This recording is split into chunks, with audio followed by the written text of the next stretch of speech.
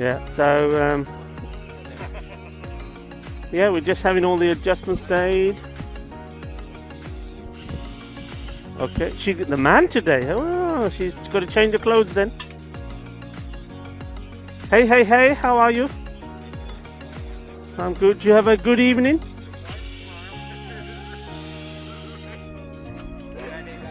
How we sounding? We sounding good? Sounding good. Should we go a bit higher? Great shot and welcome to the FanCode European Cricket Series here in Spain, Barcelona. Good stuff, good stuff. That's nice. Highlights after the game and the whole game is complete. We're just going to do that innings, right? Is that what? Yeah? Superb. Okay, well let's... 22. Okay, that's good. Lovely jubbly. Okay, have a good one. If there's anything like Vinny says, just come on to our earpiece. Even if we're talking, one of us will listen and hear. Okay? Alright, let's have a great day.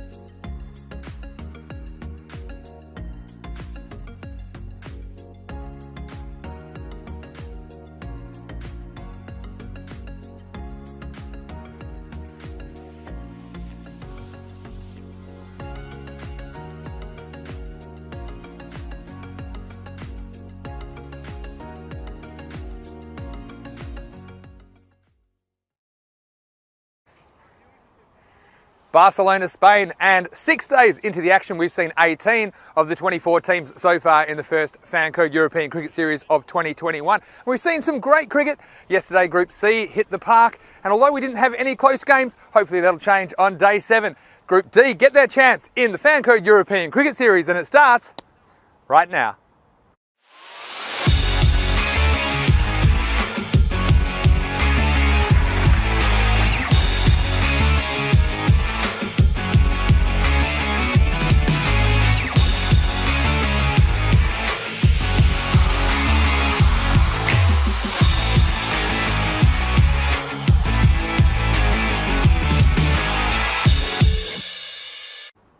Well, good morning and welcome to the Fancode European Cricket Series. It is day 7 of action here in Barcelona, Spain, the first Fancode European Cricket Series of the year. Today we'll see 5 T10 matches, beginning with match 31 between the Punjab Warriors and Falco. The match referee is with the 2 captains.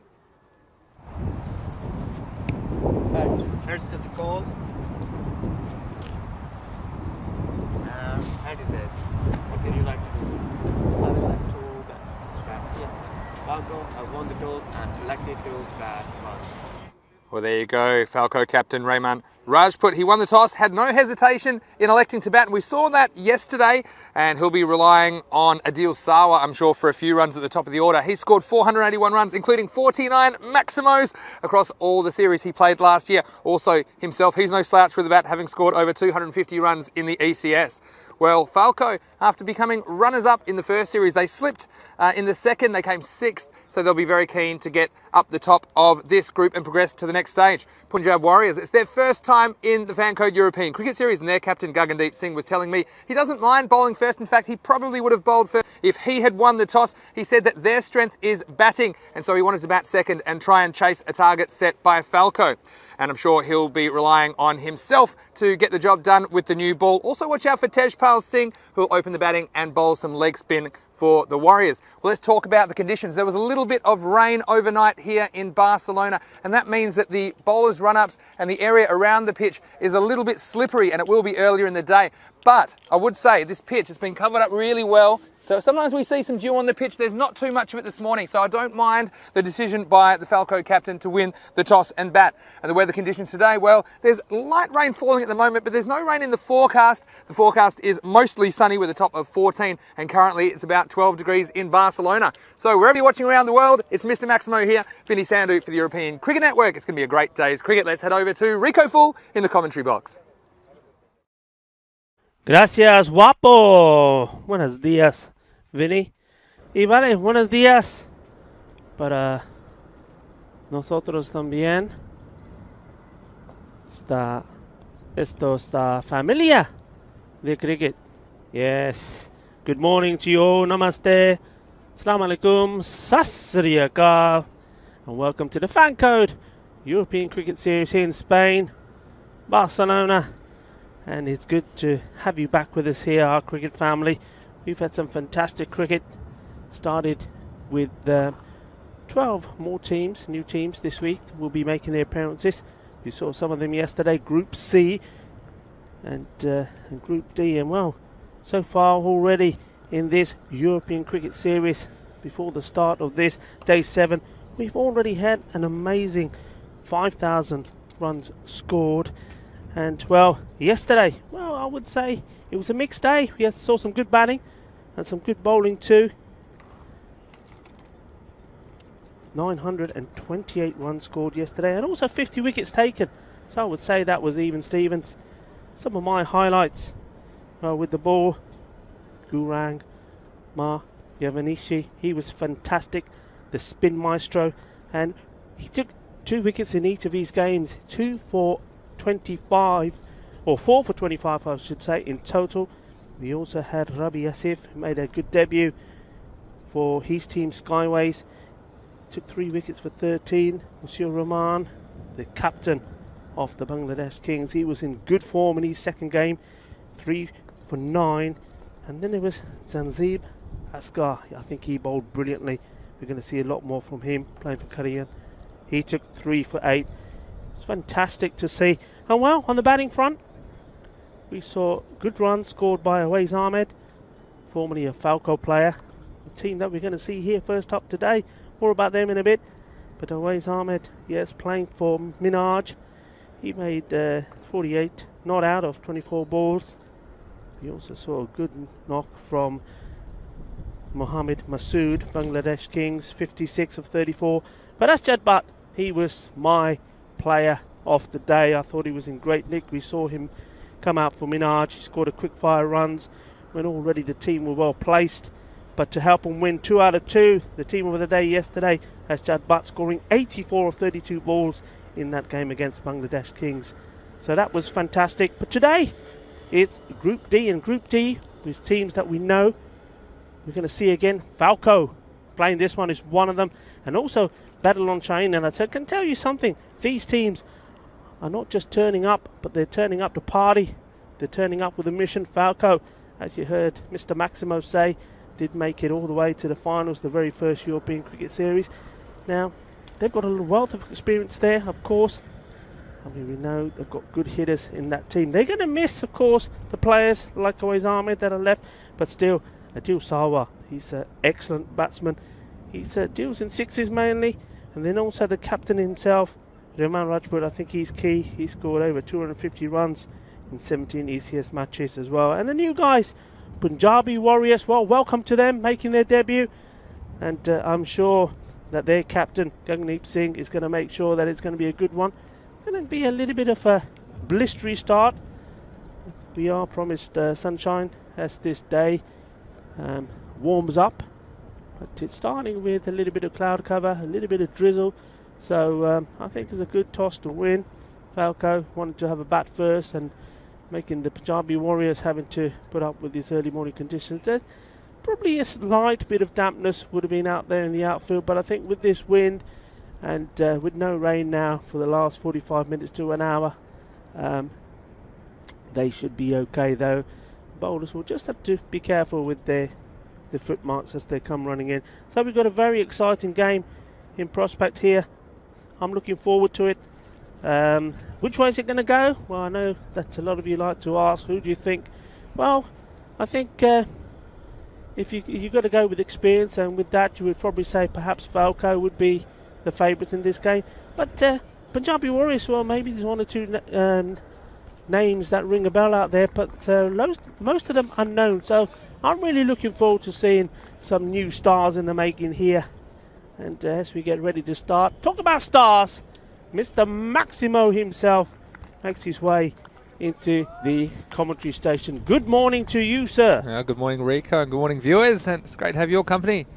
Let's get underway here. Match 31. And how many times we've seen that? Gagneep Singh, the Punjab Warriors captain, starting with a wide. Yeah, hello to you wherever you're watching around the world. It's great to have you watching our telecast this morning from Barcelona, Spain, in match 31 of the Fan Code European Cricket Series Spain. Also great, like you said, Rico, to see a new team, the Warriors, led by their skipper Gagneep, who's coming in now. And Rico, yeah, we did have a little bit of rain overnight, as we mentioned at the top of the broadcast. A bit slippery, we're mentioning. Wouldn't fancy being a medium pacer early in the day. There is a fair bit of artificial turf, probably the 4 steps before you reach the bowling crease. But before that's a bit slippery, and also for the keepers not so easy. So let's keep an eye on the conditions out there. Adil Sawa, the batsman. He sort of chipped that up in the air, a little bit fortunate there. I think the Punjabi Warriors, the fielders on the offside, are very much right on that 30-yard circle. If one of them was probably 10 metres in, would have been a chance there. Yeah, and Adil Sawa, who's been a standout batsman for Falco in 2020. He's on 49 Maximos. Did you know that, in the ECS? And just making a careful start. This is Ijaz Ahmed facing now. Yeah, I saw those stats, and I think we have to remember, if he does hit another one in this match, well, it'll have to be a special celebration, won't it? Yeah, but also you see that he's being a little bit careful in the first over. We've seen some batsmen be a bit too aggressive too early sometimes here in the Fan Code European Cricket Series. That had a bit of width about it, and a swing and a miss there from Ijaz Ahmed. And Gagneep Singh, he does have ECS experience, the Warriors captain, playing for Gracia as well as Fateh in 2020. So he'll bring that experience to the table in what is a new team to the competition. He's made a good start here. It's played out to the offside once more for a single. It's so important, isn't it, Rico, that the Warriors don't get blown away here in the start. They've got powerful opening combination. Now Falco missing Cameron Raja, who was probably their best player all round, you'd have to say, last year. So he's not in Spain at the moment, so weakened slightly, but still a very strong outfit. That's well bowled. He's bowling in good areas. He's showing that experience, and that experience and knowledge is exactly what the Punjabi Warriors need. And so that's a very good start from him. Started with a wide, but came back well. Yeah, very good over. So 3 for no loss for Falco after 1. Good start for the Warriors. And we've seen that with these new teams.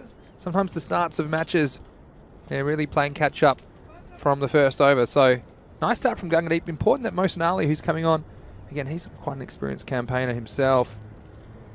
He will try and keep the pressure on here in the second over. Of course, 3 over power plays here. T10 cricket on ECN. Starting short, but doesn't make the most of it, the batsman. The new bowler is Mohsin Ali. And you see, I think, some rust there from the batsman as well. Of course, it's their first competitive match in a while. Not easy to train either with all the restrictions in Spain at the moment. So getting away with one there was Mohsin Ali. He needs to pitch it up a little bit more than that. One's picked up beautifully. It was going down the leg side of danger of being a wide, but the batsman deciding he'd rather take the 4 runs, and that's the first boundary. That's well played. A nice little flick away here from Sawa. Yeah, it's the first cuatro carreras of the morning, and again, straight on the leg stump was the bowler, Mohsin Ali. Needs to straighten up early. A deal. Is that the boundary that gets him away? We know how dangerous that he can be for Falco. Good morning to Golden Paradise, saying good morning, everyone. Hope you'll all enjoy today's games. Well, nice to have you watching, Golden Paradise. Hit down the ground, trying to split the fielders, and successfully does so. 4 more. Didn't time that perfectly well, but it was still a good shot. Rocked back and hit it straight past the bowler. 4 runs. And again, you see the length from Mohsin Ali, just a touch too short. Gives the batsman time, and although I'm not sure it's exactly where he intended to hit it, the ball was on him a bit quick, but you see the ball racing to that short boundary, straight. That's a little bit better, just a little bit pitched up, and Adil Sawa, he's looking for that cross bat stroke, isn't he? And it's a risky one. We've seen plenty of balls keep low on this service in Barcelona. And just a reminder, if you are watching on the YouTube chat, hello, Felipe Lima de Mela. It's nice to see you saying nice shot. And it was a nice shot. Wow. Oh, he's put him down. It was, I was about to say, Gandhi ball, think he's going to put it away. But smashing it straight into the hands of the fielders. I don't think he knew too much about this, but the catch has gone down. Watch this. That's gone quick. Look, and when you're a new team in the competition, you want to take every chance given to you, especially with a batsman like Sawa. We've seen him hit some very big scores, so he gets away with one there. You just wonder. Catch it short of it there. Got a live. He's gone big, this one. It's going in the air. It's coming our way, but it's going all the way over. And that's Balle. That's his 50th 6 in ECS Series. Well done, well batted. Still going strong. Well, Rick, I don't know what was in your cornflakes this morning, but of course you're excited because that is his 50th 6 in ECS cricket. So a good effort from him. Tell you what, he was very lucky, wasn't he, to still be there after being put down that over. So again, the Warriors, you can see how quick your luck can change in this format of the game. And the end of another over. So after 2 overs, Falco 18 for no loss. And Mohsin Ali, well. It's hit in the air. It's a good shot. It's over. All the way over for 6 runs.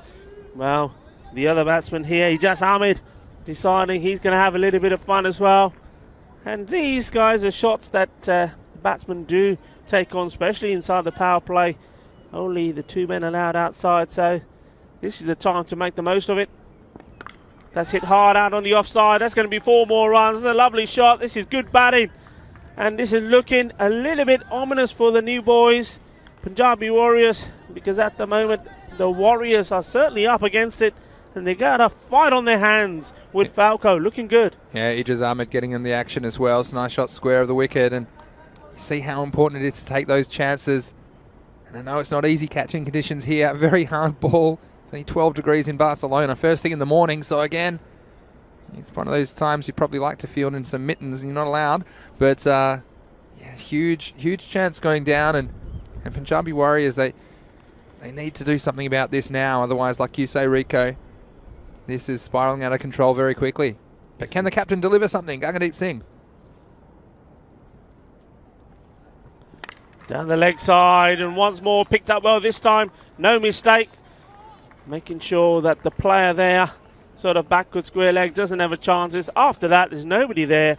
That's stirred away for 4 runs.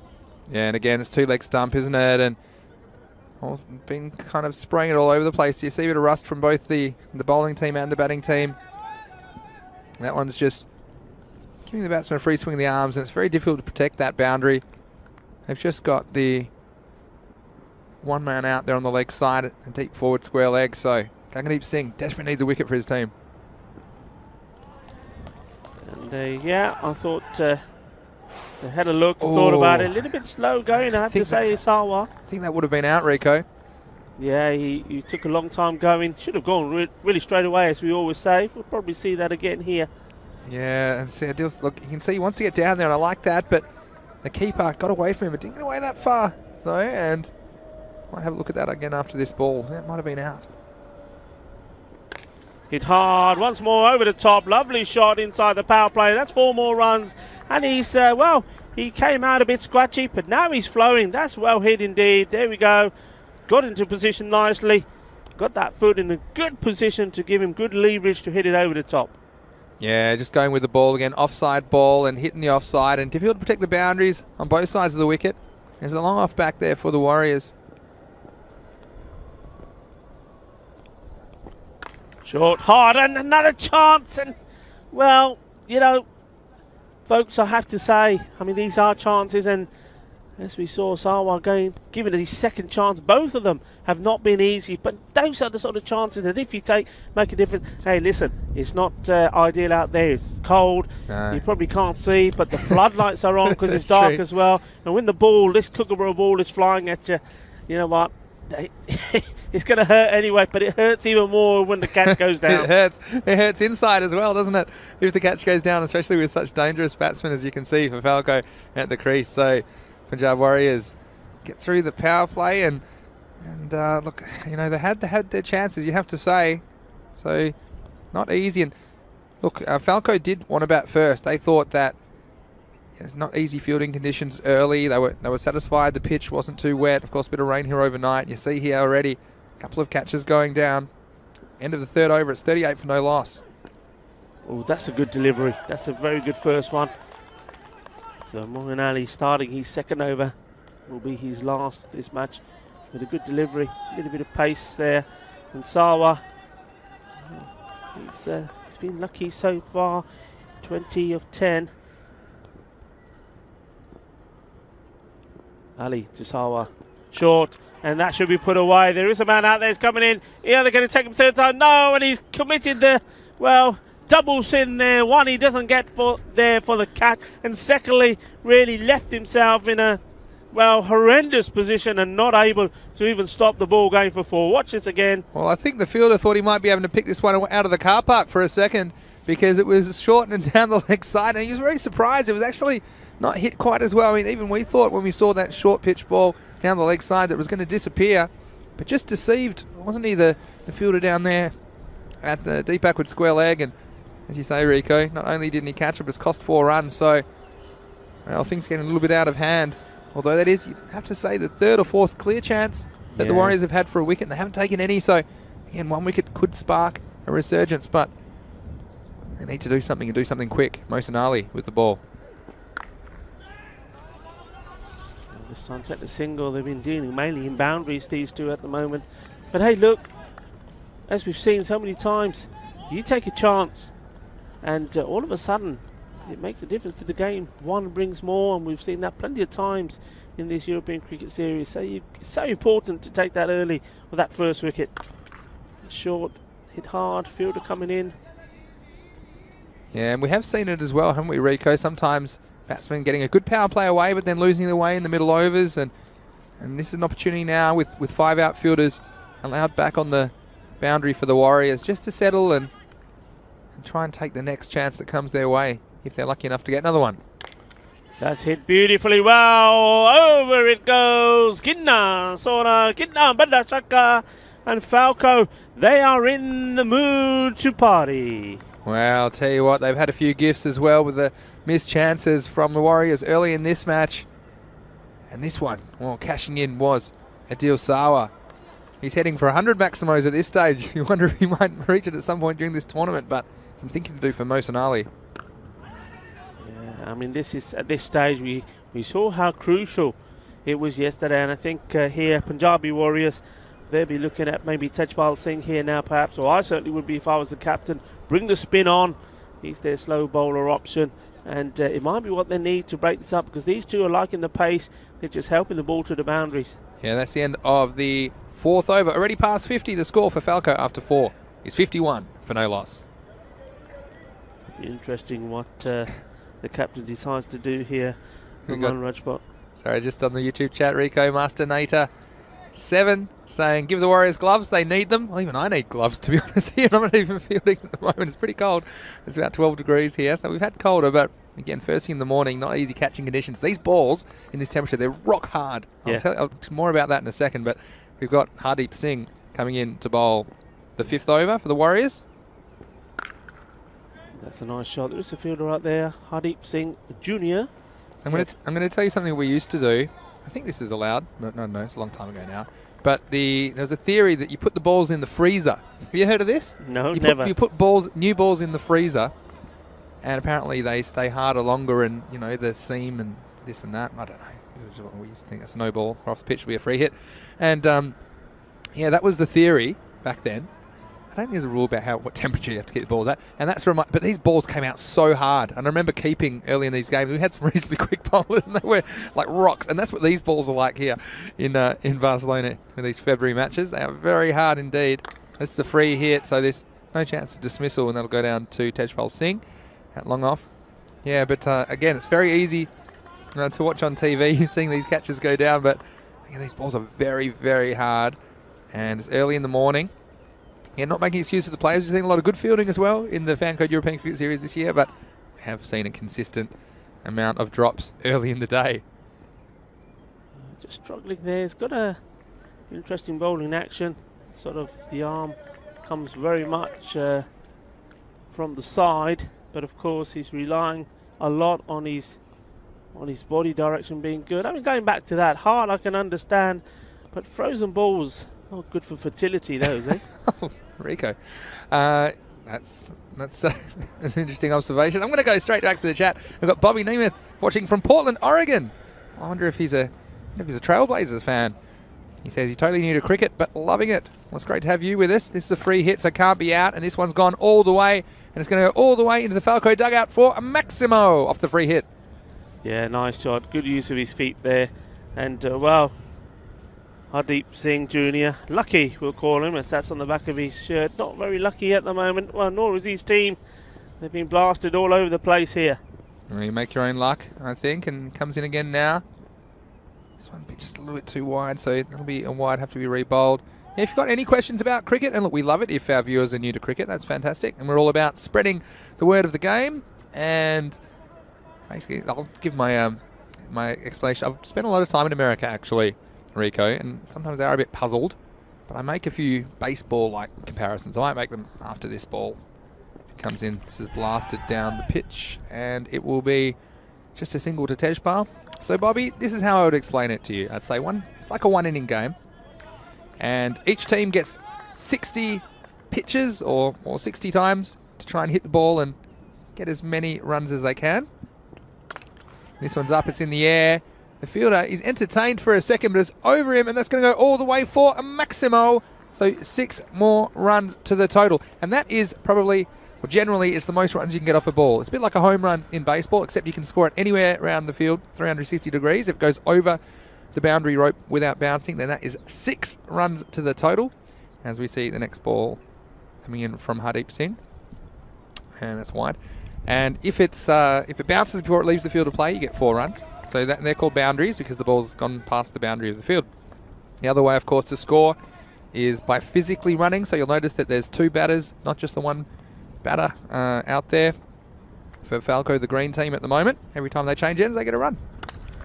So this in the air. Is there going to be a chance? No, just eludes the fielder there on the 30-yard circle. We'll take the single. Yeah, so they get 1 run there because they swapped ends. And of course, the one key difference as well, as we said at the end of the over, so 71 for no loss after 5. One key difference between cricket and baseball is that in baseball, of course, if you hit the ball in the field of play, you have to run. Whereas in cricket, you don't have to run. You only run if you think you can make it safely. And that is a key difference if you're watching and you have a baseball background. Of course, this is a converted baseball ground, isn't it, Rico? So it's really cool that we can play on this field. And then the other thing, which probably is a bit different from baseball, is, well, you can bat as long as you like. Of course, there's a 60-ball max in the innings, but once you're out, that's the end of it. You're not getting another go in the match. So if you get out, then yeah, it's not a very fun experience. There's been a few chances going down. Of course, the fielder's not wearing gloves except for the wicket keeper, which is a bit like the catcher in baseball. He gets to wear gloves. No one else can, and you see him fielding that one there. Charanjit Singh, the new bowler, starting in the no ball. And well, this is the difficulty here, isn't it, for the new team, the Punjabi Warriors. Not only have they found 2 batsmen, Adil Sawa and Ijaz Ahmed, in really good form, hitting the ball well, but they're also giving them loads of freebies and loads of extras. As this hit down, I'll just be the single. So yeah, what's pretty cool about this form of cricket, there's all different forms of cricket, but this one has the 10 over or the 60 pitch, if you want to use a baseball comparison, limit on the innings. So the batsmen have to take risks and they've only got 60 chances to get those runs. So yeah, they've got to play their shots and play them quickly.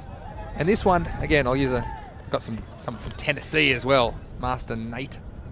And so this is a bit like a wild pitch, if you like. So if it's too wide of the batsman or it goes behind the batsman, it's called a wide, and that's 1 run to the total, but that one will have to be bowled again.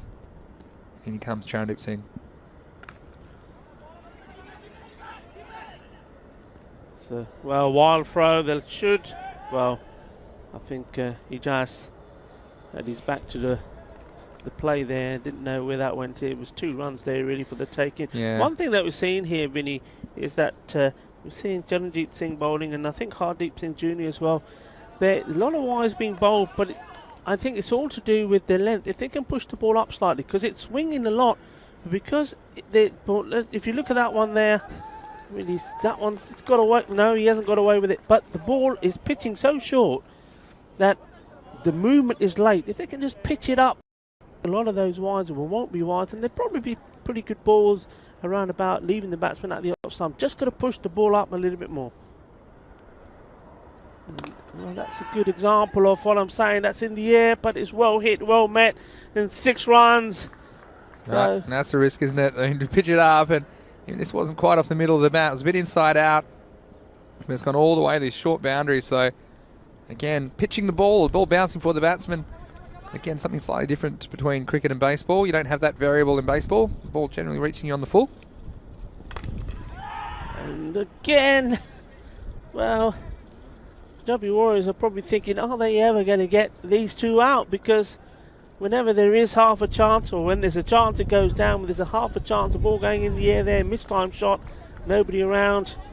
Well, what do they have to do to get this wicket? Leading a charmed life at the moment, the Falco opening batsman here at match 31. This one will be called, and bowler not getting these 50-50 calls. We've got some more questions on the chat. Master Nate saying, where can we find a schedule of games? I'd like to find a team to follow. Well, you can go to europeancricket.com. Might even put it in the chat for you. How about that? You can find a schedule of this tournament. Oh, big trouble. Well, that's how they're going to get their wicket. It's going to be Kamikaze running. They've given it away, and they're having a chat with each other. Well, we're just saying, how are Punjabi Warriors going to get their first wicket? How are they going to break this partnership? Well, it was in the end Ijaz Ahmed who decided to commit, wanted the run, wanted to get down the other end. Adil Sawa did not want to know, and it's a run out. So they had their first wicket, courtesy of a run out. So well done to the Punjabi Warriors in their very first European Cricket Series. They've taken their first wicket. Yes, and you know, we've seen some gifts served up by the Warriors this morning, and the first wicket from Falco comes as a gift, doesn't it? As there was miscommunication between the batsmen, and it's an interesting one. It was kind of the side of the wicket, so there's some confusion as to whose call it was. But yeah, no mistake that time, and again, that's one you expect to take as a fielding unit, and they made no mistake. So congratulations to the Warriors. It's been a bit of a shaky start for them, but hopefully they can have a few more highlights in this match and make this a contest. Yasin Mohammed is the non-striker and the new batsman that's come in, and he will make his way down to the other end. Appeal for LBW, but always going down the leg side. Yeah, it was Ume Raza, of course, that threw that one back to the bowler. And again, because you don't have to run, sometimes that causes confusion. See, that brought about the first dismissal of this match. And tell you what, that brings the end of the over. It's 85 for 6. Sorry, 85 for 1, I should say, after 6 overs. And time for my 6-over check-in, which I always like to do. And yeah, so what are we looking at? Probably, I think, with Adil Sawa there. I mean, looking at 12 and over, so maybe 50 off the 4 overs, something in the 130s is probably something. It's just something I like to do in these matches. And the 6, if you're new to cricket as well, every over, as we call it, it's a set of 6 balls, because then you have to change the bowler over, and that's why we call them overs. This one's very, very, very high, and it's gone very, very long. In fact, it's gone all the way over for a maximo 6 runs for Falco. Yeah, and well, this one just made it look easy, didn't he? I mean, Rahman is the bowler, and gets welcomed with a massive 6. Yeah, Ubaidul Rahman, welcome to the ECS. Number 100 on his back, and one's gone about 100 metres, I think, the first ball. So he's going to come in and try and make up for this ball. And that one's been launched as well. Lovely shot. I love the way he's picked this one up. It smashes into the protective netting we have there. And that's another 6, so 2 and 2. Lovely pick up this. Excellent, very quick hand speed. That's a top shot. And you see how important it is to not give Adil Sawa any chances. We saw him dropped early in the innings, didn't we? We did indeed, and that 6, of course, 2 6s on the trot. He's gone from the 40s past the 50s, so well done to him. Another batsman making a 50 in this European Cricket Series, and he's still going, he's still there. 53 of 25 balls. That's right, and the half century coming up of 24 with those consecutive 6s, and tell you what, Punjab Warriors, they'll be thinking right now, geez, if only we'd held on to those chances that Sawa gave us early in the innings. He's cashing in now, and it's party time for Falco. No real pressure on them as they try and blast their way to a winning score. Well, I think there was a bit of snick there, you know. Yeah. I'm sure I heard something, and from the batsman's body language and the bowler's body language. We'll see that again if we may. Yeah, you see this, it's a difficult one for the keeper where to stand, because they don't want to be far enough back so they've got time to react, but also a lot of balls coming through low, and let's have a look at this. Yeah, That one is definitely. not quite carrying. His next ball's whipped away off the pads, and this will just be a single. That'll take the dangerous Sawa off strike. Yeah. Still a ball to go on this over. Dangerous. We know he came into this match having hit 49 ECS, European Cricket Series 6s, and in his 400s, well, with the knock he's made so far, not only has he passed over 50 sixes being hit, but he's also passed 500 runs, so well done to him. And, well, the sort of form he's in here, it looks like he's going to go on to score a lot more. Yeah, I would definitely agree with you there. That is the end of another over. So it's 99 for 1 after 7 overs. So just, again, sometimes people get the overs confused, especially, nothing against Americans. I've got a lot of good American friends. But near the overs, they're like, well, over what? No, under what? So an over is a set of 6 balls, or 6 pitches, if you like, that after that set of 6, you change the person that is bowling the ball. So when we say 7 overs, that means we've had 7 times 6, which is 42 of the 60 deliveries, which this innings will be comprised of. Here is Charanjit Singh again. In the air, once more eludes the fielder, probably a few metres away from the man who's there in the circle. And I'm just having a look, the player there is Sharma Manish. I'm just wondering if Sharma Manish probably wants to go to his right about 5 metres. So quite a few balls have gone there in the air at catching height. This one's been hit again. There's a fielder there. No mistake this time. And a nice arm there. What a lovely throw. Yeah, Mosinali down there at deep square leg. Just staying composed under that one. And of course now Falco past the 100 mark. They'll be very confident. And again, Warriors, they'll learn from this and they'll know how important it is for them to snap up those early chances. Yeah, I'm still a bit bewildered, Vinny. I mean, we've been told that Tajit Singh Butter, I think is the name on the back of his shirt, is slow spinner, and at the moment not being used, and well, it's just all been seamers and they've all been punished, so not quite sure what the reasoning there is, but I'm sure we will find out eventually at some point. But in a game like this, when you've got two batsmen hitting the ball so well, liking the pace on the ball, one way to break it up is to take the pace off it, and Punjabi Warriors haven't done that. Yeah, couldn't agree more, Rico. And a bit of a sameness to the attack. You see Charanjit Singh coming in again. So a bowl, it's in the air now. Is this one going to go to hands? It's not, you know. Once more, going to drop in the middle of 3 fielders who have been conversing on the ball. Adil Sawa, I suggest you go out and buy a lottery ticket tonight, because again, some of these, they could have gone absolutely anywhere. I just want to note the keeper there, Jagdeep Singh, getting a good old-fashioned dead leg. Hit him right on the thigh last ball, and he's walking that one off. Here's Charanjit. Oh, this one's hit hard, and it's hit long. It's all the way. That's 6 more. Yes, and, well, they're certainly enjoying themselves there, the batsmen now. Mohammad Yassin getting in the act, hitting his first 6. That's the 9th 6 that's been hit in the innings so far. And to add to that, there's been 6-4, so they're certainly enjoying their time out there. And, well, there goes another one.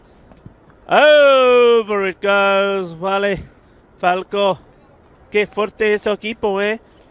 Vale, cuando empieza el día yo digo que este equipo es muy fuerte. Tiene jugadores muy bien y claro, míralo.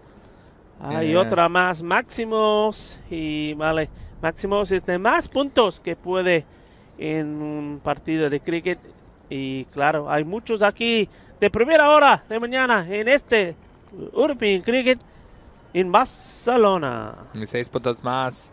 And you see there, the batsman, I mean the bowler, no real plan. Charanjit Singh just kept running in, putting on the same spot, and it was disappearing at the end of the 8th over. So 116 for 1, 2 overs to go. Let's reassess those expectations. They could nudge 150 here with a couple more of those blows. Here's Ubaid ul Rahman. Going down the leg. Some appeals coming from parts of the ground who would, well, not have any idea where that ball was going. But leg before pitch. Yeah. It was just on the pitch. You can tell the Warriors, well, look, they'll be happy to be out there as well. And I'm sure they've had to wait a long time to get into this series. And they've got a big run chase on their hands here. But it's all good experience. Of course, they've got 10 group games before the end of this tournament. Well hit. And he's going to find the gap, you know. Butter is after it. But Butter isn't going to get there. And, well, that's another 4 runs. Tajit Singh, Butter on the back of his shirt, giving it chase. Well, he's been doing a lot of running, but no bowling as yet, which is a question mark. And look, he can bowl some leg spinners now. I know it's difficult to feel your fingers this early in the morning, but I think it would have been nice to see at the crease just to try and break things up. But Ubaid ul Rahman has been trusted with the bowling duties here. Slow delivery, that's well picked up, and that's 4 more. The fielder wasn't that far away from it, but this was a lovely shot, exquisite timing and placement. That's nice from Yassin the Assassin. Yes, Mohammad Yassin. You see this one? He's taken this one and he's gone with it on the offside. That's what I like to see. As I say in baseball, he's hit it the other way. And in cricket, that's a nice, correct way to hit that ball, because there's less risk hitting it well, getting it past the fielder for 4. Yeah, Mohammad Yassin, he's a top campaigner. He's been playing here in Spain for a very long time. Did play for the national team alongside our man Mohammed Hamagan Khan, Tanveer Iqbal. These are guys been long-time campaigners, and Mohammad Yassin, be interesting to see if he keeps wicket as well. Yes, he is down on the sheet to keep wicket, and well, he's going to have to be thinking about the keeping side element of the game now, because he's out and that's well bowled. So finally, what you'd have to say, perhaps an authentic wicket maybe from the bowler, and he's happy about it.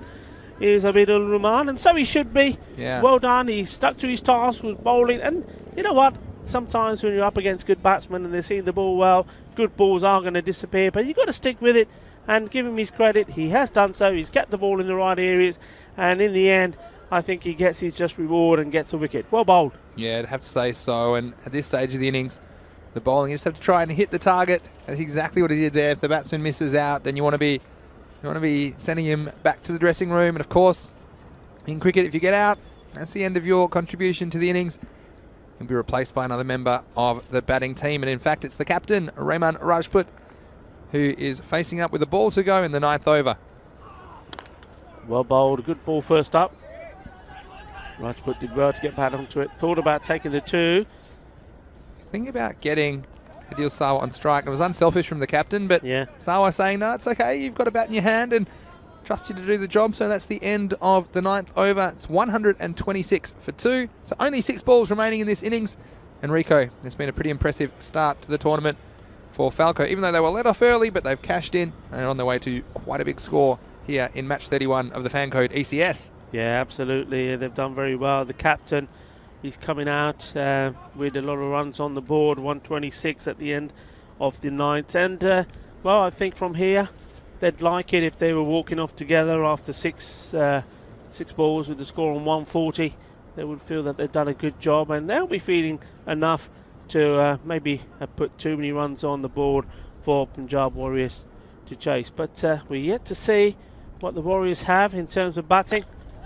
Hardeep Singh to bowl the 10th and final over. And the captain, Rajput, will just settle for a single and say, over to you, Adil Sawa. A lot of nice comments in the chat. Everyone that said they're enjoying the commentary, well, thank you very much for tuning in, and we hope you're enjoying the telecast. This is the first of only 5 matches today. So, and there'll be matches Monday to Friday all week, 5 matches a day. So make sure you tune in to join us. It's great to have your company. That's good bowling. This is Hardeep Singh. That was a toe breaker, wasn't it? Yeah. Adil Sawa, he's not the quickest guy anyway, but chopping that one onto his toe, he took a little while to get going. But again, I'm glad he took this single there. Gives another batsman a chance, Rahman Rajput, the captain, to try and put a couple of balls over the boundary. Of course, as we get towards the end of the innings, there's really no reason the batsman can't be trying to put all of these over the fence for 6.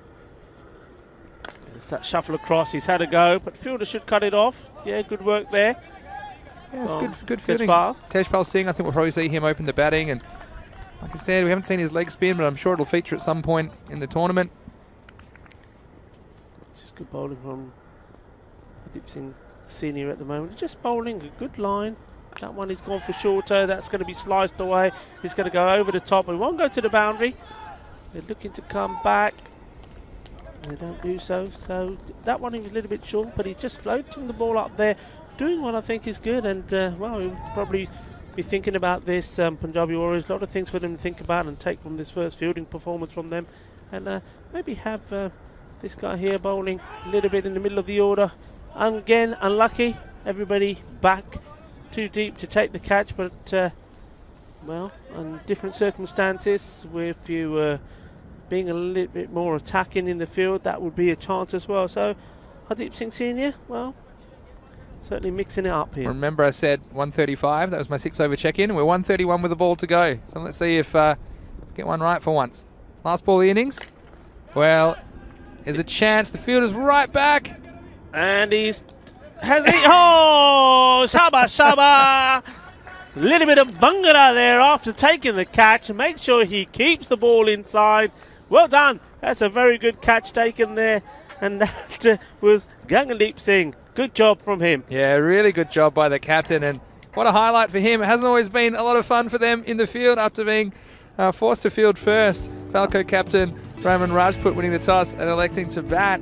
And well, I tell you what, the Warriors, they can be very happy with that highlight. But Rico, there were some chances for Falco that Falco gave up early to the Warriors. They weren't able to take them, and Falco, well, they went on the merry way, hitting balls all around the Montreal Olympic ground on the way to a final score of 131 for 3.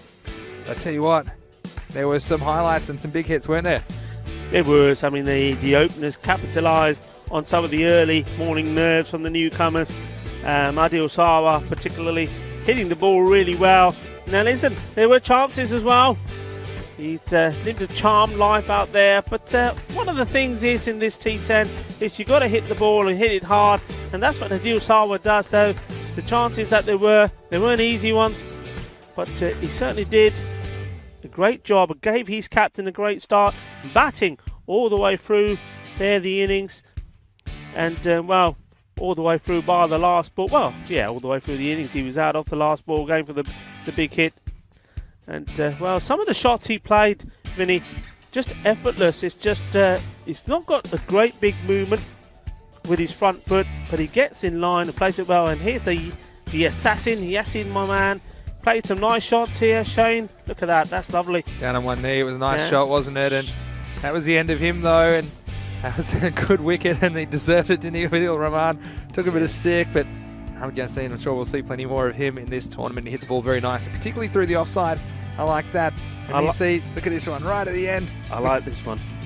And then a little bit of the volley. I like the bowler. I don't know if he caught the bowler.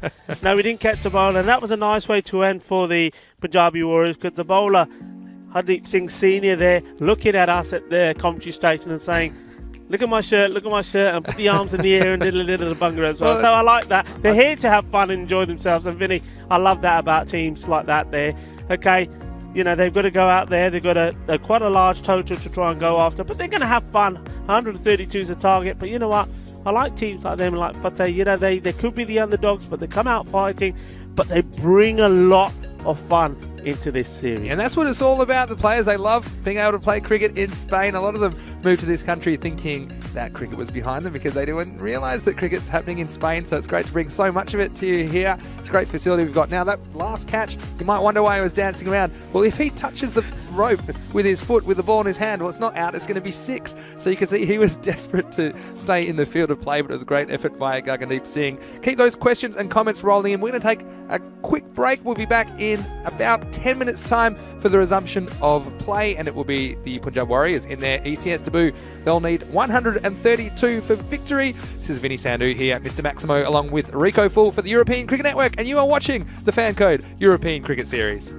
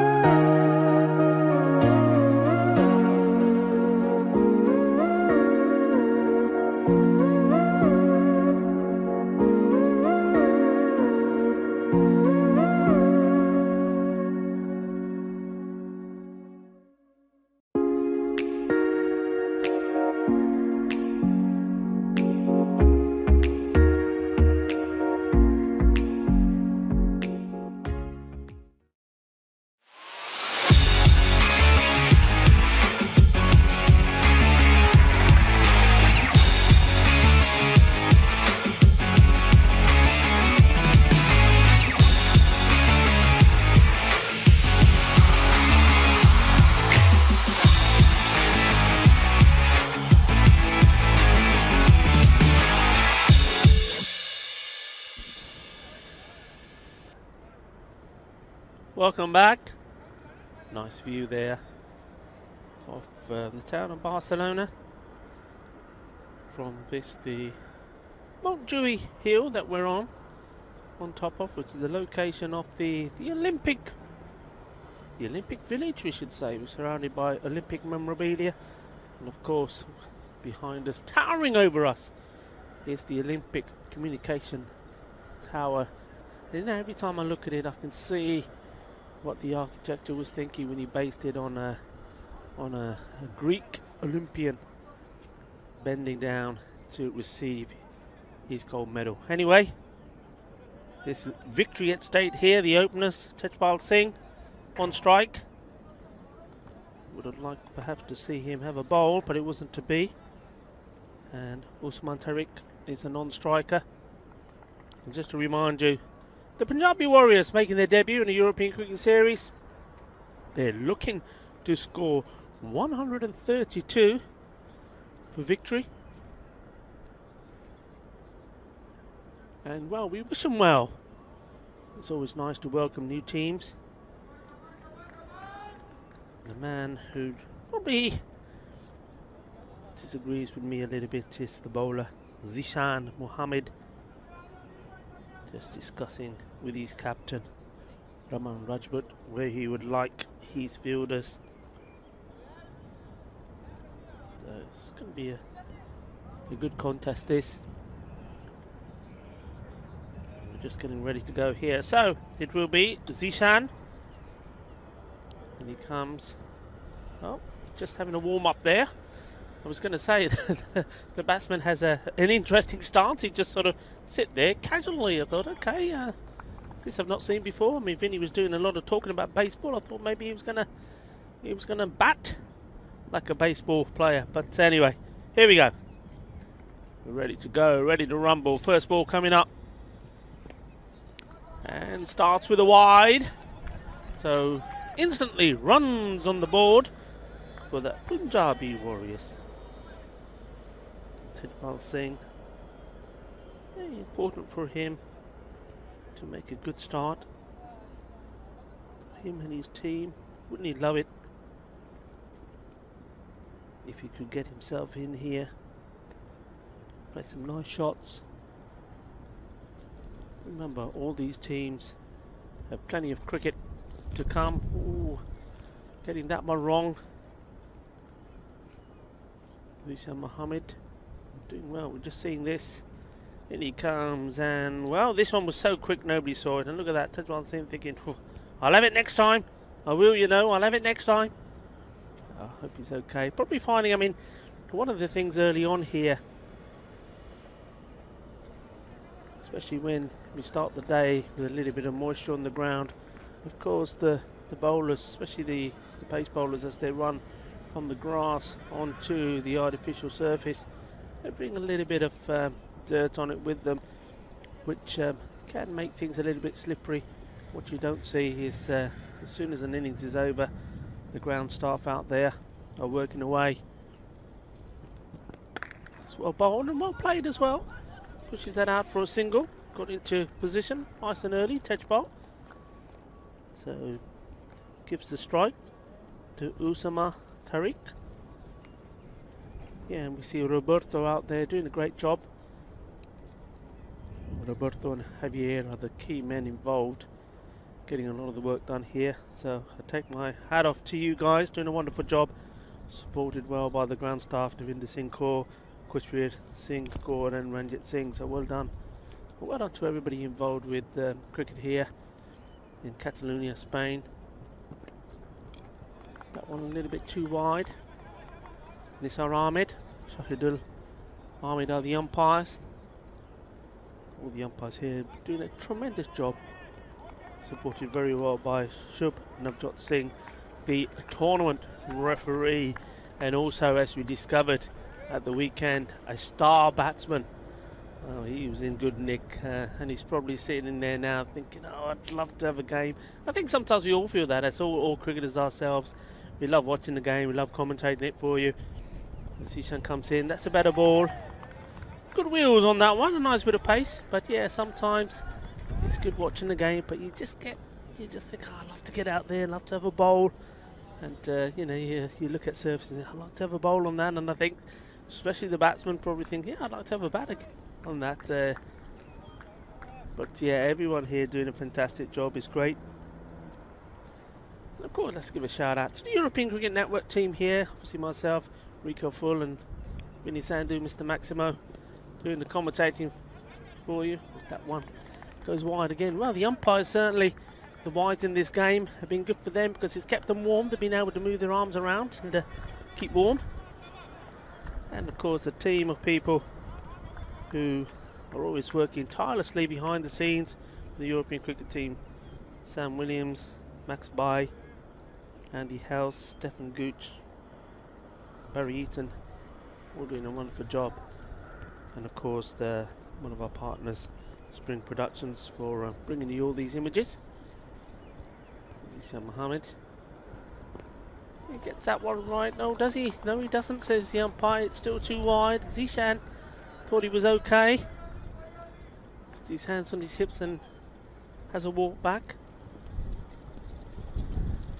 He's now having you can see his footmarks there coming on to the artificial. Like I said, it gets swept in between innings, so those are fresh marks. Yeah, I think I have to admit, if I was the bowler there, I'd be a little bit annoyed with that one. I think I'd done enough. I think it was maybe inside, not that wide. But the umpires, well, they've been very consistent in their callings. They've been well briefed by the tournament referee and sticking to their guidelines well. And that one was a little bit wide. In fact, that's gone through and it's gone all the way. So that's not just one, but 5 wides. And, well, Falco are not making the best of starts to this. Struggling. Zishan Mohammed with his line, giving away valuable runs. And he's having a chat once more about probably his footing. But for me, it's very easy. If you're struggling, well, cut down your run. We've seen a lot of bowlers change and decide to go around the wicket because they feel more comfortable. Well, that's better bowled. Does take some getting used to, but now Falco, they're not new to this service. I can understand if it was the Derby Warriors. They played on this several times. It's been exactly the same. European Cricket Series 1 and 2 and the Bash here last year during September, October, November. Plenty of cricket here, so these guys will know about this wicket. It's just a matter of getting into a rhythm. So 11 the score. This over is far from finished though, so a good start. Remember, chasing 132. That's going to be another wide, says the umpire. Be interesting here for Falco because they've done a good job with the bat now. Falco are up against their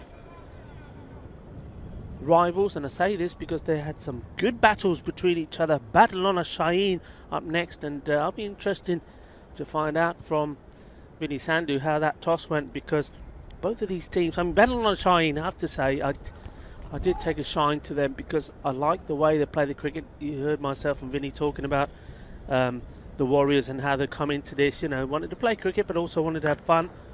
Nicely played shot again, gets into position very well for that cut shot, Tajpal.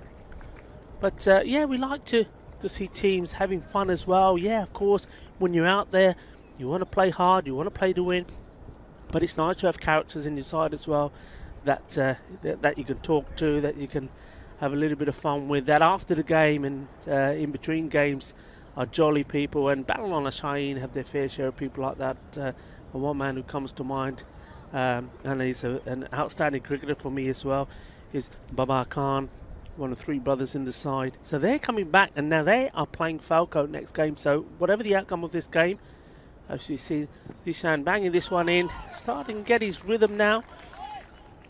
Those two teams are playing each other. Now the last time they met was an interesting game. I'll just give you the details of that. It was a victory for Badalona. No, it was not. I take it back. I remember the game very well. It should have been a victory for Badalona Shaheen. Falco scored 90 for 3. Now, Badalona Shine were well on top now. On that point, Kuldeep Singh was actually, Kuldeep Lal was playing for the Badalona Shine team. Now, he made a 50, but even though he made a 50, they were not able to win that game. They had it in the bag, and then all of a sudden, the runs dried up, and it wasn't to be. So, Badalona, they will want to make up for that now. I'd be like to know how that toss has gone, whether Falco have won it again, and if they have, I suspect they may want to bat again on this, because they've done a good job so far. So Mr. Maximo, he'll probably thought he'd be coming into this commentary station with probably 3 overs gone, but that one has taken so long. I was going to say. It's only been 14. Welcome back, buddy. Yeah, I was waiting for the end of the over, wasn't I, Rico? I was waiting a long time. In the over 14 for no loss. I was looking that both batsmen are only scored 2 each. That's 4, but the score's 14, and that's because of 10 wides in the over. Was there a 5 wides in there? What did I miss? Yeah, there was this one that went all the way through, and well, Zisha Mohammed was well, finding toys a little bit, getting it all wrong and looking at this, that, and the other, but just couldn't get it right. When he did, he looked the part, I have to say. Well, then looks like Mohammed Shiraz coming into the attack for Falco. And yes, you're right, just come from the toss for match 32, which of course is the second of 5 matches today. Big clash this one, Falco versus Badalona Shaheen. Probably the 2 favourites in this Group D. We'll just wait for this ball from Mohammed Shiraz. That had good shape, that had a lot of movement. Yeah, kind of in swing, if you like, or I want to call it reverse movement in some parts of the world. Yeah, the news there, Falco, they've won the toss again. So, tell you what, they're calling correctly twice, and no surprises, like you said, Rico. They will bat first against Badalona Shaheen. So Falco to bat first in match 32. Here's Mohammed Shiraz. It's up in the air, and safe to do so. This stage, early stages inside the power play, hit over the ring. They do have a man back there, but he's well on the boundary there on deep extra cover. That's actually where the 2 men are, both on the offside here. So we've got the extra cover in place. I might ask you a question from the chat after this ball from Mohammed Shiraz. Rico? Hit down for a single in the end. And a lot of people in the chat, and they're asking, who's the favourite next match? And I don't think it's a very easy question, Rico. No, because it's... both those teams are experienced this format of the game. And Falco, of course, already played this morning, so maybe that helps them a little bit. But who do you like in that game? You can tell me after this ball if you like from Mohammed Shiraz. That's a nice shot. I like the way the batsman shaped up for that.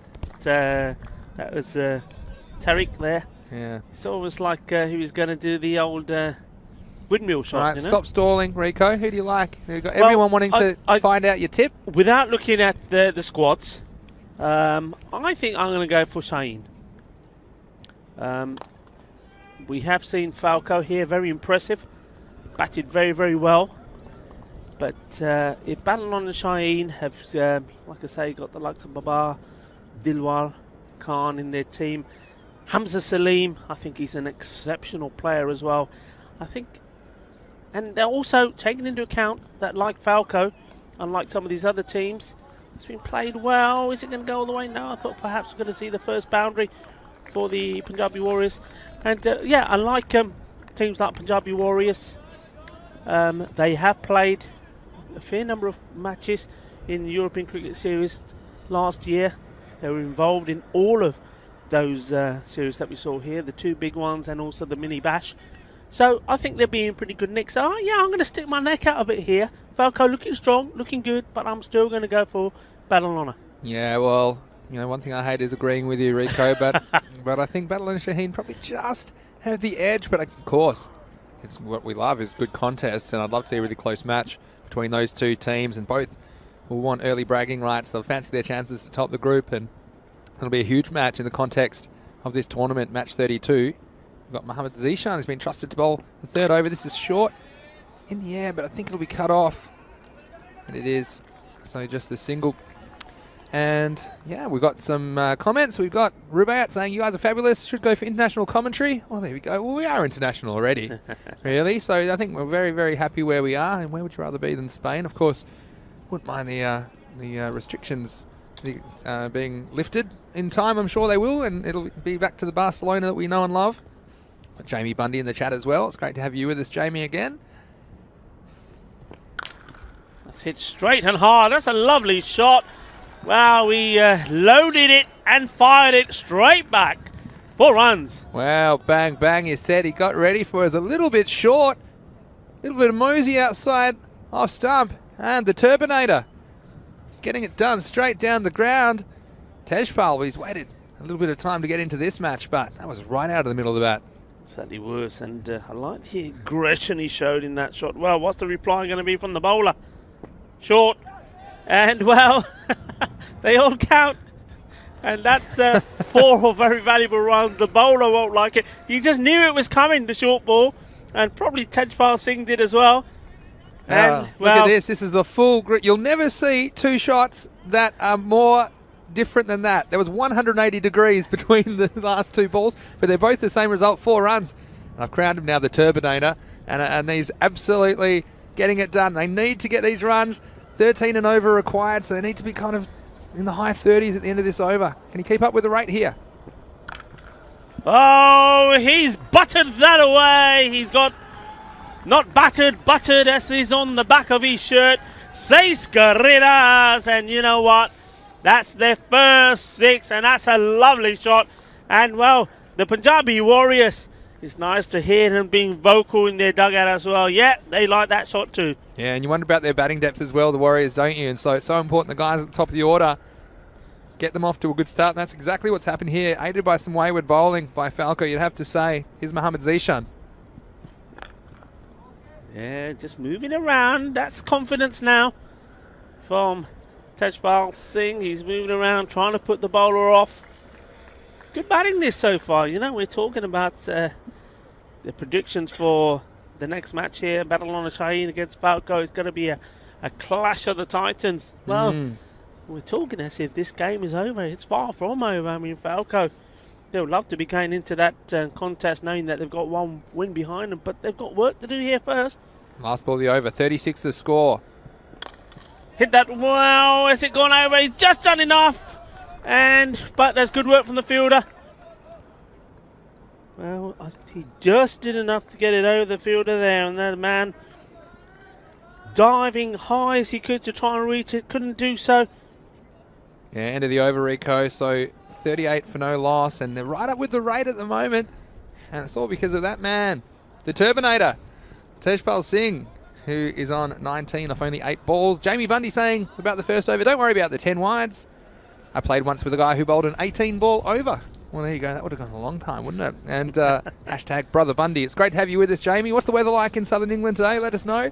And let us know where you're watching from, wherever you're watching around the world. And, of course, if you are at home for various reasons at the moment, it's great that we have your company on the European Cricket Network. And if you have family or friends, perhaps you can't physically be together at the moment while watching this Fancode European Cricket Series. It's a great way to spend your day or evening wherever you're watching around the world. Now, it's going to be Mohammad Shiraz to bowl the 4th over. 5 men back now. Hit the end of the power play, and this one will be down the ground. Just the single. So, for the Warriors, the challenge here is keeping pace with that rate required. So 13 and over required through this inning. So they want to be around about the 52 mark at the end of this over. Sama Tariq to face up. And he's bowled. So Mohammad Shiraz came back to bowl his 2nd over. He only conceded 6 in his first, and he's picked up the first wicket for Falco. And this one was straight. Tariq, well, he's hitting slightly across the line. And the first one goes down. So Punjab Warriors in the 4th over. They're 39 for 1. And Rico, the first one goes down for the Warriors. Yeah, I mean, they've battled well. I mean, they've been assisted by a lot of extras, has to be said. First wicket goes down. They won't be too worried. I mean, they've still got Tejpal, who's batting very well. He's scored 20 of 9. Now, they need the same thing again, though, don't they, Vinny? I mean, okay, they've put a partnership together there of 39, almost 40. New batsmen coming in. And I think what Tejpal will be saying to the new bat here is to say, look, I'm seeing it pretty well. There's nothing really too much to be worried about. Stick around and give me. Let's build a partnership. Give me some company, and I think Gangandeep Singh, he's certainly experienced enough to do that. Yeah, you'd hope so. He has the previous ECS experience, of course, with a couple of teams, Gracia and Fateh. And he has to contend with Mohamed Shiraz. 4 balls left in this 4th over. Starts nicely. That's into the gap. Take some stopping. And they'll come back for 2. So we've got some more comments. Always great. We've got M. Wahid Riaz saying, watching in China. Well, there you go. It's nice to see some Chinese audience for this, the European Cricket Series. It is the European Cricket Series, but we know you have viewers all over the world. Here's Mohamed Shiraz. It's well bowled. You saw that just coming back in to the batsman, but getting enough on it. Jamie Bundy says, well, I mentioned rain in England yesterday. Mr. Maximo forecast was not wrong. Tell you what, that's one of the easier jobs, isn't it, English weatherman? Because I know my predictions haven't always been right, but if you just predict rain, I think you're right most of the time. Here's Mohamed Shiraz. That's a beautiful shot. He's absolutely clobbered that away. Ginna, Sona. Both acha shots. I love that. Ginna, but shaka.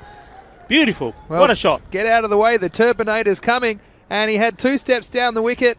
And that one was a long way over the wall, straight down the ground. So keeping his team in the game. And we mentioned the rate. They want to keep up with that rate. And at the moment, Tejpal Singh for the Warriors on ECS debut, keeping them in the game. Well, he's played a few down there, isn't he? There's another one, but this time it goes to the man. Always follows up with a backwards shot, doesn't he? That's the end of the over. So 49 for 1 at the end of 4. And again, they're just keeping pace with that rate, but they can't have an over where they only have single figures or they have a low over. It's going to put a lot of pressure on them. So it's very interesting next 3 overs for the game, in my estimation. And yeah, thank you everyone for your lovely comments. And well, it's lovely to know that we've been watched and listened to around the world. I mean, China, that's fantastic. What's cricket like in China? I'd love to know. Is it played there, and how often? How many teams? Be great. Are we just the fantasy dashboard coming up for the next game there? Yeah, really? That's right. No, we're mentioning the next game. What a big clash it is, and it's going to be Falco winning the toss and batting first. And you see the fantasy points as well. As recent as we could get them, we got Adil Sawa, Ijaz Ahmed, and Yassine, of course. They featured heavily in the innings. So make sure you get to our social media at European Cricket to get the dashboard and all that extra information if you are playing some fantasy cricket. And it looks like we have Kawar Javed to bowl the 5th over. And he's going to continue to Tejpal. Tejpal stands and hits that hard. Looking for 2, and this is very good running. Yeah, and that's exactly what they need to do. Put pressure on the fielder. And it just fell in a gap, and the ball slows up really quick. The fielder had to make ground to pick it up, and time to get through for 2. A lot of questions about the ICC providing assistance, or the idea of them providing assistance to us. I'll come back to that in a second. We've just got to be careful here, Tejpal Singh. I mean, the last thing he'll want to do now is lose his wicket. 1 wicket's already gone. They just need to build a partnership together, these 2. He's quite key. He's seeing the ball well. He's on 29 of 13 balls.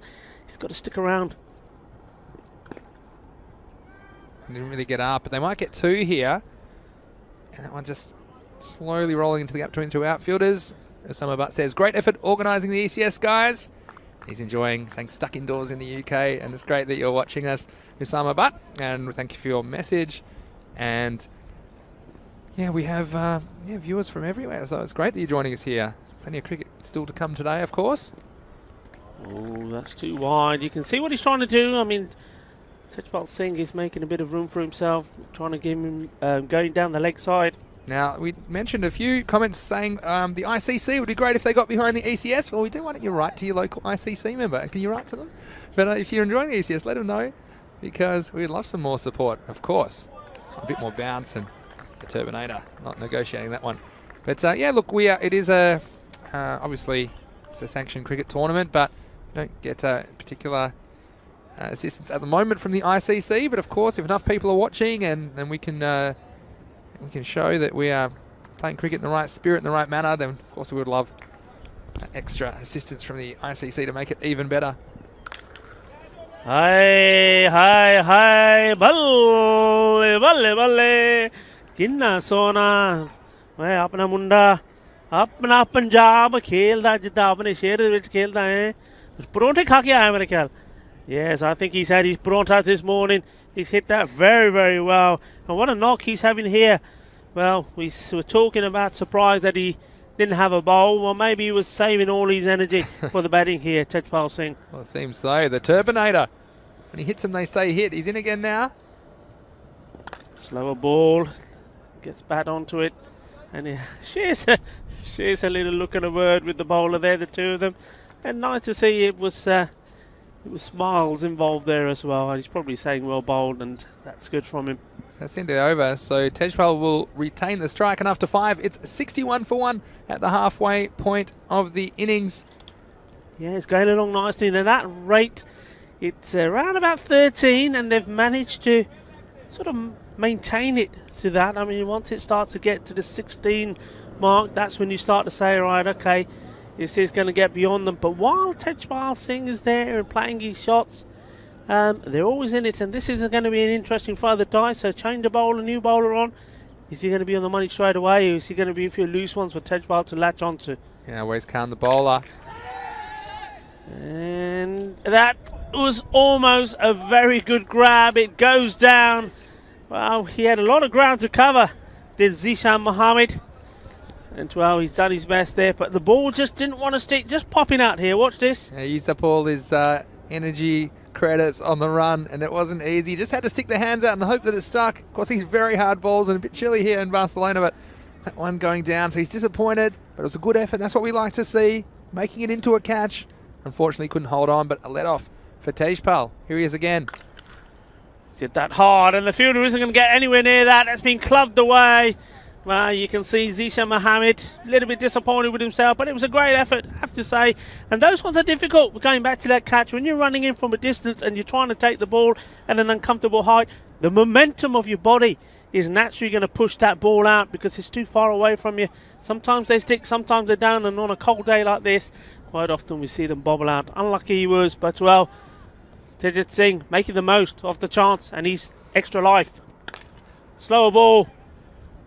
I'll just settle for a single this time, and yeah, again, it's just great you're joining our family watching the European Cricket Network today. We've got more chat about where people are watching from. We've got Nibia watching from Bangladesh. Martin Watsbet asking about the weather in the USA. Of course, we had a viewer from Tennessee. Maybe he's a Tennessee Titans fan. Maybe you can tell us. Nate? That's a nice shot from going deep. Unfortunately, just got a little bit too much. But Master Nater saying, Turbinator, let's go Warriors. Well, he wanted to pick a team, didn't he? And the Warriors, well, they're showing a bit of fight here in the second half of match 31. Of course, it's the first of 5 matches that you'll see today. And we're Monday to Friday, of course, on the European Cricket Network at the moment. This could be another chance. Just dropping short. Captain running in there. Bit of natural justice here because in the Falco innings there were quite a few balls, and go back to Adil Sawa, he was quite lucky at times, and some balls just could have gone anywhere and popped into gaps, and the Turbinator, Tejpal Singh, he's riding his luck at the moment and keeping his team in the game. Always Khan. Well bowled, slower. Good work there, Sawa this time. Getting down low and getting the ball in quickly. Yes, that's the end of the over, Rico. At the end of 6, it's 71 for 1. You can see they're just a little bit behind. I mean, they'd be 78 if they're up with the rate, and so they're only 7 runs behind. They can make that up in just 1 or 2 balls, but it's really important now. With only 4 overs left, they've got 9 wickets in hand. Look, they're probably going to need a slice of luck as well, the Warriors, you'd have to say, but it's not beyond them. What's important, Rico, is I think they can't have too many dot balls. So dot balls are balls, we say, that don't have any runs off them. All right, that's what we mean by dot. And traditionally in the scorebook, back in the olden days, you know, when we were playing, you'd have a scorebook, wouldn't you? But now it's all computerized. But yeah, dot is a ball that isn't scored off, and they can't really afford too many more of those, the Warriors. Here is Kawat Javed to bowl the 7th over. It's down the leg side. We'll get the wide and the extra ball. So again, that one will have to be re-bowled, and it's 1 run to the batting team.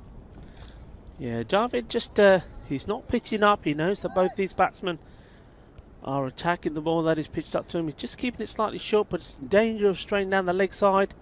That's better. That's well bowled.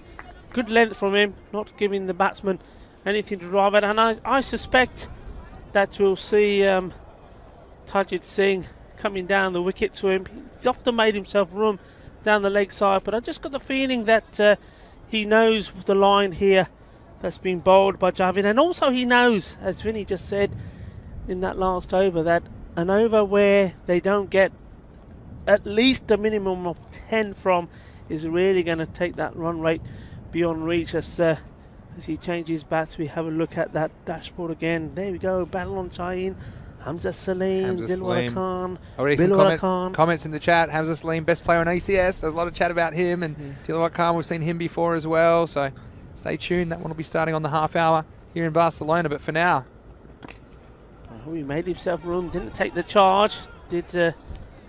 Well, yeah, this is good running. A good throw here still could have him in trouble.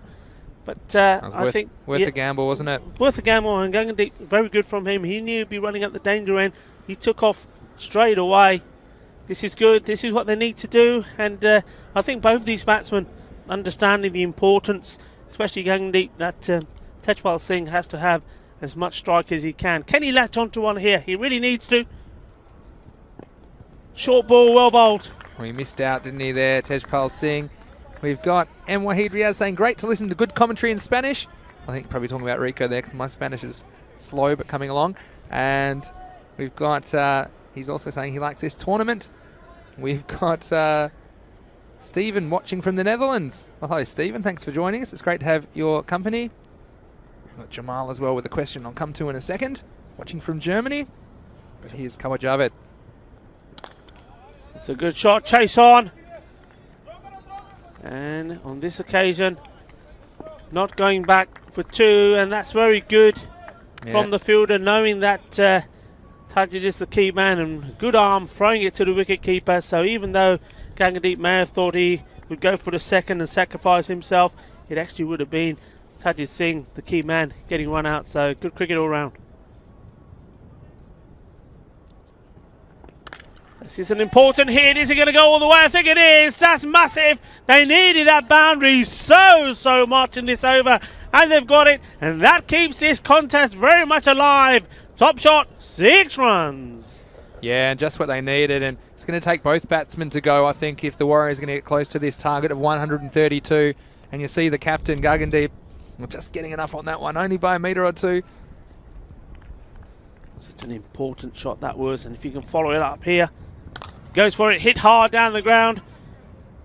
Takes the single. Thinks about chasing for the second. But again, they're all throwing to the end. They know the danger end. So well done. That's the end of the over, Vinny. Yeah, end of the over, 83 for 1. And a lot of chat about the ICC. And speaking of international cricket, we're going to have the European Cricket Championship starting the 13th of September.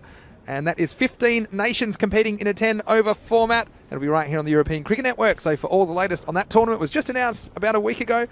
You can go to our website, europeancricket.com, and of course we bring you all the action. I'm certainly looking forward to that one. So the European Cricket Championship is one of our marquee tournaments here on ECN. Also, of course, we'll have the European Cricket League coming from the 31st of May, which is the Champions League of cricket in Europe. So plenty of great cricket action here on the ECN. Come to the 8th over. Rafiki is going to bowl it here. Starts with a wide. Yeah. Starts at a wide. Yeah, just taking the pace of it there, Vinny. That's what they've got to try and do. Maybe just break up this partnership. Coming back to Jamal. He had a question which we'll come to after this ball, but it's a pretty good finish here in match 31. I'll just be the single, so I'll get the Turbinator back on strike. But Jamal saying he's in Germany and a good player of cricket. How can I join to play cricket? Well, if you just look for your Cricket Germany, I know there's new clubs popping up all the time in Germany, so make sure you have a search in your area. I'm sure there'll be a cricket club near you. It's in the air. There could be a chance here. It composes himself and takes it. And, well, he gets his man in the end. Hussain Mohammed, a good catch by him. And, well, the end of a great innings from Tejpal Singh. So unfortunate. One more needed and he would have got a European Cricket Series 50 in his first appearance in a European Cricket Series. But he was wasn't selfish, thinking about his team, going through his shots, and in the end, finally going well. He's done a wonderful job. He's kept the Punjabi Warriors in this contest. Yes, and you know, like it's a big effort from him, and needed to show some leadership at the top of the order. We haven't seen every player come in and look so comfortable in the European Cricket Series in their debut, and Tejpal, he hit some good shots and had a bit of luck at times, but he needed it, and he's got them within striking range. But now they're approaching 3-a ball. I think it's going to be difficult from here, especially losing their key man here at the start of the 8th over. So a wicket for Rafiq. Comes in again now to the captain, Gagandeep, and this will be another wide. We've got a couple more comments, and it's great. We've got so many of them. I almost can't keep up today, but Nate in Tennessee saying he lives in Tennessee, but he's a Dallas Cowboys fan. That's America's team. You know anything about NFL? I'm a big Green Bay Packers fan myself. I was upset that we got knocked out in the last game before the Super Bowl. Sliced away, and I heard Gunda said in front of me from Mohamed Zishan, well, it was, but, well, the good thing is it didn't have the legs to go to the boundary. Didn't quite make it. Yeah, so Jamal, we hope you get involved in cricket in Germany. I know that's gone from about 40 clubs to about 400 over the last 4 or 5 years in Germany. So it's great for cricket in that region. Push out the offside once more. So M.Y. Heidria saying Punjab going well, but yeah, I think they'll be struggling after that. We've got Abai saying he's enjoying our commentary from Oman. Yeah, nice to see some viewers from the Middle East. We've got Ruibos from South Africa. I spent a bit of time there. It's a lovely part of the world as well. We hope you're staying safe and things are okay down there in South Africa. Hossein Ali, the new batsman, he needs to start with a swing. They need a boundary of this over. He goes for it. It's up in the air, and it's Mohamed Zishan is running in. Is he going to get another one? Oh, and once more, he's taken one, but drop that one. How's the throw? And he's made it in well, and he collapses to the ground. Mohamed Zishan, it's just almost like somebody presses a button and down he goes. Well, he's dropped one, which would have been a great catch if he held on to it. Then he took one, a straightforward one, and then once more, look at the ground he's covered. It's almost like 60 metres he's run, and he's put it down, and then he just collapses like somebody's pressed the button, and he's gone off like a stick of dynamite. Oh, he has, hasn't he? And the same 50-metre boundaries, but you think he's run 60 metres there, but he has run halfway to the pitch, and again, it's very close with the run out, but anyway, didn't quite need the CPR, but almost. Oh, that's one hit straight back at the bowler. I think that was on the full, so I don't know if that goes out as a chance, but that'll be the end of the over. So the end of 8, it's 92 for 2, and even though this game looks to be a bit out of reach, you'd have to say for the Warriors, still plenty of entertainment as it was Mozam Rafiq who took that one, and that is not going to tickle. For those of you that haven't seen much cricket before, the ball is very hard. It's harder than a baseball or cricket ball, and something a bit like a field hockey ball is probably what I would describe it as far as how hard it is. But it's been a very entertaining match, and of course we have match 32 just around the corner here on the European Cricket Network in about half an hour's time. We've got some more viewers. We've got FDF watching from the West Indies. It's a nice place to be. We've got a viewer from the Maldives as well, Balasubramaniam Dharmendrakumar. As we so wide there. And I don't think the Maldives is in Europe, but if they said they wanted to have a European Cricket Series in the Maldives, then Rico and I are definitely first on the plane. It's a beautiful part. I've never been. Very nice part of the world, I've heard. Well, he can't bowl too many extras here. Started with a wide, and where's that one? No, he's got that inside line. That's good. Quite deceiving sometimes from here when you see the batsman also going down the leg to try and make room for themselves, but that's okay. So he's made up for the wide ball, gets a dot ball in there. Yeah, and look, I think the Warriors will probably rue a few runs they conceded. We'll come back to that in a second. Here's Always Khan. Again on the legs, been hit out there. 2 fielders descending on it, and well, he scored a goal with that one. He's put it in the corner of the net. The goalkeeper had no chance. It's a goal, and it's also 4 runs. Well, it's an own goal, Rico, isn't it? Because he put it back over his own line. You watch this down on the boundary. Again, oh, God gave you hands for a reason. I've said it before. You got to get down and just toe poking it, wasn't he? Down there, Abid Shahzad, and wasn't able to get enough of a boot to stop it going over for 4. So a valuable boundary, and just wonder if they can get this down to 20 or something in the last over. Could they chase it? Not going to be much luck here. I'll be out if he hits, and not going to hit, just be a single. But yeah, it's been been great to have so many viewers chiming in on the YouTube chat this morning. Would encourage you, if you like cricket or if you like sports, perhaps if you're in America, you could tell your friends. It's a great chance to watch some entertaining sport, and of course it's coming every day. We've got Master Nader saying goal for that one. He's always gone. This one could be a bit too short. It's going to be called a no ball because it can't be above the batsman's head. And well, I'm just wondering if we've missed one already in the over. I don't think so. So they're just checking. I mean, this is the beauty here. Somebody asked a question yesterday about do we have a third umpire? Well, yes, we do. So the two umpires on the walkie-talkie, and the three of them, including the third umpire, are going to have a discussion, and we'll know. Ah, there we go. It's been retracted. So the only way it could have been a no ball if there's been. Yeah. There was one earlier and another one. Obviously, there's only one allowed, one short ball allowed, which is over shoulder height. So yeah, being retracted. So will be called a wide then? Because it was very high. Yeah, it's going to call it a wide. So that's a correct decision, and good umpiring, good sensible umpiring.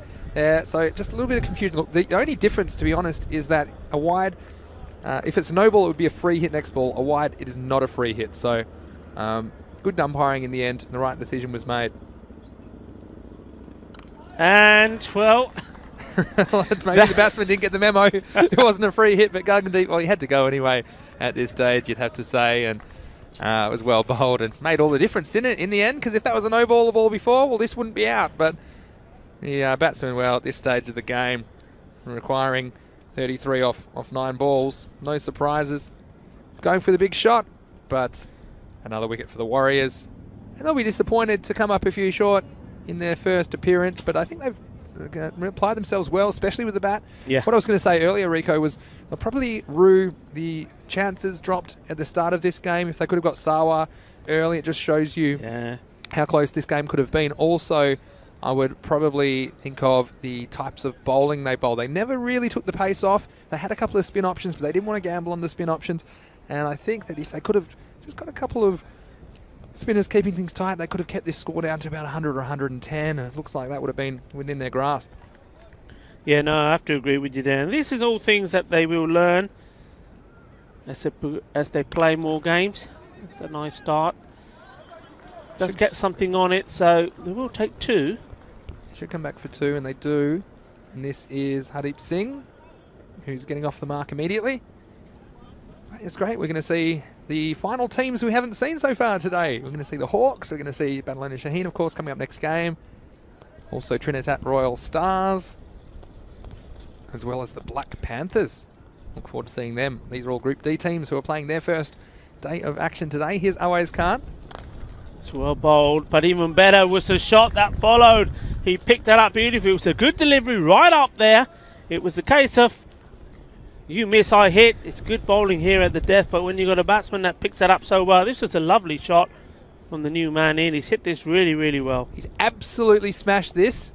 They say in baseball, he tattooed that one. That was right off the middle of the bat, and it went very quickly to the boundary for 4 runs. So that's the end of the 9th over. The Warriors, they passed the 100 mark there, 105 for 3. But you look at the final margin of this game, it could be something like 15 to 20 runs, the final margin, and you do think that those that the Warriors have left 15 to 20 runs out there in the field, just conceding, and that's maybe the inexperience. But again, we've said it's not that easy to field first thing in the morning, is it? With the cold conditions and the slippery ball. But we've seen a few go down for both teams, to be fair. But still an entertaining game here. Just a couple of questions. A few questions about the third umpire not being used in ECN. Well, we don't quite have all the angles required to do it properly, and that's the reason. But of course, there is a third umpire who is able to advise on certain things, like that wide no ball call last over. Here's the last over of the match, and it is Abid Shahzad, fresh off his own goal down on the boundary. He's going to bowl the 10th over, and yeah, Rico, well, we're shaping up for an interesting day. Group D, they've been desperate to get out there, haven't they? Been waiting 6 days patiently to get on the field. Here they are in day 7. That one will be a wide ball. But yeah, don't go anywhere, because in about 20 minutes time, we'll bring into match 32. It's Falco versus Badalona Shaheen. That one could have a big bearing on the top of this group if Falco and Badalona Shaheen are as strong as we're expecting. Of course, only one of each group will go through to the next phase of this tournament. We have 124 games, 25 days of cricket, 5 weeks Monday to Friday from Barcelona, Spain, the first Falco European Cricket Series of the year. Yeah, so Falco look like they've started well, getting the first win under their belt. But like we said, they're going right back out there against Badalona Shaheen in what proves to be, well, for me, looks like it's going to be one of the matches of the day. Well, certainly the match of the morning. But you know what? It's been a real pleasure and joy to watch the Punjabi Warriors. You see this ball, I've liked their style, I've liked their attitude. Yeah. I've liked the way they've gone about it. I've liked their batting. I love the batting of Tejpal Singh there. I think he batted really well. But they made a very good debut here, and they should be very proud of what they've achieved. And, you know, they've kept Falco on their toes during this match. And in the end, they've come pretty close. I think losing the wicket just at key stage there. But they've scored 100 runs as well. They've done very well. And you know what? We'll see them back in match 3 of the day, match 33 against the Hawks. So, Nate, we know you're a big Punjab Warriors fan. Another chance to see the Turbinator. This is the last one match. They'll be back in match 3. And this one will be hit down the ground. I think they'll just get the single. So, look, in a very entertaining start for the day, the Warriors end up making 110 in their innings. So, Falco, after winning the toss and electing to bat, they scored 131 and they defeat the Warriors 110 by 21 runs. Rico, it turned out to be quite an entertaining game. The Warriors, they made a good start, but they just couldn't hold on, could they? Falling 20 runs short in the chase. Yeah, this man, loved the way he batted. Loved some of the shots he played. It was unfortunate that he couldn't muster up that one more run he needed to get a 50. But he'll look back on a fine performance from him. And you're quite right, Vinny. One of the things that the Punjabi Warriors will look at is the way they went about their work in the field. I think they do have the bowlers there. Some of them took time to adjust to this surface. And they also needed just to see the wicket there of Usman Tariq going for the big shot there of Mohammed Tariq doing the bowling. One of the things they need to do is just change that bowling around a little bit. They did, certainly for me, miss the slow bowler. I think they have got the slow bowlers in there. They need to introduce them in matches like that. And in the end, as we see that, the first catch go down from Zishan Mohammed. Now, we'll see some more from him at the moment. And I just wonder if we've got on camera when he collapses in a heap after dropping his second. But he did take one as well. Yeah, we are playing at altitude here, aren't we, Rico? I think 185 metres above sea level. And I tell you what, I'm going to see it in a second, I'm sure. Mohammed Zishan sucking in the big ones as he made a lot of ground. He did a couple of times as well. This one teased him. This is the one he held on to. And that was a very important wicket. The Turbinator, Tejpal Singh. And this is the one where he ran a long way. He ran a half marathon, according to Rico Full. And then he had a chance to run out. He's used up all his energy. And we don't see him there gasping for air after he put in the big ones here. You see him again. 60 metres. Rico, he said he's got. I like a bit of exaggeration. So there you go. And he's just looking up at the sky. And where would you rather be? This is the captain, Gagandeep Singh. And well, you can't blame his effort either. He applied himself well, scoring 17 off 11, including a Maximo. You see there the beautiful skyline of Barcelona as we hit the end of match 31. But just around the corner, in about 15 minutes' time, we will be bringing you into match 32. And the news from there is that the Falco team, once again, they've won the toss and they have elected to bat. And we've got 4 more matches today. There's my fantasy dashboard for match 32, Falco versus Badalona Shaheen. Well, we haven't seen Badalona Shaheen yet so this tournament, so let's talk a bit about them. I think Hamza Salim, top of the order, is one of their key players. Also see him with the ball, Dilawar Khan as well. Bilawal Khan, it's a strong 4 or 5 really for Badalona Shaheen. And they'll be very keen to make a winning start to the tournament, except they'll be in the field first, of course, against Falco. And perhaps Falco, with a game under their belt, hasn't always worked out, but I think that's just being adjusted to the conditions could give Falco a little bit of an advantage. But both of us, we're leaning towards Badalona Shaheen. So we hope that you find that dashboard useful. You'll find it on our social media at European Cricket, and you also find reviews and previews, I should say, for every match at our website, europeancricket.com. Well, Yeah. Rico, that's the first of 5 matches down, still 4 to go. And of course, we've got cricket Monday to Friday, 5 matches every day from Barcelona for this first Fancode European Cricket Series of the year. It's not the last though. After Spain, we'll be going to various other locations, so it's great that you're part of our family here at European Cricket. It's great to have your company wherever you're watching around the world, and keep those comments and questions coming in the YouTube chat.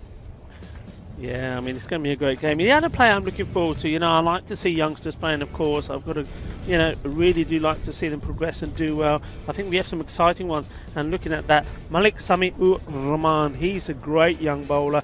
Can do a bit of batting as well. His brother sometimes also shows up as well. Yep, that's his brother as well, Malik Mati. So Mati's the slightly older one.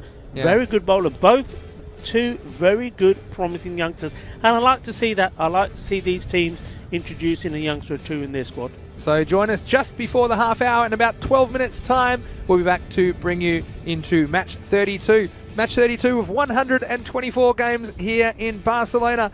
This is Vinny Sandu, Mr. Maximo, along with Rico Fool, and you are watching the Fancode European Cricket Series.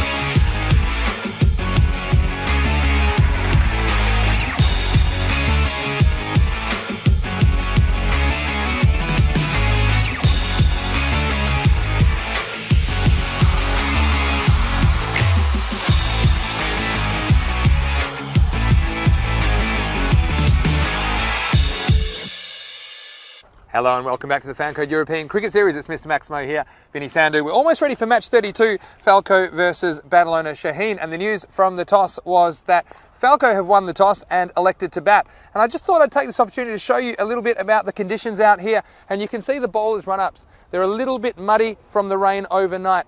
And it's causing a few problems for the bowlers, but hopefully it will get a little bit easier for them as the day goes. Let's talk a little bit about this game. Falco, well, they did bat first and bat well in the first game, posting 131. They'll be hoping for a similar total in this game, but Badalona Shaheen, there'll be a bit stiffer opposition. I think their captain, Dilawar Khan, is telling me they cannot wait to get out there. So let's get ready for match 32. And it's over to you, Rico.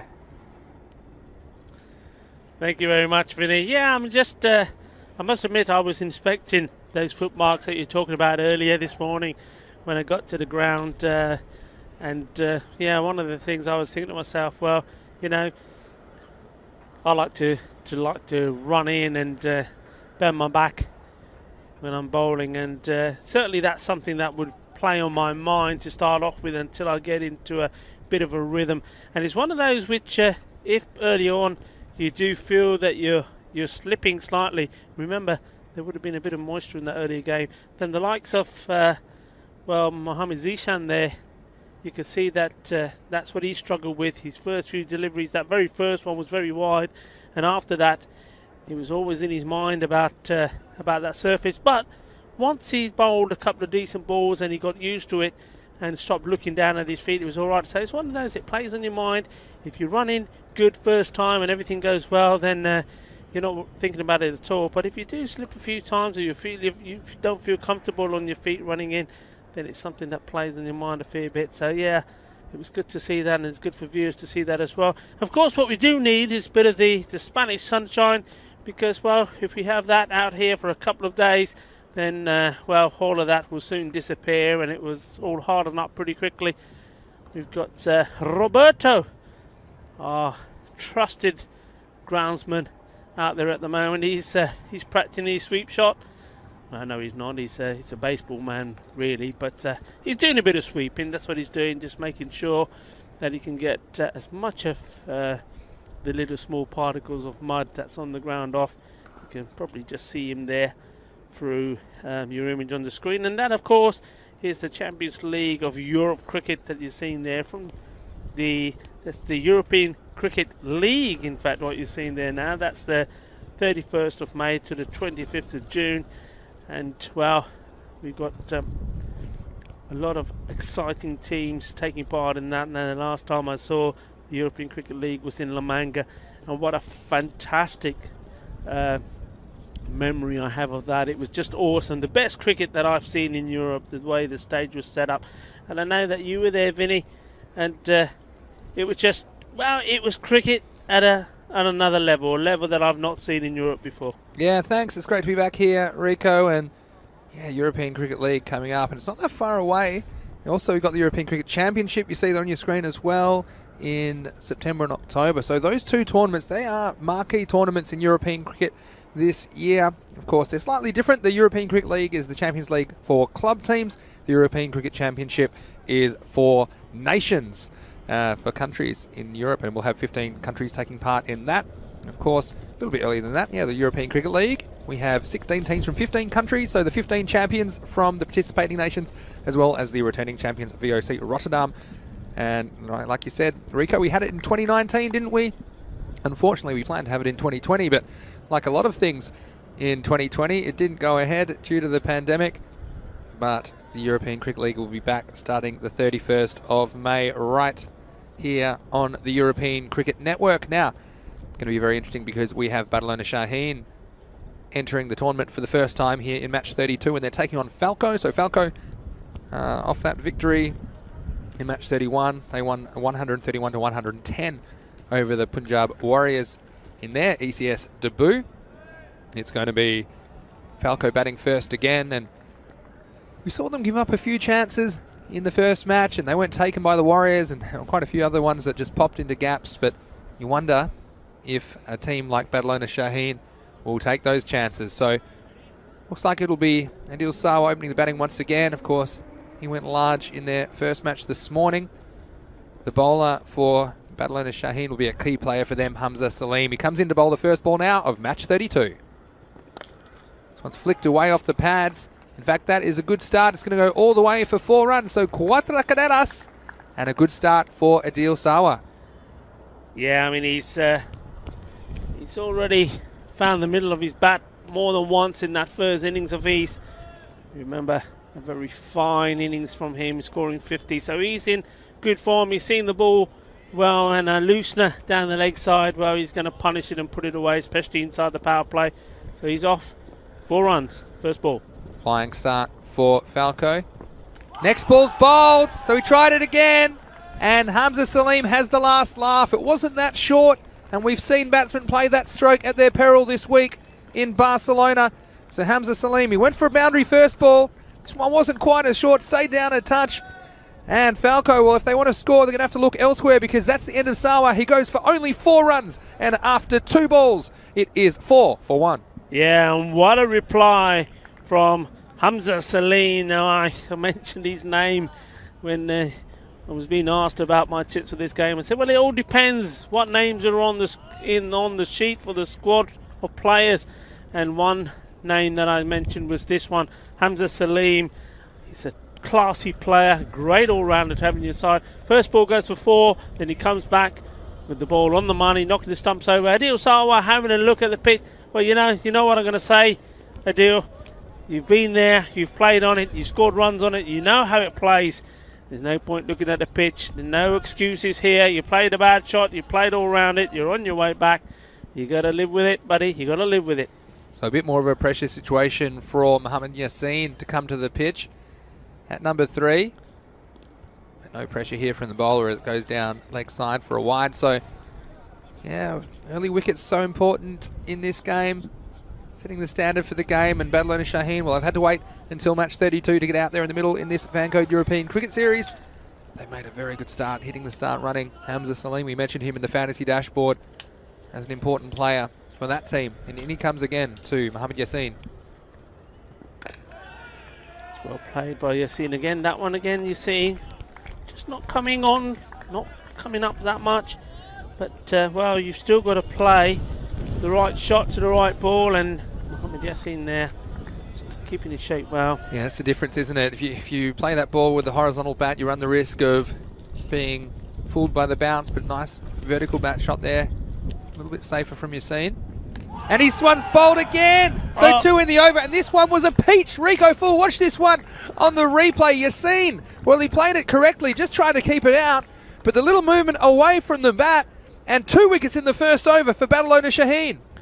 You beauty! What a delivery that is. That's going to be, for me, that's the best we've seen so far. What a ball that was. And Mohammad Yassin just thinking, I did everything I could to keep it out, but not enough. That's an absolute gorgeous delivery. He's taken 2 wickets in this over, and all I'm saying now to him is please don't bowl this one a wide. New batsman coming in, put it right on the money. What a start. Be very proud of that one, and there's a lot of batsmen around the world that would have struggled to take that one out. It was a perfect little bit of bowlsmanship. It's come in with the arm and then just straightening down the line, and Mohammad Yassin, well, he paid it respect, which hasn't always been the case this week in Barcelona, but that one nipping away, hitting the top of off stump, and what a highlight for the man, Hamza Salim. Well, he might have waited 31 matches to get involved into this Fancode European Cricket Series, but he definitely has announced his arrival. And what a situation for the number 4 batsman to come out to the crease. There's been a scramble of pads in the Falco dressing room, and Badalona Shaheen, well, we both favoured them. And so far, they've made a very, very good start, and 2 dangerous players back in the pavilion. Still 2 balls to go this over. This one down the leg side slightly. So high drama here in the first over of match 32. What do you think of that ball at home? It was not an easy delivery to keep out, to say the least. And well, now Falco needs to be a rescue job, and it's their captain coming into the crease, Raymond Rajput. And both these 2 players capable though, but they'd have to be a little bit on the back foot after seeing this first over. With a ball to go then. Oh, almost a third, wasn't it? So what a good over that is for Badalona Shaheen. they haven't wasted any time getting into this tournament. It's the end of the first over, and it's 6 for 2. Yeah, top over. The only disappointing thing is that he strayed a little bit with the wide balls. But when he's got it right, well, we saw, especially with that second wicket, absolutely unplayable. Well, we know that it's a big man, and he shines on the big occasion. Well, what a comeback he's made, or what an entrance he's made to another European cricket series here. Fantastic. And yeah, man who's got the ball here is the youngster I was talking about. This is one of the brothers in the side, Matty Malik. Yeah, so he'll be hoping to keep the pressure on. We've seen still plenty of balls left though, so plenty of time for Falco to rescue this innings, but early jitters for them. Yeah, Malik Mati Uraman to bowl the second over. Leans on this one. Straight to the fielder though, so no run. And yeah, so important, isn't it, when you have one bowler do the job, taking early wickets and putting pressure on the opposition. You need pressure from the bowlers around him. So Malik Mati Uraman, he'll be hoping for something similar in this 3-over power play. Well, the Falco batsmen were powerless in the first over to come up with that. Stephen Kelt saying, lovely straightening ball. He's watching from the Netherlands. Again, good bowling, and we've seen so far some pretty accurate bowling with a couple of exceptions, but so often in this tournament, Rico, we've seen bowlers straying early and struggling to control the movement and giving free runs to the batsmen. It just develops confidence for the batting team, but right now all the pressure is on Falco. Yeah, I mean, it's they come into this game with a positive and comfortable win, you would say. But here, different ball game. Well, this one's fumbled at mid-off, but I don't think it'll go all the way to the boundary. Batsman will jog through for a single in the end. It was Samad Ali there, big man. That one just sneaking between the pins, but just a single to Rajput. That would bring Ijaz Ahmed back on strike. Now they push the mid-off back. That same man, Samad Ali, have also got a deep mid wicket, so only 2 men allowed out in the first 3 overs of the match. Malik Mati Uraman, beloved third wicket for Badalona Shaheen. Almost gets it. Ijaz Ahmed, well, you have to wonder about how he'll approach this innings now. The natural thing would be to express some caution and to not want to lose a third wicket, but still, Badalona Shaheen, they've got a powerful batting lineup, they've got some good players. You still need to put a score on the board, so these two have a big job to do for me, for Falco, to rescue them from this start.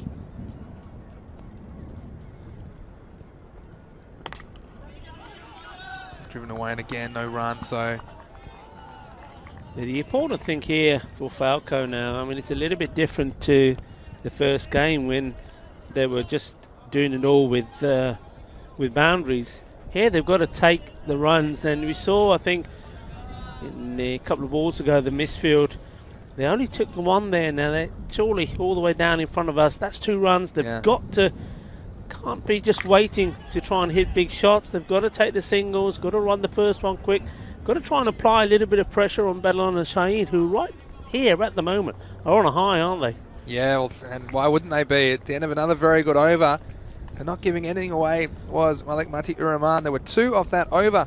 So at the end of 2 overs, 8 runs on the board for the loss of 2 wickets for Falco. Yeah, very good over, and doing exactly what the captain would have wanted here, Babar Iqbal, after those 2 wickets. He didn't want a soft second over to let Falco off the hook and score some runs, just wanted it nice and tidy, and Malik Mati Uraman providing that. So I think this is a good shout, getting Hamza Salim to finish off. He's bowling well. Might as well see if he can pick up a couple of more wickets here. In he comes. Hit hard. And it would have been an amazing catch. Rico, this one, well, I'm glad he doesn't bowl left-handed. We talked about the temperature until the wind's picked up a bit in the last few minutes. It's even colder, I think. This one was absolutely smashed back at him by Ijaz. He got one hand there, and this might be a baseball ground. I bet he would have loved to have a baseball glove to try and catch that one, because that one will sting. But a good stop nonetheless. You can see he is freezing out there. It will sting, and don't forget, Hamza Salim not only is a classy bowler, he's a great batsman as well. So that's going to sting, and hopefully he ain't going to make any impact when it comes to him batting. It's a nicer shot off the back foot, and it'll go through cover. They'll cross for 1. I think that's all dog out. So Hamza Salim making things happen for Badalona Shaheen here early in match 32. And he's certainly one I would have in my fantasy team if you are playing some Dream 11, wherever you're watching from around the world. You get all the inside information and scoops at EuropeanCricket.com. There's previews for every single match on the website, as well as our social media at European Cricket. Here's Hamza again. Just a bit of extra bounce, and Rico, Hamza just shows you there's been a lot of batting heavy and runs scored in this tournament, but you get a good bowler, and there's a bit in the pitch in it for the bowlers. Absolutely. I was just about to say what a beauty that was, and well, you know, we've seen some that have stayed low, but how about that for a delivery? Absolute peach. And just imagine what's going through the mind of the batsman here. Some staying low, that one's popped up. This one straight. And yeah, have a go, why not? Yeah, and tight single, but I'll take it. And I think at this stage you've almost got to take your medicine, don't you? It's just one ball, or just a couple of deliveries, I should say, left for Hamza Salim. So if you can negotiate this without a wicket, then maybe you can target some other bowlers, I suppose. And it's proved to be a very dangerous customer in this innings so far. Hamza Salim, and he comes again. Hit hard, it's in the air, it was another chance. And it was, well, I don't think he's going to get a warning for a fake shot at the stumps there. I think that deliberately did slip out. But yes, another chance now. How important was this? If this one had stuck, who knows, anything could have happened. Well, there might be a 2-for-1 sale at the broken hand shop, because there's 2 broken left hands, I think. 2 balls in this over. So he's in the last ball here from Hamza Salim of his spell. This is up, it's very high. The fielder's coming around, but I don't think he's going to get a hand on it. And he skates away, so it'll be just the single. So what a spell that is to start this match from Hamza Salim. He concedes only 9 runs off his 2 overs, picking up 2 wickets. And after 3 overs, well, not a very powerful power play for Falco. They are 12 for 2. And the big man there, he's shaking his hand, and I like the way that Hamza Salim, the bowler, looked at him and think, well, if that hurts, can you imagine mine that came back at me like a rocket? So this Kookaburra ball is certainly leaving some marks on some of these players here. Well, I tell you what, I agree with them. I wouldn't want the ball coming to me at any pace, not on a day like today. I mean, we sat here and that chill is going right through us at the moment, but the power play is over, and just 12 runs taken off 3 overs and 2 wickets down. Well, the next 3 overs so important for mine, Rico. I think that Falco, they can't mess about. They need to get 10 plus off each of these next 3 overs, get them back in this game. This is Malik Mati-Ur-Rahman continuing. This will take some stopping. There was a nice bit of work on the boundary from Shafir Mohammed. And again, Badalona Shaheen. Those 2 catches went down, but they were very difficult catches in these conditions. But again, saving 3 runs there. So difficult as a batsman in this situation, because if you take too long to get into your innings, well, the balls remaining is going to dry up pretty quickly. Here's Malik Mati-Ur-Rahman. He's been knocked down for a single, but we've got Stephen saying he likes the look of Hamza Salim, saying good vertical action, releasing the ball from a high point, and you saw some extra bounce he got out of this surface, didn't you, Rico? A couple of times, and yeah. And Mohammed Ismail saying struggling at 12 for 2. Well, absolutely, that's an understatement. Hit hard, is it going to carry? No, just one bounce to the fielder here in front of us. It's very good work going on here from Badalona. That was Samad Ali in the action. Yeah, you see the batsmen what they're trying to do here, but of course now we're out of the power play. There are 5 outfielders allowed, and not so easy. They haven't quite shown the timing to get it all the way out of the ballpark at the moment. So great work by the first 2 bowlers for Badalona Shaheen. Here's Malik Mati-Ur-Rahman. It's in the air. It was in the area of 3rd man, but again, just reaching him in a couple of bounces. And Mati bowling very well here. I just think if he could just push in a little slower ball. A lot of seagulls have appeared from nowhere here. I don't know if something to be worried about.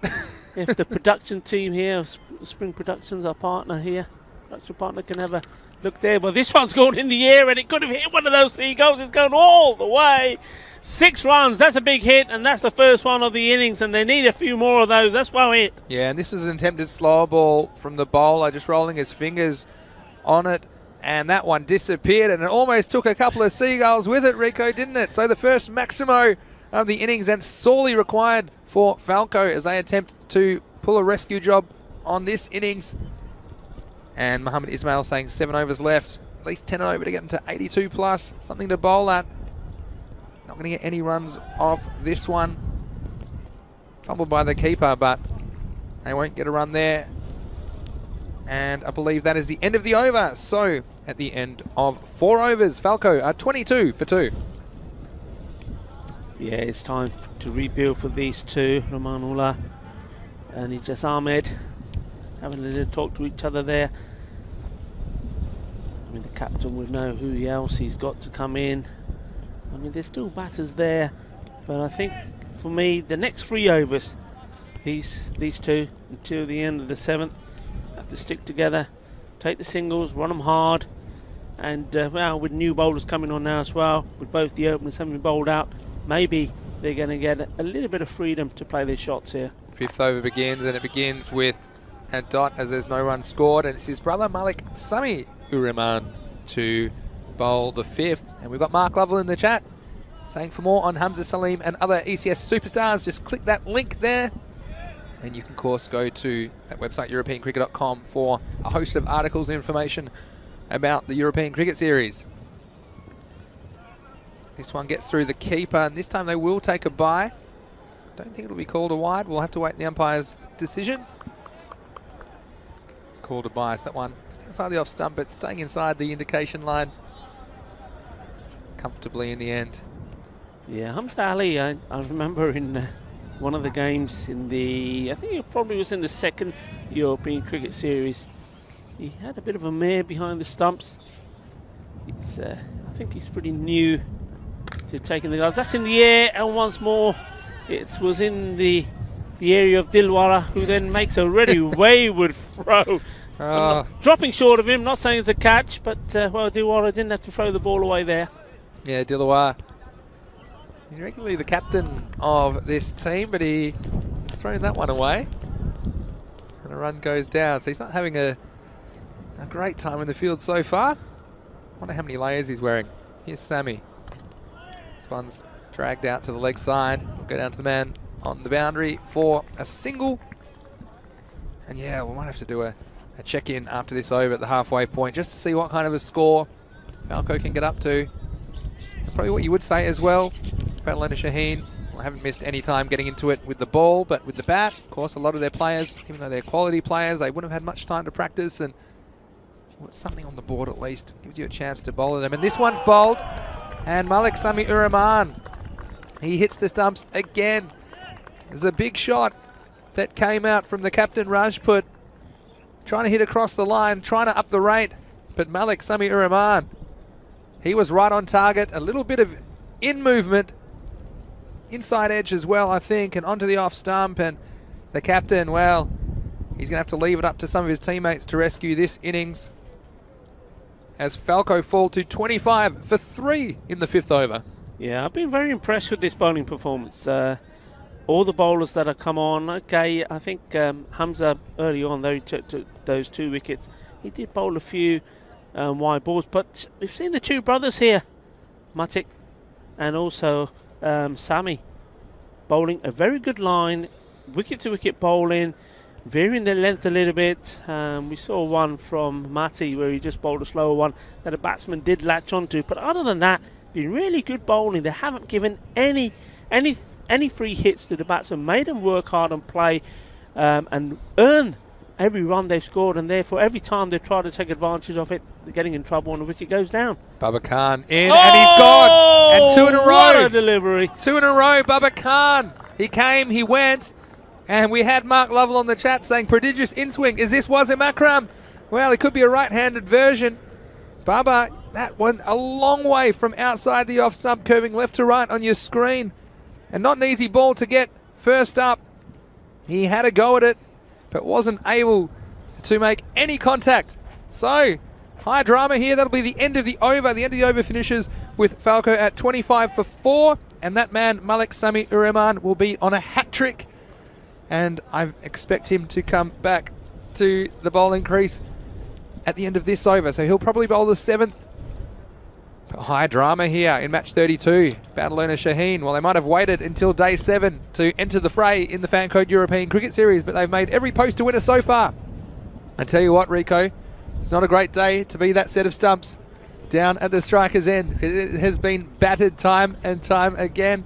Here's Shafir Muhammad to bowl the 6th over. Ooh.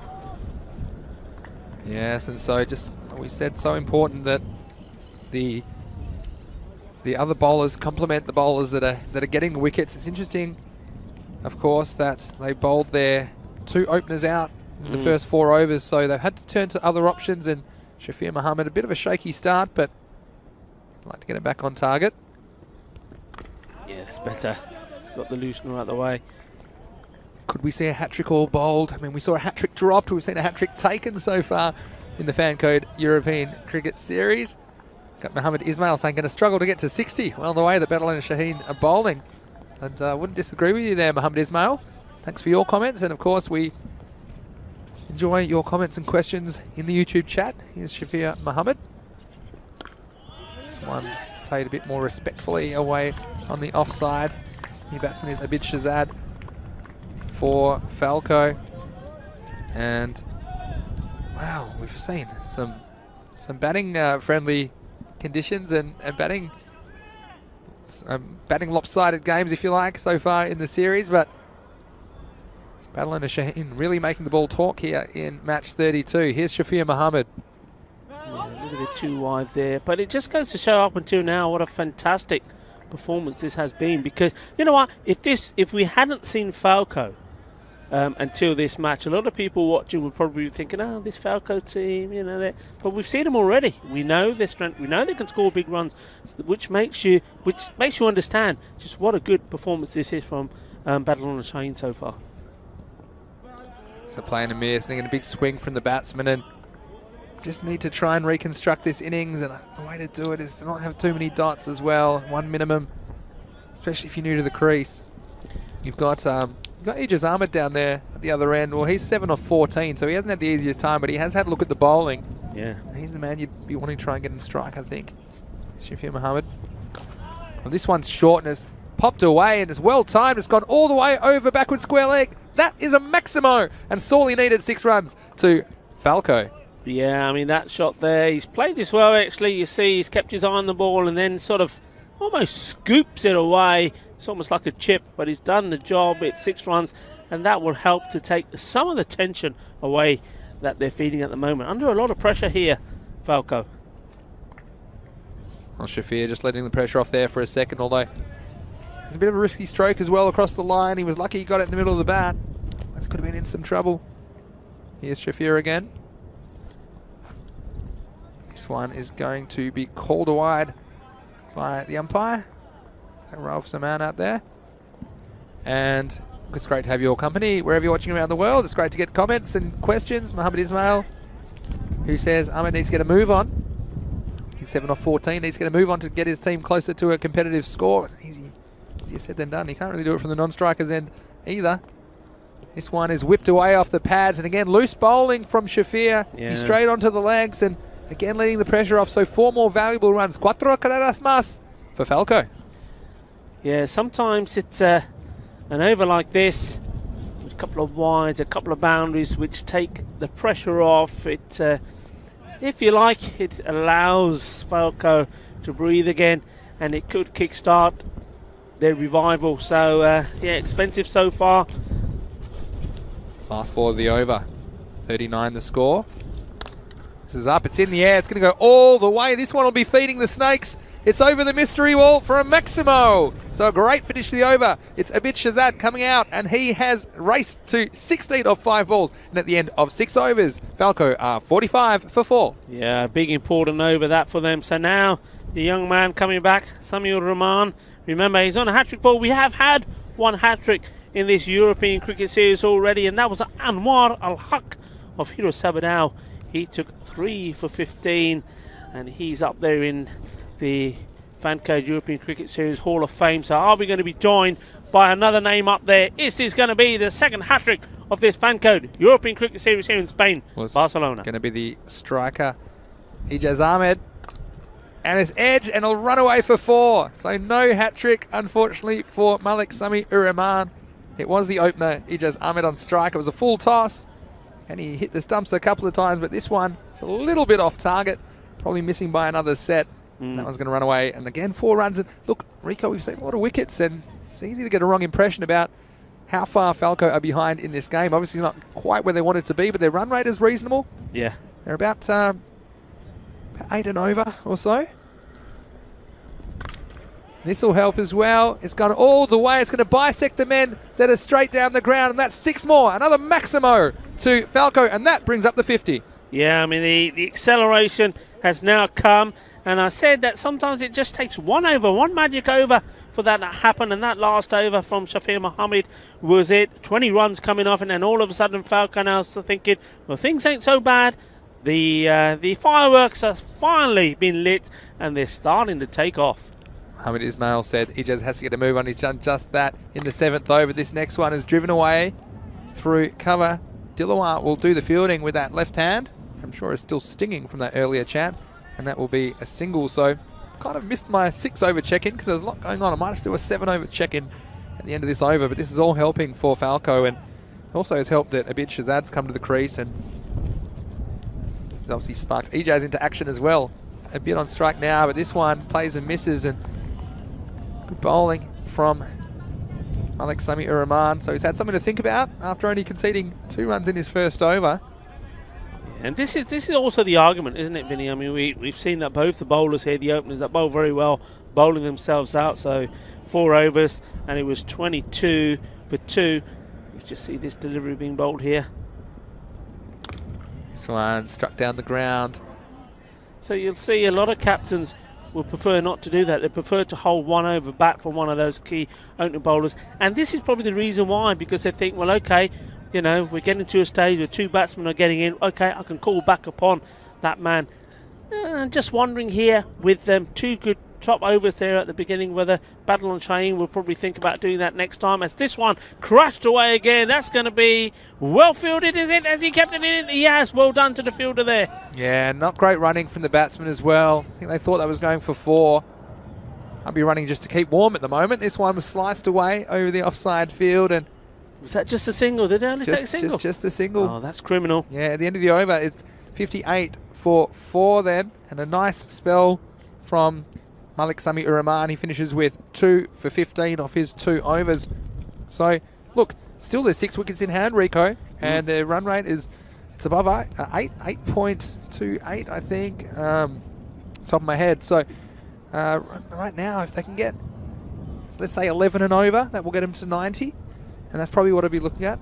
And so, those scores, especially first game of the tournament, if you can get between 80 and 100, then it's a bit of a chase. Put something on the board at least, and it looked like they might struggle to get to 60 at one point, as it was mentioned in the chat. So let's see how we go. New bowler on. This one's picked up. It's very high. I'm not sure it'll carry to the fieldsman, and in the end it'll be just a single. The new bowler is Kasim Hussain for Badalona Shaheen, and 3 overs to go. I think this is critically important, these 3 overs, because it'll determine the target and the kind of pressure that Badalona Shaheen will be under. And Falco, well, they've got some good bowlers as well. They'll fancy their chance for some early wickets. Here's Kasim Hussain again. He's hit up in the air, and it's going to get over the fieldsman at backward point. They'll cross for 1, and again, that's all they'll get. So Falco has nice little rearguard action here in the middle overs. Yeah, but again, if there's one comment to make here from Badalona Shaheen, I mean, they've looked good, all the bowlers bowl relatively well, but once more, it's all pace. They could do with a spinner. Hussein's in, and he bowls up in the block hole. That's good bowling at this stage of the innings. Getting full and at the stumps. No length to work with for Ijaz. Hits down the ground for a single, but Ijaz, well, he's weathered the storm early, and he's come back and hit a couple of boundaries in the last couple of overs. It's interesting how Abid Shahzad's come out and hit the ball very well straight away. So One thing about losing those wickets really quickly, those batsmen didn't really chew up a lot of balls. And so if you go first ball, sometimes it's better than getting out after 6 or 7 balls. Here's the next one. Well, this is short and it's gone high in the air.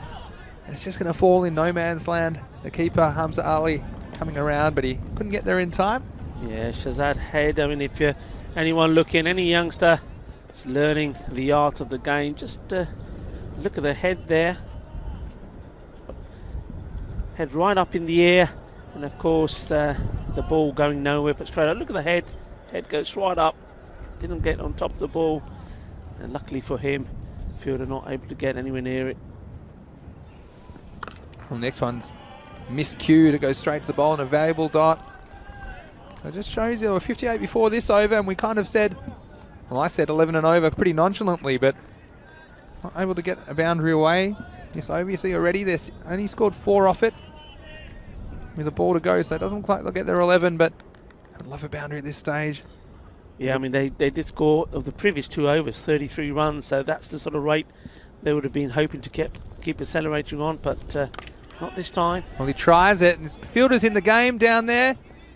Not able to make it in the end, and again, that was a bit lazy from the batsman. They're going to jog through for a single in the end, so that's the end of the 8th over. A very good one from Kasim Hussain. He only concedes 5 runs, so with 2 overs remaining, Falco are 63 for 4. Yeah, good over that. I mean, the previous overs, like I said, had gone for plenty of runs. They needed somebody to bowl one to just stop the flow a little bit, and they've done that. And once more, battle honour. 2 more overs, 12 more balls, and that's exactly what they'll want it to be, just 12 more balls. They won't want it to be any more than that, so no extras, no wides, no balls. This Samad Ali, new bowler. We haven't seen him yet this innings. He'll be bowling the 9th over. He is only over this innings, and he's going to come in to bowl to Ijaz. Only 12 deliveries remain in this innings. This one's picked up, and this one's gone a long way, so welcome to the crease, Samad. He gets smashed over the mid-wicket boundary, and that is a maximum and 6 valuable runs for Falco. Yeah, that's a glorious shot. It was right there in the slot, though, for him, and just smashed it away. This is a very, very important over. They're going to attack here. So, Samad Ali needs to just get this one a little bit more fuller. And he comes again. Again, he's got some length to work with. This is miscued down to the fine leg fieldsman, but you see, Rico, in these last couple of overs, traditional bowling theory is you just try and get the ball up at the batsman's feet or nice and full. Don't give them any length to work with, because you saw that first ball, Ijaz able to get under the ball and send it out of the ground. Yeah, absolutely spot on there, Vinny. It's you know, look, if you're getting the ball straight and right up there, you know, you're going to get hit for 1 or 2 maybe. Just a little conversation happening here. I'm not sure why they're going to Dilwar. I thought the captain was Babar, but they're having a chat. Maybe it's to do with the time, perhaps. We'll soon find out.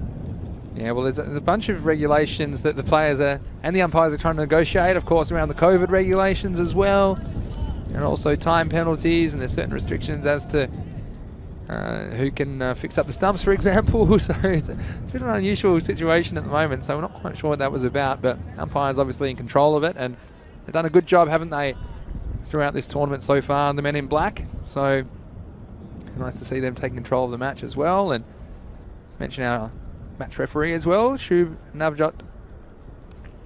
Yeah, I mean, so the bowling front, yeah, you're going to get hit for a few, but you've got to keep the ball right up there, and it's got to be the mentality. We'll say, well, I'm going to bowl it up there. They're going to hit some, miss some, and the ones they miss, we're going to take the wickets. 10 balls remain in this innings. Here's Samad Ali, and there's still 10 balls remaining, and that one is called a no ball for off the surface. That makes this a free hit. I think regardless, the batsman will be treating everything like it's a free hit at the moment, but you just see these middle of the road scores. We've seen it before. They do make for good matches, and wickets are so important to get new batsmen in, but Falco have just kept chugging along here in this first innings of this match. This is up, it's in the air. I tell you what, this one's got the distance. It crashes into the wall, and 6 runs for Falco, another Maximo. That's well hit. He gave this one everything. It was a free hit. And, well, we've seen quite a lot of free hits in this Fancode European Cricket Series, but he made no mistake with that one. That one has gone all the way, and he's got the maximum from it. Samad Ali getting a bit of the treatment here, and he's only halfway through his over. This one he goes again. He might have picked out the fielder down there. Oh, he's made a meal of it, and he's going to have to turn around and watch it trickle into the rope. So, oh, the fielder down there, Shafir Muhammad. You can see he was eyeing the catch, and I don't mind that because he had the catch on his mind. He thought he might be able to make a dismissal, but this one just dying on him. And you see that once he went down, oh, he was picking the grass out of his back teeth. Yeah, that's poor cricket, and he'll know it.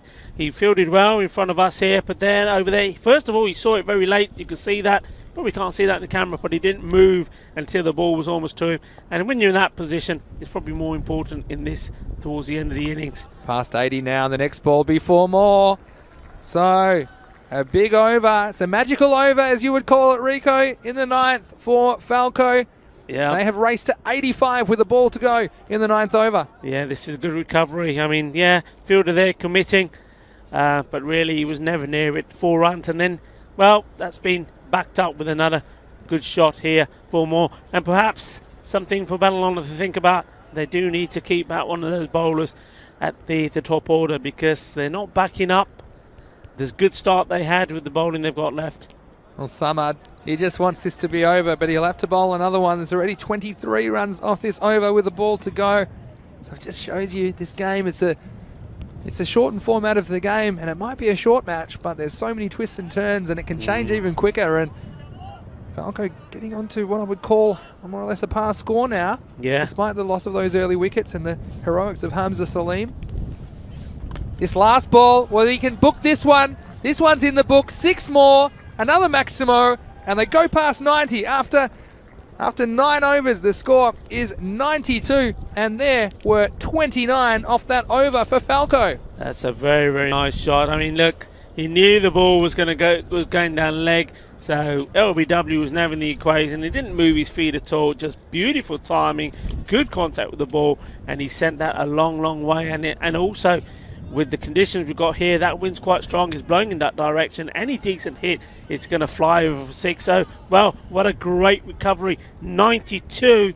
And just remind yourself, at the end of 6 overs, they were only on 45. We talked about them getting up to something in the range of around 90. They've already passed that. Last over begins. It's Kasim. And he was pretty good in his first over. This will only be a single, yeah. So the last 2 overs, well, it's a bit of a different story. Kasim conceded 5, then Samad Ali conceded 29 in the 8th and 9th overs respectively, and so a good recovery from these two and a good partnership. They've put on, I believe, 68 for the 5th wicket, and valuable for Falco. Absolutely massive, and well, there's more runs here to come for sure. This one's up, it's in the air, the fielder's in the game, he steadies, and I think he's grasped it. Oh! And he's almost knocked it back over the rope, so he's having a few issues out there, isn't he, Shafir Muhammad? He's having a mirror, isn't he? He sat on top of it, so he stopped it dead, which was good, and then he almost backflipped it over the boundary rope. I don't think laying the egg is going to catch on as far as a fielding manoeuvre. He just found it under him. Here we go. 4 to come now. Oh, this one's short, and it's going to be punished. Yeah, it's gone all the way over fine legs, so 6 more. And Falco, after a very, very shaky start, they've passed the century. Wow, this is carnage here at the end. These last few overs have been so costly for Babylon Shaheen. Now, I mentioned the last time these two teams met, and Babylon Shaheen almost, well, they did. They gave it away. They gave the victory to Falco. Well, have they done the same thing here again? I know we're only at the halfway stage. Well, they had him, didn't they? And now they let him off the hook. And he's bowled. I was just going to mention he was close to his half century, Abid Shazad, but he'll fall for 47 off only 17 balls. So what a knock and what a counter-attack from that gentleman as he came in at a perilous stage, coming in at number 6. And you can't blame him here. Unselfish batting from him. Going again, and this time the stumps go down, but the damage is done, you'd have to say. And what I would say with this kind of a total now in the low hundreds, I think it's going to set up for a very, very interesting run chase in the second half of this match. There's a lot of hype about this match, match 32. Both these teams fancying their chances in Group D, and it certainly has proved to be a very interesting match so far. Yeah, but look, Vinny, you know, if at the toss you'd said to Baba Iqbal, right, okay, you know, how much you want to restrict him to, what are you happy chasing? If you said to him 110, he'd be more than happy with that because he knows the strength of Falco. So they can't let the heads go down too much. Yeah, they had him where they wanted them. They let him off the hook, but really, it's still a score that they could quite easily muster. Well, 2 balls remain, and it's Mohammed Zishan. Crazy running here. Well, he's got to get it down the other end. He does in the end. But that was, well, they had to go for it. But one of the batsmen had read the plot, the other hadn't. Yeah, well, that's interesting, actually, because Ijaz, the opener, and I think that was unselfish from Mohammed Zishan, because he was happy just to take the single, because that would have kept the opener, Ijaz Ahmed, on strike.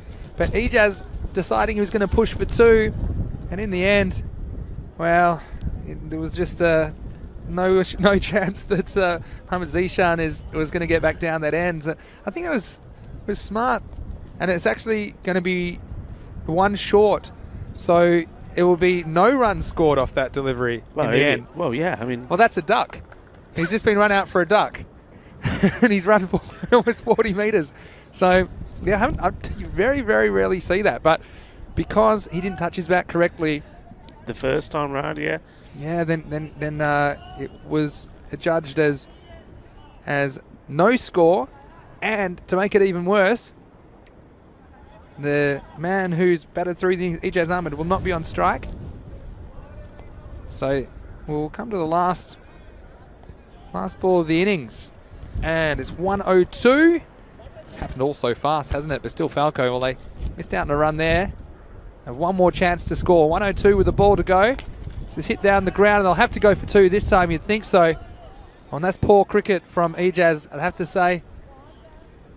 Not sure if you realise that was the last ball of the innings or not, but it was probably worth going back. If they lose this game by a run, then that's one that they could have attempted. But at any rate, they will go through, just confirming that didn't include the 1 short. So they will finish on 102 for the loss of 6 wickets.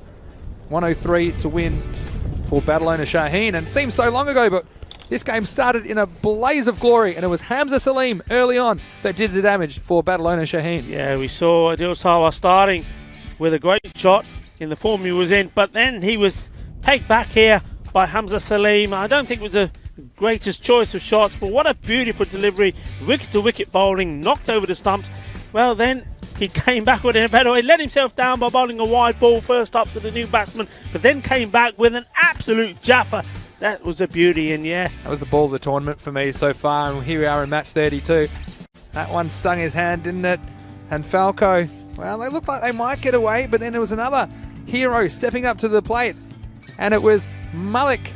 Sami there, wasn't it? It was, I think that one there, we saw that one was from the younger brother, Sami, bringing that ball in, the in-swing. What a beauty that was.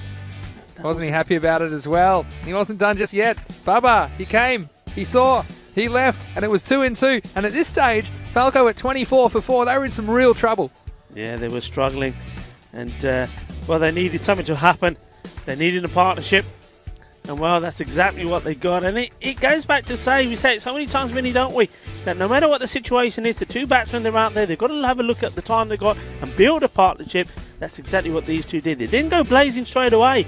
They took their time. They waited patiently, and as soon as those top order bowlers were gone, they came back and did the job, and they did it well. And they've given Falco a reasonable score, one they'll be happy with. But I say again, if you offer this to Badalona Shaheen at the beginning, that this is what they're going to be chasing to beat a team like Falco, I think they would have taken that as well, Vinny. Yeah, and look, it went in fits and starts, didn't it, for Falco? For that game-breaking 9th over, Samad Ali came on, he went for 29.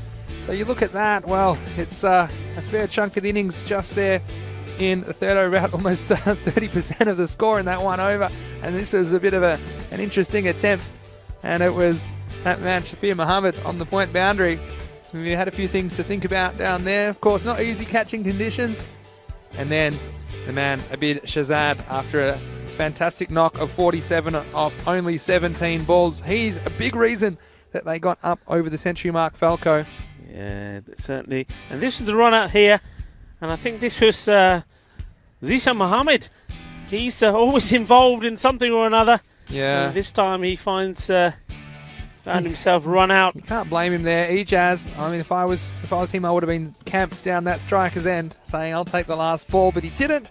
And in the end, it was just a single off the last ball. So Falco, after winning the toss and electing to bat, they finish up at 102 for 6. A very, very interesting run chase lies ahead. We'll be back in about 10 minutes here. Vinny Sandu, Mr. Maximo, along with Rico Fool. You are watching the European Cricket Network, and this is the Fan Code European Cricket Series, Spain.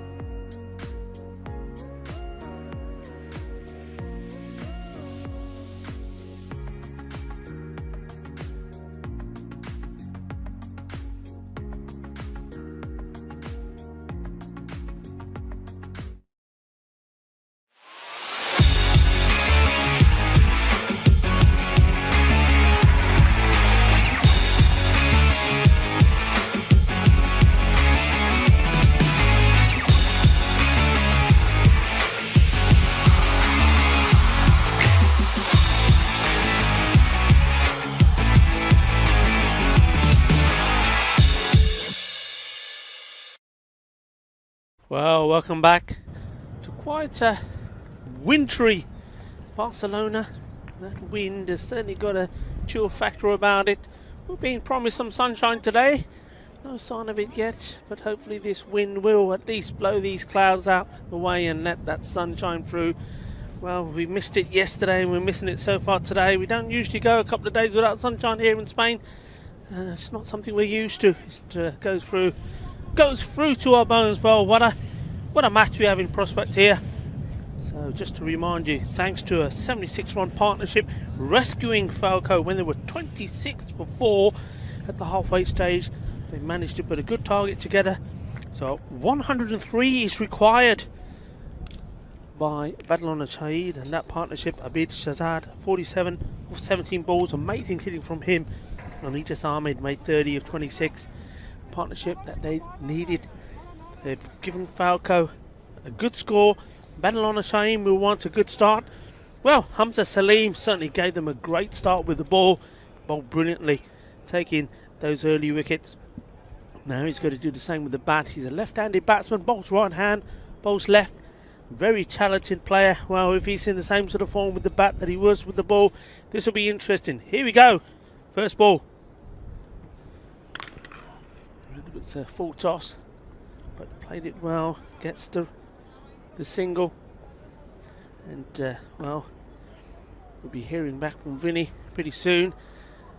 Remember, he's done the coin toss for the next match, but I'll let him tell us all about that when he makes his way back. He's probably getting himself a coffee first, because it is very, very, very cold here. And well, sometimes, I mean, you got to feel for people like the umpires and our sport commentators, because as we see this delivery first, it's well played. Oh, well, is he going to get back? He does. I think he would have just made it even if there was the direct hit. A good early call though.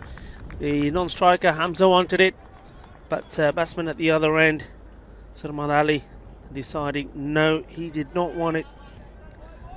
Yeah, so, I mean, if you're moving around in the field, you can at least keep yourself warm, but the umpire's having to stand there perfectly still. That's well bowled. Right up there this time, they do take the single.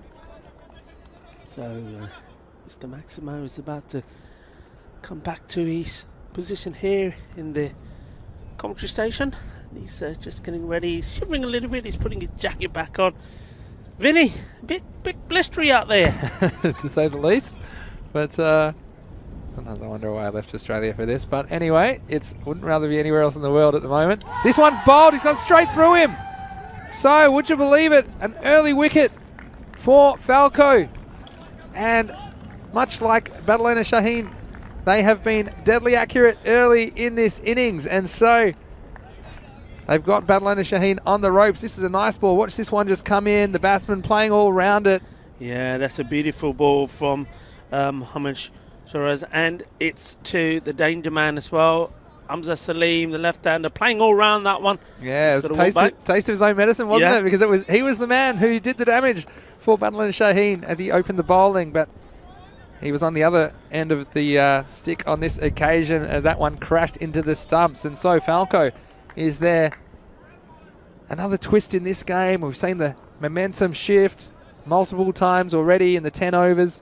And then already as we head into the 11th over of the game, we have it swing towards Falco, trying to defend this score of 102. And it's the regular captain for Badalona Shaheen, Dilawar Khan, who will come to the crease. And Hamza, where we mentioned an important player he was, and a bit like Adil Sawa for Falco, going early.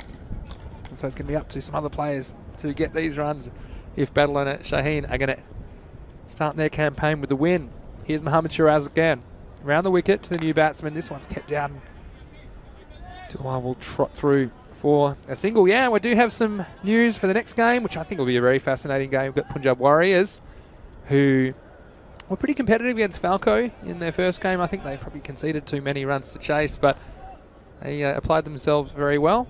And they are playing Hawks, who have played before, but it's their first game this tournament. It's going to be wide down the leg side. Yeah, so the Hawks, they will enter the tournament at match 33, and the news is that the Punjab Warriors have won the toss and elected to field. So they want to chase again. And they told me, yeah, we think that our strength is our batting, so we would like to bat second when the pressure is on.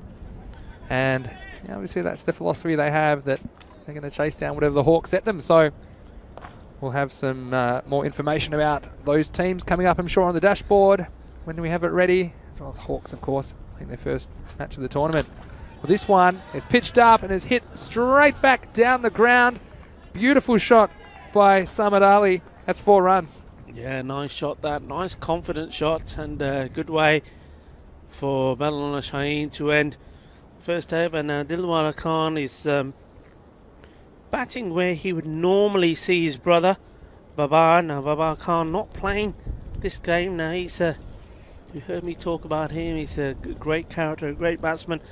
I hope he's around. I hope he's not one of many players who are stuck somewhere, other parts of the globe, because it'd be great to see him playing in this team. But well, Dilwar Khan, he's made some big innings himself in these T10 games, and he needs to perform big here now, especially with Hamza Salim already back in the dugout. That's right, it's going to be Kamar Javed to bowl the second over, and that wicket of Salim will hurt Badalona Shaheen, but they do have a couple of other players who can get them towards this target. And we have some more viewers tuning in the YouTube chat. It's always great to get you letting us know where you're watching from around the world. We've got a viewer from Nepal, which is great. A lot of good things happening in the Nepalese cricket. Well, this one's edged, and it's going to go down to third man. I don't think it'll go all the way. The fielder trying his hardest, and he is able to stop it in the end. It's Ijaz Ahmed down there running down to the third man boundary, and the batsman will come back for 2. So yeah, let us know in the YouTube chat any questions or comments you have. It would be great. And Mark Lovell just saying previews are all on the website. He's saying in all caps because people are always asking who's the favourite or who should we watch. I can tell you what, you can save yourself a lot of time. Go to the website europeancricket.com. You can even go to ECN.cricket. They go to the same place. And the previews are up for tomorrow already for day 8, according to Mark Lovell. So that's great work by the team. This one's touched short and it's going to be hit across the line. The chase is on. It's not going to be caught. Yawis Khan not able to do anything about that. So again, important boundary, chasing this total, which is a tick over 10 and over. They want to keep pace. They want to be around the 20 mark at the end of this over, and they're going to need boundaries. And the power play, Rico, so important. Only 2 outfielders back, and Dilawar getting one away there. Yeah, I mean, he'd hit that in an area where there is a man out, and not surprisingly to him, but he's hit it so well, there was no chance of stopping that. Next one's going to be wide down the leg side, and well, both of us tipped Badalona Shaheen, didn't we, at the start of the match, and we were sitting there patting ourselves on the back and how smart we were at the 3 or 4 over mark, or even the 5 over mark, as they were 24 for 4, Falco, halfway through their innings. But again, we might have put the curse on them. Badalona Shaheen, although this game is very much in the balance at the moment, as we see Kawar Javed in again. Well, this is very, very high. The fielder's got a chance. He's coming around to his left. Oh, well, you see the fielder in front of us. He makes a habit of this. Mohamed Zishan collapses to the floor because he thinks, as we probably do, that he had to really try and make an effort to catch that. Well, again, wickets all important. You have to take every chance. And Awais Khan, well, I'm not sure, we didn't think he was going to get there, but these balls are very hard. And I know he's got some bowling to do later in the innings, but in the end, it'll just be the 1 run. This one, again, doesn't get up. And you can see what the batsman's thinking there, Samad Ali. He sees it short and launches into that back foot pull stroke, but that ball not always getting up. And we've said this before, we've got the field up on the offside, and so if you play that shot on the offside and you don't have to get too much on it to get it over the infield, and the easy boundaries on offer there, but swinging wildly across the line, and very interesting point this match at the moment. This time he'll turn around the corner. Gets a little bit better on it this time, so I'll get a single. Yeah, there's obviously been some changes, or some changes in thought here from Falco. I mean, in front of us here is Mohamed Zishan now, he opened the bowling in the first match. He took his time to get his rhythm, but when he did, he bowled very well. Now they've kept him back here, so I think that could be that could work in their favour here for Falco. It's always nice to have a big gun that you can call upon at a stage in the game, and that I think Badalona Shaheen, they were definitely missing that. Remember, 25 for 4 at the halfway stage, but then they just missed another bowler, and as a result of that, we saw runs going all over the place. They could have really be, I mean, they're chasing over 100 here. It could have, and probably they will think should have been between 70 and 80. Yeah, certainly you would say in that 9th over going for 29. Samad Ali at the bowling crease. Well, he's got the job to do with the bat at the moment. He's facing up for the start of the 3rd over. The score after 2 overs, Badalona Shaheen 17 for 1. So they require 86 runs off the last 48 balls.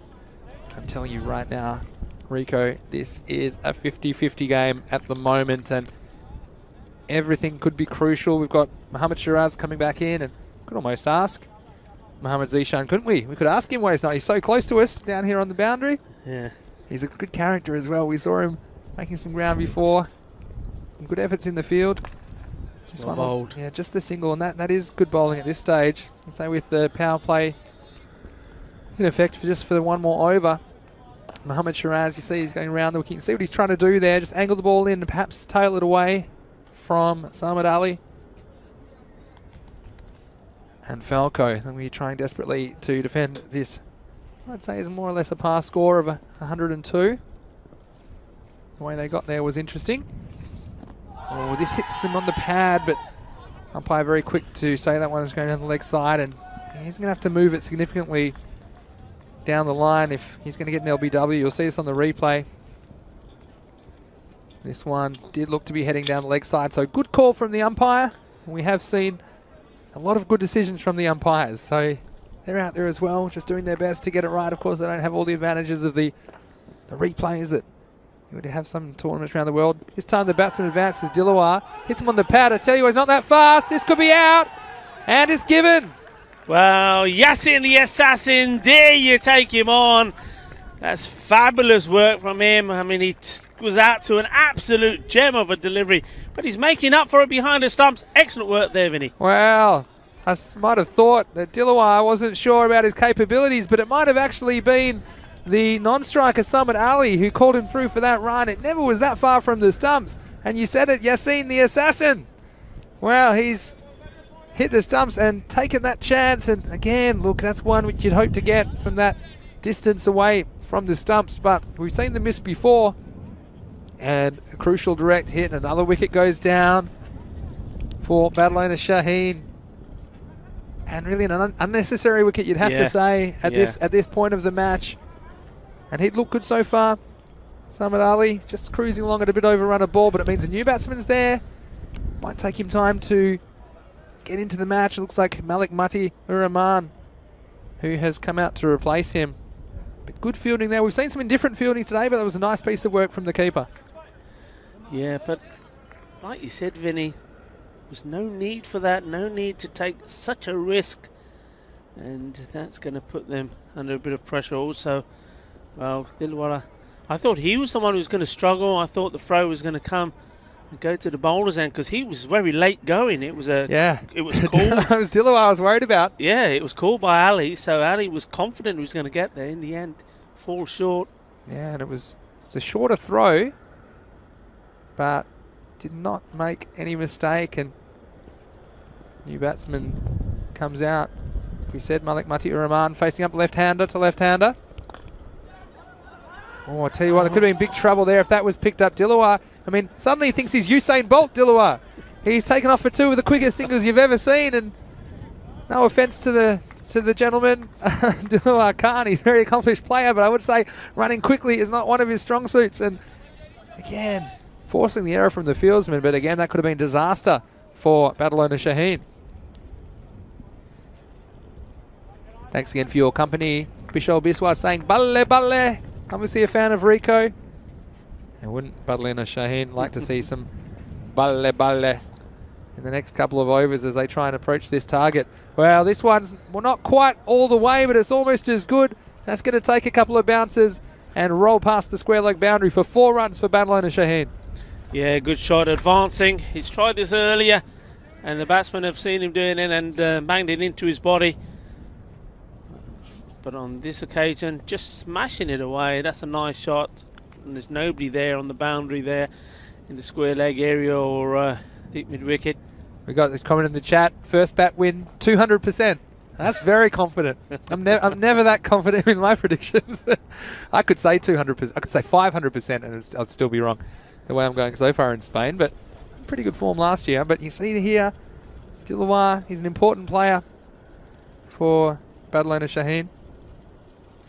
And so, I'm not quite sure what the delay is. Might have finally run out of balls. We have one back now. Let us know where you're watching from everywhere. All right, there's everywhere around the world people are watching the European Cricket Network, and that is fantastic. It's Vinny Sandhu here, Mr. Maximo, along with Rico Full. We're here to answer your questions or highlight your comments in the YouTube chat. You might be watching on Fancode in India as well, and we welcome all of our viewers. It's great that you're joining us, and we have plenty of cricket going on here at European Cricket. Here's Mohammad Shiraz. This is a wild swing at Dilawar. He might have just lost his mind in the last 5 minutes. We've seen him take off for a couple of crazy runs, and he got away with the boundary there. But, well, he's very important to Battle Owner Shaheen if they're going to overhaul this target. That's the end of the over. 3 overs down. It's 23 for 2. Yeah, you just get the feeling that sometimes, if he just stands his ground, for example, that last ball was a good example. If he just stood still and waited for it, I think he would have been playing a nice shot over the top here. Nobody in this area would have been safe, but he's not giving himself enough time. He's walking into the shot. I mean, okay, he does have to get going. He needs to play some shots, and he's probably playing his natural game, to be honest. So he's comfortable doing it. But losing his wicket now, or then, if you like, inside that power play and being 3 down, that would have been disastrous for him. He's got to hang around. He's got to do what Falco did. Partnership is needed between these two. And look who it is, it's Mohammad Zishan. He mentioned didn't open the bowling today. They went with Kawajava to bowl the second over. But it is that man, Mohammad Zishan, to continue. He'll bowl the 4th over. He bowls to Mati Rahman. On the pads, he's asking the question, pretty comfortable, Look, that was pretty confident. Yeah, it was a good shout, I think. The only question for me maybe if where this ball pitched and if it was going on to hit the stumps, because it did seem to hit him in line. I'm sure we'll see this on the replay. And this one will give you a good idea of height. Maybe not so much the line. This one hitting him, yeah, just below the knee roll. Yeah, and I think that's a good call because the umpires noticed that's pitched just to the left of the stump. So even though it might have gone on and hit them, can't be at LBW. Good umpiring again from the men in black. Here's Mohammad Zishan. This one's going to catch a bit of pad again. I think it'll go away for a leg by. So see at this point, with the start of this over, 80 required. So we're in for a tense run chase. It's just want to keep that under 2 runs a ball or 12 and over. I think Battle Owner Shaheen, and they'll be ruining that 9th over of the first innings of this match that went for 29. I'm sure they'd like some of those back. But nothing they can do about that now. And Mohammad Zishan, he's quite the character, isn't he? And it's great to see him bowling again. And this is going to be a very fascinating contest, Rico, between Mohammad Zishan and Dilawar Khan. Yeah, I mean, Dilawar, will he come down? Will he walk down the wicket? In danger of seeing it go under his bat, but we'll see. He only knows one way to bat. Well, that's the only way, and they might get a run here. He better get his skates on, Dilawar, and definitely would be throwing at that if the man backing up there, the captain at long off, was there to back up. So I would have having a pop at Dilawar. He's a big wicket at this stage. You've got Akif Khan saying, nice commentary from both of us. Well, thank you for saying that, Akif, and we're glad you're enjoying the coverage. And like I say, you can ask us anything you like, and we've got people watching from all around the world, and 5 matches a day on the European Cricket Network, Monday to Friday. This is only week 2 of 5 in Spain. Yeah. Seems like we've been here forever already, but we're really enjoying it. And we've had quite a few close games, and I feel like this might be another one. Rico, as we see Malik Mati Uraman on strike. This is shorter, and it's pulled away, and I think this will find the fence. Yeah. So again, that was too short for Mohammad Zishan, not Mohammad Zishan, not adjusting for the left-hander. Was on his legs and easy put away for Malik Mati Rahman. Yeah, very nice shot, very comfortably played. But look, You know, I've noticed the last 4 balls that Malik has received, he's trying to play the shot on the leg side. So not very clever bowling from Zishan. He needs to concentrate outside his off start. Try to get him playing on the offside, because you know he's trying to play everything, trying to work everything around the leg side. You just think a good, nice straight ball, and he could be in danger of LB. Well, he needs to adjust, and he does. This is much better. Yeah. This is pitched on the off stump, and see what Malik Mati Rahman's. He's thinking leg side, isn't he? He's got the bowler coming over the wicket, and anything outside that leg stump he wants to have a go at, and trying to pick out that leg side. And there are some gaps on that leg side, aren't there? There's only 4 men on the leg side, and particularly square of the wicket. There's a big gap. He's eyeing that one off, but it does take a risk to hit across the line. So key moments in this game now. It's Mohammad Zishan to continue. Yeah, once more down the leg. Yeah, anything that goes behind the batsman down the leg side always called a wide, and yeah, it's a very, very interesting point of this game. 12 and over required. Dilawar, well, I think, you know, he's key for Badalona Shaheen. Came out number 3 and trying to engineer them to a winning total, but they just need to start with that rate, don't they? They'd want to be about 40 after 4 currently. Not quite 30 with a ball to go in the 4th over. Well, that's going to be another wide. Yeah. So yeah, of course, after this we'll see the Punjab Warriors return, and they'll be taking on the Hawks, and the game's happening every 2 hours here in Barcelona. So that one will start in about 45 minutes time, and of course we'll be here to bring you all the action. And our first chance to look at Hawks. They didn't have the best time in the European Cricket Series late last year, but I'm sure they've gone away and thought about it, and they'll be very keen to get out and show what they can do. Meanwhile, the Warriors, they had a couple of characters of their own, didn't they? They put up a good fight against Falco. As we see Zishan trying to close out his overs around the wicket now. This will be worked away. It'll just be the single. So he will retain the strike, and after 4 overs, Badalona Shaheen are 32 for 2. And yeah, just speaking of that game, we have the Turbinator. He'll be returning to the fray as well, Tejpal Singh. And the Warriors, well, they won the toss and elected to field in that game, so obviously deciding that they prefer to chase, and they back their batsmen to get it to get them over the line. But just, it depends how many they concede in that match. That'll be match 33 on the calendar. So, of course, if you go on our social media at European Cricket, I'm sure the Fantasy Dashboard will be there waiting for you. And that's great work by the team at European Cricket to bring you all that information, just giving you all the information about the players and the teams that are playing here in the ECS. Okay, start of a new over then. And it's going to be Abid Shahzad to bowl for Falco. Now with 71 required of the last 6 overs. So it's a tick under 2 a ball. And they'll want to keep it there. Badalona Shaheen. Just speared into the pads. Yeah, once again, you see the left-hander actually trying to work the ball there out on the leg side. And that's something that Falco needs to have a close look at, and maybe have somebody just a little bit closer there to not allow him to take those singles, and well, try and get him to do something different. Yeah, we see the Fantasy Dashboard now, just what we were talking about. Jagdeep Singh, the Turbinator, Tejpal Singh, the Turbinator. Look forward to seeing him. Might roll out some of his leg spinners as well, so he's a good performer the first game. Also watch out for Gaggandeep Singh, who'll open the bowling, and most likely bat number 3 for the Warriors. Hawks, of course, have some players of their own. And of course, you can get the match report, the match preview at EuropeanCricket.com. Okay, over the wicket now is Abid Shahzad. Dilawar cracks him through the offside, but straight at the fielder, and this time they're not going to get a run. So I tell you what, he's taken a couple of runs that you think weren't there. Yeah. But that time, he just was on the back foot and decided he was going to stay down the striker's end. Let's see if it pays off for him. Yeah. Dilawar Khan. He's trying to deliver some big blows for his team, some big hits, but, well, you've got to take whatever's there. This is in the air, could be a chance, and it's taken. And he stayed down there, but he couldn't get the contact next delivery, and it is the captain for Falco taking the catch, Raymond Rajput at cover.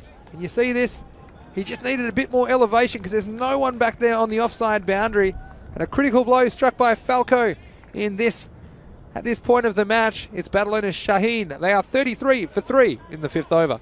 Yeah, I mean, there you go. You've got to take the single. You should have taken the single, would have rotated a strike. And, well, and then he just plays that shot straight into the hands of the captain. There's the catch there, taken, easily done. Yeah, still cold, even though it didn't come that quickly. Yeah. But, yeah, it was well done. And the captains, I've noticed their fielding has been pretty good as you look ahead to the Hawks versus Warriors match 33. And you see the Hawks, they're likely to open up with Cameron Zia and Mohamed Sanaullah, Umar Latif at 3. And looking there for Karim Shahzad as well. And they have some bowling options down the bottom. Faisal Mahmood, I'm sure we'll see him at some point at the bowling crease. So Hawks, well, like we say, they were a little bit disappointing in last year's series, but you can catch all the action of that game starting at 11:30 GMT, which is 12:30 in Central Europe, and it's 5 PM in India. It's the 3rd of 5 matches today. So Abid Shahzad removes the dangerous Dilawar Khan. Yeah, and replaced by his brother, Bilawal. And he bats very much the same way. In fact, it's fair to say that even the absent player from the team, Babar Khan, bats these guys bat very much the same way. Dilwala 12 or 12, that's very low par for him. You can see why he was trying to get hold of the bowling, wasn't able to, getting himself out. What can Bilwala do? This will be wide down the leg side. Nice stop from the keeper, Yassine Mohammed. Yeah, they could be twins, couldn't they? Could be. Dilawar Khan and Bilawal Khan. I'd like to see them running together. That would be fascinating. I like it. I'm liking Yassine here behind the stumps. You know, we saw yesterday, I think, one or two of the keepers maybe a little bit shy to dive around. I know some of the viewers felt the same. They thought they had concrete feet. And it's nice to see Mohamed Yassine diving around down the leg side. He's taking the good takes. That one stayed a little bit low. Awkward height. It's gone for a bye, but it's looking good. Don't forget he's got that run out as well.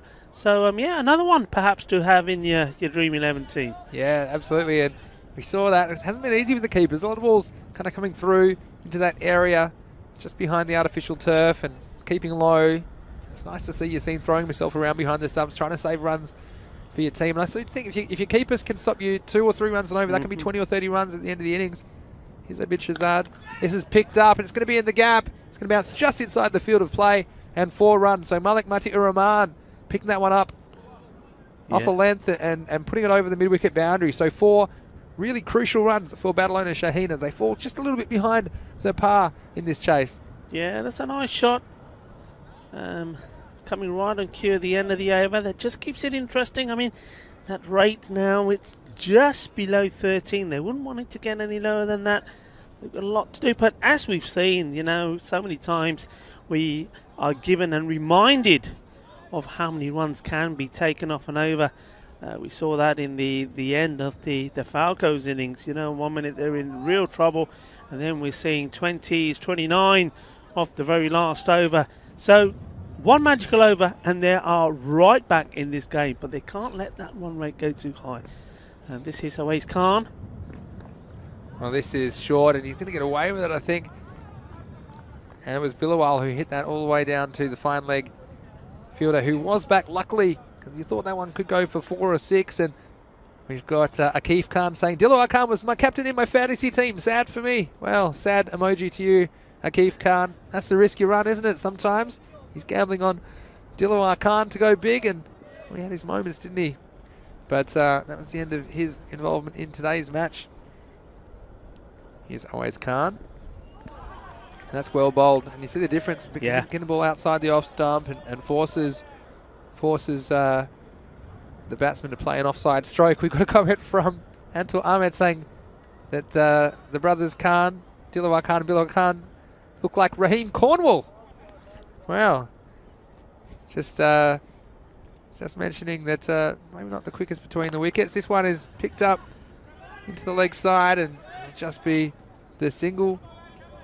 But look, we do like getting your thoughts on the European Cricket Series wherever you're watching around the world. And of course, only about halfway through today's action. Plenty more matches to come. And this is a very interesting one, but I do think Badalona Shaheen, they need to be about 60 to be up with the rate. They're just falling a little bit behind. This one's cracked into the offside, and must be a single. And a lot of people are excited for the Warriors versus Hawks game, third match of the day, and think that might be a close contest. And unearthing new characters all the time. We've got Yesus Sak saying hello and that he's looking forward to that game. Where are you watching from again, Jesus? I think he's in Spain. He's always can't. Just driven handsomely down the ground. But it's just a single for Malik Mati Rahman. Yeah, nice shot. He's growing in confidence. Mati Rahman, we see him there. Just a little bit of early movement, just trying to distract and put off the bowler. Good battle between these two young players. And nice to see him play that one out on the offside. Takes a strike, rotating. I know they're not hitting the boundaries, but at least they are taking the runs and taking the singles. Well, this one, not quite getting the contact, not getting up this surface, and Bilawal Khan just dragging it. And now thinking about a second, and I tell you what, the Khans, they're not shy of taking those extra runs. They have no idea of their own safety, but on hitting the edge of the pitch again, it's a quirk of the Fan Code European Cricket Series, isn't it?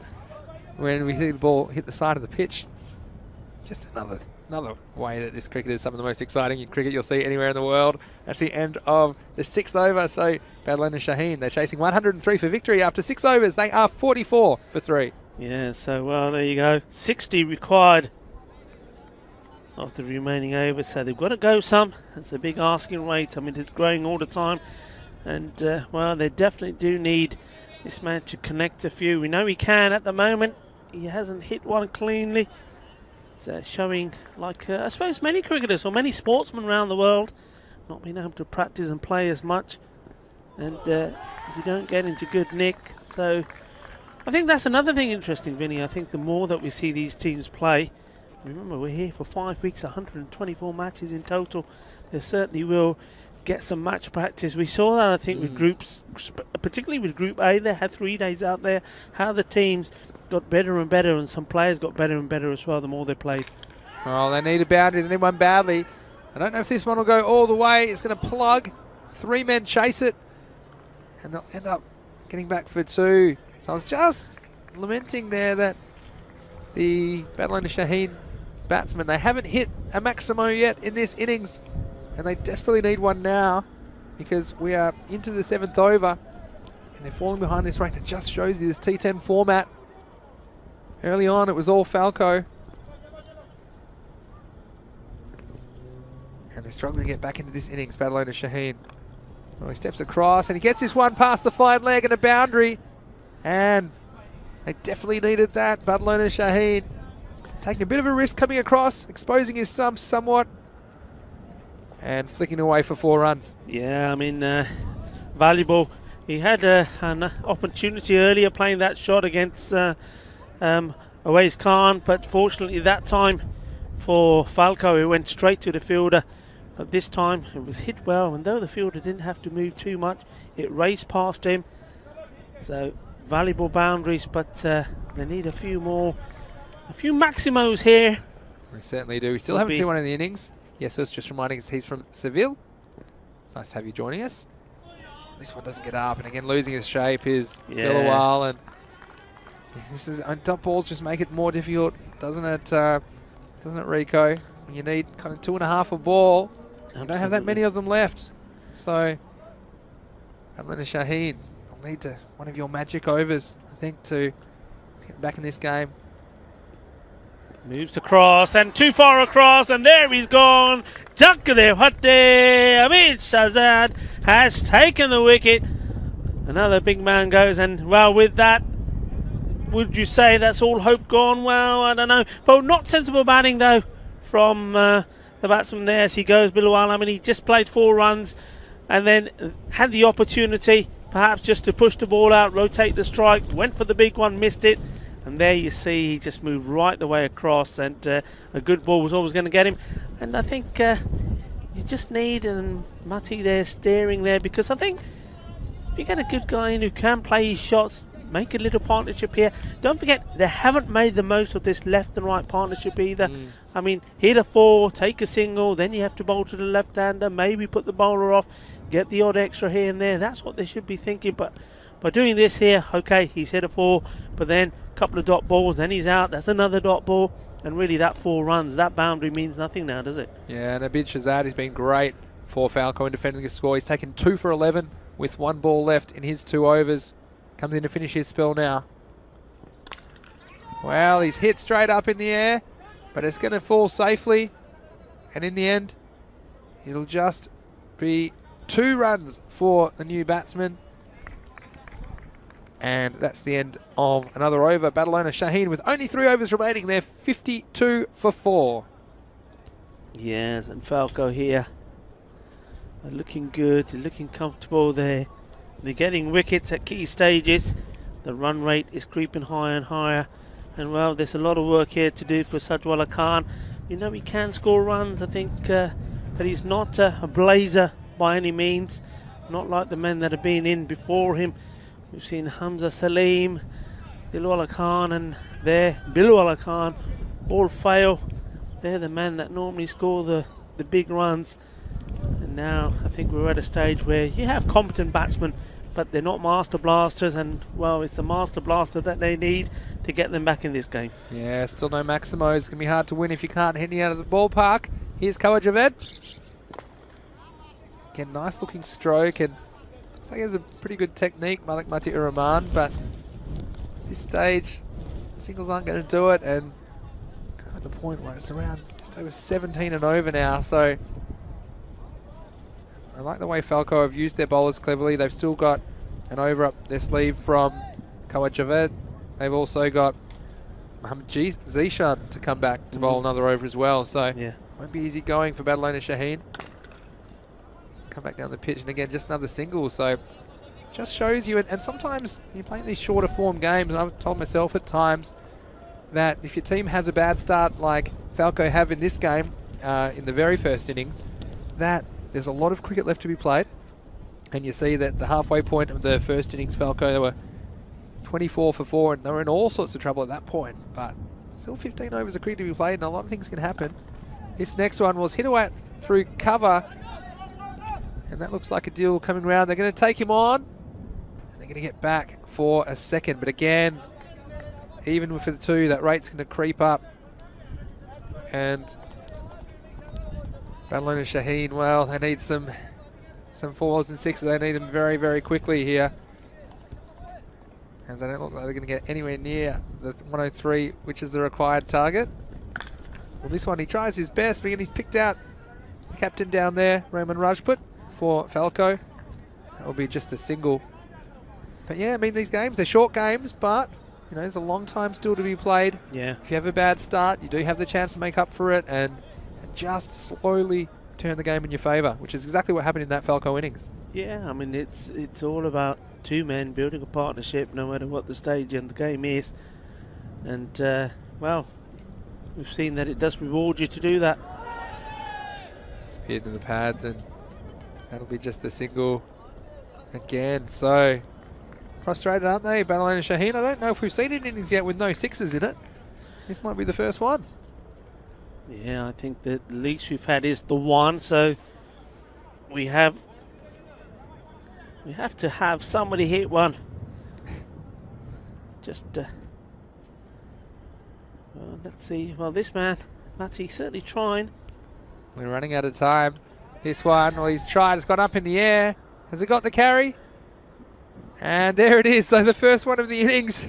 Rico Full, you've called it. And battle owner Shaheen, well, that'll bring the rate down somewhat, but they need plenty more of that kind of action if they're going to get close to this target, because with 2 overs remaining, they are 64 for 4. Yeah, they've left himself an awful lot to do. But, well... I'll tell you something, though. Go on. Let's look at the comparison. After 8 overs, Falco were 63 for 4. Battle owner Shaheen are 64 for 4. So they're on top, are they? They're on top. They're 1 run ahead. Of course, that 9th over was your so-called magic over, as Falco took 29 off it. And you just wonder, is there one more twist in this game? Match 32 here of the Fancode European Cricket Series Spain. They've got some good bowling options left, and it's not surprising me at all to see Mohammad Zishan come in to bowl this 9th over. He'll be trying to ice the game for Falco. Yeah, he's got to get his line right. He does tend to bowl a few extras. Sajwala, he knows what he's got to do. He's just got to swing hard and hit hard. It's wide though, but getting through at a decent pace. And yeah, he bowled well in his first over, didn't he? Only 7 off his first over, Mohammad Zishan. Yeah. He's very valuable to have. And this is, you talked at the start of the innings, how he didn't bowl his 2 overs up front. In fact, he didn't come on until the 4th over. This might be what they're thinking, just have that experience. And that's a skillful bowler at the end of the innings still to come, in case the game was in the balance. And there he is, and he strikes. So Mohammad Zishan, they held him back, and then he's got the job done for Falco. And Sajwal, well, not much he could do about it. The run rate's spiralling out of control. That was full and straight and well executed by Zishan. He picks up another wicket for Falco. Yeah, and that's where you got to be. We was talking about this when Falco indeed were batting. And we were saying about the battle on Shane bowlers, where they were trying to do all sorts with it. And really the only thing you need to do at this stage of the game is bowl at the stance, pitch it right up, and because the batsmen are going to be trying to hit, it's a classic example there, ball pitch right up, batsman trying to connect and get the boundary from it, and if you miss, well, you're out. That's good bowling, bowled at good pace as well from Mohammad Zishan. Kasim Hussain is a new batsman making his way to the striker's end. Here comes Mohammad Zishan again.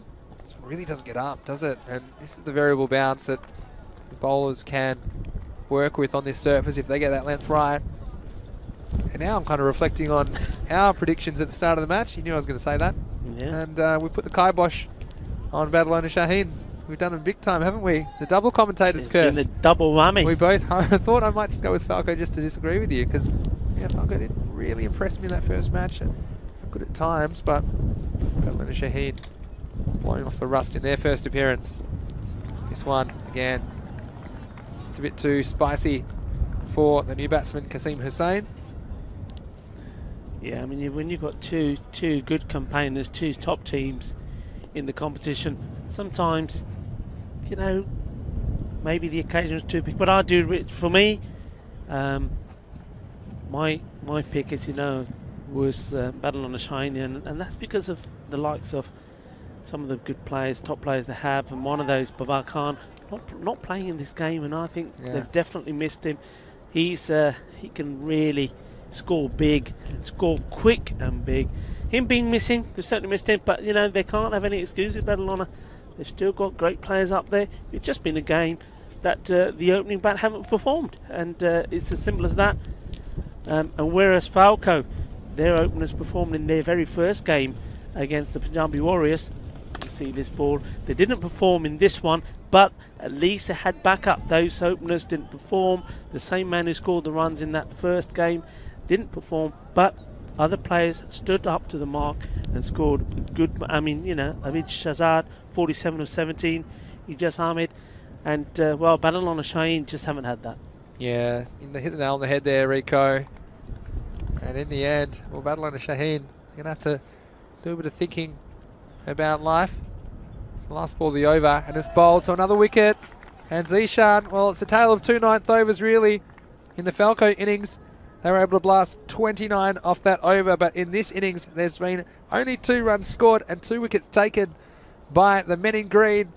And Mohammad Zishan, he's thrilled to take another wicket. And unfortunately, it's all going wrong. Well, Malik Mati-Uramani played some nice looking shots, but he didn't quite have the firepower required for the game situation. So, end of the 9th over, 66 for 6. Let's have a look ahead to this next match, match 33, which will start in just over 20 minutes time. We'll be bringing you into the broadcast in about just under 20 minutes time, and it's the Hawks against the Punjab Warriors. You can see there, this is our fantasy dashboard. If you are playing some Dream 11 cricket, it's a very useful resource for you. It has all the players' roles as well as their credits and Dream 11 points. Of course, the Hawks don't have any Dream 11 points just yet because it's their first match of the tournament. But look out for particularly Cameron Zia for them, I think, as well as Shabazz Muhammad in the middle order. Karam Shahzad, of course, very experienced campaigner as well. And we look forward to seeing them. They'll be very keen to get out there. They've waited 32 matches to get a chance to be out on the field here in Montjuic as we start the final over of this game. And well, the result is beyond doubt now, as there's no pressure on Rafiq as he comes in to bowl the third over. And well, kind of mentioned where it all went wrong for Badalona Shaheen Rico on that last over. That ninth over summing it up, and clever use of resources as well by Falco captain Raymond Rajput. He knew that he had Badalona Shaheen in some early trouble, but he decided, even though Zishan got a pretty good fourth over, he held him back towards the end of the game, just had him up his sleeve all the time.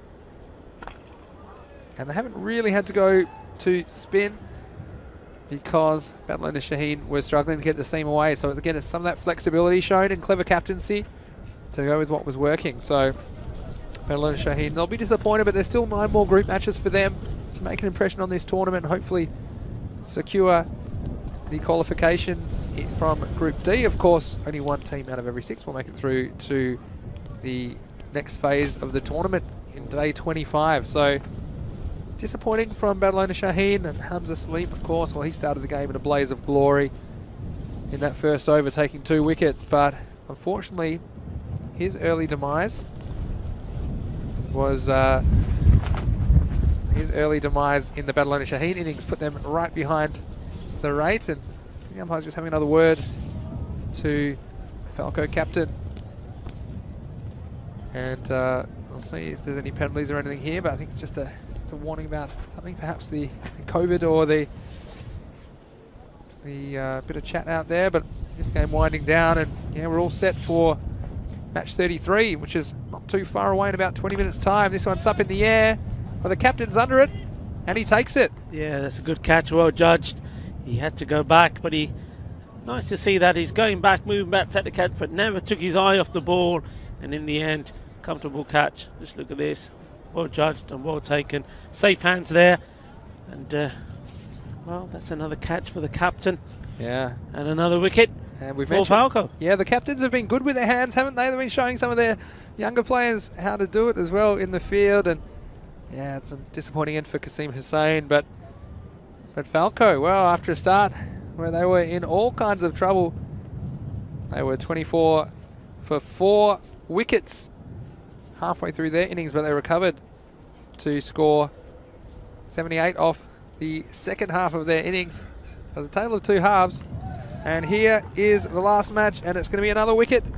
So, unfortunately, that bowler there will not be on a hat-trick, because Mozam Rafiq, you can't take a hat-trick between matches, but still he'll be very happy to finish with a couple of wickets. And if he's in your fantasy team, then there's 50 easy points for you off the last 2 balls. It was the batsman Badar Iqbal who came out and went first ball. But, well, there was a lot of hype about this game, wasn't there, Rico? Match 32, the 2 giants of Group D, Falco and Badalona Shaheen. And although it was Badalona Shaheen that made the early running, it was Falco that had the last laugh. And this was the highlights of the second innings. You see Hamza Salim, well, he did the damage with the ball in the first innings, but he got a taste of his own medicine. And what a big wicket that was. And Mohammad Shiraz, I thought he bowled well early, just moved a little bit both ways. He was instrumental in the early advantage, which then we had Kawhi Javed open the bowling with him today, and he went for a few runs, but again, it wasn't the worst. And this was a crazy run out for me, and that was Samad Ali just running himself out at again, a crucial time of the innings. And Badalona Shaheen, they never really got going, did they? And they ended up only hitting the 1-6 for the innings. It was going to be difficult to chase a triple-digit score without hitting any balls out of the park. They only hit the 1, and that was Raymond Rush. We're not exactly sure where he caught that, but looked a little bit painful. We saw some nice strokes from the Badalona Shaheen batsmen, but also as the rate got out of hand, they were forced to be too aggressive. That was Billawal, the end of him. He came, he went. But it was Falco, after falling to 24 for 4 halfway through their first innings. They recovered to score 102 And Badalona Shaheen, they never really got out of first gear. Yeah. And this was the 9th over where Mohammad Zishan came back and bowled a very good 9th over. And the result was all beyond doubt before Moazzam Rafiq took 2 wickets off the last 2 balls of the innings. And there was the last ball. So confirming that result here in match 32. It was Falco 102 defeating Badalona Shaheen 68. And you see the baseball scoreboard there, but the scoreboard I'm sure you'll see very shortly here. And of course, for all the scores, you can go to our website, EuropeanCricket.com. It has all the fixtures and scorecards, of course, previews of every game. We're always getting questions about who's favourite and who the players are to watch. Well, if you go to our website, EuropeanCricket.com, you'll get all that information there. A lot of work goes on behind the scenes to bring you that information so that you can get the most out of our telecast. So, not too far away then from the 3rd match of the day. And to think, we've still got 3 matches today, Rico, and we're looking forward to that. We hope you can stay with us wherever you're watching from around the world. We'll be back in about 10 minutes to bring you into match 33. It'll be the Hawks making their first appearance in this year's Fancode European Cricket Series, taking on the Punjab Warriors. So we look forward to your company then. So go have a cup of tea, then come sit right back down and join us. This is Vinny Sandhu, Mr. Maximo, along with Rico Full. See you shortly. You're watching the European Cricket Network.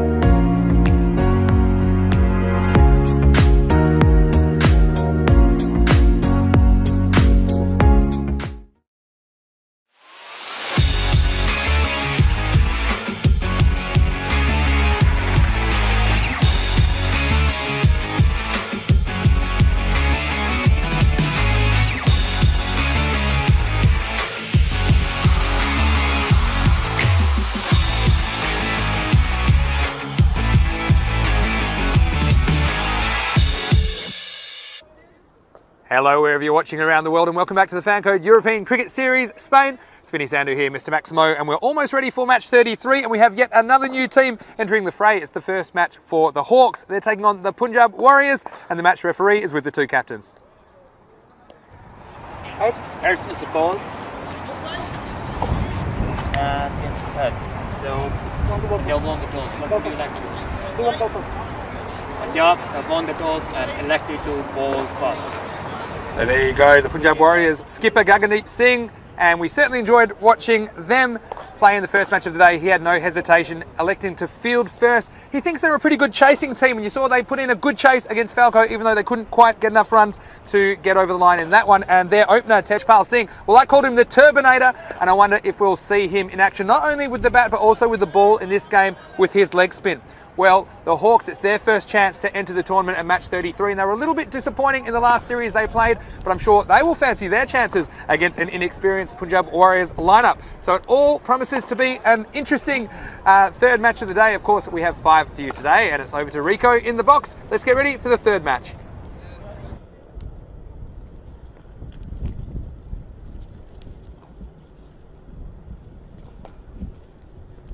Well, welcome back. And well, we've had the opportunity just to talk to a couple of teams. Hawks, very happy to be back here at the Montjuic Olympic Stadium. And it was also gave me the opportunity to speak to some of the Punjabi Warriors. And like myself, one of the things that they were saying themselves is that they really do want to make a big impact on this game. They want the win, and they've promised me. And they said, let Mr. Maximo know as well. We will see some spin. I think they certainly did go back and listen to some of our points. And I'll be delighted to tell Vinny that when he comes back into the commentary station, because one of the things that does make us chuckle is that when we get some of the players and some of the captains saying, we were listening to your comments on the commentary, when they look back and watch the game and say, yeah, you were right about this, we are going to do this. So that was very nice to hear. And also it was great to chat to Tejpal Singh, lovely character. All of these guys, they all are living and based very close to where we are here in the Mount Dewey. You know the area well, but one of the other things that they said to me is, what's going on here? We've had beautiful sunshine for weeks on end, and the cricket started, and we've had a couple of crazy cold days as we see that fantasy dashboard come up there again. So, but it's going to be an interesting match. Punjabi Warriors doing what they like to do. They like to chase. So, they are going to be in the field, and you are going to see them mix it up a little bit. The Hawks. Welcome back to the Hawks. Now, as Vinny said a few times, they didn't make the best of starts in the European Cricket Series the last time we saw them. They did have a few close games, but at the end of the day, I think some of the teams in their group, in the group stage, were just a little bit too strong for them. But what they have got is a good experience behind them. They know, of course, how this pitch plays, having played here before. So they'll be hoping to make amends. Maybe they can do what Bengali CC did. Don't forget Bengali also in a similar position in Group A. Maybe they can start off with a win and be there right at the top of the table. Anything can happen in this format of the game. As we get ready to start, Mr. Maximo is coming back into the commentary station. Welcome back. Yeah, thanks Rico, and I was a bit worried for a sec there. I'll come to that in a second as we're going to see Yuvraj Pal start this match. Straight back, no run. I was worried because I normally throw back to you in the commentary box, and I saw there was nobody home there. And because you were chatting to the Punjab Warriors, weren't you? I was having a good chat. So if you sounded a little bit out of breath, then there's no cause for concern, viewers. Just Rico had to put in the big jogs because I was giving you the big signal, wasn't I? Get back in there. We need you. You were giving me many signals. Some of them were a bit rude, actually. That was staying a bit low, but I think going down the leg. I think it's a good decision. And it was a big appeal, and Of course, you can't blame the Warriors early in this game for wanting an early wicket. Yeah, but it's nice to see you get back just in time. It's, like you say, it's just because of this interest we've got for this game. Yeah, that was a good decision, hitting maybe in line with the stumps, with the angle taking it past the leg stump. So you see immediately we've got Yuvraj Pal Singh into the attack and starting with a bit of spin. Well, I hope it doesn't go horribly wrong. Otherwise, I was just saying before you got here that the Punjabi Warriors were saying how they've been listening to the commentary and really enjoying it. They've liked the mix of the Indian and the Spanish. They were very impressed with your Spanish as well. One or two of them thought, well, that you were Spanish, Vinny, so there you go. But yeah, they do. Just goes to show a lot of the teams listen back. They listen to the comments we make. And here we kept saying to them they didn't have anybody took the pace of the ball and straight away starting with the spinner. So there we go. We're even having an influence in the decision for who's going to bowl when in the captain's mind. But I have to say, though, they do listen to me because they know what your predictions are like. So. I was going to say, well, a lot of people think I'm Spanish until I open my mouth in this part of the world. But you see here immediately the difference in Hawks. Well, they haven't had the chance to settle in to this tournament yet. Their first match here in match 33. Big appeal, but I don't think there's any bet on that. So that'll be the end of the over. And at the start of the first over, 3 without loss, that commentary box almost takes off into outer space. So that shows you how windy it is. And shout out to Terry O'Connor in the Czech Republic if he's watching. He is the only commentator so far to be attacked by one of the marquees taking off. It's a very famous moment. One of my most memorable moments in 2020 when a tent landed on Terry while he was in the middle of commentary. So yeah, we had something, and now we've got a crew of quite a few people here coming to make it all better around us. And the sun pokes out for the first time today, Rico. So how about that? Yeah, the sun's poked up, but the wind has also picked up as well. But the only good thing is hopefully the wind will blow these clouds away and just allow the sun to shine for the rest of this afternoon. That would be lovely. With the skipper to bowl the second over, Gaggandeep Singh. And it's in the air and 4 runs. So there you go. We know what we're talking about. The spin's on and not a boundary. And as soon as the pace comes on, bang, 4 runs. Yeah, but I do like Gaggandeep Singh here. Yeah. He's a good cricketer. We'll probably see him bat in the number 3 position. And just siding there, Tejpal just suggesting that he throws the mid-wicket back onto the boundary. Of course, you've only got 2 outfielders to work with at this point of the innings. So, an important time. You need a bowler who can be accurate enough and not drop too short. You'd have to say, can he get an early wicket for his team? This should be a chance. How are they going to take it? The wicket keeper. There could be a clash here of the players. And catch. I had Tejpal Singh right in front of my view there, so I couldn't see what happened. All I saw was the 2 guys go bang, but then I saw the wicket keeper with his hands in the air, and I thought, well, okay, set the catch. So let's see this again on the screen. This is another one of those ones. It's a keeper's catch, but it's also a bit awkward. It's going away from him. You see the keeper there, Jagdeep Singh. He'll be very happy about that one. And look, sometimes I say you'd rather both go for it than neither, but again, it's not the ideal scenario for the wicket keeper. As that one was up, and it is very windy, so an excellent catch. And look, a lot's been said about the fielding in this Fancode European Cricket Series, Rico, but I always like to see a good bit of fielding, and that time we've seen a lot go down from the keeper on those high balls, but Jagdeep getting a wicket for the Warriors early, and the skipper breaks through, comes in again now. This next one's flicked away, and another good piece of fielding. Yes. Yeah, I think it might be Umaraza down there at fine leg, so it's been a bit of an interesting opening to this match so far, and the skipper getting it done. What do you think? Do you think you go back to the spinner in the 3rd over, Rico? Yeah, I would. I would definitely do so. Let him get his spell done. I mean, we know that it's well bowled, and he did well. I like the keenness and eagerness of the Punjabi Warriors. They're up for this game. They like the way their movement. You can see they're all coming in with the bowler. Certainly up for it. And another wicket here. Yeah, to me they've been the most impressive of the new teams we've seen so far in this edition of the ECS. Once again, well fielded. We often said it's not easy there when the ball goes from the grass onto the clay, then comes back onto the grass. You got to keep your eye on it. Tell you what, we've had a lot happening. We've had you having to jog back to the box. Yeah. Because you almost missed the start. And then we've had the tent almost take off on us and take us with it and all our equipment. Then we've had the high ball. We've had a lot of action here in match 33. And once more, good stop. If that got past him, it was 4 runs. Hardeep Singh. So he seems to be in the game, doesn't he, Hardeep? We saw him with the bat and the ball in their first match of the day, but that'll be the end of the over. So another good one for the Punjab Warriors. After 2 overs, the Hawks are 9 for 1. Yeah, it's good work. Yeah, मैं तो थोड़ा जिहा late हो गया सी. मैं अपने मुंडे नाल गल्ला करदा सी. फिर असीं सोचेआ इन्नी ठंड है, ये तो एक पतीला ला के मसाले दी चाह बनाइए, थोड़े समोसे मंगवा लिए. देखो की हुंदा. Yeah, just saying that we were having a chat, so I had to jog back. We were just talking, wouldn't it be nice to have a nice pot of masala tea and a few samosas as well.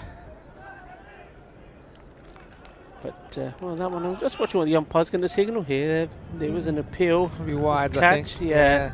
But it was a good stop down on the boundary and applauded by his Warriors teammates. As he had a bit of a chase, this could have easily been 3 more if this one got to the rope. And you see there the dive, and I like to see that kind of commitment. Charanjit Singh down there behind the keeper, saving 3 runs for his team. It's gone right across, but was that one going down the leg as well? Well, the smile on the bowler's face suggested worse. It was, but I still like that from the Punjab Warriors. They're really loving being out here in the middle. That was a bit closer than you think, actually, because that turned and umpire not interested. He went for a wander. He'd seen enough and decided it wasn't out. So, again, it was good work from the bowler. Yeah, that was good. I'd like to watch this again, because first of all, a good amount of spin on this. Have a look. You see, this is, well, again, might have impact. I would like to see that one from straight on. Perhaps impact inside the line. He just rolled his fingers on that one, didn't he? In a leg spinning way. So, it's nice work. UV. Yeah, nice work. We're just seeing a little bit of maintenance being done out there. That gives us an opportunity to give a shout out to our partners. So our title partner, Fancode, and of course those of you watching on the sub-Indian continent. Welcome to you all, our ball partners, Kookaburra. And don't forget Bizaway Travel. Well, we haven't had too many Bizaway Super Sixes yet here today. It's very much been a battle between bat and ball. Sometimes we have more action with the bat and more with the ball, but so far pretty even Stevens. And of course we'll be coming out later on in week 5 when the silverware, the shiny silverware and the bling and the glamour comes out with those great trophies from our trophy partner, Locker Lifestyles. And well, we're back to the action thanks to our other partner, Spring Productions. And this time that's gone through, and that is going to be 4 runs. Yeah, and that one, good placement. We're still in the power play, believe it or not. So 2 fielders back, but one of the deep wicket couldn't get around for that. And going back to the chat, don't forget, join us in the YouTube chat. SVG saying, not a fan of any team, just telling fact. He thinks that the Hawks will win easily. That was a few minutes ago. Let's see if he still is confident in that prediction. Well, this one, this is huge. It's gone all the way straight. That's a Maximo. That's a nice hit, isn't it? He's picked that up lovely. Good footwork. You've just seen there, Tejpal Singh on your screen. But let's have a look at this. Yeah, that's a nice shot. I wouldn't say that it was the best of footwork, but it certainly was the best of hitting. Found the middle of the bat, and that sailed away. So that's a nice shot there from Miraz Imtaz Asghar. Maybe they heard SVG in the chat, and that was just the encouragement they needed. The Hawks, their first of the innings. He's planted his foot there again. They're asking the question, and the reason they're asking is this: he's getting that ball to come back into the batsman. So this will be interesting to see again. Yeah, let's have a look at this on the reef. We get another look at this. Batsman giving the bowler every chance. His pad's right in front of the stumps. Oh, it's a good stop though. It's a very good stop. Yeah, the keeper, he's done well so far, Jagdeep Singh. We've seen him take a good catch, and this isn't easy for a keeper because the batsman obscures your vision. You lose the ball for a second. So what you need to do, you need to anticipate that ball appearing again magically down the leg side and doing a good job to cut that one off. So He has been effective. Did go for a Maximo, but that's the risk you run, of course, bowling the power play as a spinner. But he's been very impressive. And the Warriors, well, they're really hungry, aren't they, for their first victory in the Fancode European Cricket Series? Oh, he's got his man. Chuck there, Fate. And we have a wicket. And spin does the trick. And he's loving that. And well done to him, picking up his first wicket here. Well, excellent bowling from him. He had a few good shots for LB, didn't he, UV? But in the end, he had to do it all himself. Wasn't getting much help from the umpire. And you see the batsman, oh, he's upset with himself. He's hit all across that one, and he just had to negotiate one more ball from Yuvraj Singh. He wasn't able to do it, crashing into the stumps. So at the end of the power play, after 3 overs, the Hawks are 23 for 2. Yeah, and that's a great comeback. And, well, an interesting power play. I mean, okay, 23 the score, but 2 wickets down. And, well, all very even Stevens here. A few runs, a few wickets. And, well, in the end, the gamble for spin paid off. Yuvraj Singh going for 16. And we always say if you can be under 20 runs of your 2 overs in the power play, you've done a good job. But also taking that one very valuable wicket. It is, and Umar Latif will be the new batsman for the Hawks. This is the captain, Gagdeep Singh, bowling the 4th over. This one goes straight past the batsman. And Jagdeep, I like the way he's running after that. And you mentioned the keeping earlier today. Yeah. Rico, we saw even a lackluster keeping from some of the more established players yesterday, but we've seen some good keeping today from Mohammad Yassin, for example. Yassin Mohammed as well. Some impressive work so far from Jagdeep Singh. So good to see the men behind the stumps leading their team the way they should. Yeah, I mean, you know, Imtaz Asghar is just trying to hoik every ball straight over. See this again. It's a catch and it's a chance, and it's beautifully taken. What a lovely catch there. I said he's only got one thing in his mind, but Mohsin Ali there. That's fabulous. And, well, the Punjabi Warriors, they certainly are fighting there. That's a good catch. Another great wicket. Well, they're a bit more settled on the big stage, aren't they? And this man, Mohsin Ali, he's shown an ability in all 3 facets of the game so far. That one was really travelling, and we've talked about the conditions. Very windy. It's 13 degrees here in Barcelona. And these balls are rock hard. That one was hit fast to him on the boundary. And again, he needed a little bit of help, but it was good technique. Didn't bounce out. He was able to hold on. Another wicket. Hawks lose their 3rd, so 23 for 3 now. And the captain, Gagdeep Singh, he gets his 2nd. He's got 2 for 6, and he's 2 balls into his 2nd over. So, again, he's a great person to have in your Dream 11 team if you are playing some fantasy cricket. And I think he was highlighted in the match preview. And I was reading on EuropeanCricket.com. Of course, all of our fantastic research goes into those match previews. So make sure you check those out. But I tell you what, it reminds me a little bit of the last game we saw where Falco were in some early trouble, and they were 24 for 4 actually. So dissimilar scoreline. It's 23 for 3 at the moment. Let's see if the Hawks can rescue the innings the way that Falco did. Falco ultimately ended up winning that match back in match 32, but it's the captain of the Warriors, Gagdeep. On to Faisal Mahmood, the new batsman, and that optimistic shout. Yeah, that one's too high. I think you'll find, but again, I love the enthusiasm of these Warriors. A very popular team already with our viewers. We had Nate from Tennessee. He was a big Warriors fan. He had them sold. Loved their effort against Falco. Here's the skipper again.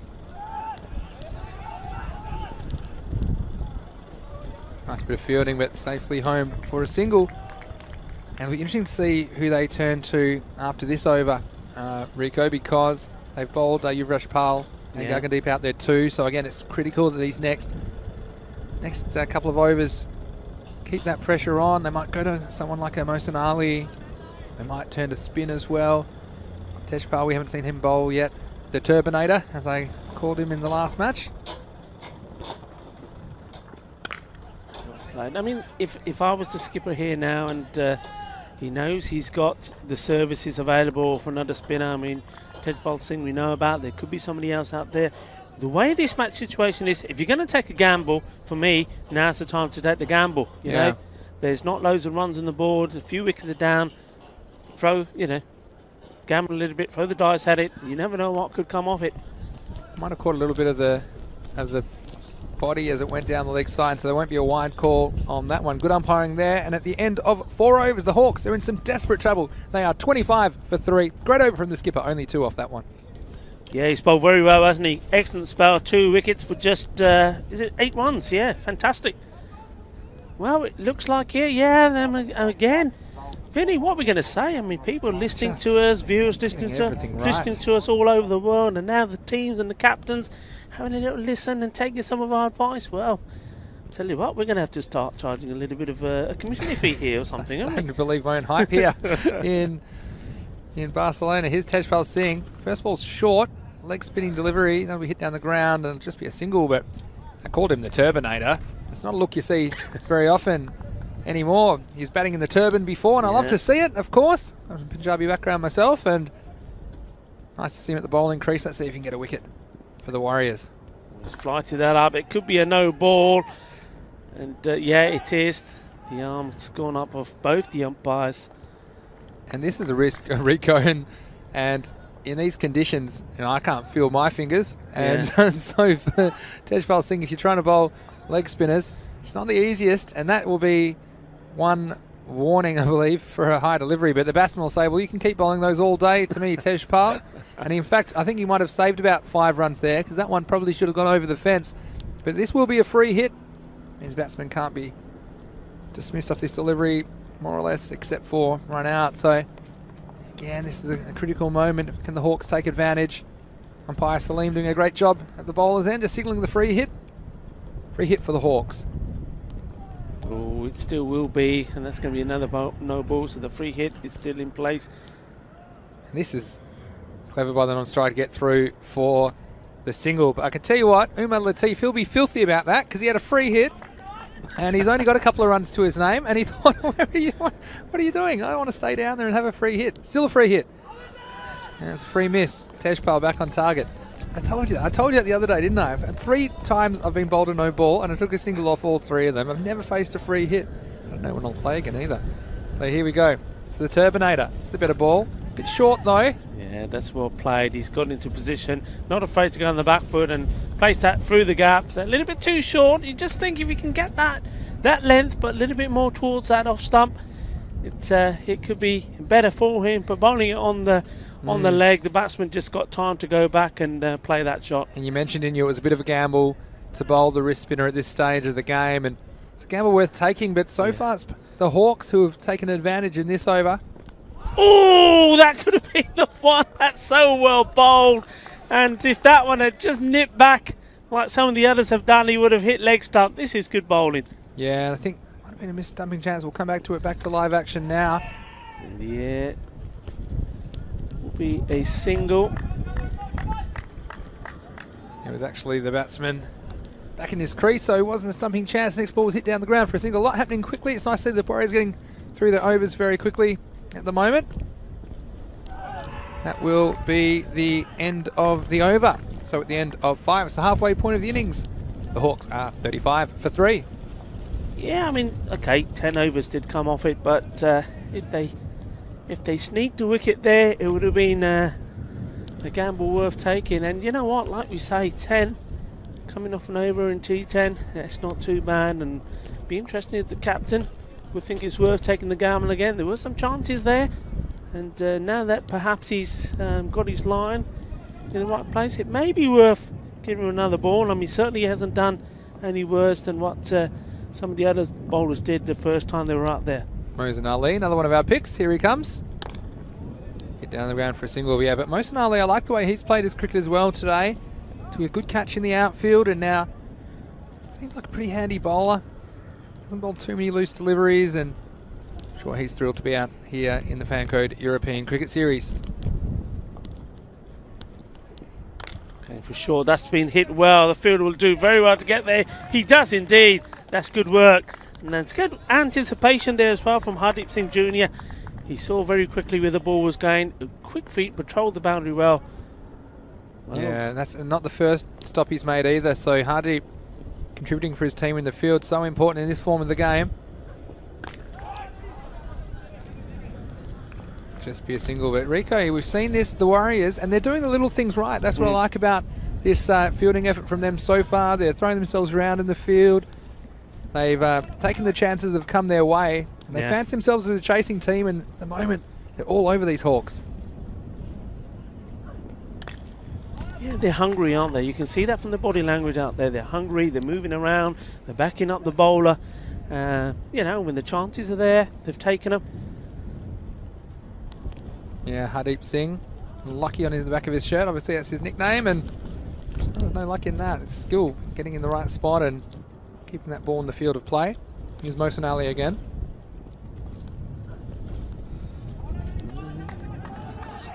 Quickly. Well, Love that. I don't know if he was trying to throw the ball at the stumps and it would come out of his hands. I'm not too sure about that. But at the end of the day, it was a dot ball. Batsman thinking he maybe had a wide. Yeah, and you see the middle order players for the Hawks just struggling to adjust. And this is what happens when you lose your best couple of players. Not easy for the slightly lower down batters to come in and keep the scoring rate up.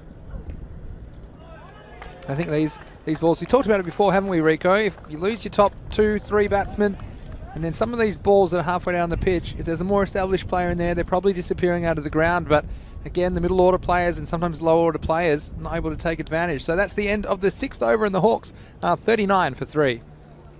Sí, ¿cómo estás todos? ¿Cómo se gusta esos partidos de cricket? Es un gran torneo aquí en el campo de béisbol en Montjuïc. European Cricket Series Barcelona. Y ese partido es de Punjabi Warriors contra con la Hawks. Y la Hawks de momento es de equipo que el batador. Bienvenido. ¿Se gusta o no? Me gusta cricket mucho. Tengo mucho amor por cricket. Love to hear you commentating in Spanish as well. I know a lot of people around the world are enjoying the various language skills of you, Rico. Here's Ubaid Ul Rahman.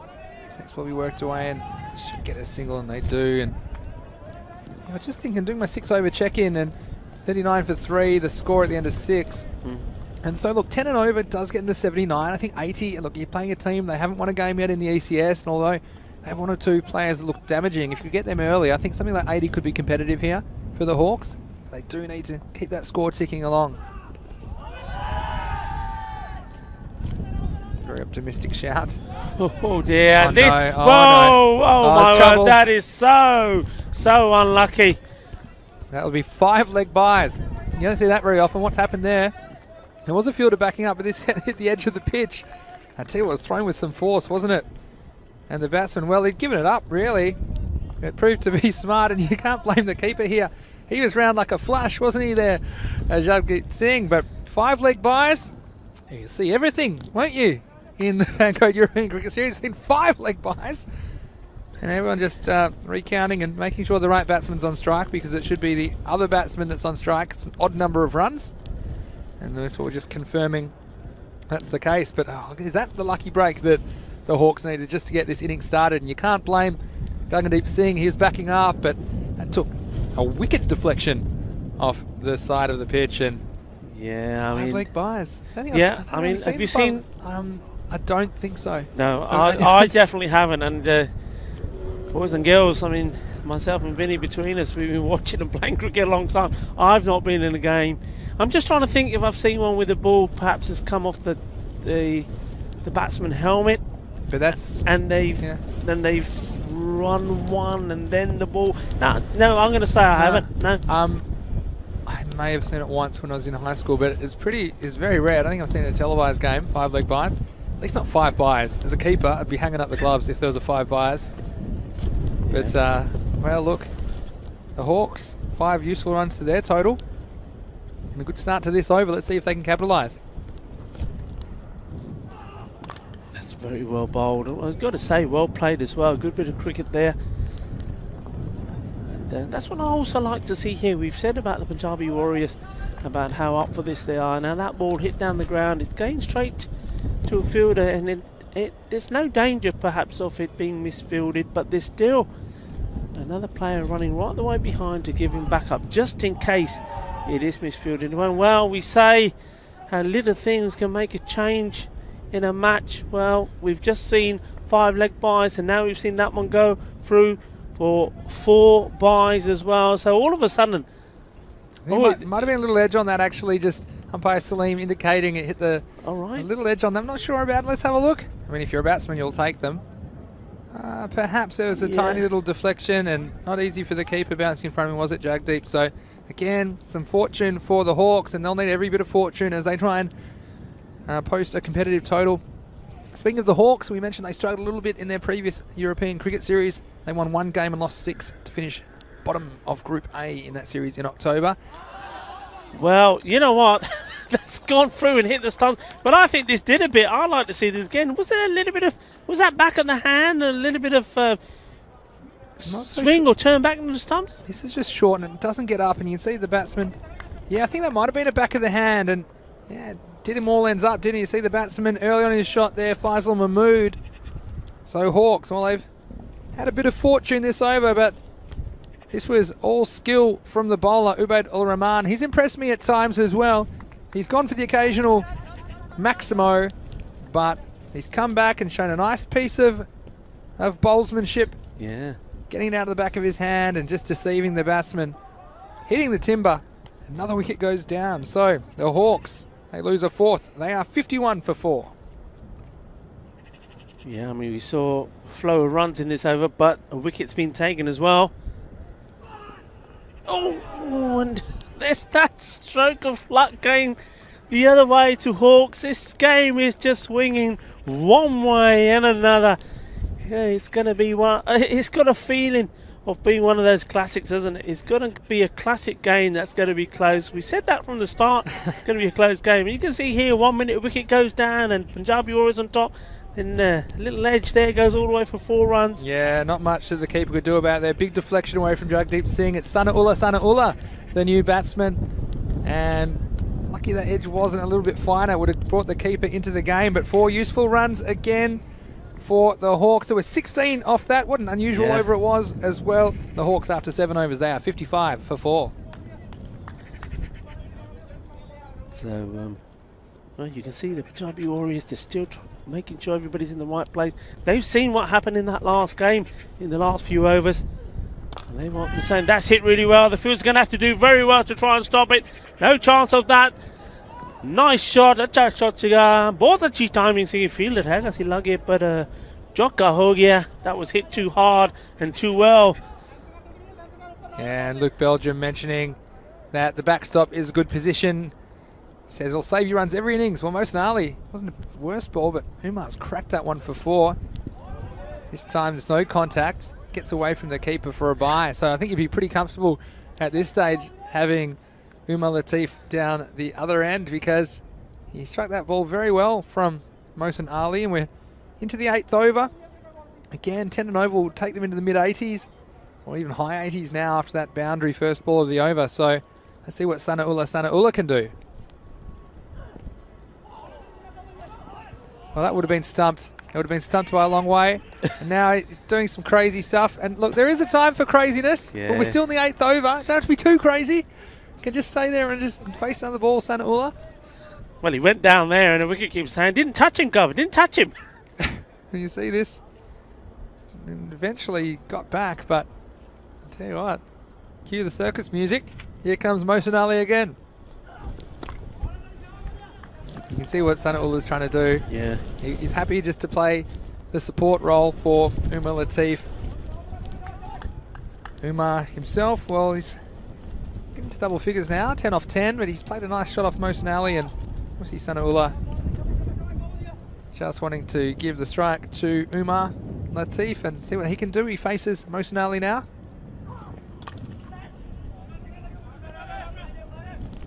I'll just go down to the Turbinator. Against Sanaullah, I can see what he's trying to do. He's trying to manipulate the strike, but I don't know if you can read the scoreboard. It's only the 8th over, so you need to go running yourself out every ball at this point. So, yeah, fascinating game this one, and these low-scoring games, they can be interesting contests. Short again, but are they going to go for it? Well, it's interesting. He's trying to take the single And trying to take the twos when they're not there, and then when there possibly is a sniffer for two, they're not interested. Yeah, so looks like the end of the over. So 63 for 4. What an entertaining over. What an entertaining game this has been so far. A lot of chat about this game. Two fairly evenly matched teams, and we hope you're enjoying the action wherever you're watching around the world on the European Cricket Network, whether you're watching on Fancode in India or on our YouTube channel, ECN European Cricket Network. If you are watching on YouTube, make sure you subscribe to our channel and turn notifications on, because there's great content and highlights videos, man of the match videos getting posted all the time, and we'd love to bring you that content to thoroughly entertain you no matter where you are around the globe. So here is Ubaid ul Rahman to bowl again. Bowled a good first over. That's well bowled again, right in the block. Batsman running the first one quick, thinking about the second. Good fielding. Yeah, I mean, Hawks, they'll be looking here and then looking at that score. If they can get to 85, between 85 and 90, Yeah. they'll be very happy, but they've still got some work to do that. They've got to have a push on here now, play a few shots. Wides will help. We've got Desiraj saying, are we collecting nominations for the Miss Fielding Awards? Well, Miss Fielding, like Miss Universe. Very clever, if that was on purpose, Desiraj. But I don't know, we've seen some good fielding, we've seen some indifferent fielding, that's for sure. Not easy conditions, very windy and blustery today, and cold conditions.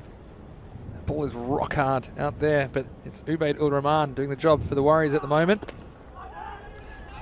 More crazy running. Oh, and you have to wonder about the thinking of Sanaullah.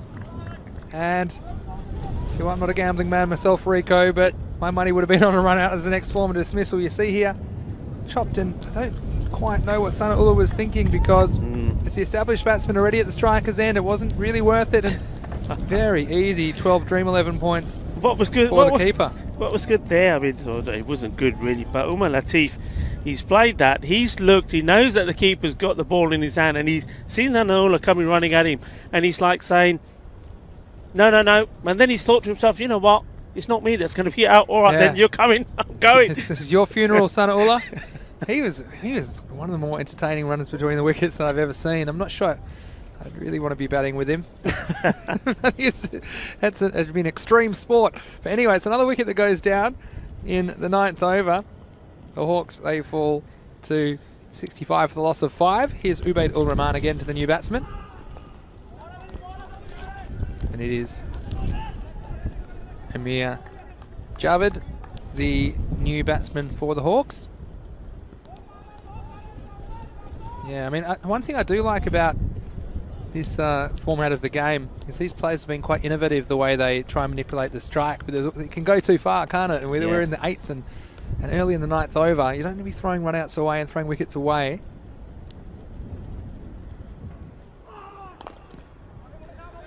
You know, this has been a top over for me. Hopefully he'll finish it off for his team, but every ball has been right up there in the block.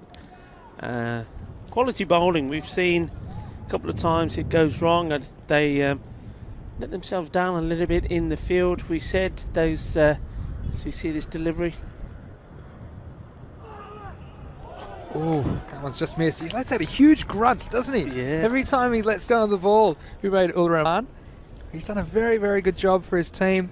Yeah, yes, and in that game, that earlier game against Falco, we did say that they probably, with not utilising and making the bowling changes probably correctly, a few misfields, etc., they probably could have given Falco 15 to 20 extra runs.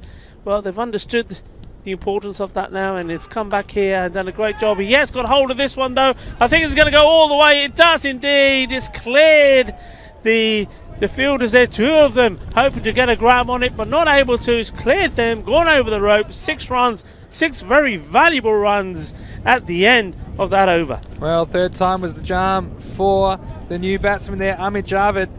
He strikes a maximum. He goes up to 7. It was only the second 6 of the innings, and with an over to go, the Hawks 73 for 9.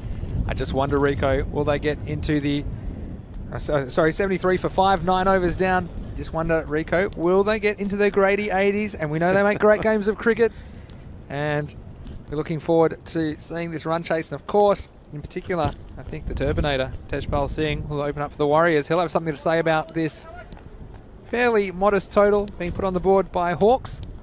Time for the last over though, and it is Hardeep Singh.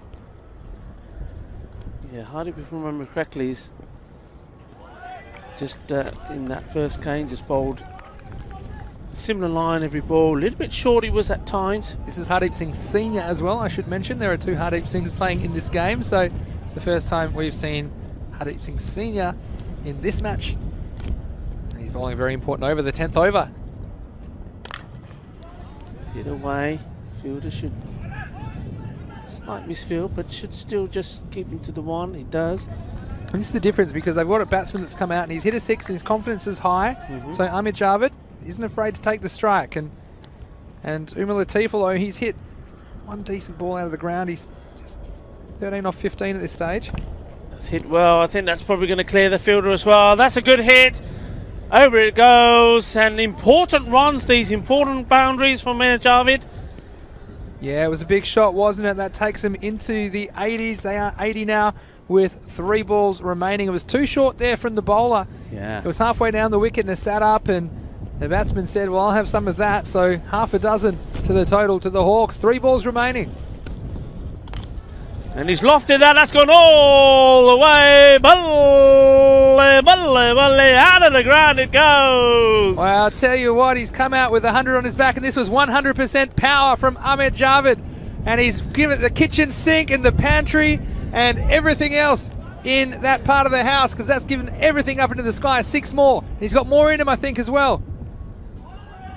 Wow, yes, indeed. But not on that occasion. But the thing is here, there was nothing different in that ball than the others he's put away, but except for the fact that probably he's got just a little bit overconfident and missed out on it. But I don't think he's going to miss out on this one. Look, we love last balls, and we're going to see a last ball right here. It's Hardeep to Amit Javed. Last ball of the innings, 86 the score. It's going to be 6 more. 92 the score goes on to. Wow, that's a very, very important over for the Hawks. And, well, going from the 80s into the 90s, well, going from the 70s into the 90s in a flash. Well, how important will that over be? We'll soon find out. But the Hawks, I think they'll be quite happy with their first appearance in this Fancode European Cricket Series. They were struggling at a stage, but good fight back and good hitting there from Amit Javed. Yeah, we ended up 125 off only 7 balls. And this is the start of the innings, though. It was all the Warriors early. We saw some good keeping from Jagdeep Singh, and they opened with spin. It was Yuvraj Pal who bowled a tight first over. Then Gagandeep Singh, well, he looked like he might go the distance early, but then this was the moment. They could have gone it for the captain Gagandeep Singh, but you can see that Yuvraj, he kept things tight. He had a couple of close shouts for LB. The umpire not interested. Ultimately, he did the job himself. He found the furniture. You see how happy the Warriors were about that. They had the Hawks in early trouble. They were 25 on the board, but they'd lost 3 wickets after 4 overs.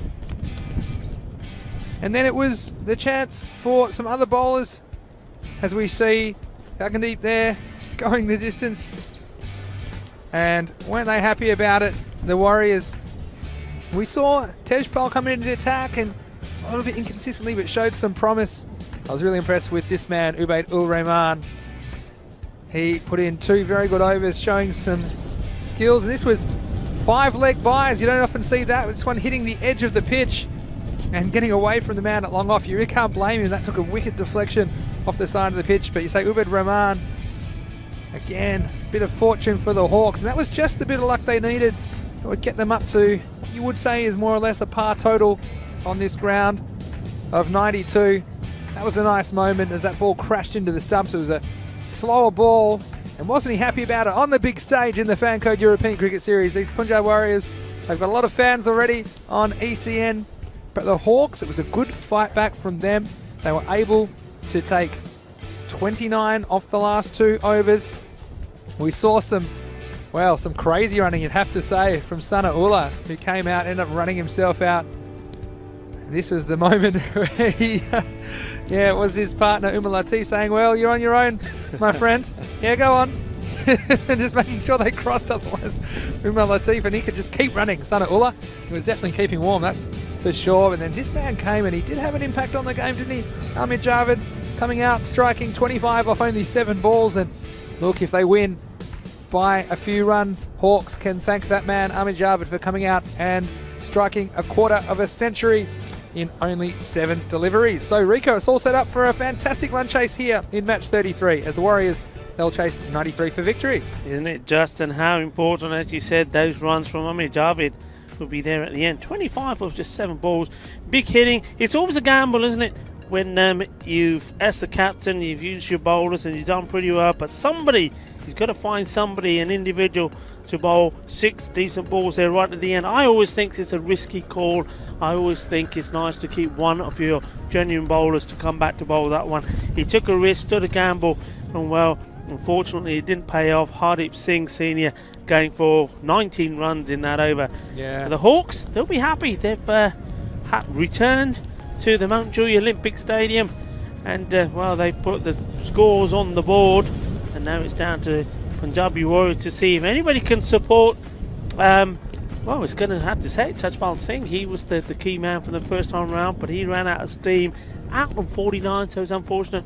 What have they got? Have they got 2 batsmen that can get in together, get a good partnership, and see this, which would be their first victory in the first time they're making an appearance, or first day they're making an appearance in the European Cricket Series. Already had 1 game against Falco, which they lost. They would love to be able to get those runs and get a win under their name. Yeah, you would say so. The best performance there for each team. The Hawks, Amit Javid coming in at number 7 and top scoring for them, while for the Punjab Warriors, their captain, 2 for 8 off 2 overs. He was very good for them. So just confirmation that here in match 33 of the Fan Code European Cricket Series, it will be the Punjab Warriors batting second, chasing 93 for victory. This is Vinny Sandhu, Mr. Maximo for the European Cricket Network, along with Rico Ford. We'll see you in just about 10 minutes for the run chase. You're watching the Fan Code European Cricket Series Spain. We'll see you shortly.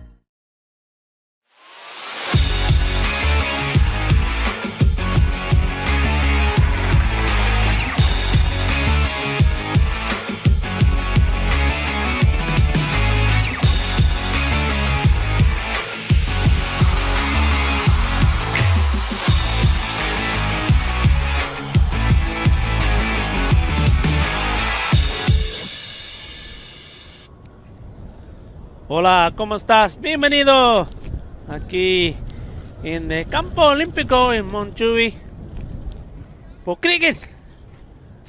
Fan code European Cricket Series. Yes, welcome back. And I'm pleased to say to a sunny, though rather breezy, Montjuic Olympic ground here. And we've seen a massive effort from the Hawks. Batting first, making 92 for 5 wickets down, so target of 93. And well, man to thank, top scorer. Only needed 7 balls, did Amir Javid, to score 25 very, very important runs there right at the end of their innings. So it's almost scoring more than a quarter of their runs. Well, Punjabi Warriors, they did well, but they will be a little bit disappointed because the second top score was the extras, 16 extras, so there's still work for them to be done when they're out in the field. But at the moment, they'll just be concentrating on the batting. They need a good start. Of course, by doing so, they want to try and register their first victory in this, their first European Cricket Series. And we're off. The start of the reply. It's down the leg side, so wide ball. So their first runs on the board, and it's Yuvrapal Singh, the batsman on strike, and of course Tajpal is at the non-strikers end. Remember, he scored a very valuable 49 in their effort against Falco. And in comes the bowler once more. Again, down the leg side, it will still be a wide, so Shakil Ahmed just having a little bit of difficulty getting his line to the left-hander. Vinny Sandhu is being blown back into the commentary station. Welcome, Vinny. It's a bit blowy out there. Nice, at least the sun is out, eh? Yeah, well, the sun's out, but I heard you mention that it's pretty breezy. Well, that's an understatement at the moment. Here's Shakil Ahmed. Gets this one in the right area, and batsman, good running. These two batting, what's the word I'm looking for? Very competently, but the important thing also is the running. Their running was very good. They're quick to take the runs. Probably, I think, one of the better teams when it comes to the running. Very quick to take the single, good clear calling. Yeah, look, I agree with that, but this guy Yuvrapal Singh, he just got off the mark there. He's impressed me coming to this side with his bowling and having sent up to the top of the order. This is the moment, the Turbinator. I think he's the key to this chase. This one will be a wide, but yeah, we saw him strike a very polished 49 in the first game. He was particularly brutal on anything short. And Hawks, well, it's kind of middle of the road target. They do make for good cricket matches. 93 required. But you think that the Warriors, they'd be targeting 9 or 10 and over just to stay up with the rate. It's nicely played. Yeah, he's off the mark, and he's got a few fans around the world already, the Turbinator. Pretty cool look. And he showed the power to clear the boundaries in their previous match. So I actually have some toss news for you coming up. Rico, I might let you know after this ball. Next match, we're going to see Badalona Shaheen returning, and they'll be taking on the Hawks. That'll be the 4th match of the day, match 34. It's come from the toss. This will be called a wide down the leg side again. And yeah, so the news from the toss, once they found the coin, because it was about 3 rows back when it went up in the air. But anyway, I can tell you that it was the Hawks that won the toss against Badalona Shaheen, and they elected to bat. There you go. So don't often see your laptop blown shut, which is what just happened to me as well. The elements are out against us here. Here's Shakil Ahmed. Stripping to the pads. Batsman again, very good running you see there. Yeah, so we do appreciate your company here on the European Cricket Network. As always, wherever you're watching around the world, if you are watching on YouTube, why don't you jump into our YouTube chat? You can even jump into it if you're in India, I believe. And if you're watching on Fan Code, you can log on to the stream at our ECN European Cricket Network YouTube channel. Get involved ask us questions and make your comments on this game. This next ball's short and cut away. Have to hustle, but they'll get a single. But it is fantastic to have your company, and let us know where you're watching from around the world. Of course, the party's only just beginning here in Barcelona. We are in the second week of action. It's a 5-week tournament. 24 teams in Spain for the first Fancode European Cricket Series of the year. Then we'll be off to Italy and various other places around Europe. So join us on the journey. Well bowled. And the ball racing away, and well, it's by's gone all the way through. Now, by's called. If I was a keeper, you know what? Well, I am a keeper, and I wouldn't be thrilled with this. I believe this caught a bit of pad. I mean, inconsequential when it comes down to the result. Might see this one again. I'm just surprised that it raced away all the way to the rope. So 4 valuable runs for the Warriors. And like I say, they'll be trying to keep that rate up 9 or 10 and over. That's their benchmark as this innings carries on. Yeah, Bit of walkie-talkie happening here, and I wonder if we're going to see this change. Again, it's not a huge idea. It's a big deal for the keeper, but no, it's not going to get changed. So it'll be 4 byes against him. And regardless, it's 4 runs to the Warriors total. So here we are with the ball to go. Warriors already on 12. And can Shakil Ahmed pull something out for his team? They need a wicket or 2 if they're going to get the momentum back in this match. Well, they've got a slip and a backstop. Well, that's why the backstop's there. Now, what's this one going to be called? Yep. That'll be 2 more to the total. Get 1 for the wide and 1 for running, so will have to be re-bowled. So again, the Hawks with these middle of the road targets don't want to be giving too much away, and Shakil Ahmed, he's bowled with some good zip, but not quite adjusting to the left-hander. And they see the advantage of the left-hand right-hand combination, don't you, Rico? And he comes again to close out the over. Yeah, good over with those extras, and well, playing a little bit of tip and run as well. The Warriors. It's nice to see. I mean, when you've been assisted by extras, but mind you, they did give, as I said, 16 extras away themselves. So I suppose they will be thinking it's only fair they get a few of those back. So a good start, 14, no wicket down, and I think that's important. We've seen a number of innings already today where in the first over the wicket has gone down. So Punjabi Warriors at the moment will be quite happy with that start. If they can go the next few overs, keeping the rate at what it is, under the 10. Yeah, so you didn't carry the one there, Rico. It's 15 for no loss at the end of the first over. But like you say, talking about extras, we had 6 wides and 4 byes. Although the byes are a bit dubious for me, but the 6 wides is definitely something you can do something about. 6 runs coming from wides, and of course a lot of those balls getting re-bowled. So we've got Kamar Razak to bowl the second over for the Hawks. Advancing is Tejpal. Could be in trouble if he hits. That throw was over the top, and he had to get in his skates there. But again, it's nice to see the Warriors putting pressure on the fielders, and look, it'll take a very, very good piece of fielding to run them out from there. But all those, you get 2 or 3 of those and over, and again, that's 20 or 30 to your total come the end of the 10 overs. So important that you put the fielders under pressure. So bowling now to the left-hander, Yuvraj Singh. And well, there you go. You see the line. Can't get the line right, and this left and right combination, especially on a day like this today, with that wind is blowing quite strong, to try and adjust. And I think that's a very good reason why it's very important that you see what's happening here. The single's been taken straight away. Backing up's been great.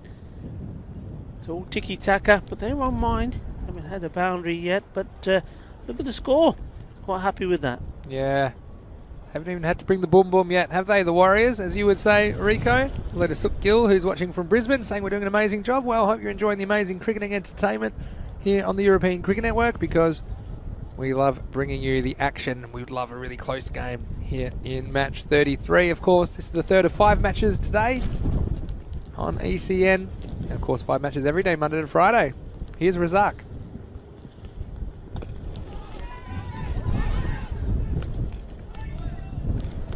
Oh, I tell you what, again, you can see what Yuvraj Pal's thinking. He's quick to advance down the wicket, but that can leave your partner in trouble.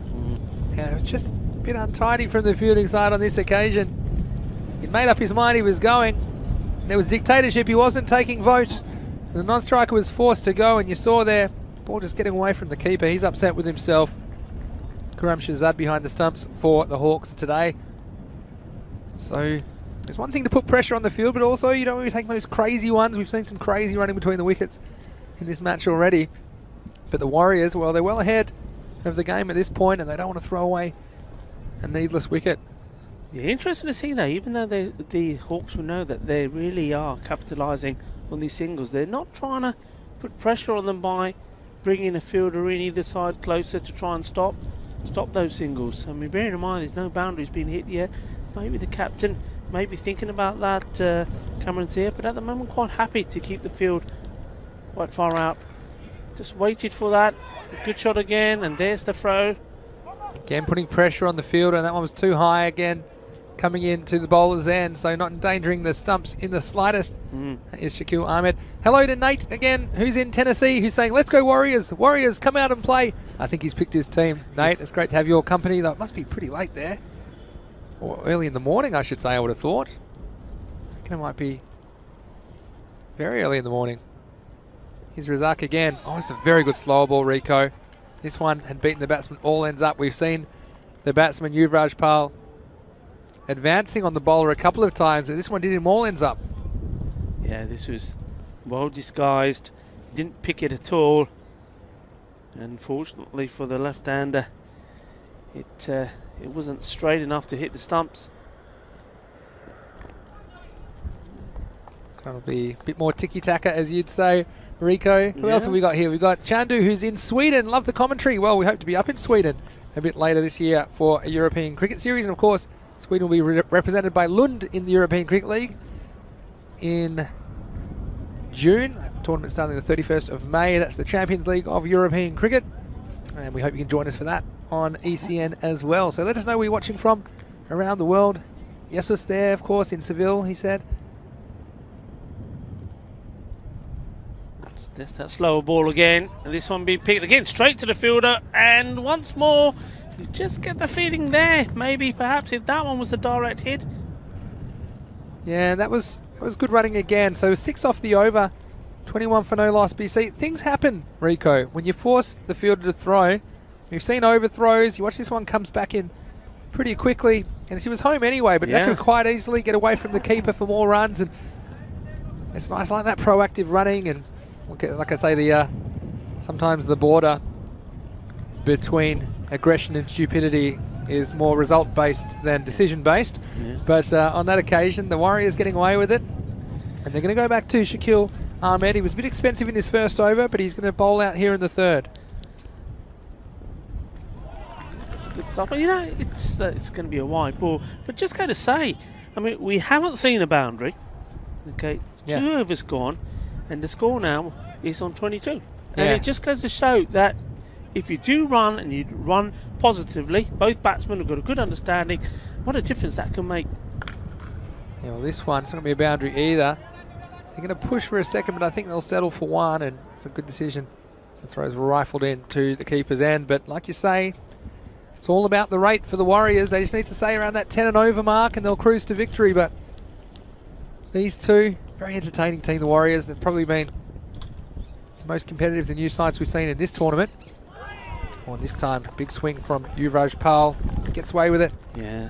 It's been bowled a lot of wide zone. Like you mentioned earlier, the left-hand, right-hand combination just forces the bowlers to adjust their line. And we've seen really a hatful of wides early in this, assisting the score for the Warriors. He's hit that hard, but straight to the fielder. Well, this one was hit very well, wasn't it? We haven't seen Yuvraj Pal connecting with every single ball he swung at, but this one was right out of the middle of the bat, right out of the screws. And Umar Latif down there at long off, he wore that one on the leg, and I think he'll know all about it. But here's the man, the Turbinator. Well, he smashed that one, and well, yes, he can go large. And Vinny is listening to. I told you they're listening to us. That was big. a good shot. He's clubbed that away, and it's a big smile on Mr. Maximo's face because he's starting to get his groove back. He's been at all sorts with his predictions and with his senses at the moment, but they're coming back to him. I don't know if that qualifies an MMBC, Mr. Maximo's big call, but that was, I was confident for Tejpal. If he got something short that he lifted over the leg side, it's exactly what happened. Now let's see if the bowler pitches it up a little bit, pitches it closer to the batsman. Shakil Ahmed. Oh, that's unfortunate. He's got the bottom of the bat onto his stumps, and what a horrible way to get out. But, well, he just played one very good shot, and we've seen that a few times today. A big shot's been played and then followed up with a wicket. He'd be disappointed with that. Well, the Turbinator's been turbinated. He came down the pitch, and this one was short again, but it didn't quite get up. He'll be disappointed, trying to repeat the stroke again. You wonder about the mindset there, but you can't really blame him for going in the power play.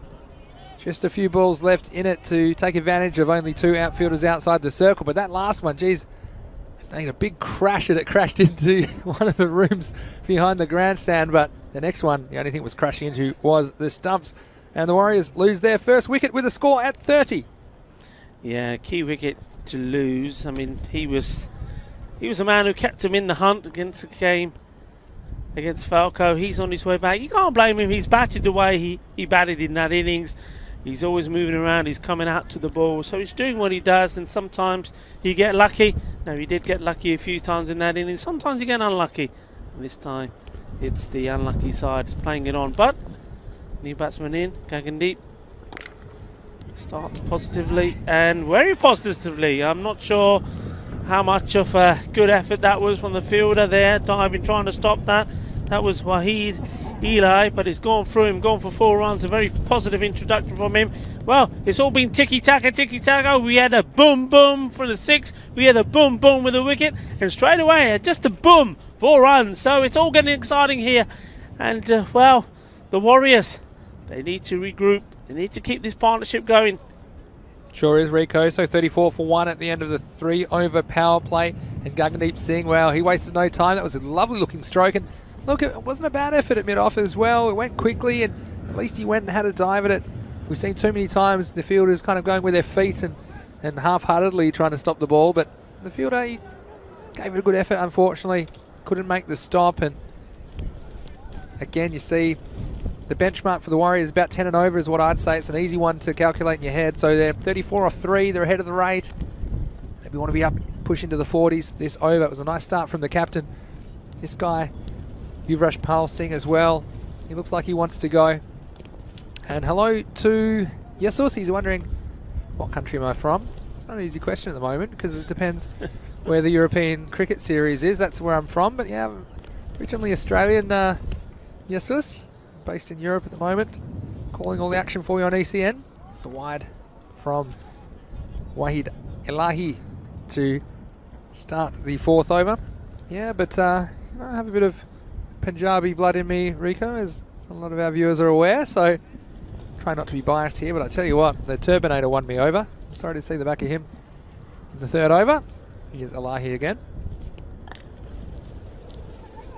Oh dear, these are more valuable runs. Misfield, you've got to bend down and pick those up. If you don't, especially out there where it's so fast, it's going to go away. 4 runs. Yeah, and that's you're not helping yourself, are you, Mohammed Shabazz? This one's on the clay, so you normally get a nice friendly bounce, but he just couldn't quite get down to this one. It wasn't that firmly struck by Yuvraj Pal, but runs away to the boundary for 4 more runs for the Warriors. So can the Warriors come up with their first win in the ECS? The Hawks themselves, they only have 1 win in the European Cricket Series after winning 1 of their 7 matches in Group A back in the October series in 2020. But the Hawks, you do think if they could pick up 1 or 2 more wickets, maybe right back in this match, who's going to step up for them?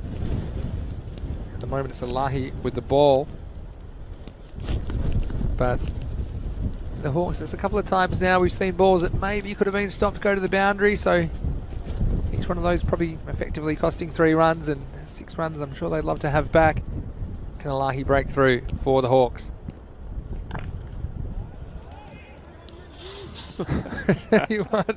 And there was some entertaining entertaining running between the wickets here. Yeah, he's got a different dance partner now, so he's got to go down a different line. This is Yuvraj Pal. I'm not sure if we'll get on the replay, but you see here, he was he's just losing his balance. Quickly back to live action now. Oh, he's hit that. Didn't quite manage to split the two fielders there. That's what he was trying to do, just practicing the shot again. And Gangadeep Singh, he's certainly seen the ball well enough. Just got to get his timing right. Just trying to find the boundary ropes again there. The man is on the ring, so the opportunity is there to play that shot. Big gap there. Trying to find that gap. Played it well. They're going for two. Well, one of them was. Wow, and then we see Desiraj saying 2 boundaries off 2 misfields. Yikes. That can't just be the wind alone. It's hard to blame the wind when it's on the ground. That's a very good point, actually. Raj is asking about the next toss. Well, I can tell you the next game, it's Hawks. They won the toss and they've elected to bat first in match 34. Of course, we'll be bringing that to you after this match is complete. This one's going to be called a wide by the umpire. So again, the extras going against the Hawks. And again, they've still got this left-hand, right-hand combination causing a few issues for the bowlers.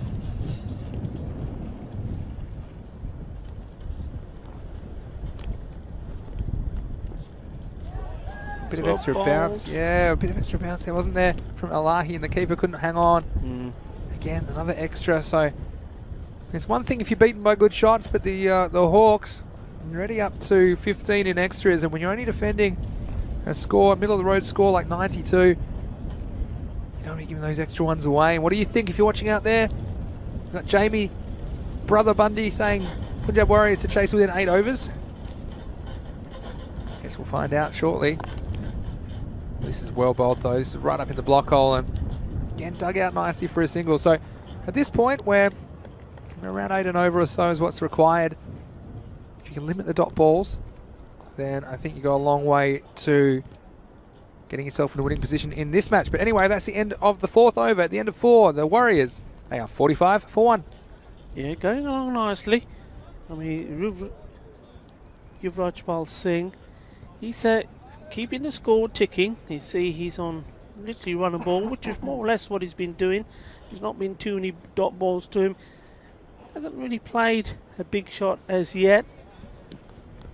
But that won't worry them, because I mean, you got Gangadeep Singh. He's looking to play some shots, and if one of these gets going, I mean, if he starts finding the boundaries, and at the same time they keep taking the singles, mixed in with the extras they're getting, that'll be enough for them. Yeah, exactly right, Rico. And it's just seen some careless cricket at times during this series, and if they just keep their heads here, stay ahead of the rate, you think they can cruise to a victory. But I'm sure it's not the Fan Code European Cricket Series without a few twists and turns. I'm going to see Mohammad Shabazz coming into the attack to bowl the 5th over.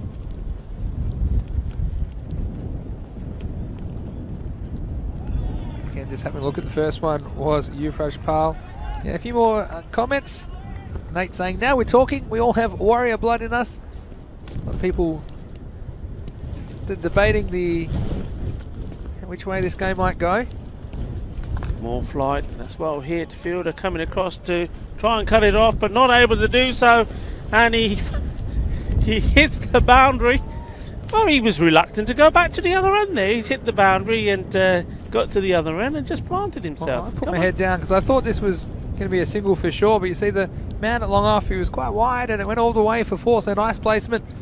And Yuvraj Pal, well, he's been a revelation at the top of the order, hasn't he, for the Warriors.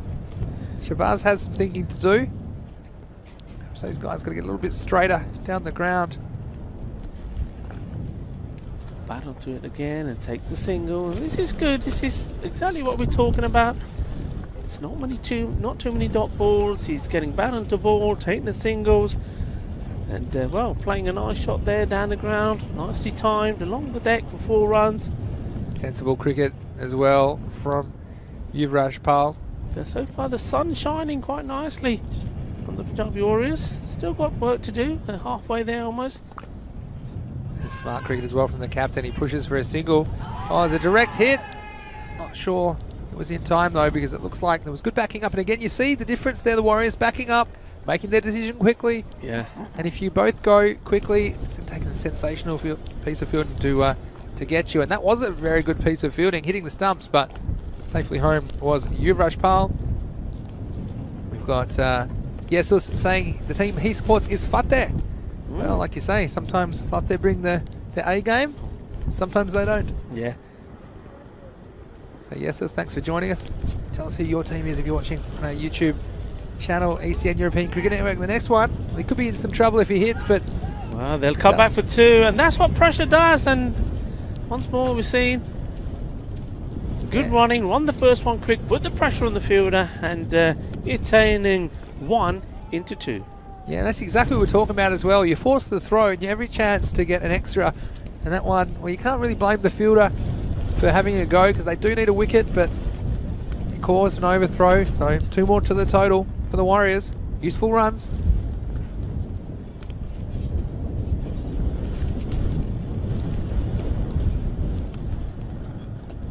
Ooh, how straight was that? They're asking the question, and the wicketkeeper shaking his head. We'll certainly have a look at that again. So obviously, my instinct was this hit him outside the line of offside. Let's have a look. Well, I'm not so sure about that, but he was a long way forward, and the umpire has to be sure that's going to go and hit the stumps. And I think, look, when you're that far down the wicket, there's a long distance between where that's hit him in the pad and where the ball would pass the wicket. So I think that's a good decision. There's a bit of conjecture around the ground about that, but I think that's fair enough, giving the benefit to the batsman on that occasion. I know that I'm normally pretty quick to fire them, aren't I, Rico? But I think that's a fair enough call. But let's know what you think about that. That's the end of the over. The Warriors at the halfway point. They are 53 for 1. So Hawks desperately need to try and get a breakthrough here. They're sticking with spin. That was not a bad over from Mohammed Shabazz. 1 boundary from it straight down the ground. So this is now Sanula. Sanaullah. I won't forget him. Running between the wickets for a long time, as long as I live, I don't think. He comes in, bowls the first ball. It's hit away, just a single. But before this over, it was 40 required in 30 balls. So really interesting point of the game. And again, 1 wicket for the Hawks here. They'd almost be ahead in the game, just the way the Warriors have approached this innings. And the Warriors, if they can keep going and they just keep ahead of the rate, then of course they'll be victorious. That was a very sneaky little shot, going right the way back. I think the bowler at one point ready to go out for the LBW appeal, and well, Yuvraj Pal Singh just getting a little flick on that. Yeah, and who are you backing if you're watching us on YouTube? Let us know in the chat who you think's ahead in this game. It's pretty hard to call at the moment. This is Sanaullah. Oh yeah, he got through, done him with the flight, and that's well bowled, and he's very happy about that as well. Sanaullah, good bit of bowling, and finally getting a breakthrough that they needed, and it's a big one because, well, they've got the captain out. Gagandeep Singh is on his way back. Yeah, and he took the bait, didn't he, Gagandeep, and he's upset with himself. He saw the ball go above the eye line, and he thought, well, I know where I'm going to put this one. I'm going to put it across the street. But Sanaullah, isn't he happy? What a character he is too. We saw the furniture disturbed at that end when he was batting, as he ran himself out needlessly. But this is an important wicket for the Hawks, and it brings this game right back into the balance for me, Rico. We haven't really had a close finish the last few games, and normally we have quite a few of them, of course, in this format of the game. But could this be the cliffhanger that we need here on day 7 of the Fancode European Cricket Series? Yeah, it's going to be very important to see how the Punjabi Warriors now go about this, and they've got new batsmen coming in. Remember, some of the recognised guys have already been in and out. Only lost the 2 wickets, but it's very important that they assess the situation, work well as a team, and then don't just go out just trying to hit every ball out of the ground. I was going to say Mohsin Ali, good person to come in this situation. He'll be sensible. And just as I finished having that thought, he's tried to deposit the first ball he's faced over the grandstand. But again, this is a situation where he's got Yuvraj Pal at the other end, and he just needs to get himself into his innings, keep that score ticking, keep that rate under control. Flighted up, and well, it was flighted up, but it's been flighted out off the park as well. 6 runs, and that's a big hit. And well, some of the fielders on the boundary, as they watch it sail over, look back at the bowler and say, "What are you doing? What did you bowl that for?" Well, come on, guys. It's you know, he's got to try things. Got to try and get a wicket. Yeah, that's cricket in 2 balls, really, isn't it? Some you hit, some you miss. And the first one was a miss, but the second one was right out of the middle of the bat. So 6 runs for the Warriors. Tiebreaker. This will be inside that wide indication line, so that'll be a valuable dot for the Hawks. So you see here, does look like we're heading for a last over finish, doesn't it? One way or another, Rico and Sanaula. That might be the end of that over. And so here we go. 6 over check-in coming up very shortly.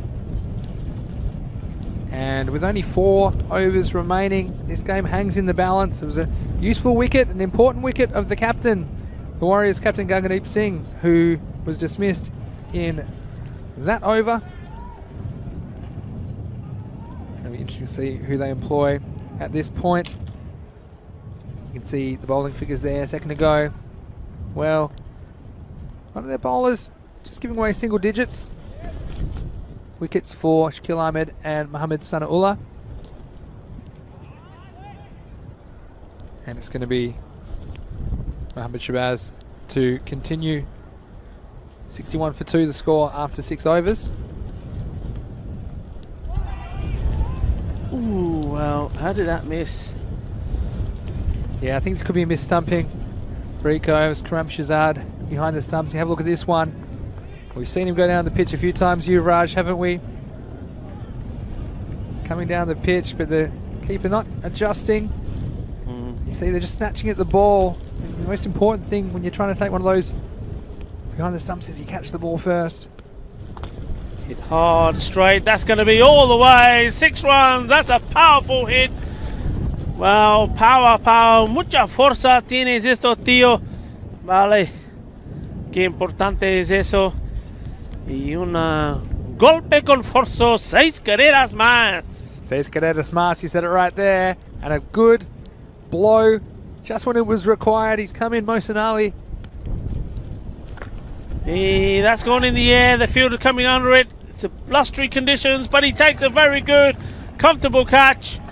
So the bowler is all about shabash, because he has the wicket.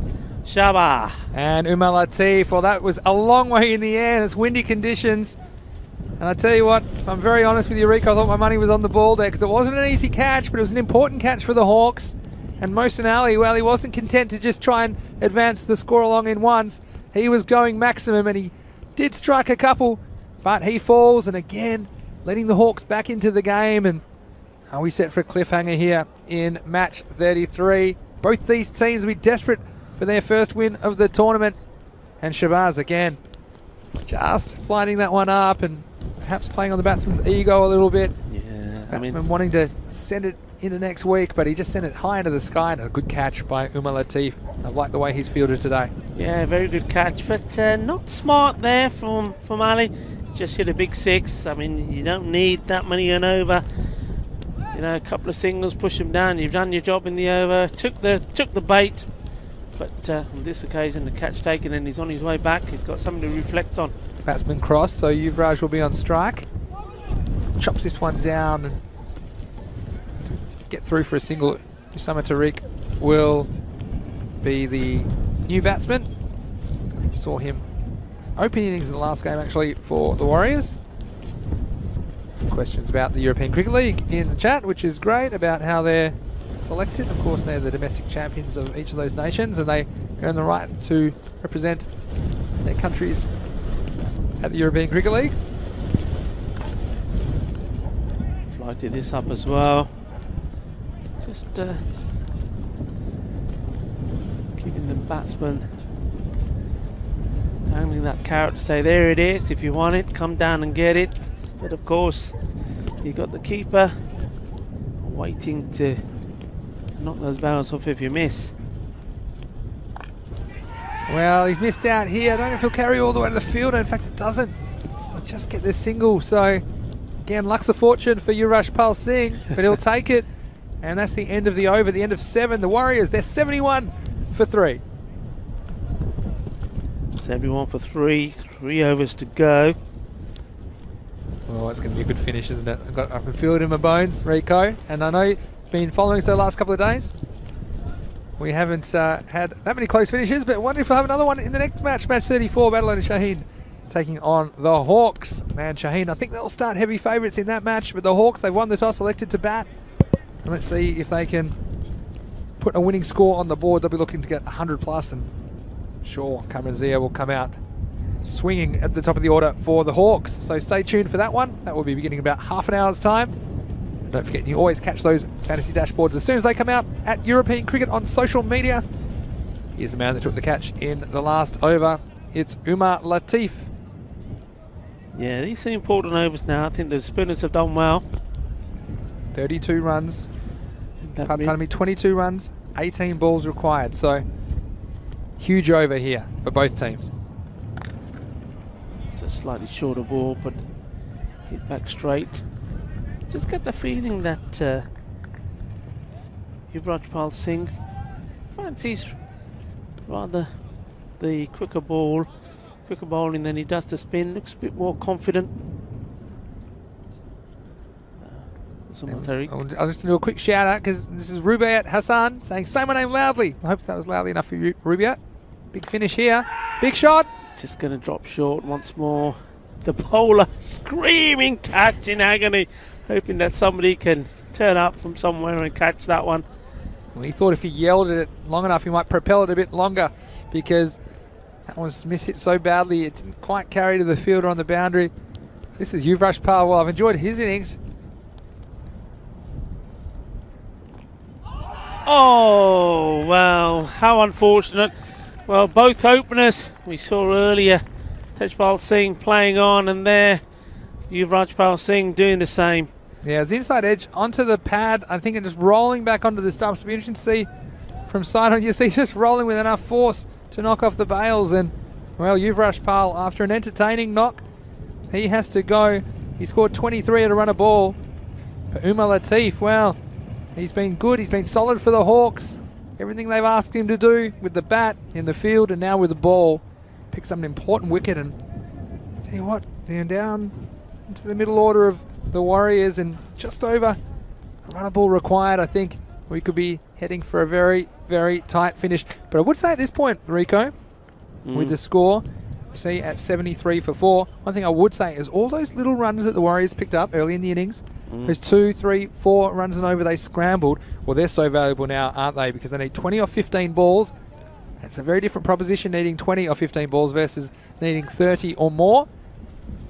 So here comes new batsman Hardeep Singh Jr. to face Umar Latif. Wide ball. And you said I would say. It's another would say you need to say.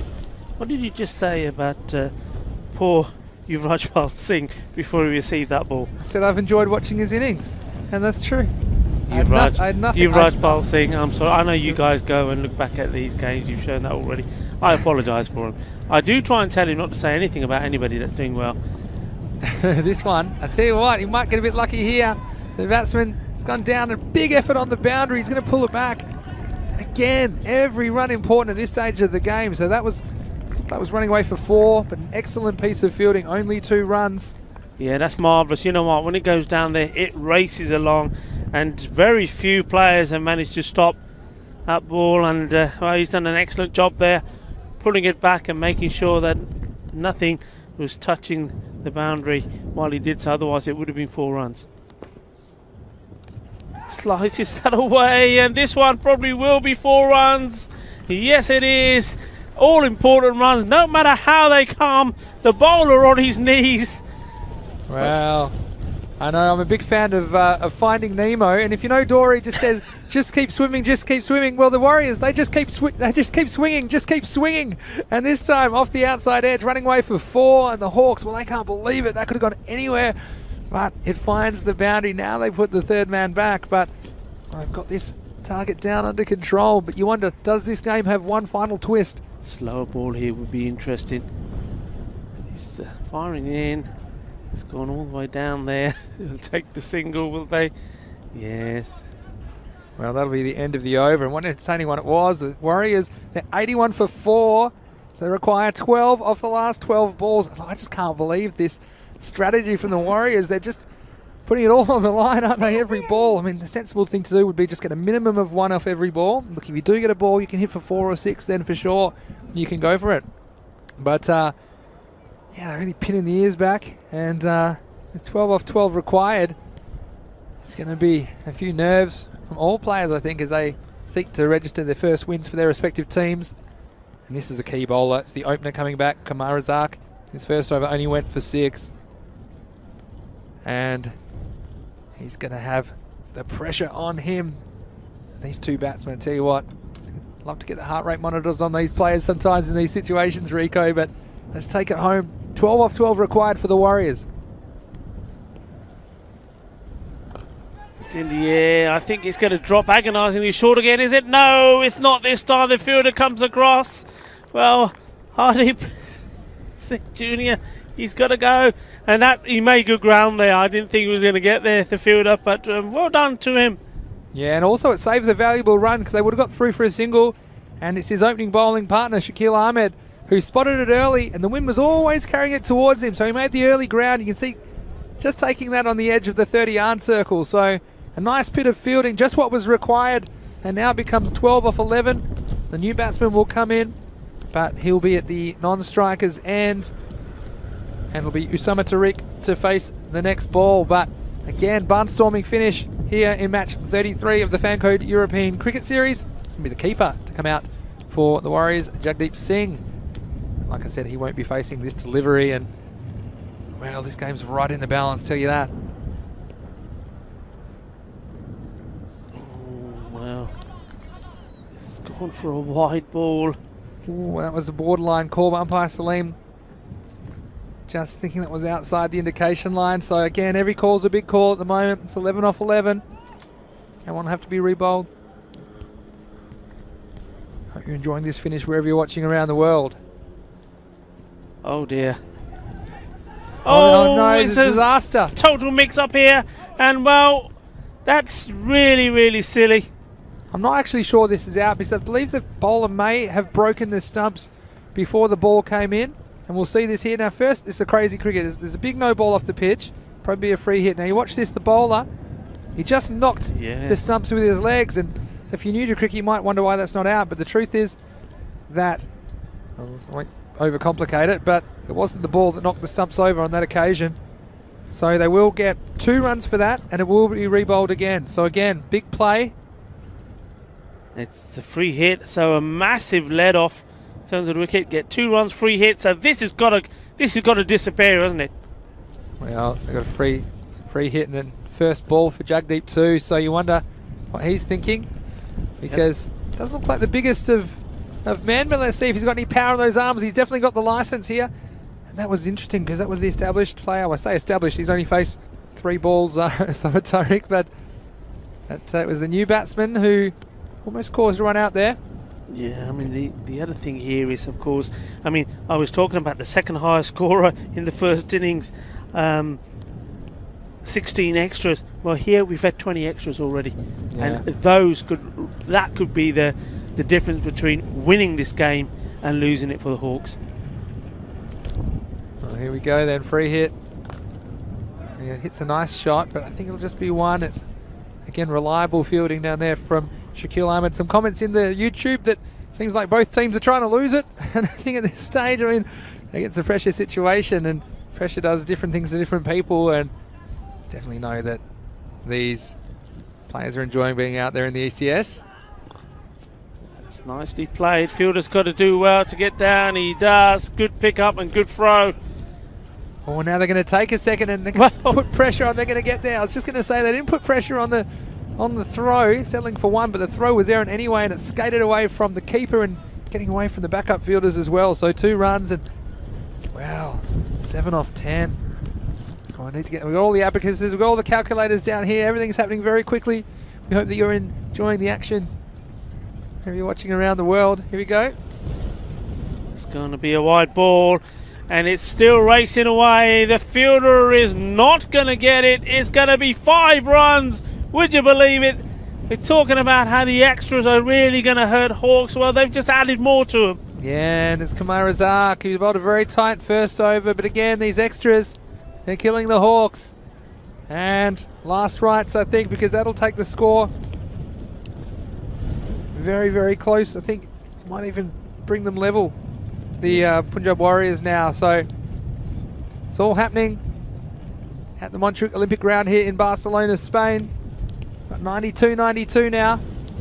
That 5 wides again has to be re-bowled, and all the fielders really have to come in now with the scores tied. Just one required to take the Warriors to a memorable victory, their first in the European Cricket Series. Well, that'll do it. And well done to them, the Punjabi Warriors. Well, they weren't good enough against Falco, but they've come back fighting, the Warriors have. Well done to them. And, well, excellent work. Yeah, congratulations to Warriors. And just a reminder to everybody that we'll be back in about 15 minutes to bring you into match 34. The next game, the Hawks will be back. They'll have the chance to avenge that loss against Badalona Shaheen. But first, Rico, let's go through this successful run chase as the Warriors notched up their first victory in the Fancode European Cricket Series. Yeah, I mean, it was a good start from them. And one thing I will say is the Hawks, they certainly lost this game, I think, because of the amount of extras they gave away. But the Punjabi Warriors, they won this game because of their fantastic running in between the wickets. I think early on they did absolutely brilliantly. 34 they scored off the power play, and a lot of those were from singles they ran. They ran very well, putting pressure on the Hawks team. And the Hawks also did bowl too many extras, too many wides. Yeah, I have to agree with you there. And Mark Love on the chat saying he's here for the golden ball, but the keeper is not. And I tell you what, we saw some good keeping in that game as well, but we saw the stumps going over a lot of times. That was the Turbinator getting turbinated. He hit one really big 6, and then we've seen it so many times in this tournament, haven't we? The old 6 and out, one disappears, but the bowler gets immediate revenge. But the Warriors, like you say, they just kept putting pressure, and that's what pressure does. And you see those Mohammad Shabazz letting that one go through, and a couple of misfields aiding the cause. So you can see there, the scorecard for the Warriors, well, led by Yuvraj Pal Singh at the top of the order with 23 of 23 balls. And then a few twisted turns left in the game. We saw the captain, well, he took the bait, didn't he? And Sanaullah was happy to see the back of the Warriors skipper. But the Warriors, well, they were fearless, weren't they? They batted like Warriors. They came out, they weren't satisfied just to tick the score along. They went for the big shots, and sometimes it came off, sometimes it didn't.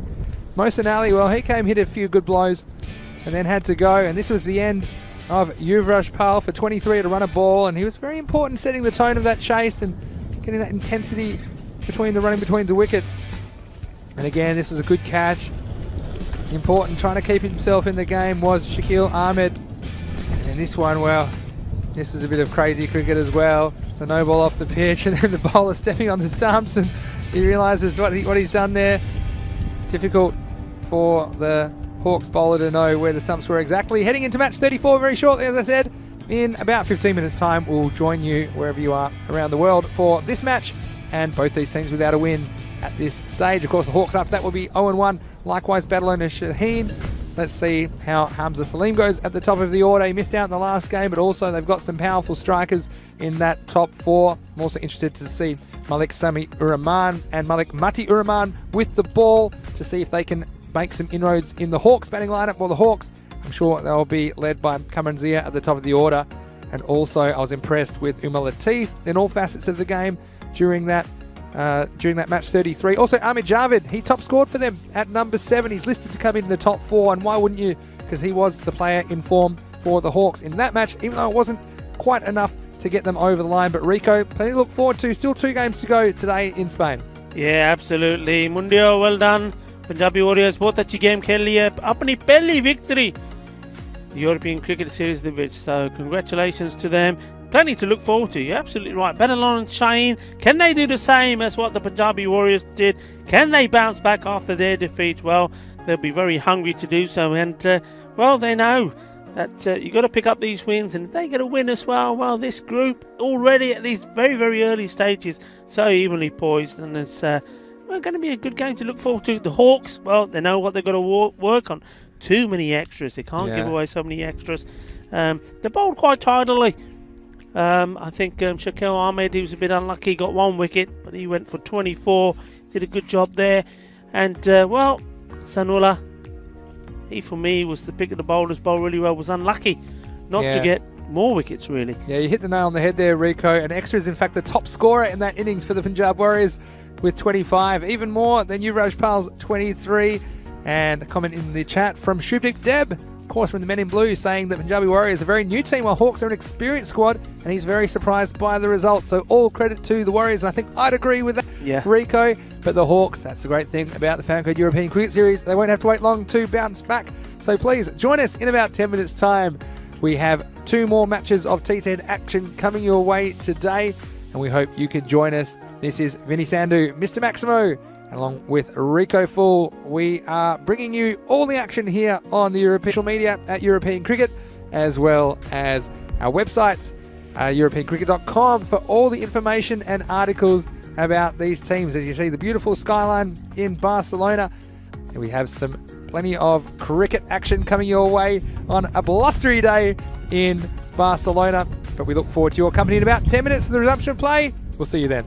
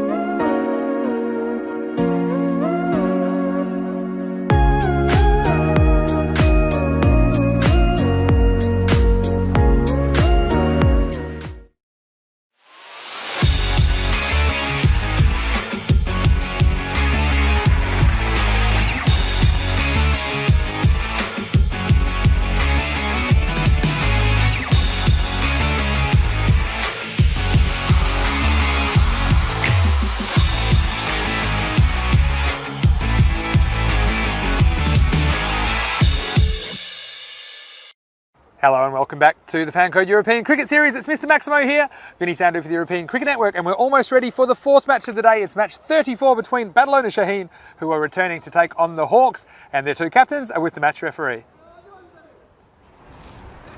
Tail. Tail is the call. And tail is in. Hawks won the toss. What would you like to do? First one. Hawks has won the toss and elected to bat first. So there you go, Hawks captain Cameron Zia. He called correctly and he's chosen to bat first. They'll be looking to get a decent score on the board, and they'll have to against Badalona Shaheen, who will be out for revenge after dropping the first game of their series to Falco. So I think this will be a very interesting game with the Hawks. They'll be very keen to do well against Badalona Shaheen. Both these teams will be desperate for a win here in match 4. It's over to you, Rico. It's an important one for both these teams. Both have played one game and happen to be on the losing side, so they're looking to bounce back.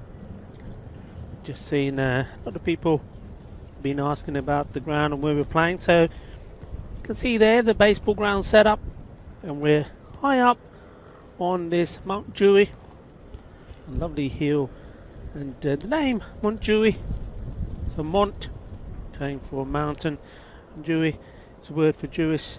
It was many years ago a settlement, a Jewish settlement, and not far from us here there's a Jewish cemetery as well.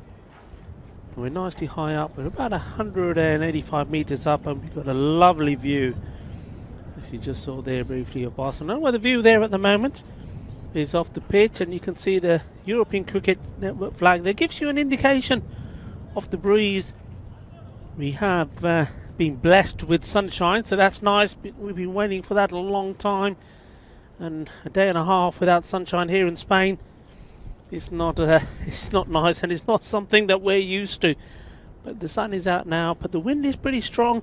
A few times some of the marquees around here were in danger of being blown off.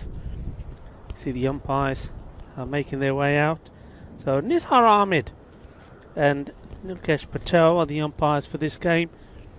And Badalona Shaheen finding themselves in the field again.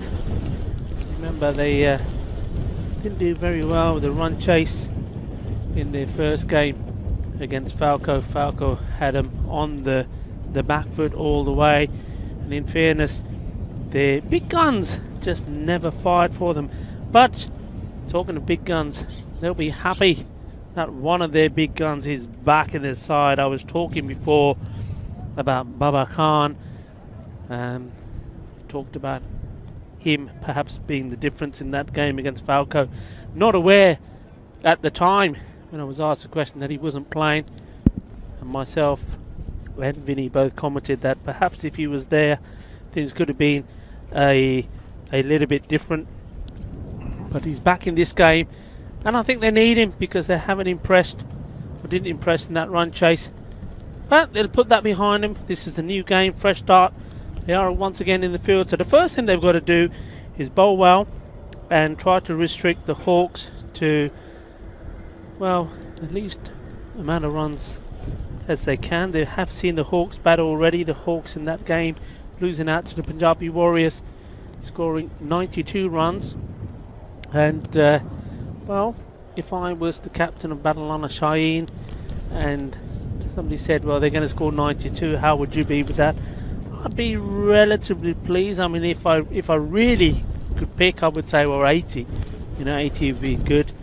But they're a team that on the day are capable of chasing scores of 120, 130. But the most important thing for them is that they continue to do well. The first 4 bowlers were brilliant, and then they let Falco off the hook. Remember, they did have Falco at one point at 25 runs for about 5 wickets almost, and then all of a sudden it went wrong. So I wonder if they're going to change things around with their bowling. Well, they're starting up with the same bowler. It's going to be Hamza Salim, a very promising cricketer, and he's coming in to bowl this first delivery. Full, making the batsman play straight, but straight off the mark. So Miras Asghar takes the run straight away, and that means that Kamran Zia is now on strike, and as we talk, I can tell you that our friend, my colleague, is on his way back into the commentary station. Hamza again. Oh, swing and a miss. Just gets that ball to move away late. Will be giving us information, no doubt, of the games that we have left to go. And well, he's rubbing his hands a little bit. The wind is still blowing, but the sun is out. And I tell you what, so you see Hamza coming again here. That's nicely played. I'm going to be in his good books because I've been to Sarah and I've got ourselves a nice cup of soup, bit of tomato soup. It's got a little bit of spice in it as well, and we like that. And I know, Vinny, do you like a bit of spice? Look, I've got you some tomato soup here, Vinny. Yeah, I do like a bit of spice, and there's a bit of spice in this bowling from Hamza Salim as well. It's going to be pretty effective so far today. Oh, this one's gone very high. It's going to bring rain, and this is the fielder under it, Baba Khan, and he takes it. So he's come into the side, and you see there, the ball was following him straight away. The batsman, well, I don't know if he's got a TV. I'm not sure if he saw what happened last time. It was Hamza Salim that did the damage early. But trying to hit across the line here, this ball was probably a stump outside off. It's gone up in the air, and I tell you what, this was a real 50-50, but Baba Khan, well, experienced campaigner. Yeah. Safe hands, and first wicket goes down. Early one for the Hawks. Yeah, that's a very good catch. I was just saying before you came back here, Vinny, that it's very brief there, but he kept nice and calm, very straight, kept his eye on the ball, made it look easy, didn't he? Baba Khan, that's what a big player he is for them. One batsman crossed. It'll be Mirza Chazaska on strike. And look who they sent out at number 3. It's Ahmed Javed.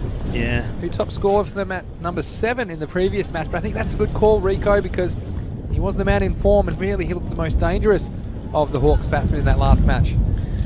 Yeah, well, he top scored, didn't he? And he only needed 7 balls to do it. After that, it was 16, which was the extras. The non-strikers end at the moment as Askar plays this one to point, but again, Hamza Salim's good for the early breakthrough, but almost just as importantly, only 1 run conceded. And on a day where conditions very blustery, some sort of equipment blows past me here in the commentary box. That'll be the end of the first over, a very good one. Only 1 conceded. No extras given away there by Salim. So the Hawks, after 1, are 1 for 1. Yeah, good start from Battle on the Shaheen. And Hamza delivering the goods, and no change. The second bowler looks like it's going to be Matiur Rahman. I'm starting to think that maybe got me this tomato soup because you think that might blow over onto my nice suit. That might have been a trick because it's very, very blustery down here in the commentary position. Of course, cricket in February in Europe. They said it would never happen, but here we are, bringing you the action on ECN. Here's Malik Matiur Rahman.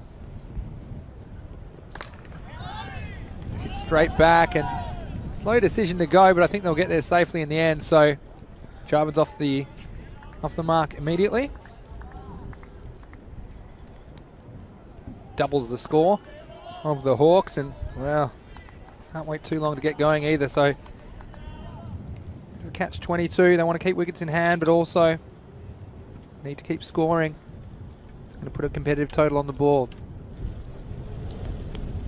Oh, timber! Go the stumps. And that's well bowled. He's got his radar right on cue. Middle stump goes, big wicket.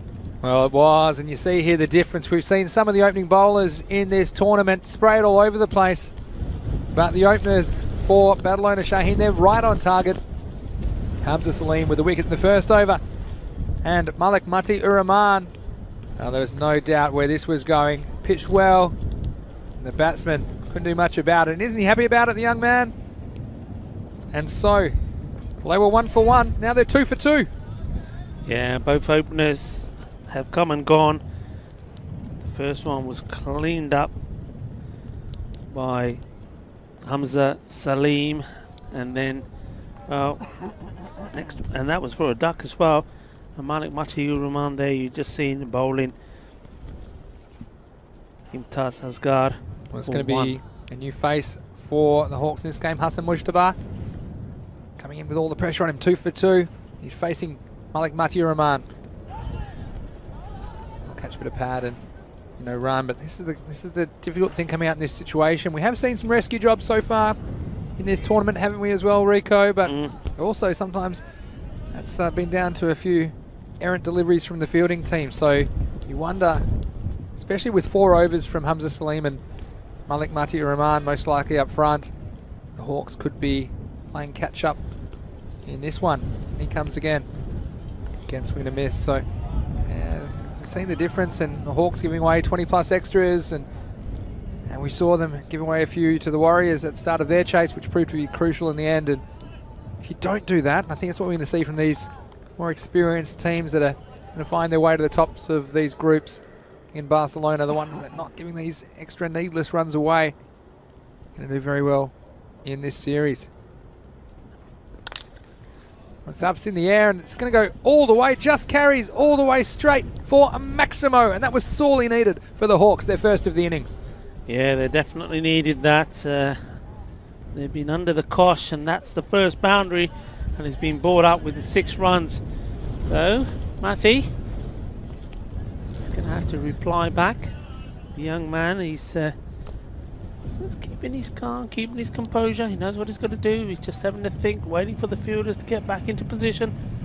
Yeah, I like that about it. It was a nice straight bat shot as well, and it wasn't a bad ball by any means from Malik Matiur-Rahman. He gets the right of reply now. Look to work away from a single. He won't be able to get one, and so still, despite that Maximo, it's a good over for Badalona Shaheen and the Hawks. After 2 overs, they're 8 for 2. Yeah, keeping the pressure on, and well, you're just seeing there the difference, aren't we, of what's happened here in the last game. In the last game there were no boundaries, but the score, because the batsmen were running those singles very, very well indeed, they didn't need the boundaries to move the score along. Here we've seen the big 6 scored, but the score was just 8 of 2 overs. 2 wickets down. Nate in Tennessee saying no tomato soup with my fancy suit. That's probably good advice from you. This next one's chopped. It's going to go nowhere. And Nate, I probably mentioned this to you earlier, but one key difference between baseball, which I'm sure you're accustomed to, and cricket. In baseball, if you hit the ball in the field of play, you must run. Whereas in cricket, you don't have to run unless you think you can make it safely. So let's just give a run. Here's Hamza Salim for Badalona Shaheen. This is short and pulled away. There's a fielder down there, and he's almost pouched it, but it goes down. And it's the same man, Shafir Mohammed. Well, we've seen him at the sideways boundaries today make a meal of a couple. It might be 3 meals a day for Shafir Mohammed because he put another one down. This almost ended up in the breadbasket, but he's going hungry in the end, and chance goes down for Badalona Shaheen and Hawks. Well, they need all the help they can get at this stage. Yeah, what a big moment that could be. That was important. Picked it up quite late in the end, and though he did get there, wasn't able to hold on to it. So we'll see if that comes back to haunt Badalona Shaheen. And I don't see too much of Mujtaba, but we saw Javed last game. He was able to clear the boundary and just want whatever they can get off these 4 overs.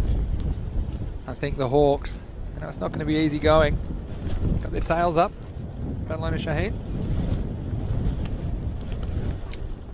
The slow ball from Salim, and it's driven through the covers. Look at this, Rico, it's almost an own goal. This is going to be a great replay. Is that Baba there? He's going to stop it with the foot, and he's missed, and then his trailing foot has kicked it away, and I thought it was almost going to... We saw an own goal earlier. This would have taken the cake. I know you just turned away for a second. Look at this, and then tell you what, Messi, he'd be proud of that one. In these parts, that was a nice little step over. Even did himself, didn't he? We've seen some good footballing skills here, but it doesn't beat the goal that was scored earlier. That would have been an own goal though and a half. Oh well, Salim wouldn't have been that impressed with that, but he has the next ball up now. This is short down the leg side and missed by the keeper as well, but look at that man, he's very fine on the boundary on the leg side, and that'll be a wide +1 for the run, so 2 wides, and they'll be re-bowled again. Yeah, this was just wondering what the keeper was doing there. Hamza Ali there. It's almost like he knew the man was behind him, so he said, "I'll let him have this." Didn't make no effort to try and stop that. Well, we can't put the old 2 pads together and hope, and we mentioned it's not that easy for the keepers to move sideways. A lot of cricket being played on this strip at the moment. This is a full toss, dug out by the batsman. Just be the single. Very interesting field set. I mean, look at that behind the wicketkeeper here. I mean, you've got the finest of fine legs. I mean, you've got to say he's a backstop there. Then you've got the third man there. I mean, I think that's smart though, because I think Hamza Salim, they think that's where the ball's going to fly away, because they're thinking the pace he's bowling and from what these batsmen have showed. And so I don't mind that fielding position. Clever work for me. You see here, attempting to hit it straight, but not quite able to get the power or the elevation. So that'll be the end of another over. The Hawks, well, it's called a power play, but they're a bit short of power at the moment. They are 15 for 2 after 3 overs. yeah, it'd be interesting to see what Barcelona do. I mean, Dilwara, the captain, he saw what happened in the first game. That the first 4 overs. So the 2 opening bowlers did their job and did it very well indeed. But he was then short of bowlers towards the end to bowl at key stages of the match. Well, no changes, so it's going to be the same. The 2 bowlers are going to bowl themselves out. Yeah, and that doesn't surprise me at all. Got Nate asking me a question, which I'll come back to in a second. I might get a chance now. He said, the Warriors showed it's good to run. If you don't run, it still counts as delivery, and that is correct. If you don't run, yes, it does still count as a delivery, as long as it's not a wide, and a wide is probably closest, I'd call it like a wild pitch, Nate, if you've got a baseball background. If it's too wide or too high from the batsman, then 1 run goes to the batting team, but that ball will have to be re-bowled. So very good question from our American viewer there. Next ball is turned off the pads, and that will just be 1 run. So of course, 60 balls, and well, I do say when I'm explaining, especially to Americans, 60 throws, but we don't throw the ball. You might notice that the way the ball's bowled in cricket, the bowler has to keep a straight arm as it comes over, so he can't come up and just throw the ball much like you would when you're pitching a baseball. But they are allowed a bit of a run-up, so they do get a bit of momentum, whereas a baseball pitcher has to pitch from a standing start. Well, this one's a big swing and gets a little bit of bat on it, and see there, Hawks, that's the difference. The Warriors, they're probably going for a run there, and the batsman at the non-striker's end, so down the bowler's end, he's allowed more or less when the bowler lets go of the ball, he can take it what you call a bit of a lead-off in baseball. He can take a yard or 2 down the pitch just to assist him, and I think if he'd done that time, might have been able to get through for a run. But anyway, that'll go down as no score. This is short and just doesn't get up, and again the keeper having a few issues behind the stumps. Hamza Ali, but was able to stop this one. Yeah, but Rico, the Hawks, in a bit of trouble early, but you wonder what kind of a score they might be able to post. Yeah, I think this is an important contest. I mean, Javid, he's been given a little bit more time to bat, but I don't think he's going to change his style at all. He's still going to try and club every ball that he can out of the ground. But it's a big wicket. I think if they get him out, it's going to be interesting to see who else can step up to the mark. Well, again, he's been sent up to the top of the order, number 3, and he's having a go, isn't he, at the moment, Javid?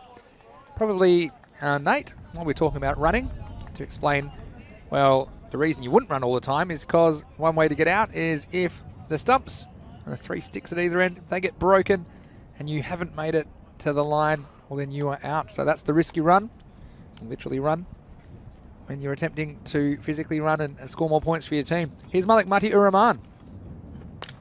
Well, he's got this one. In fact, it's going to go all the way, and that's more like it from Javid. That's 6 of the best. That is a Maximo.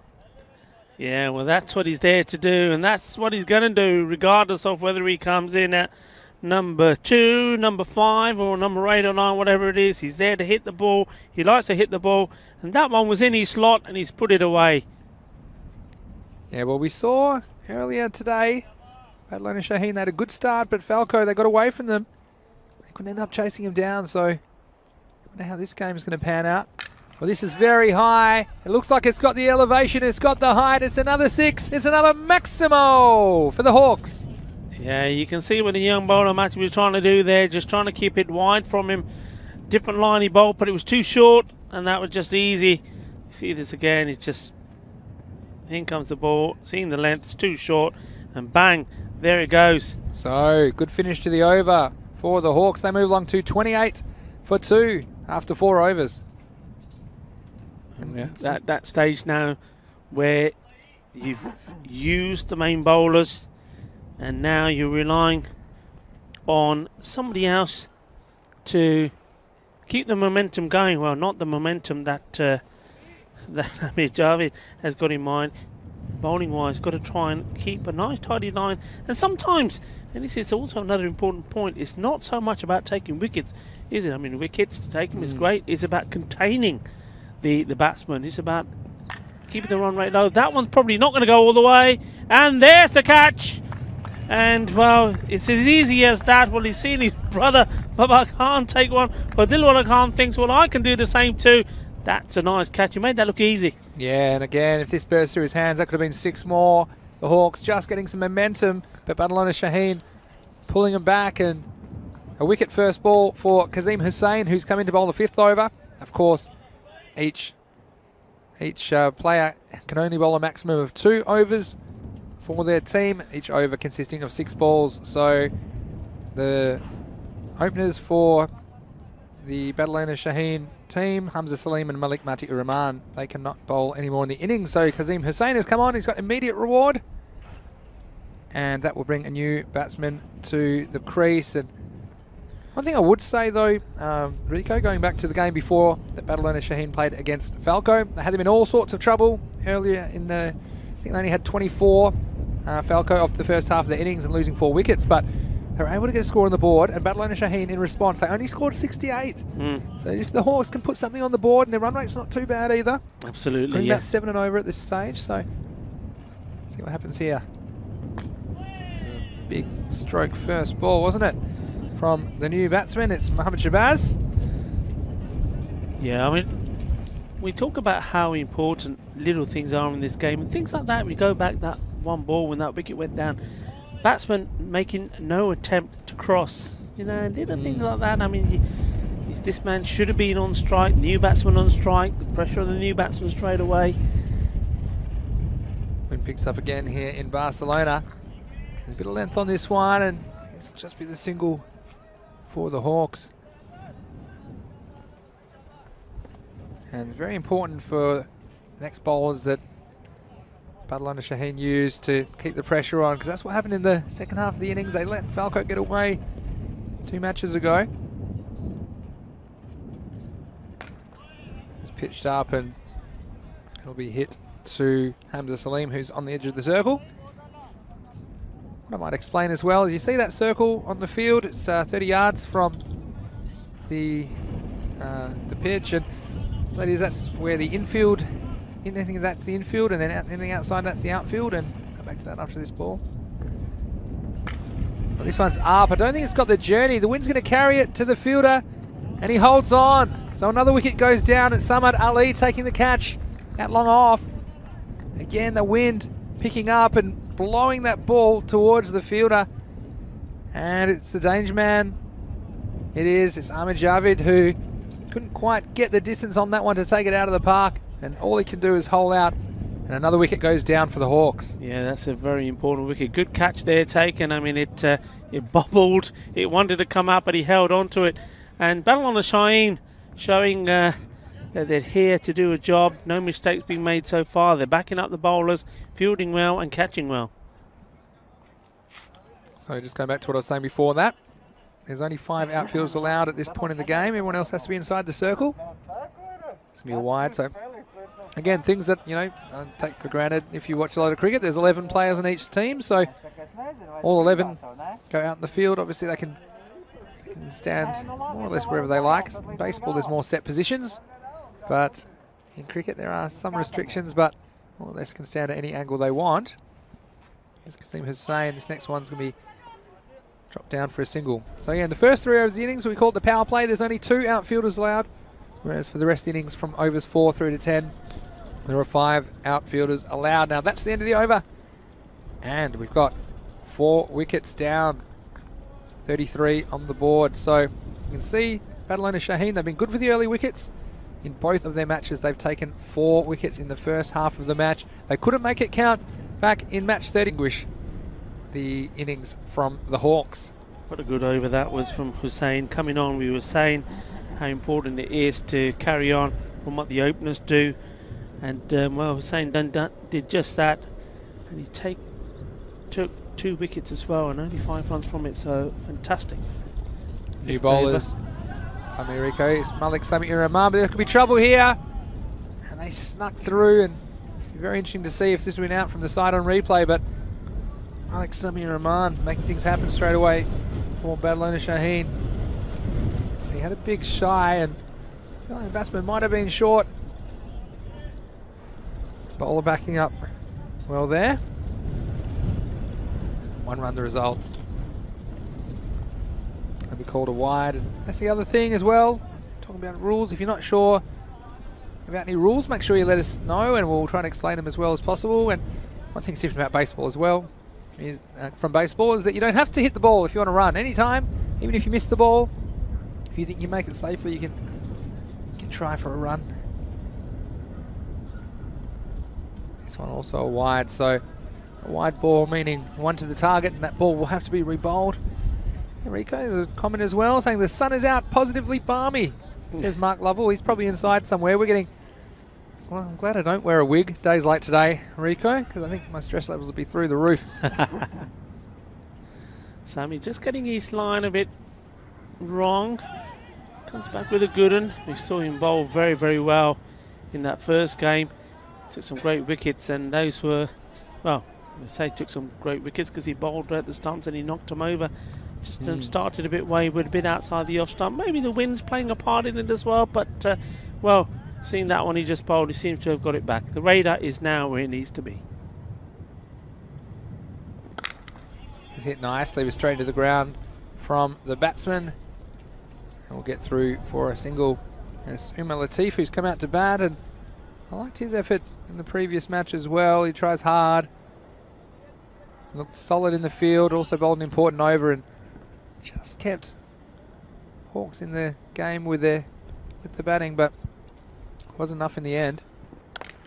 This next one's hit firmly. It's going to go down to that man Dilawar Khan down at long on.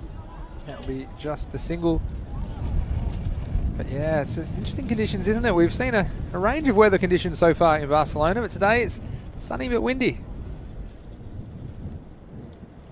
Sammy, can you get one right on the button here?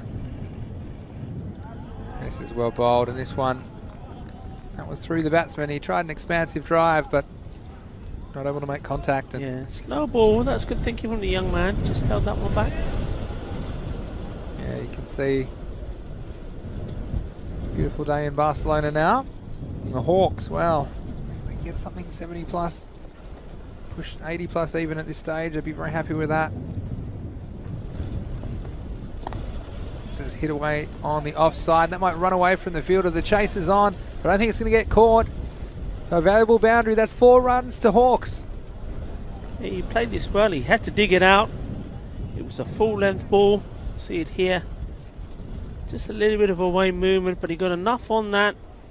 And though there is a man patrolling or sweeping that offside boundary, he was never going to get there. And this time, sometimes we've seen over there the ball just dropping short, but that's gone all the way. 4 runs, valuable runs for Hawks at the moment. Yes, that's 6 overs down. The score is 42 for 4. Let's do my 6 over check-in. You know, I like to do this in the first innings, and with 42, well, if they can get 10 and over here, it does take them to 82. I'd be targeting 80, to be honest. I'd be like, I'd be thinking, get 80 on the board, hope for an early wicket or 2 in the second innings, and hope that Badalona Shaheen can mess up the chase. But I think here, if you go too crazy and you start thinking you're going to get 100 plus and you lose more wickets, well, you risk perhaps getting rolled for something in the low 60s. So it's Kazim Hussain who bowled a good first over. He's back to bowl again.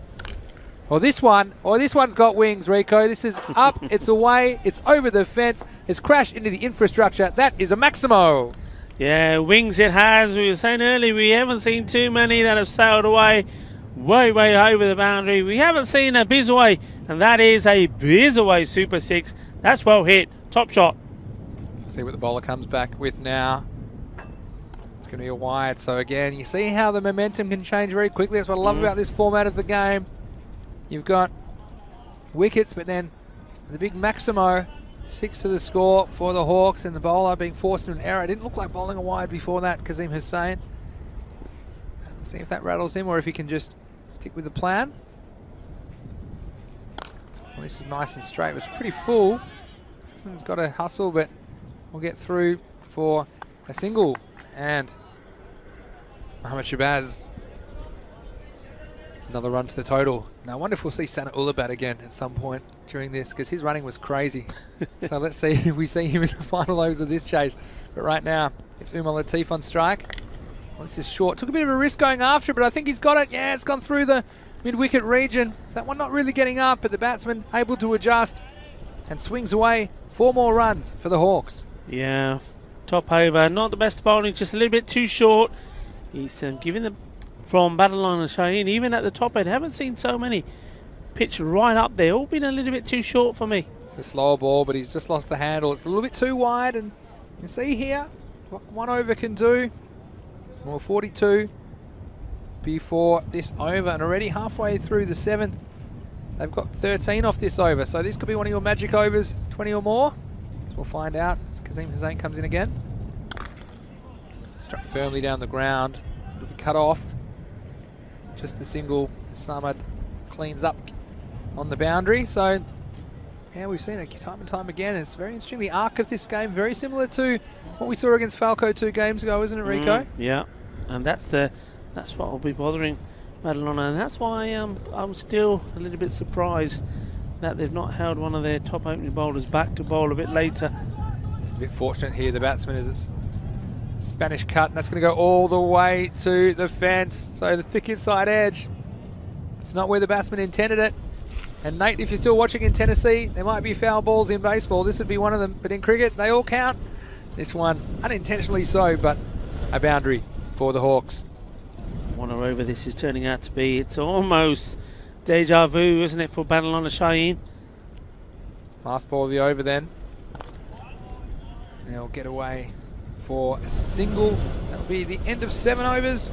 The Hawks are 61 for the loss of 4. And that's 19 runs off that over. Does that count as a magic over, or does it have to be 20? Oh, I think over 20. But still, having said that, that's it's punishing for them, because so often, you know, when the hard work is done in the first part, you think you're there, you think you're going to contain the team to, we're talking about around about 80, and with an over like that and still 3 to go. Yeah, I think they put 85 on the board or so here. He's going to make Badalona Shaheen think. I think they'll still be favourites, but Hamza Salim, well, we saw him go cheaply in the game before, so you wonder where his confidence is at. It's going to be Shafir Mohammed to bowl the 8th over. Yeah, I mean, going to start with no ball because it's off the edge of the pitch, and yeah, this will be a free hit. You say 80, 85. I'm going to say they're going to get closer to the 90 to 100, because I just think Badalona Shaheen, once you've got Hamza Mati and bowled themselves out, they struggle, and well, this is a no ball, I think. Yeah. Free hit. So can't be dismissed off this. Most likely, except for a run out. Here we go. He has a look at it, and the umpire thought about it, and batsman, well, he left it up to the umpire to do the work there. We'll see, there's that wide indication line you see there, and batsman, you see, I think he took a step outside off stump. So it made the umpire think. See where he was there. 50-50. Still free hit. And he hits it, and the work has to be done by Dilawar, but he does well. Tell you what, we're going to see the Panthers in the last game today, but he was very Panther-like there, wasn't he? Dilawar Khan on the long on boundary. It's an important position, and he did well, taking a few steps round to his left to cut off the boundary. So just a single, and nice fielding from that man for Badalona Shaheen.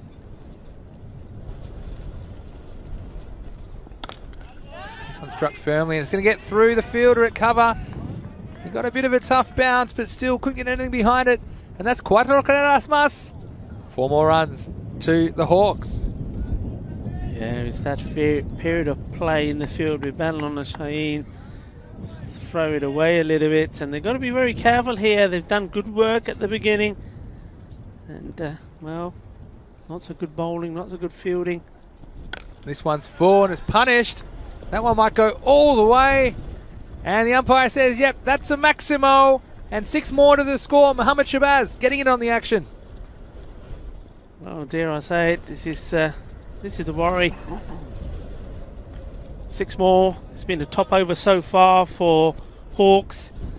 And all of a sudden, Helen on the Chains' heads are starting to drop. You can see it in the body language. That's what we love about this game, isn't it? The ebbs and flows, and it can seem like one team's making all the running, but it just takes a ball or two.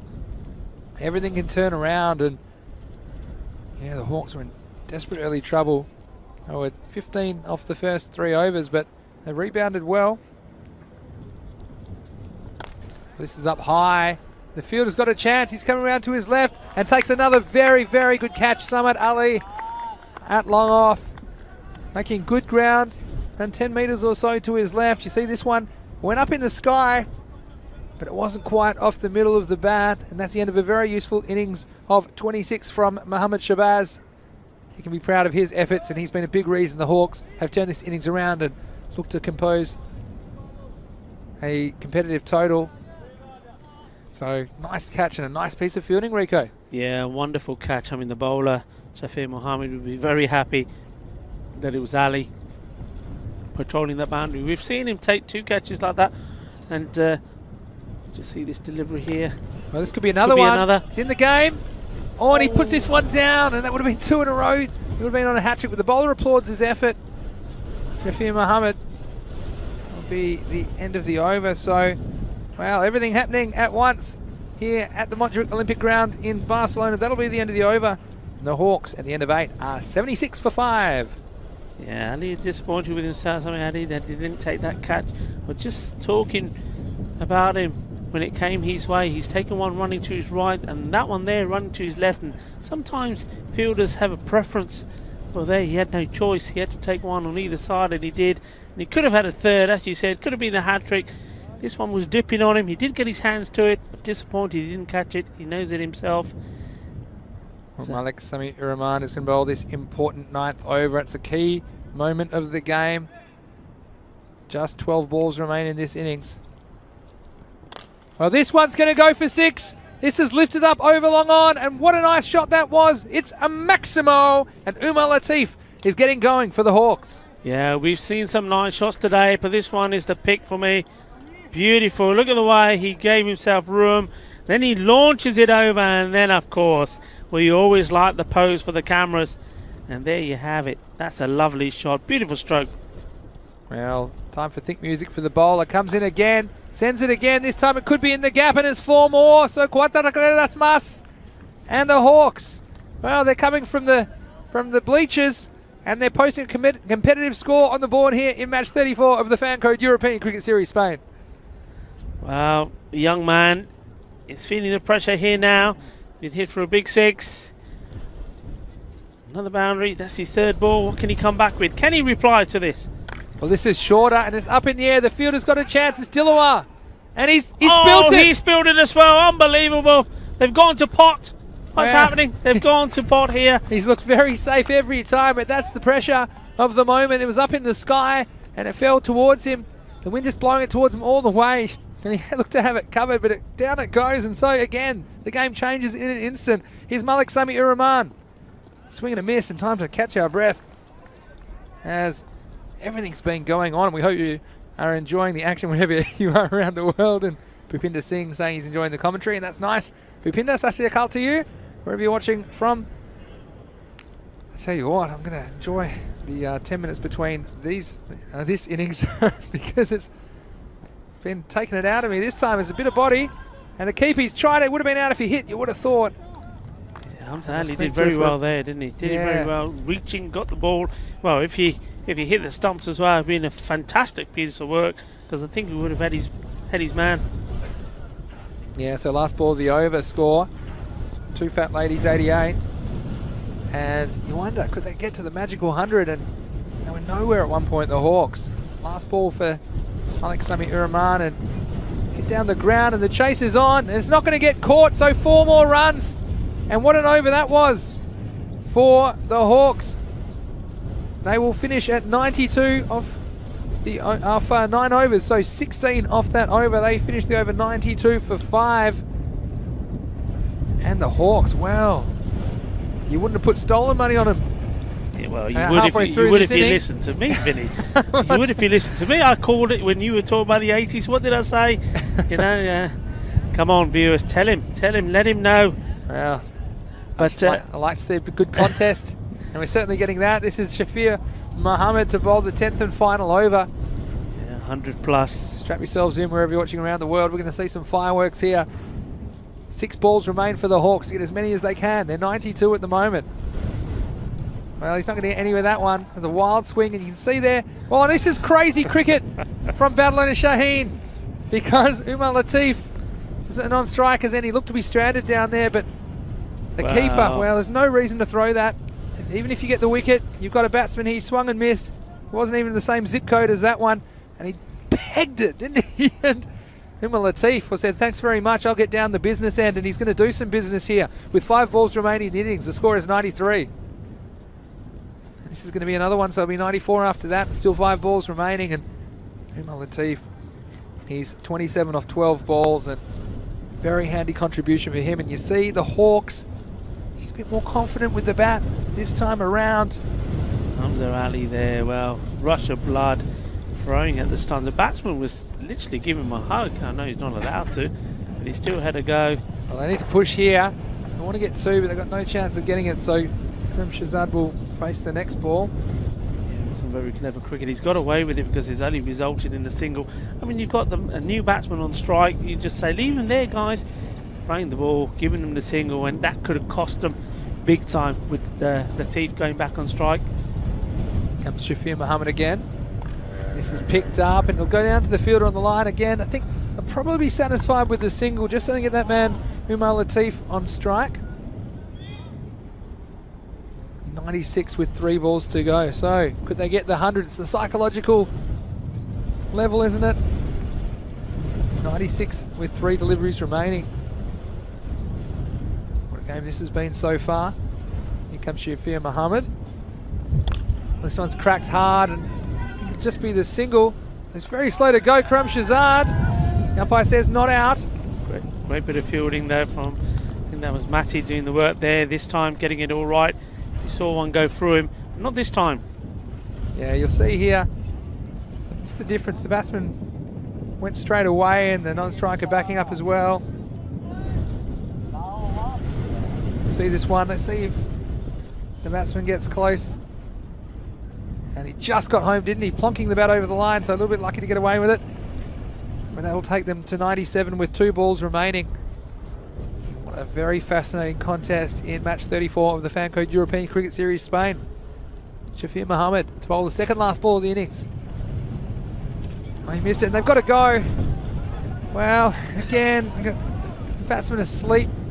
And that's the time they did have to go, because even if it resulted in the run out of Karim Shahzad, it would have got Umar down there, who's looked more likely to hit the big blow. So a bit of a let off for Badalona Shaheen, and the score will remain at 97. And I'll look, last ball. Going to run for everything here. Can they get to the 100? Well, this is going to be a wide, and again, we're trying to manipulate a way to get Umar down there. That'll take them to 98, so they're creeping up. If they get one more, it'll set a target of 100 for Badalona Shaheen. And how's the entertainment here in the Fancode European Cricket Series? You won't see cricket like this anywhere else in the world, we guarantee you that. It's great to have your company. 98 with a ball to go. Well, this is edged away, and they will get one. Will they try a second? Well, again, they're not even going to try their luck. So, in this match, it was the Hawks who won the toss and elected to bat. They were in early trouble, but they recover to score 99 for 5 off their 10 overs. And let's recap the highlights here of the first innings of match 34. Rico, it certainly was very entertaining.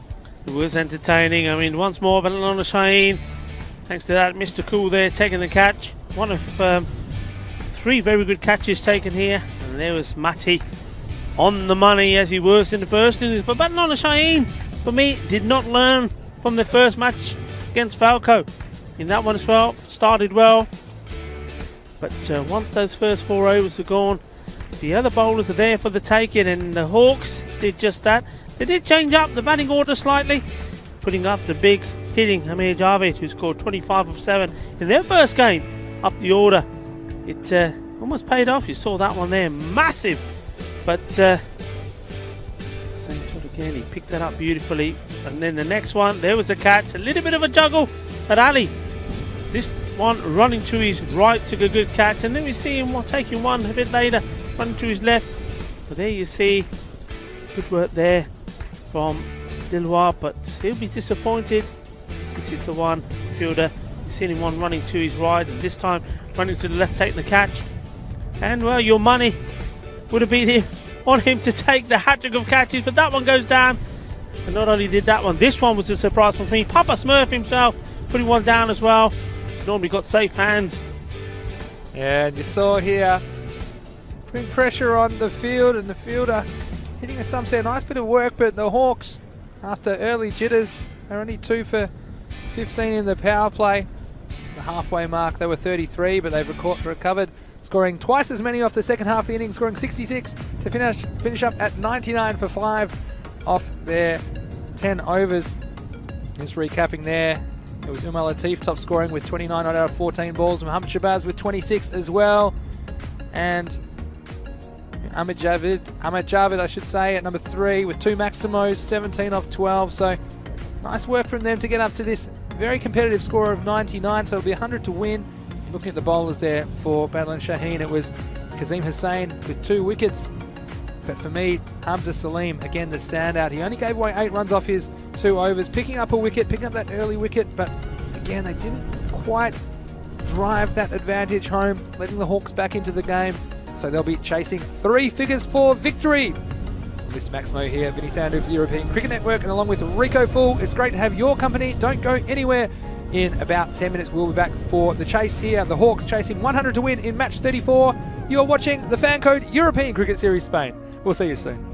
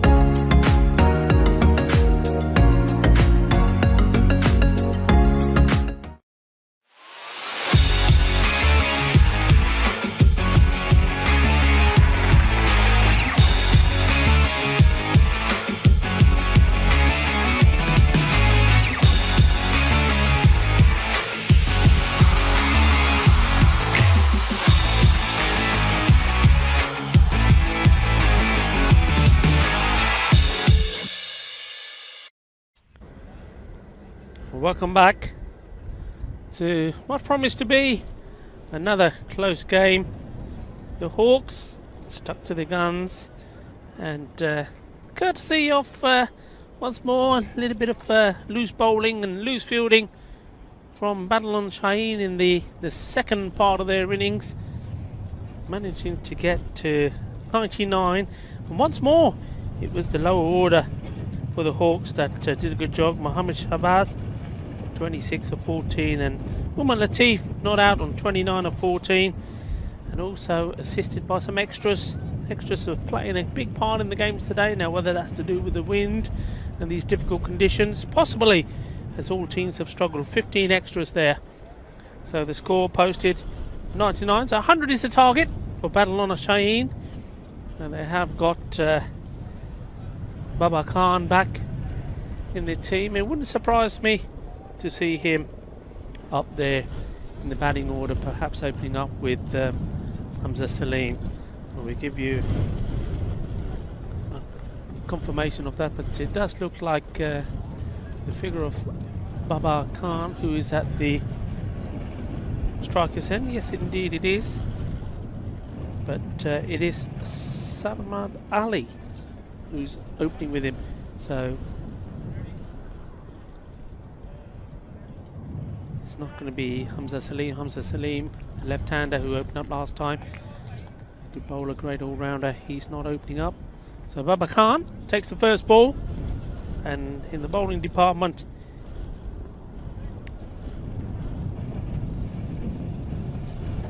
first ball being bowled here, and Baba having a swing and a miss.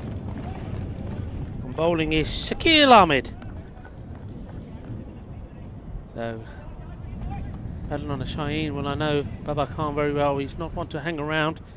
He wants to get on with the job pretty quickly. He'll be aiming to hit over the two man at square leg inside the ring, and mid wicket. Be looking to hit over the top. That's his favourite shot.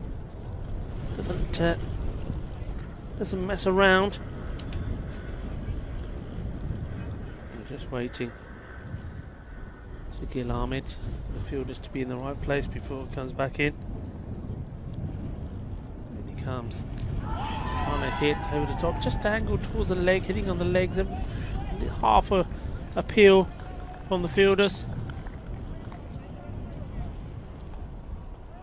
And waiting for Vinny to come back. Remember, we do have one more game to come here today, and it's going to be an exciting one. Once again, we're going to welcome new teams coming into this European Cricket Series, making their debut. It's going to be Trinidad Royal Stars and the Black Panthers. A couple of names I recognise, a couple of players that have information. Smashes that, it's gone straight up in the air. The bowler wanted himself, getting under it and taking a very good and very important catch. So, well, Baba Khan didn't play in the first game. He does in this one, and well, he makes no impact at all in helping to strengthen the Babylon Shaheen batting, because he goes for a duck. So, well, he took a good catch, but other than that, that's his work done for his team today. And Vinny, you come in just as that wicket goes down. Well, I'll tell you what, there's something about me stepping through the door that makes opening batsmen nervous, Rico. And you see that Baba Khan, who's a big inclusion for Babylon Shaheen, and he would have been an important cog, they would have thought, in chasing this 100 runs down that they require to win match 34. But he's put that one straight up in the air. And look, you got to hand it to the bowler for taking responsibility there. Shakil Ahmed had the mid wicket there. Umar Latif also interested, but holding on and doing his own work. That's great if he's in your fantasy team. Shakil Ahmed, he'll get points for the catch, points for the wicket, and huge points for the Hawks. Hamza Salim comes in to join him. He's at the non-striker's end. This one's gone up and away. It's gone all the way down the ground for a Maximo. And what a start that is. It's Salman Ali who starts with a 6. Yeah, lovely shots, and the batsman do cross. He's on strike, and he's played that beautifully well. It just goes to show you had Baba Khan, who's normally is the big hitter, couldn't get bat onto ball, and when he did, he puts it straight in the air, and he's on his way, caught and bowled. The very next ball, the batsman who, once they cross at the other end, his first ball going for 6. Yeah. Just wonder, Vinny, how much will that mentally affect Barcelona Shaheen? They all obviously would have been a lot happier knowing they got the likes of Babar Khan in their side, but when he's out for 0, well, they're probably thinking, probably a bit flat. Well, this is shorter. It's pulled away. It'll be 4 more. And so, a bit loose there. And what I noticed just as I was walking over to the commentary position, Rico, is Shakil Ahmed a couple of times losing his run, and the wind, I think, making him a bit uncomfortable and losing his rhythm. And you see they're just dragging that one down and hit away easily for 4 runs. So, I mean, it's very simple, isn't it? 100 to win. You need 10 and over. You need to be around that rate. And despite losing that wicket of Babar Khan, 6 and a 4, and that's the 10 they need for this over. I think he's got his eye on more. Samad Ali, he faces again. Ooh, well, risky shot to be playing there. And that's the end of the over. And like you say, in terms of runs required, well, they've met that target, but they wouldn't have wanted to see Babar Khan already back in the dugout. The score at the end of the first is 10 for 1. Yeah, so these two are incredibly important. Also, the brothers Khan, Dilawar and Bilawal, I should say. Probably the other 2 batsmen I think will figure potentially in this chase, but the Hawks, well, they'll be hoping that they can drive home that early advantage. Is he just a bit of an issue here, perhaps with Shakil Ahmed? Needing a bit of assistance, maybe taking that catch. Yeah. Just getting the magic spray. Have you ever had the magic spray, Rico? The magic. I've had plenty of sprays, but none of them ended up being magic. They don't seem to work on me at all. That amazes me when you see in other sports, you know, the player's going down, he's rolling around in agony, and somebody comes up and sprays a little bit of something, and he's up and about. It's good. It's cold. It's meant to make the pain go away. I know what you're talking about. I've had the spray, but it just doesn't seem to work for me.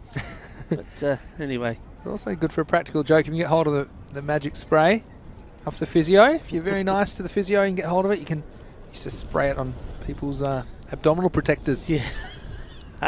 While they weren't watching. Yeah. The old Rolex, eh? Something like that. That's right. We've got Mohammad Shabazz to bowl the second over. Yeah, the heat is on.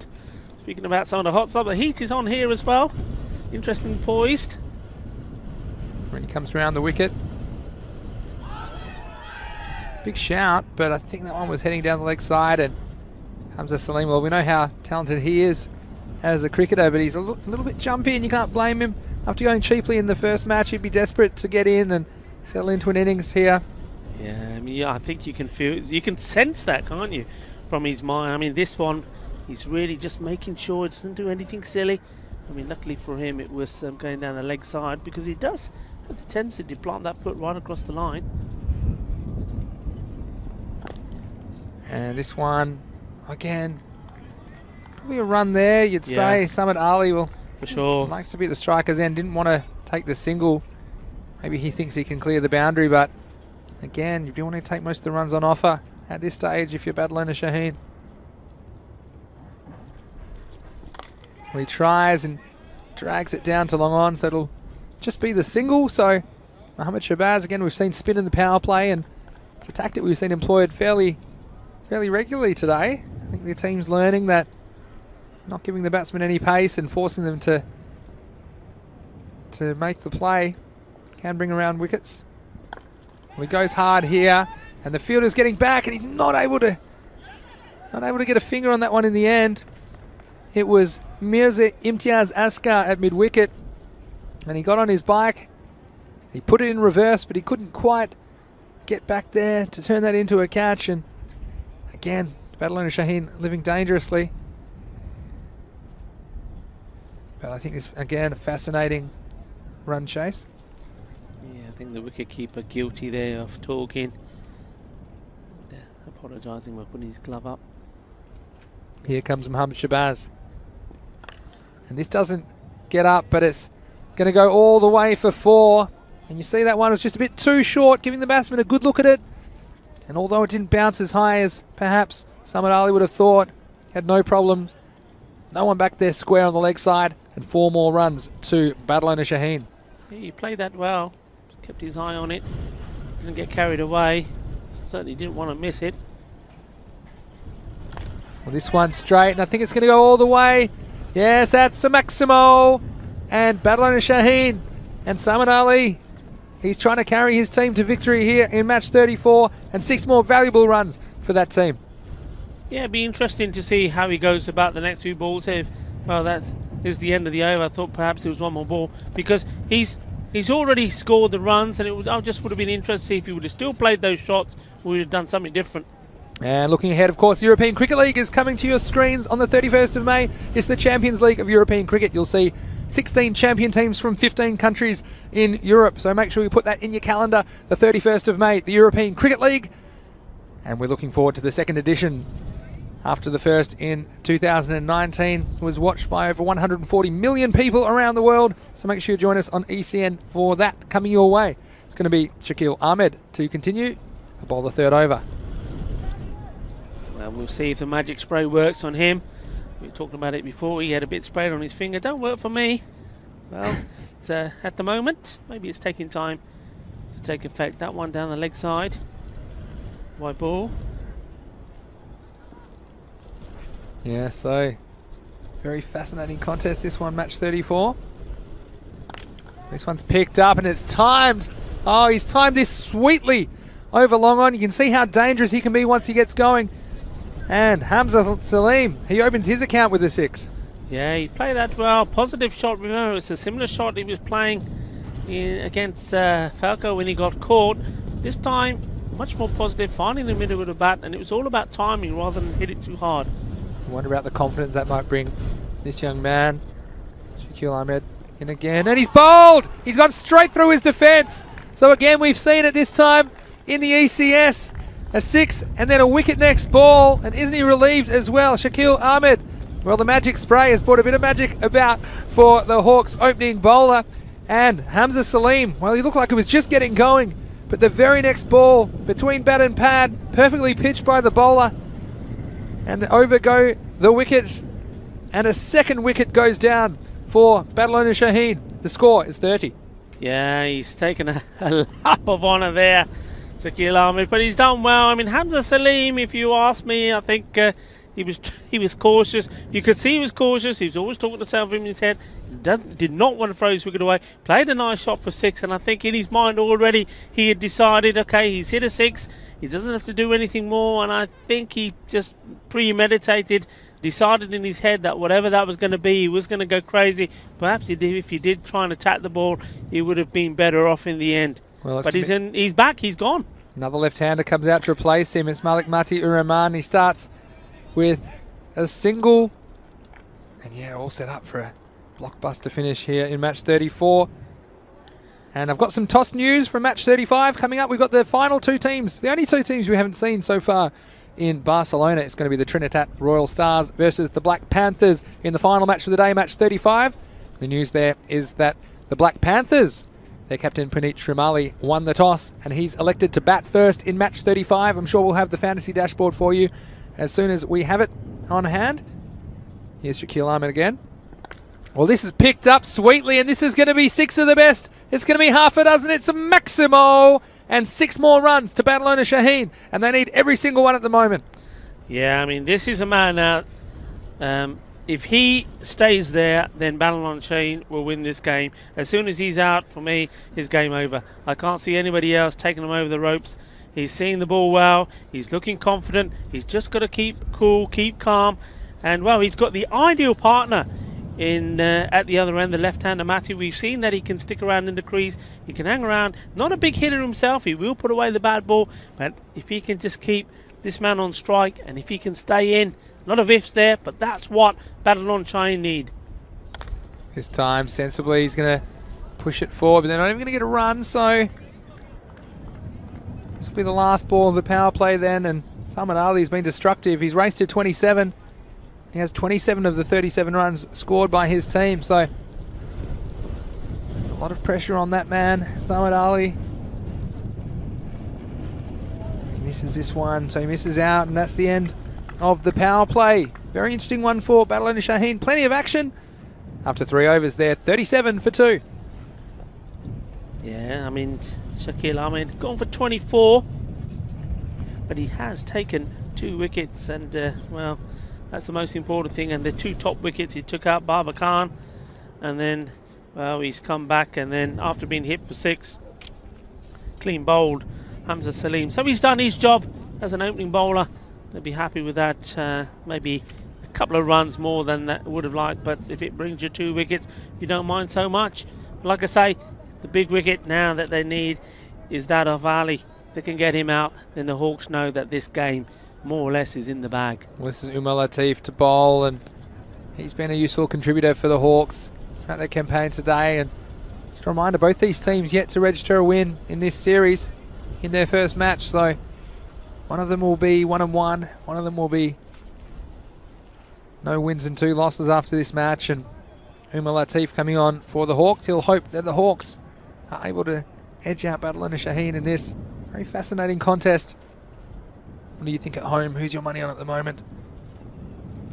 Umar Latif will bowl to Malik Matiur Rahman.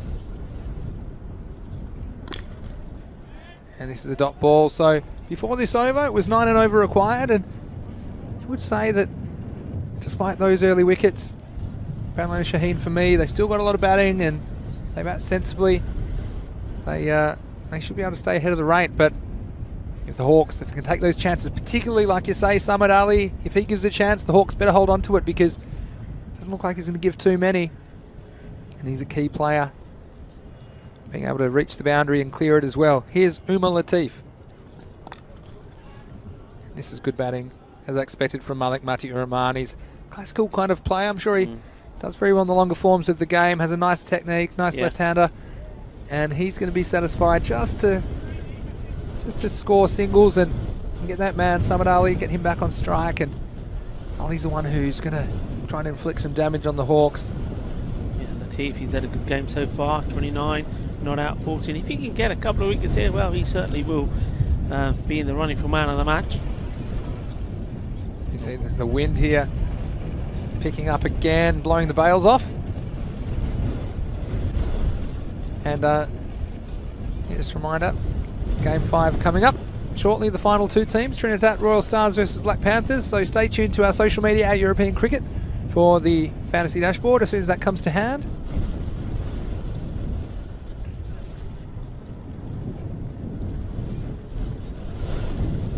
Here comes Umar Latif. This is a good Yorker.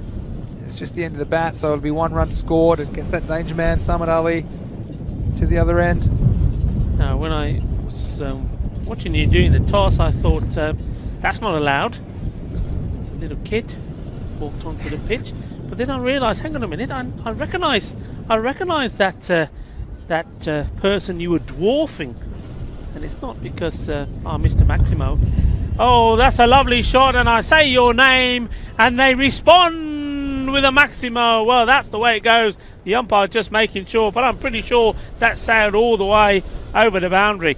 But yeah, we said he was a bit of a nudger, didn't we, Malik Matiur Rahman? But this one, it was short and outside his leg stump, and he picked it up and just waiting to get confirmation. Come on, put your hands up in the air, arbitro. Don't be shy. Seis carreras. Yeah, get him up, umpire. Yeah, so I was saying, you know, the guy you were dwarfing, it wasn't a kid, of course, it was somebody I recognised, and it was Puneet, wasn't it, surely? It was. I'll come back in a second. Oh, this one's gone straight through the fielder, and it's going to beat the outfielder as well, so 4 more runs. Oh, and that one, well, you thought the Hawks might be able to cut that one off. It's Mirza Imtiaz Askar at mid-wicket. He got through him, and then the outfielder, it was a good effort, but he wasn't able to cut it off either. So you see 49 the score already. This run rate is comfortably ahead of what's required. Beautiful timing though, was that from Matty. He's played 2 lovely shots. One right over the top for 6 and that one along the ground. This is picked up and it's going to beat the fielder as well. The chase is on. They'll stop it just inside the field of play. Yeah, nice shot. Seems to be in a nice rhythm. What I like here, and what's good to see, and any young cricketers watching as well, that he's not trying to hit the ball too hard, just timing it. End of the over, 51 for 2. And looking ahead to match 35, like you say, it's our first chance to look at these two teams, so they don't have any Dream 11 points just yet. But it'll be the Black Panthers batting first in this match, and Balwinder Singh up the top of the order. He'll be opening most likely with Ajay Rawat.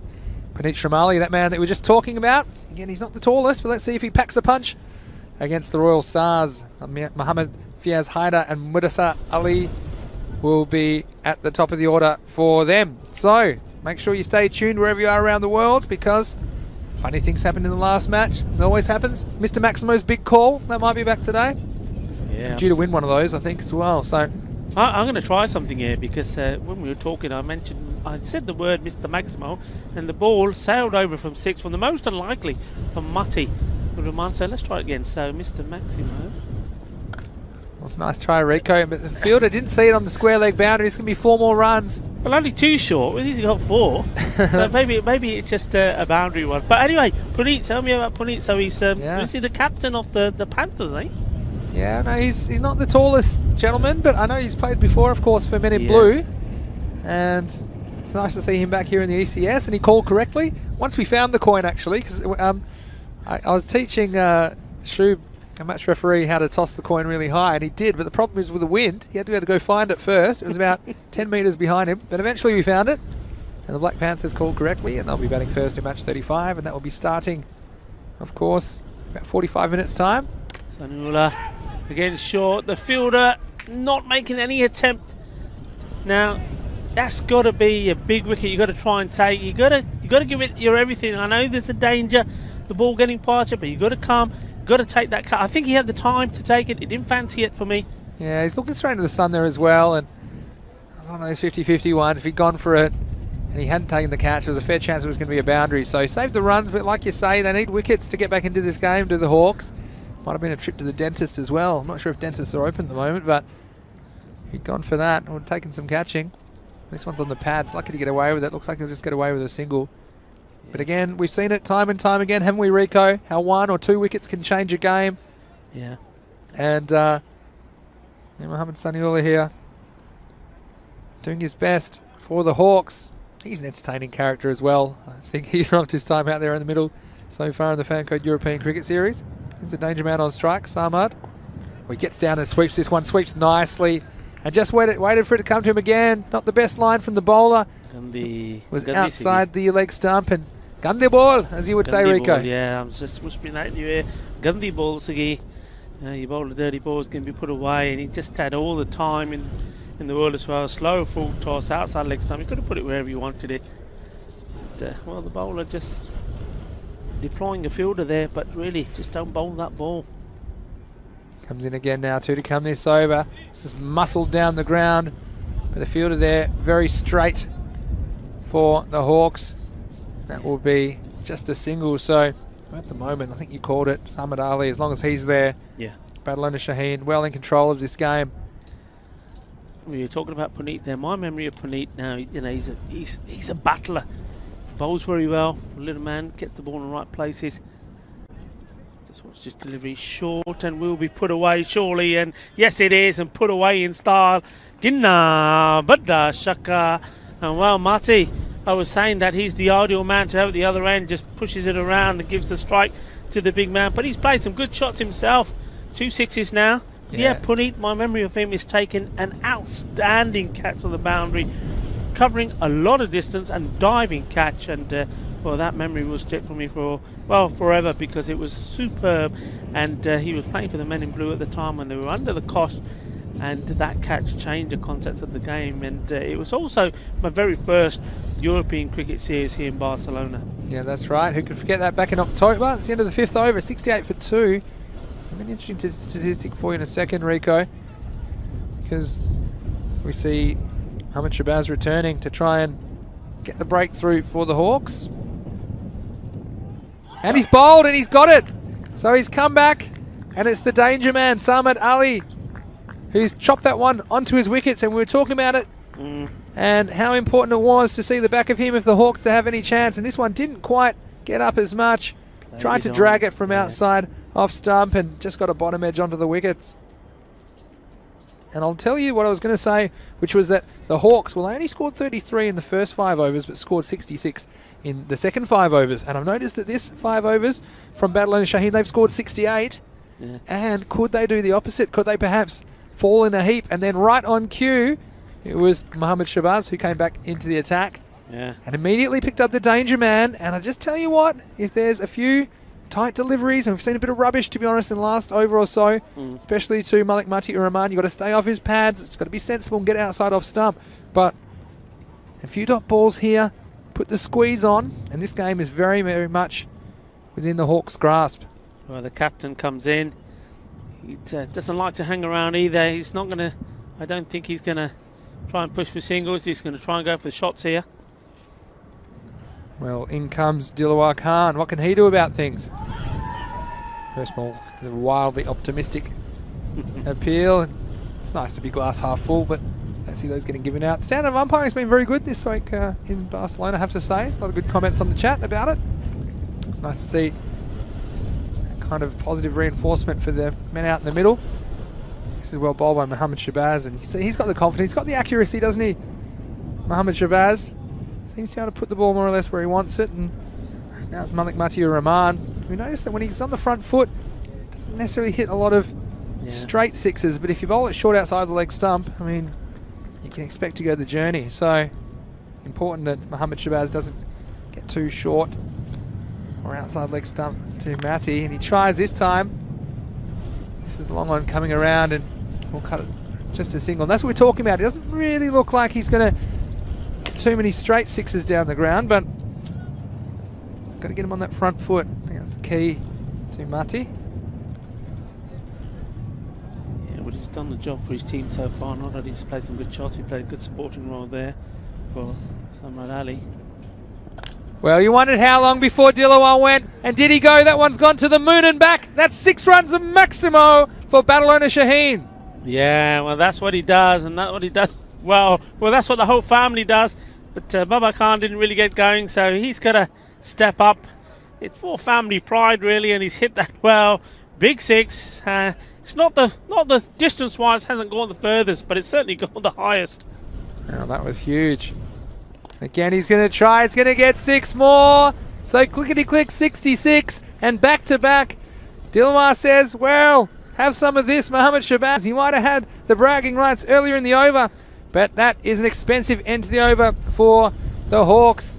And after 6, it's 82 for the loss of 3. Yeah, you can't bowl there to him. I mean, I was saying that about Baba Khan. He missed out on a few before he went and skied one. But well, anything in that area, these guys put away. That was a lovely shot. And, well, he'll be feeling good after those 2. And most importantly, those 2 big 6s in that over, even though they lost a prize wicket of the man that I thought was key to them, Samrat Ali. Well, that's helped them along. The run rate now, well, it's under 5, 82 for 3 of 6. Yeah, you said it, Rico. And they've got the rate under control, but you just wonder if there's one more twist left in this match, and they're going to have to find some dots from somewhere. Some balls which don't get scored. It's going to be Elahi to continue the 7th over. This is down the leg side, and again, the Hawks, well, they've had some moments today, and they've been in the contest. Yeah. But ultimately, they seem to just be a little bit short of what's required to pull off a win. But of course, plenty more matches for them. They'll still have 8 more matches after this in the Fancode European Cricket Series. Oh, this is picked up nicely. In fact, it's going to go all the way. It's 6 more, and another Maximo for Malik Mati Uraman, and he's doing the job for Badalona Shaheen. You know what? I think they've swapped shirts. I think that is Hamza Salim batting, and I think Mati opening batting's out. Because really, you know, those sort of shots, I mean, I've seen Hamza Salim bat, and, you know, he's been learning from it, because that's a beautiful shot, and that's what you normally see Hamza Salim doing. That was just effortless. Lovely stroke. Got to stay away from his pads, don't you? This hasn't learnt. Gets away with this, but it's still a wide, and this could be over in a hurry now. Badalona Shaheen lost some wickets at key moments, but the players coming in have not let up the pace. And Malik Mati Rahman, he's raced already to 28 off only 10 balls, and Dilawar, of course, with those 2 big Maximos back to back, just breaking the back of the Hawks here in match 34. Well, a great performance from Mati Rahman. He's batted beautifully. Looks like a different player, batting with confidence. Bowled really well as well. Well, if you can see this victory home, well, he looks like he's my man in the match anyway. This is up, and it'll be 6 more. And Elahi again. He didn't learn. He's straight onto the pads of Malik Mati Rahman. We said, well, he hasn't hit too many straight down the ground, but this one was in the slot. It's gone the journey. And another one. He's feeding the snakes here at Montjuic. 6 more for Malik Mati Rahman. Shaba. Good night, shots ago. Timing, Siggy. Pure timing. Played that beautifully. Well, it could be over in a hurry now. Yeah, and I think that will be 6 and game, set, match. So Malik Mati Rahman, he ends up with 40 off only 12 balls. And Badlana Shaheen, well, there were a couple of hairy moments in the chase, but ultimately they get over the line halfway through the 7th over, winning this game with 21 balls to spare. Well, what a way to finish the game. It was absolutely emphatic in the end. From that wicket there, that first one went Baba Khan. Well, I thought that the big man, the man who they needed to perform, was gone back in the dugout. How was that going to affect them? Because he didn't play the first game, and they were hoping that by him being in this one, everything would change. Well, you see the man who took the charge, Salman Ali, when that first wicket went down, his reply was to hit a great big 6. He played a great innings, and for me, he was the key man. If he had to stick around for that, that was Hamza Salim going. He just, again, like we've said, played a lovely shot. Oh, the bowlers had for 6, but the bowler had the last laugh, bowling him all ends up. Yeah, what a delivery that was. Just looked like Salim was going to get going there, but the Badlana Shaheen batsman, they didn't really waste any time keeping things going. This was Sanaullah.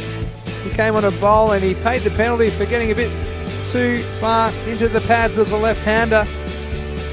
This was the wicket. It was the last hurrah for the Hawks, really. Is that the man? Yeah. Samad Ali contributed a very useful 38 off 16 balls for his team, setting up the victory. But when he fell, you thought, well, there might be a bit of a mad scramble, but then Dilawar came out, hit 2 of the biggest 6s you've ever seen, to the moon and back, and then it was this man who impressed me. Top scoring in the end for Badlana Shaheen, Malik Mati Rahman.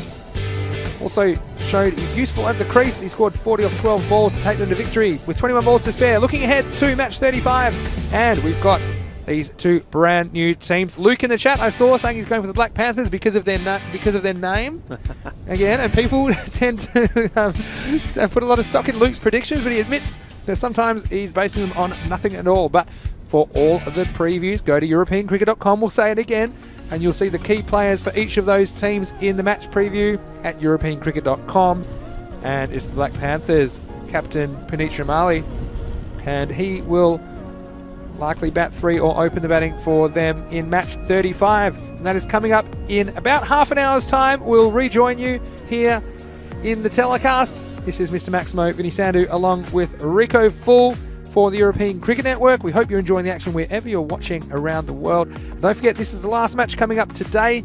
That begins in about half an hour's time, but we have plenty more cricket coming your way this week from Barcelona, because the action continues tomorrow from 7:30 a.m. GMT, which is 8:30 in Central Europe, and it's 1 p.m. in India. We have 5 more matches. Group C will return to the ring to continue their campaign. So Rico, a very interesting game, and looking forward to the last game with these 2 new teams. Yeah, good game. And for me, I'm just going to sum it up to say I'm very happy. I'm very happy because, not because of the team, but it's great to see a young Spanish player, an under-19 junior, step up the mark. He's bowled well in the first game, was just batted well in the second, but to bat well and score runs and do the job. And, well, we're just seeing the scorecard there. And, well, yeah, we see there. Fantastic work. Some more information will be coming up. You'll be looking at the man. That's right. But the main thing is, he's played well, batted well, scored runs, bowled beautifully, and in the end he's my man of the match. And it's nice to see that he's also been selected as the man of the match by the guys doing the calling for that, and he's having his picture taken with a big smile. Not just a big smile on his face, big smile on my face, because that's very good for Spanish cricket. Well done to the young man, to Matty there. Yeah, that's fantastic, and he certainly finished the game with a bang, and we're hopefully going to finish the day with a bang with match 5 of the day. It's match 35 on the calendar between the Trinidad Royal Stars and the Black Panthers. We'll see you in about just over 25 minutes time to rejoin all the action from here in Barcelona. This is Vinny Sandu, Mr. Maximo, along with Rico Fool, and you are watching the Fan Code European Cricket Series.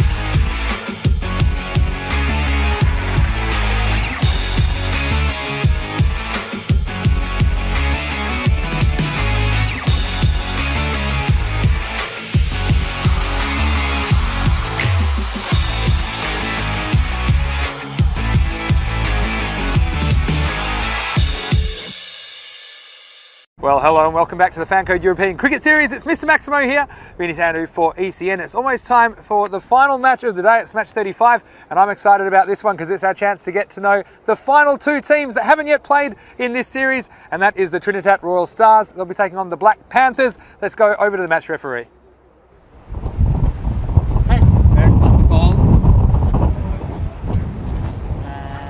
is head. Black Panthers won the toss. What would you like to do? Batting. Black Panthers have won the toss and elected to bat first.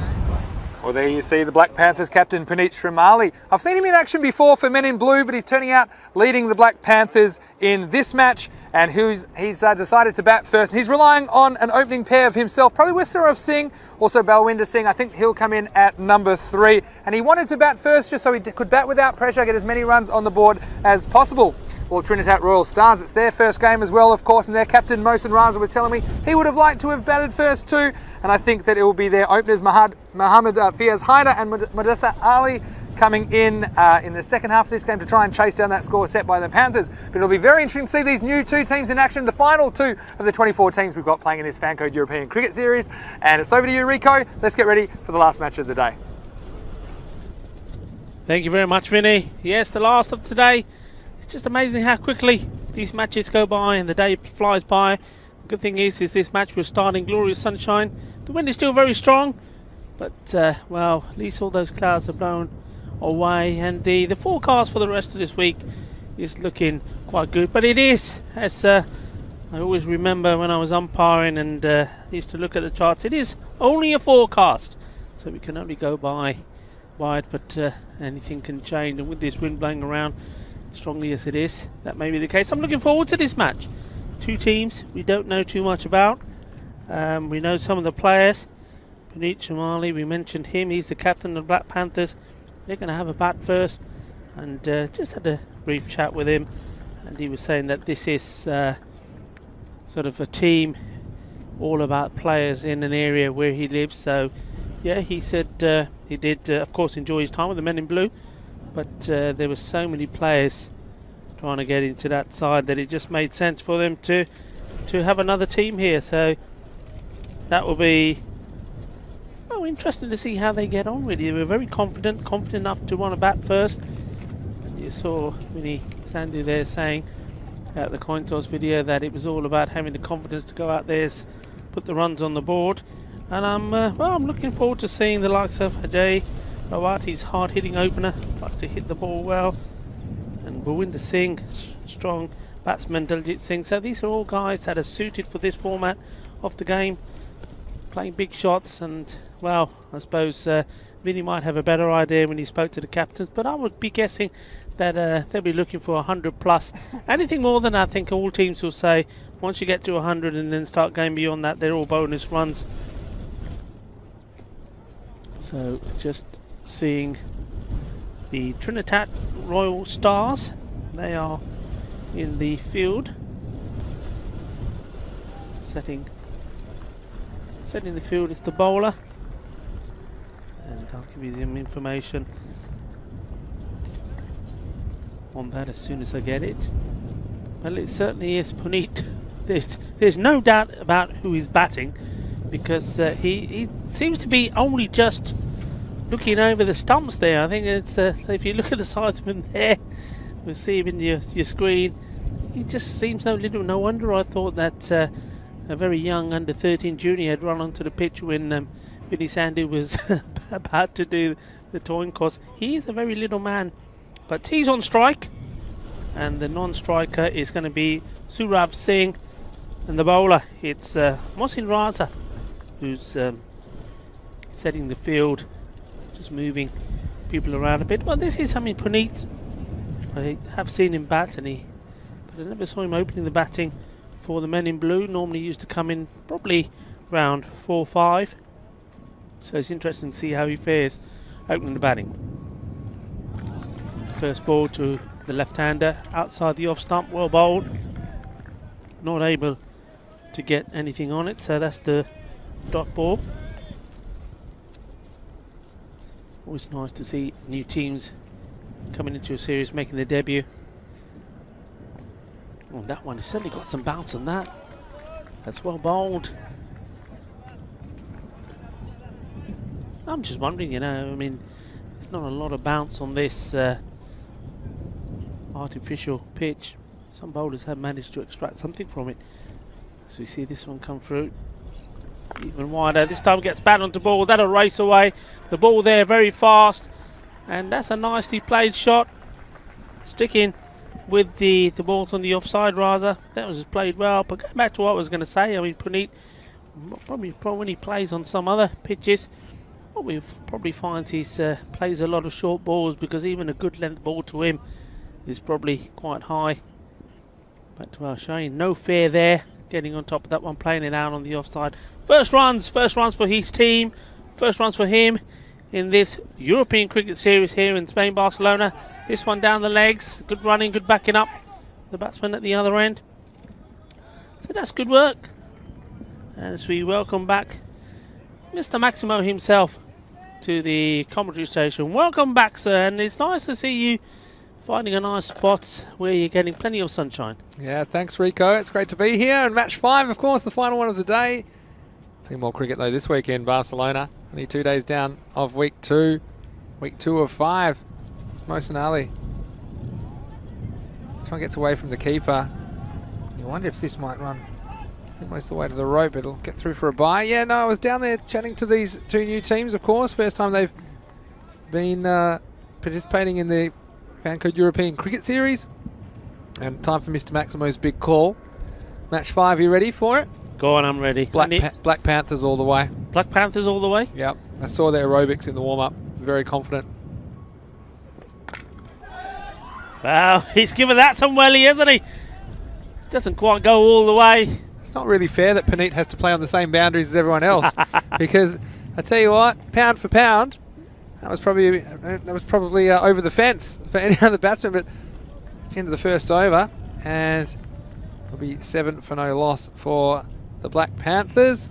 I was seeing the chat there. We've got Nate saying he's a Texas Rangers fan. I mentioned in the chat a few minutes ago I'm a Toronto Blue Jays fan, so it means we might not get on after all. But good rivalry between those 2 teams. He mentioned the punch Odor on Bautista. I'd probably refer to the bat flip, which was the history. And Rico, you look at me like you have no idea what I'm talking about, but that's one thing in baseball. There's a few good rivalries, and I've seen a few good rivalries of our own here in the Fancode European Cricket Series. And you wonder if these 2 teams debuting the same match here in match 35 might just be forging a rivalry of their own. I'm sure each one of them would be very keen to start their ECS careers with wins.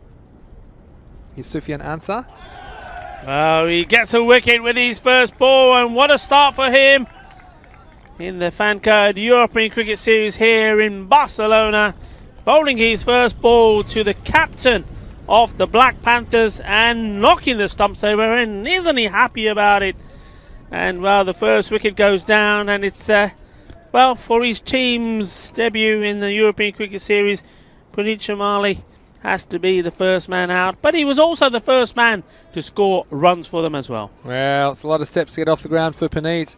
Unfortunately, just getting a bit carried away after that expansive stroke off last ball, last over. And of course, Mr. Maximo's big call strikes again as the captain of the Panthers goes just after I've tipped him to win the match. But let's see how their batting depth goes. And I'm sure there's a few nerves around these 2 teams playing on the global stage for the first time here in Barcelona. The new batsman is Balwinder Singh for the Panthers.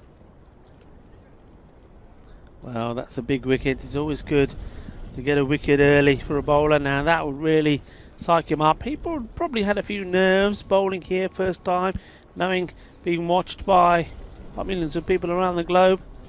And here he comes in again, much happier now he's got a wicket under his belt. Immediately off the mark is Balwinder, but I think this could be a low-scoring game. Just got a feeling, Rico, with these 2 teams inexperienced in the format. So Black Panthers, even if they can get something like 70 on the board, I think it's something to bowl at. Yeah, I think there'll be a few nerves around both of these teams. So here's Sufyan Ansar again. So just repeat, you think it's going to be a low-scoring game? Yeah, that's my big call. Actually, I've changed my big call. I'm calling low-scoring game. Okay, total runs of the game, under 130. There you go. That's a big call. That's a big call. MMBC, under 1. I'm going to write that down. MMBC. Oh, that's going to be easy, and that's another wicket. Well, there you go. Hands are lofted in the air. A very, very soft dismissal. A nothing shot, really. Got nothing on it. Top of the bat as well. And a very easy caught and bowled. Well, Surav, this one was going nowhere fast. He put all the energy into the swing, but just off the splice of the bat, an easy return catch, and racking up the dream 11 points is Sufyan Ansar in this over with 2 wickets and a catch to boot. So yeah, again, that if you missed that, Mr. Maximo's big call, under 130 runs for the whole game. It's actually a huge call. If that one's right, then I think all my previous sins and wrong predictions are history, because it's a big call. What do you reckon? It is a big call. It's a brave one, but well, mind you, Just gonna write that in the chat so we've got a you'll be record quite of that. happy because 2 wickets have fallen here already, and the score is only on 9. Well, not the best of start for Surav Singh when his first European Cricket Series match here for his team, the Black Panthers, getting a 0. So And taking that the world, sorry Rico, taking the world by storm. MMBC. We've got a question here. When is Fateh playing again? I might look that up for you actually, because they'll be playing next week. Fateh. They'll be playing next Tuesday. I think you'll find the next game is match 58. Lovely question from Jesus. Ajay Rawat, new batsman. And, well, it's going to probably race away for a boundary of his first ball. Well, he won't care how he got it. It wasn't authentic at all. Let's watch this here. Didn't probably know too much about it. It's, well, as Vinny has been referring to those as a Spanish shot. It's gone all the way to the boundary. He's got 4 runs. So Well, that's Spanish drive. You know why in Spain? Go on, tell They us. like to live on the edge. I tell you, live on the edge, eh? That was off the edge. Through for a boundary. Here's Ansar. And a big swing there. So The last ball of the over. It's been a pretty good start for the Royal Stars, you have to say. Just limiting the boundaries. A bit of a fortunate one there for the new batsman Ajay Rawat.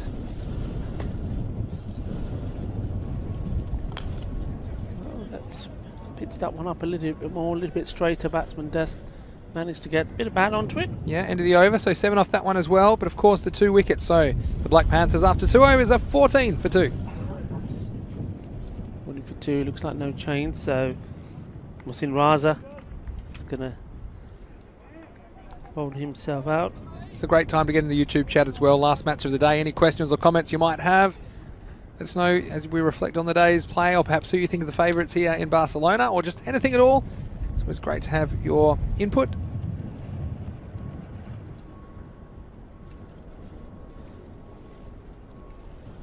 Third over about to take place. Oh, and he's bowled him all ends up. Too slow moving to that one. Well, he hit a 4, his very first ball, and he took a single to take the strike to take him on to 5. But then Ayat Rawat has been cleaned up by Musin Raza. So another wicket goes, and he's on his way back. Yes, and this one was zeroing in on the target, wasn't it? You can see here the stumps, back they went. It was perfectly pitched from Raza. And the 3rd wicket goes down with the score at 14. So the Black Panthers, we mentioned it might be a low-scoring game. And Ajay Rawat, well, he was a bit lucky the first time, but no luck for him on that occasion when sneaking through his defences, knocking over the furniture, and a 3rd wicket goes down. Yeah, I've got some interesting information for you while this batsman's coming in, and you know I've got all sorts of info. Well, how about this? Barcelona, where did it come from? Well, the Roman legend states that during a 9-boat expedition there was a storm, the first 8 boats managing to escape without damage, whilst the 9th was lost at sea, and Hercules ran aground in Montjuic, just here, and the place passed by navigators, etc., etc., and the name of the lost boat was called Barca Nona. So there you go. So they decided to name the city after the lost boat, Barcelona. Aren't you a treasure trove of information, Rico? These are the kind of things you're going to get at match 5 in the Fancode European Cricket Series. And a lot of people, I'm sure they're enlightened after that. Rico, you've always got plenty of information and local knowledge. Plenty of information, you know, people love it. I know they do. But these little statistics. Little facts. Yeah, we've got Biplob watching from Bangladesh. Great to have you with us, Bip. He says that he's a big fan, and really I feel today that we've been commentating in front of a big fan because it's been very, very windy. Our equipment's been blowing all over the place, but these are the things we do to bring the cricket to you from Spain. Is Mohsen Raza. That's well bowled. Going for the Yorker. Big shot at the stumps, so that'll just be the one run. But I do think Black Panthers, they just need to keep trying to keep the score ticking, because I do think that the Royal Stars haven't seen it with the bat, so anything could be competitive. Who knows? Yeah, well, you got Balwinder Singh out there now, and Daljit Singh, well, he's a good clean hitter of the ball, we know that. He likes to hit in the V, so he probably likes to come in when there's a few more runs to the board and he can bat a little bit freely, both of these batsmen. But they know now this is a key time for them to put in a big partnership. It's a nice looking stroke down the wicket, but it'll just be the single. Luke Belgium in the chat saying that he went for Black Panthers because of the name, but it's not looking good. So I wonder how many people, hopefully you're not betting your houses on Luke Belgium's tips. I would say there's plenty of ways to enjoy these cricket, of course, just by watching the contest. It was the end of the over. So that's the end of the power play. Black Panthers, a bit of a slow start, in early trouble. It's 17 for 3 after 3. Yeah, good spell bowling there from Raza. Completed these 2 overs, just gone for 8 runs and got that wicket as well. So good from him. And Yes was saying his favourite player is Kuldeep Lal. Nice choice. He was cool the other day, wasn't he? Very, very cool. And Happy Lovely. Was that a combination of Happy Singh and Manjinder Singh Lovely? Yeah, I think he probably thought about Manjinder Singh Lovely. Now, you know what? I'm glad he's mentioned that, because what I will say here, well, we've got a few seconds, Manjinder Singh Lovely and to his family, congratulations, because they just recently had a new addition to their family. So congratulations from me, Rico Full here, and Midi Sandhu. And me, yeah. Don't leave me off the card, Rico. Badaiyan tonu, badi badaiyan. New baby born hui hai. Hansa to continue. Well, he pins his ears back on this. The batsman has a wild swing. In the end, it'll just be a single to Daljit Singh, who's come to the crease. And yeah, congratulations, Manjinder and the family. It's always a good excuse to get out of the house. You have small children. You got a cricket match? Yeah, पर मेरी गल सुन, मैं हम बधाइयां तो देती हैं. जदों next week होना ना, लड्डू लेके आई, लड्डू खानी तो बर्फी खानी, okay? So just saying in there, I've given him the congratulations. So when I see him next, we want to see a box of Indian sweets, which is quite traditional. They are pretty good, and actually this Trinidad Royal Stars, we saw one of their players, Mohsen Raza, treated us to dinner the other night in his restaurant. It was delicious. To give it a quick plug, I think, if you're in the Barcelona area. Hit hard, it's going to bounce just before the fielder. Does well, kept his eye on it. The restaurant involved with 2 of the teams here, Trinidad Royal Stars as well as Skyways, who we saw for the first time yesterday. Enjoyed watching that. And great hospitality, of course, between the teams looking after us here in Barcelona. It's hit over his head again, once more in the direction of the fielder. 2 fielders having a race for the ball. It's mine, it's mine, it's mine. I want it. Oh, well, it was like 2 toddlers fighting over the last lolly here, wasn't it? Luckily, there's no pressure and not a run given away, but I love match 5. If it was an emoji, it'd be the crazy face emoji. That's what we're going to get in match 5. 2 brand new teams to the series, each keen to impress. Ooh, Full. Just got him playing across, but batsman did well. And just get a little bit of something on that. Or Sufanansa, I thought maybe he was going to sneak that through and get another wicket. Bowling a good line, bowling wicket to wicket, not trying to do anything special, not trying to bang the ball in short. They're just ticking along here in a few singles. They love a boundary or a Maximo. We haven't seen a 6 innings yet for the Panthers. I'm sure their batsmen would be keen to be the person to get the first one of theirs in this Fan Code European Cricket Series. It looks like the end of the over. So again, we've got 22 for 3 at the end of the 4th over. So a pretty good over. Keeping it tight, the overs so far. 7, 7, 3 and 5. So nice tight start by the Royal Stars. Of course, Mr. Maximo's big call. We had it. It'll be a low scoring game. So that's my tip. Let's see if I'm right now. They'll be forced into a change of bowler because Mohsen Raza and Sofian Ansar have both bowled their 2 overs out, and it's going to be Muhammad Ali Mir to bowl the 5th over for the Royal Stars. And it starts with a no ball. It was too wide and actually off the surface, so Muhammad Ali Mir starting with an extra, and this will make this a free hit. Let's see if the Panthers can capitalise. Daljit Singh.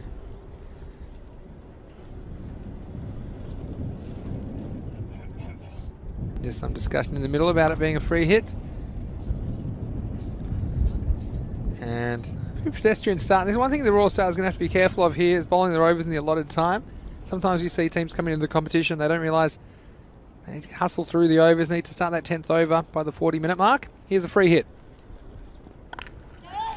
He's hit it hard.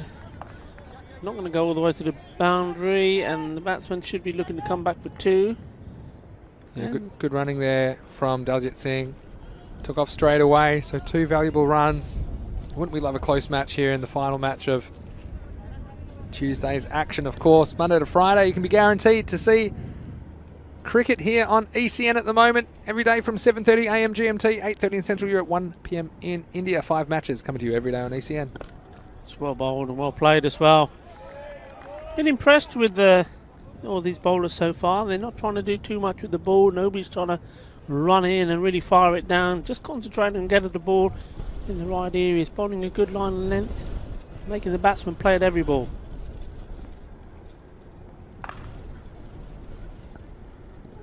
And that is a good old-fashioned slog, isn't it? That is an agricultural swing. A bit more chat.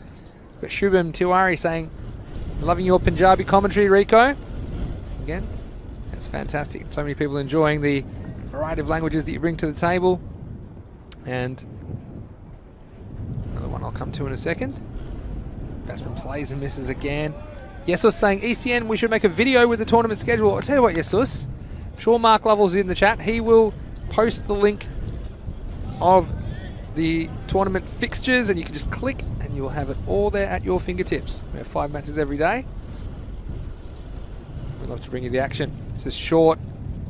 Batsman missing out that time. Yeah, so all you have to do, go to our website, europeancricket.com. It's a great place to go to get all the information about the European Cricket Series, and of course the European Cricket League, which is coming up, European Cricket Championship. So plenty of cricket. We plan to bring you over 1,000 matches of cricket this year on the European Cricket Network. So it's great to have your company wherever you're watching around the world, and welcome to our community if you're new to us.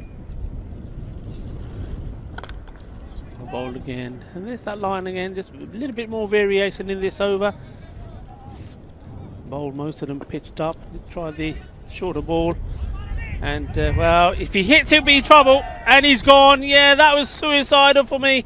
These two were just starting to put a partnership together, and then all of a sudden they're taking a single. Okay, it wasn't the best throw, but they decided, okay, come on, sudden rush of blood, and well, all he's done is run himself out. Crazy running.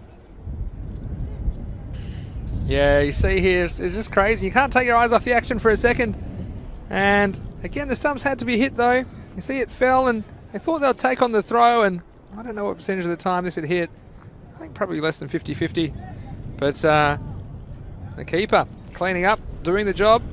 And another wicket goes down, so the Panthers, well, they're teetering here at the halfway stage of the innings.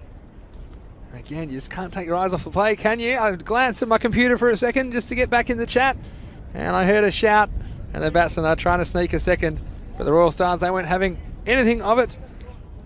And that is another wicket down for the Black Panthers. Yeah, I mean, you are the Panthers, guys, not the Cheetahs. The Cheetah may have got there, but, well, that was a lot to ask for, and he was well short. I mean, crazy running.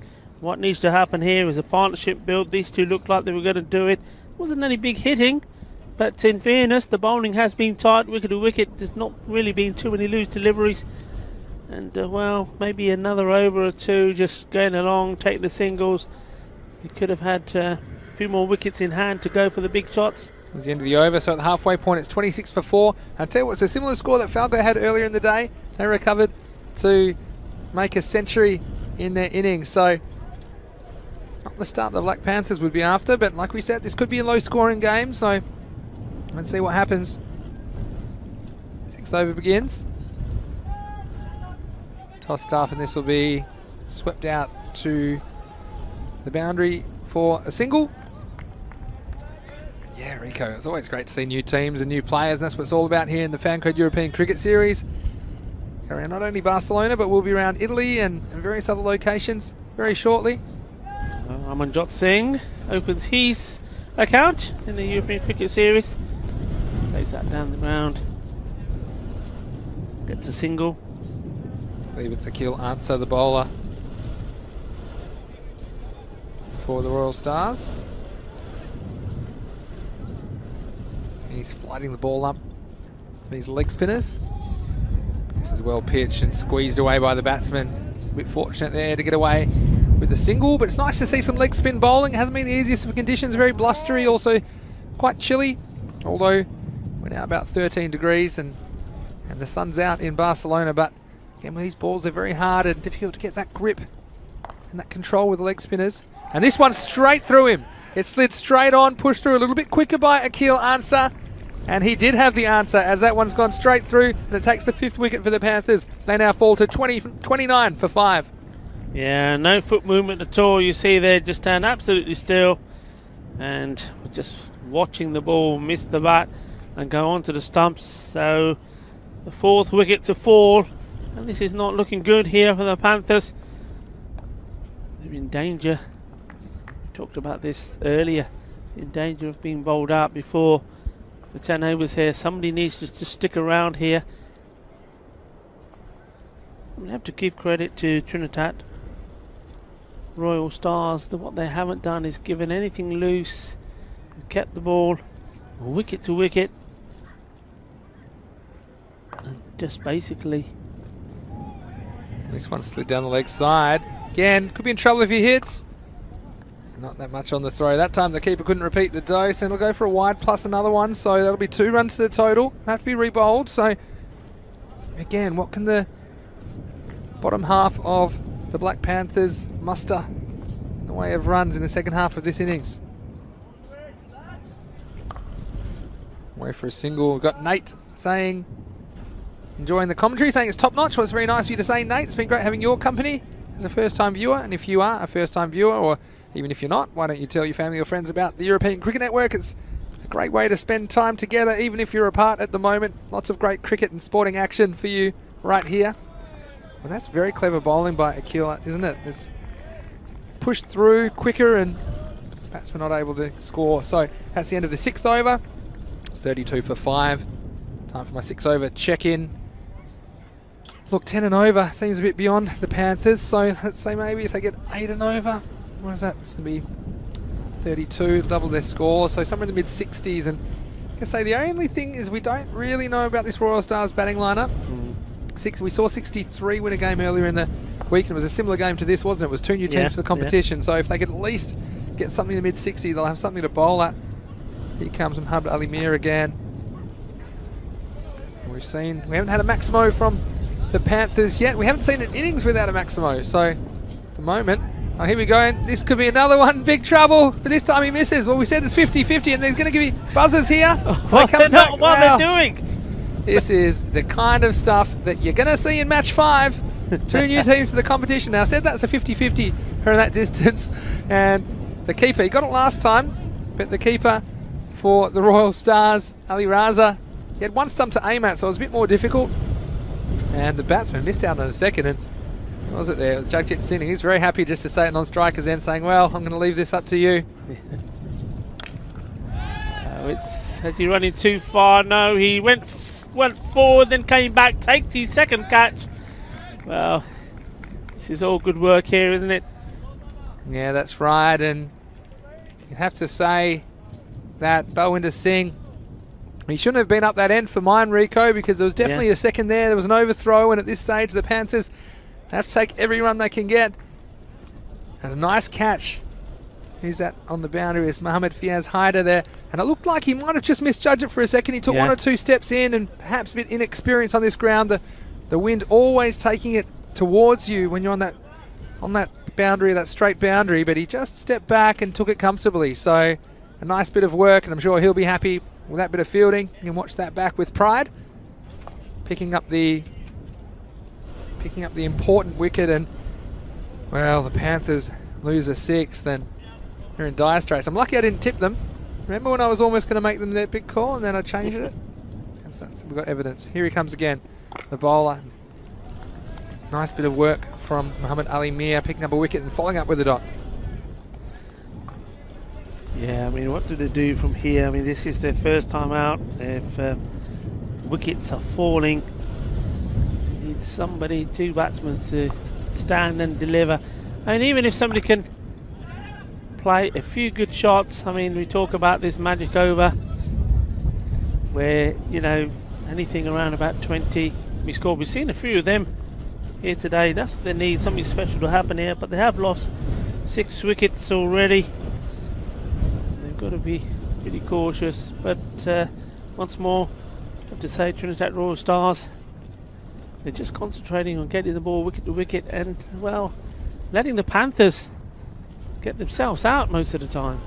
Well, the Panthers haven't been able to muster too much, have they? And they've been Panther tamers so far, the Royal Stars.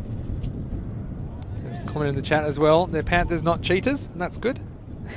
So we don't want cheaters playing in the competition. But we certainly wish them the best, and hopefully they can get to something resembling a competitive score in this match. 35. This is a wild swing. It's going to get through everybody. I wonder if that'll run close to the boundary. They're going to come back for 2, and that's good running from Amandeep Singh. Coming back for 2, so 2 byes, and they'll take them any way they can get them at the moment, the Black Panthers. Just a reminder, you can join us again on the European Cricket Network from 7:30 AM GMT, which is 8:30 in Central Europe, and it's 1 PM in India for 5 more matches of T10 action in the Fan Code European Cricket Series. We'll have matches 36 to 40. It'll be Group C returning. So, sneak it on at work. If you're working from home, sneak it on at work at home. However you can, but make sure you join us because there's going to be plenty of action coming your way from the Montjuic Olympic ground. End of that over. So, 38 for 6.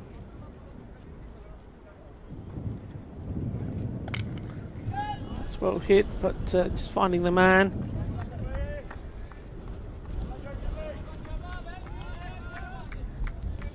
And again, the Panthers are just struggling to get the boundaries at this stage. As they're picking up the ones, they need a few more though. Get them up the mid-60s. Like we said, 63's won a game here before, especially with teams that haven't played in the competition yet. That's short from that, but well, Trinidad Royal Stars, everything's going their way at the moment. Even the balls that have been hit well are finding a fielder.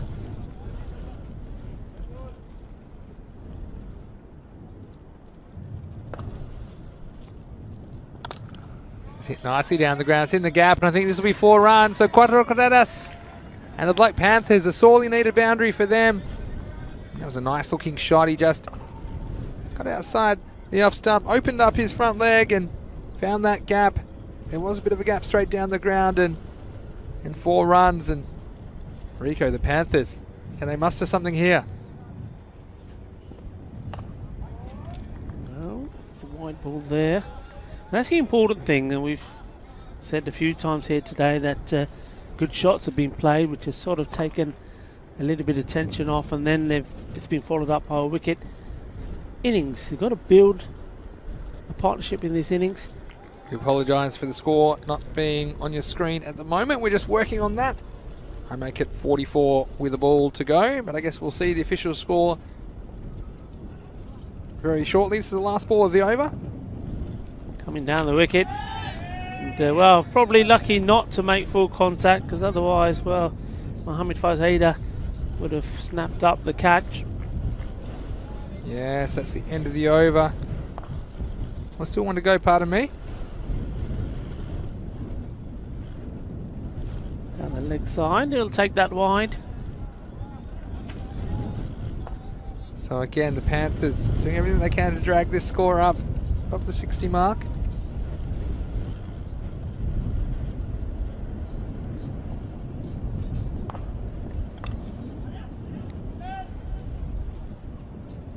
ground.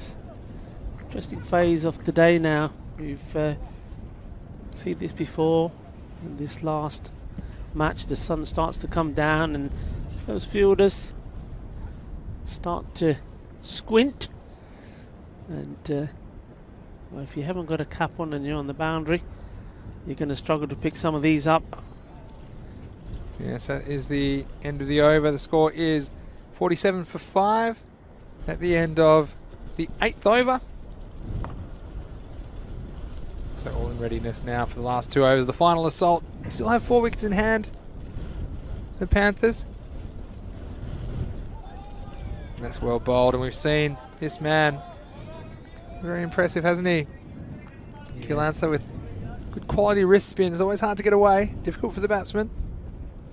This one doesn't hit the ground, but if you're new to cricket, what he's trying to do here, he's bowling the ball out of the back of his hand and spinning it out of his fingers kind of over his wrist in a right to left manner, so that when it hits the ground, it'll spin right to left. So let's see if we can do it here.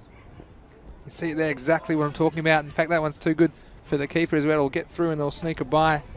But again, it's one of the most difficult skills in cricket, isn't it, Rico? The wrist spin, but tell you what, when it's done effectively, it's been very difficult to bat against.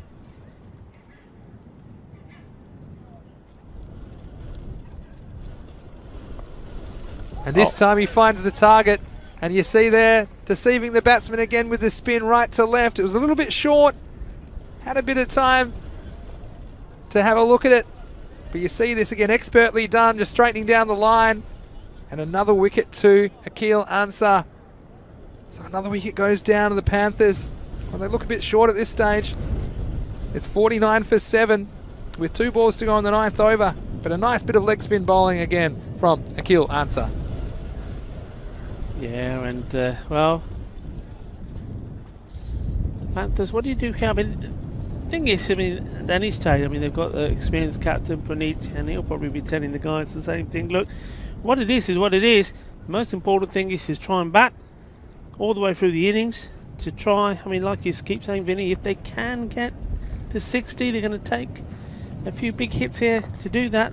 But at least if they can get to that 60, it gives them something to go at. That could be another one. Yes, I think he's good bit of work from the wicketkeeper there, taking the ball on the leg side. So Ali Raza, it's another wicket gain straight away. So batsman comes in and he goes, and well, we're on a hat-trick here. Be sure he's got one more ball. That's all he'll need to do a hat-trick. And this is a nice piece of work. Watch this from the keeper.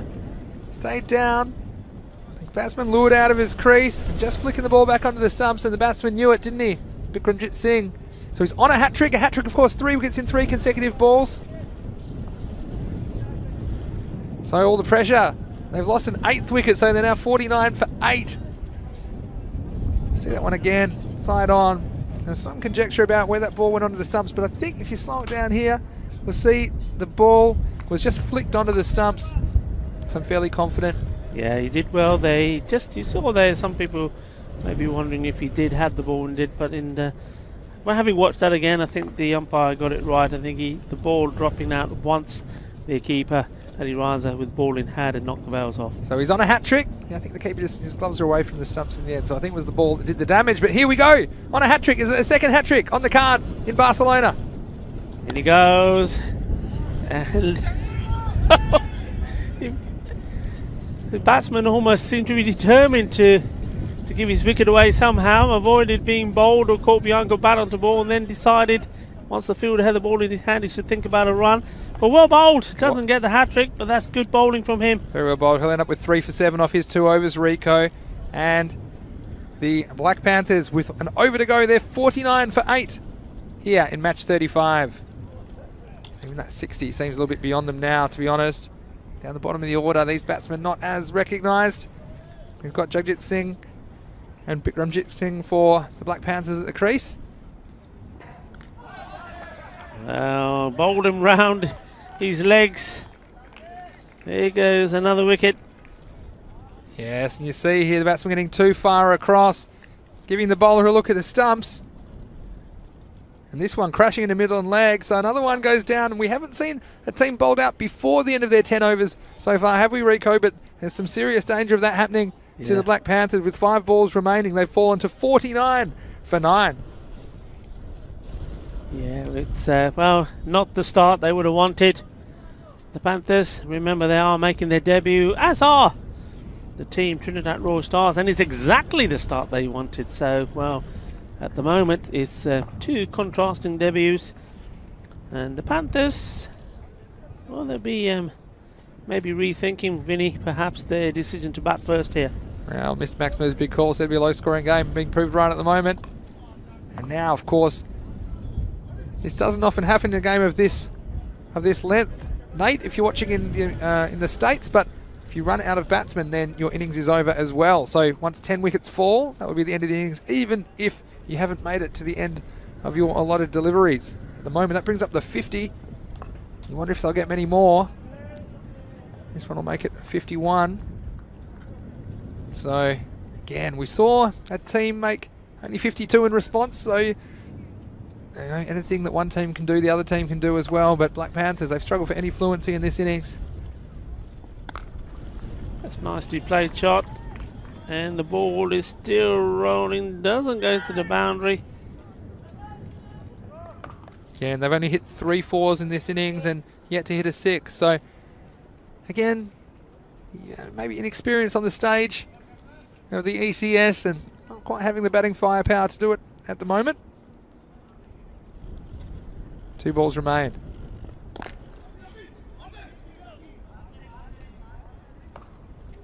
That's a single, it does look like. They will bat out their 10 overs after all. They're on 54. And wouldn't we love a big Maximo to bring them up to 60, but tell you what, it looks a bit unlikely. I think the batsman will be trying. Last ball.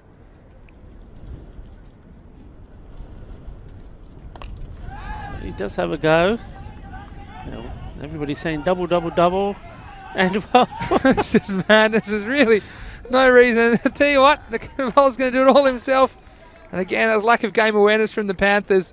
So they will get one. And look, they probably wouldn't have got the second at any rate, but had to try for it because there's no cost to it. And what that means is that the Black Panthers, they're bowled out off the last ball of their innings for a total of 55. And it was great to see 2 new teams out there in the middle, of course, here in match 35, the final match of Tuesday in the Fancode European Cricket Series. And the Black Panthers, well, they got that one away. There weren't too many as wickets kept falling at regular intervals, and it still started with the captain, Puneet Shrimali, as he was bowled after hitting a nice boundary. yes, I mean, and that was a story here for the Panthers. Just could never really get going. Nobody ever could get any sort of rhythm together. They started after a couple of weeks, went down Bhupinder Singh and Dotit. I thought perhaps they were going to be the men to sort of spark a revival. They started playing the ball around nicely, and then there was that mix-up with a run-out. And well, once that run-out was taken, they never looked likely. And is this the run-out here? Yeah, that was it there. Yeah. Key moment, that is the innings. You just had the feeling that they were just starting to rebuild there. Not necessarily playing any big shots, but they were putting a partnership together, taking the singles here and there. And then after that, well, this was the story. It almost seemed like any straight ball was destined to get a wicket. Yeah, Keel answered 3 for 7 off his 2 overs. His leg spin proved very difficult for the batsman to play. And that was a nice catch down on the boundary by Mohammad Fiaz Haider. I was impressed with the spin bowling shown by Akil Ansah. He showed he could vary the pace. One was a bit slower, fooling the batsman, keeping a bit low, and again, you're hitting across the line at your own peril on this surface. And then that was a nice one, next ball. Sharp bit of work. You see at the keeper, I'm pretty sure his gloves were away from the stumps, flicking the ball onto the stumps just in time. That was the end of Bikramjit. But the Panthers losing wickets at regular intervals. In the end, losing their final wicket off the final ball of the innings. And we saw, for some reason, they didn't try to take the 56th run. And they scored 55 off their 10 overs. And as far as the batting card goes, well, again, it looks like a phone number, 509-581-73014. So call now for all the action. And the top scorer was extras with 11 for the Black Panthers. So we mentioned they only scored 3 boundaries and weren't able to clear the boundary in that innings, but still, the runs are on the board and they'll have to be got by the Royal Stars. And speaking of the Royal Stars, mentioning Akil Ansar, the star with the ball for them, 3 for 7, but wickets shared around. Sufyan Ansar took 2 for 12, and then every bowl actually took a wicket. There was a wicket each for Mohsin Raza, Muhammad Ali Mir, and Amir Shahzad in that last over. So it was a nice effort from the Royal Stars in the field, also picking up a couple of runouts as well. So the Black Panthers, well, 55 on the board, but we have seen lower scores than that in the European Cricket Series, and what a finish it would be if they're able to defend this total, Rico. Well, yeah, I mean, it's not the start they wanted, it's not the runs they wanted on the board, but the fact is they have got the runs on the board, and, well, it's Trinidad Royal Stars, they've got to go out there and get them. So, well, they're going to certainly not give it up, I know that from the captain, Puneet. He's a battler. He's going to come out and give it all. We might even see him open up with a new ball, who knows. But at the end of the day, well, the runs are on the board. It's not the lowest score in this European Cricket Series, so they'll be happy about that. So it could have been a worse start for them, but at the end of the day, left themselves a lot to do. Yeah, well, it is match 5, and funny things happen in match 5, Rico, and you see there on the board for the Black Panthers, 5-5, 55. And so you just wonder, is there one more twist and turn in this day's play? It's Vinny Sandhu here, Mr. Maximo, along with Rico Full. We'll be back in about 10 minutes to take you into the last chase of the day. It's match 35. You're watching ECN, and this is the Fan Code European Cricket Series Spain. We'll see you shortly.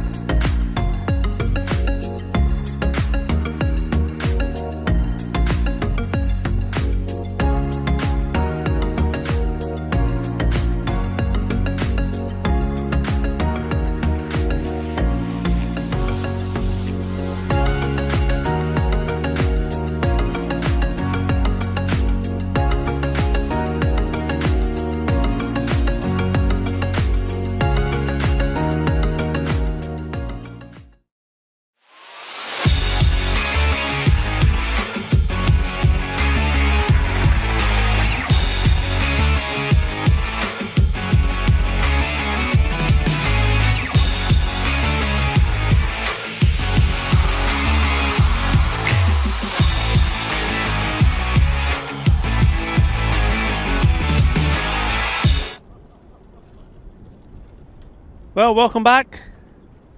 We're getting ready to start this. The final, último partido de hoy. Y este partido de Trinidad Royal Stars contra de Black Panthers. Y vale, Black Panthers con los batedores de primera partido pongo solo 55 carreras. Entonces no hay mucho. Y ahora de Trinidad Royal Stars necesita batedor para ganar. Y vale, yo pienso que ganar muy fácil, pero eso es un deporte y nunca sabes qué hacemos en un deporte. You never know what's going to happen. It looks like the Trinidad Royal Stars should knock these off quite easily. I think most people reckon between 5 or 6 overs. Well, we'll see. Well, one man that does not want that to happen is the bowler. And it's going to be Balwinder Singh to bowl the first ball. And that's well bowled first up. He's going up and the finger goes up. First ball wicket. How about that? What a start. This is exactly what they needed. And the umpire took his time, Safidul Ahmed. And in the end, that finger goes up and he's fired up. He walks straight back to his mark. Balwinder Singh there was doing a lot. Umpire Salim helping out the Panthers. This ball swung in a long way. Like to see that one again from front on. Good movement into the batsman. You see this hitting him. Well, it's hard to see where it hit him at that speed. Perhaps hitting him in front of middle and leg. And in the umpire's opinion, that was going on to hit the stump. So good delivery from the Black Panthers. And I tell you what, when you're only defending 55 runs, you need early wickets. You can't get any earlier than the first ball. So big wicket. And he's the dangerous player for them, Mohammad Fiaz Haider. A bit disappointed with the decision, but those line ball ones, I think all the neutrals around the world will be happy to see a wicket fall early here, Rico. Because again, get 2 or 3 early wickets. The Royal Stars batting for the first time in the tournament, so you just never know your luck. But this is Safian Ansar coming out to join Mudassar Ali. So Ansar will be on strike. And he'll be feeling a few nerves. His first delivery coming up in this European Cricket Series here in Barcelona. Is there going to be drama here in the final match? He's gone up in the air, but it'll pitch. And look at Paneet go after it like a hare.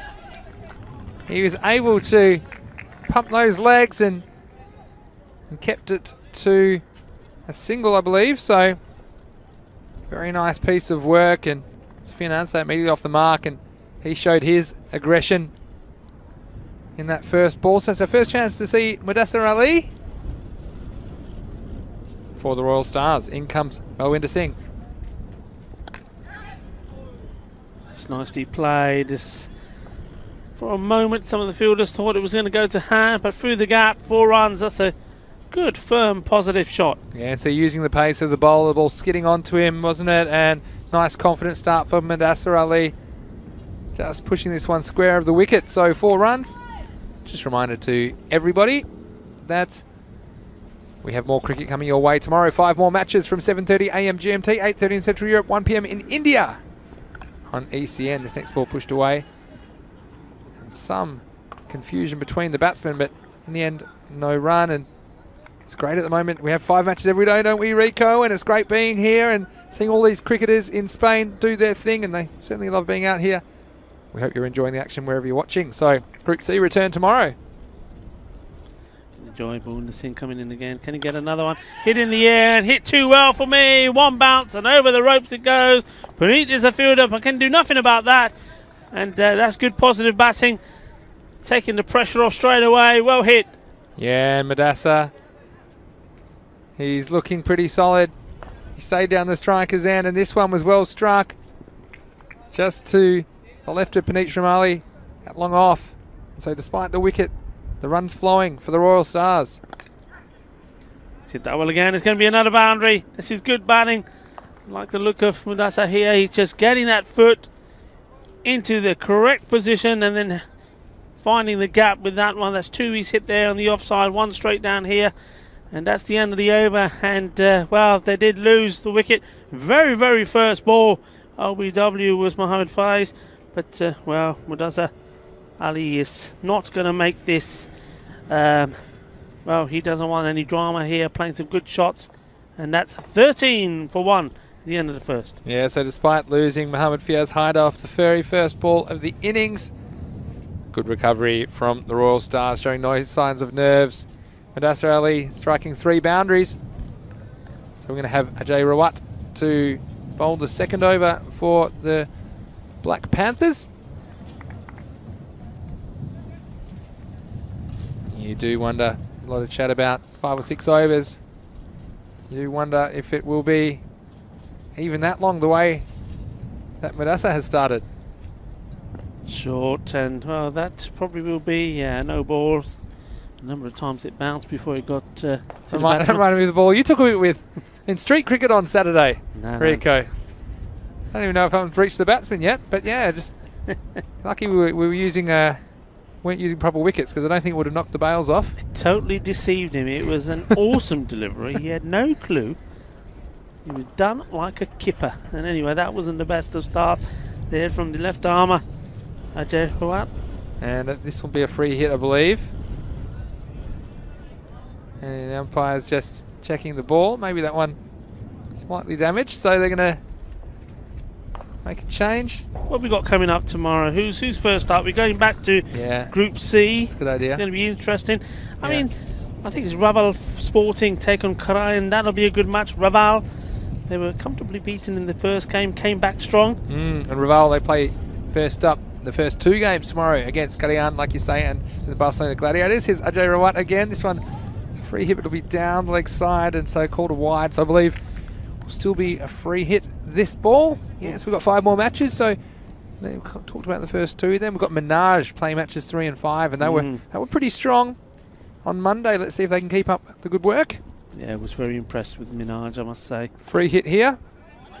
Not really getting hold of it, and very slow to take off, so they won't even get any runs there. So yeah, Minaj will play Karayan in the 3rd match of the day. Then Skyways will play the Barcelona Gladiators in the 4th match.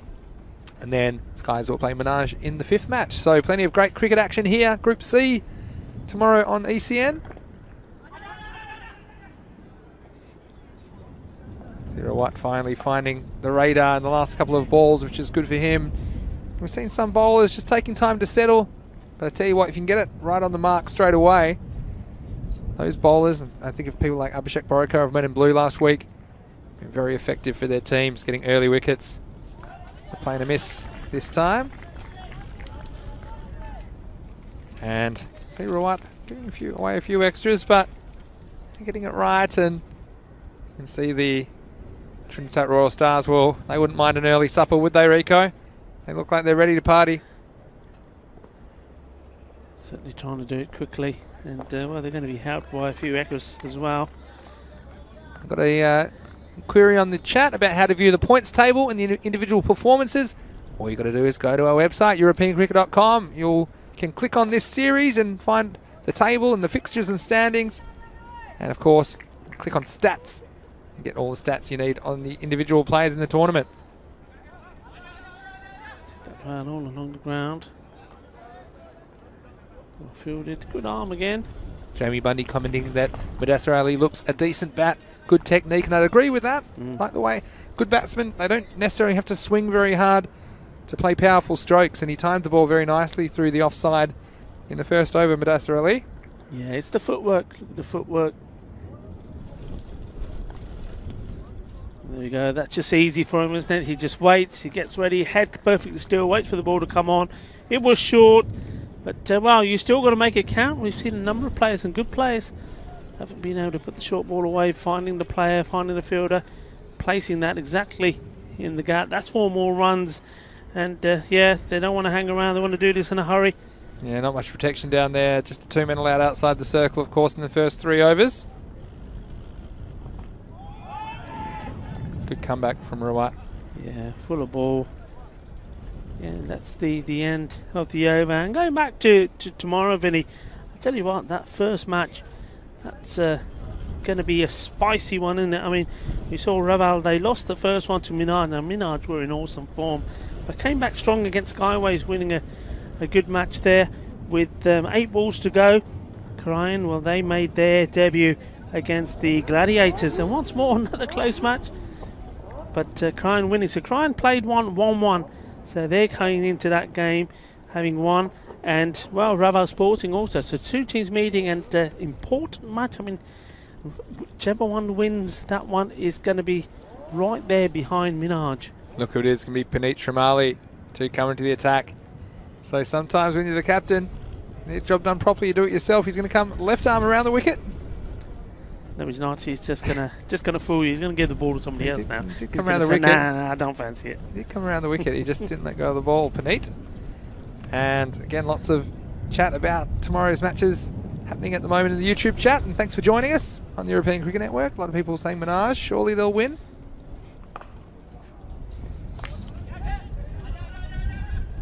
Very short. I'm not talking about the bowler, I'm talking about the length of the ball. It was very short, almost halfway down the wicket. And, well, just pushing it out for this single. Now, this can be dangerous here. I mean, Puneet knows he's got to get it right. Otherwise, I think, well, Mudassar Ali is going to go to town. We haven't seen a 6 in this match yet, Rico. Mudassar's look good. And so Sufyan Ansar, but they're yet to lift one over the ropes. Surely we couldn't get an ECS match with not a single 6 in it. I don't think that's ever happened. Wow. I can smell it. It's coming. Well, it could be coming here. Wouldn't want to drop short. Oh, he does. The batsman, well, he's a bit too clever by half. Yeah. If he'd stood up and hit that, he definitely could have sent that one over the ropes, but off the gloves, I think, in the end. So that'll go down as a run. The gloves, if your hand's holding the bat, do count as part of the bat. So it goes down as a run to Ansar. Oh, there we go. Balle, balle, balle. The first one, would you believe, off this match. Well, we smelled it in the air. We thought it was going to be Ali to hit it. He didn't. But, well, we've not been disappointed. Suhan Ansar smashing that away. And come on, Vinny, you're not mentioning it, so I'll mention it. Yes, you were right. You finally got one right. You said this match wasn't going to be a high-scoring one. You said that both the totals wouldn't be more than what? Well, lucky with this one straight up. The keeper's after it. He's got a chance. And he grasses it. So just as we put the kibosh on the Trinidad Royal Stars. Have to mention about that Maximo, the first one of the game. When it last left my field of vision, it was still going up, Rico. That one had the zero gravity boots on the ball that time. Until when we did get one, it was a huge one. But then, listen, unfortunate for the keeper, Bikranjit getting in good position but not holding on. It would have been a wicket for Puneet. This one causing more problems for the keeper. I think he might have just flicked the pad. Yeah, interesting here. Now, so early on, he's played some lovely shots, and even people have commented he looks like a good, accomplished batsman. Now, all of a sudden, because he's sniffing victory and he's played a few good shots, he's trying to hit the ball too hard, and he looks a completely different player. He might be hungry. Just got to relax and play his shots.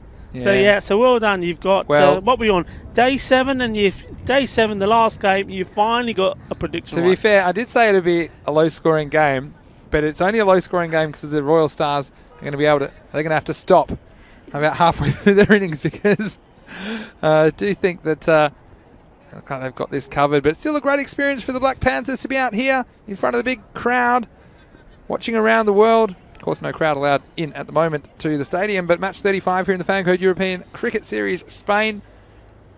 Match 35 of over 1,000 matches we plan to bring you here on the European Cricket Network this year.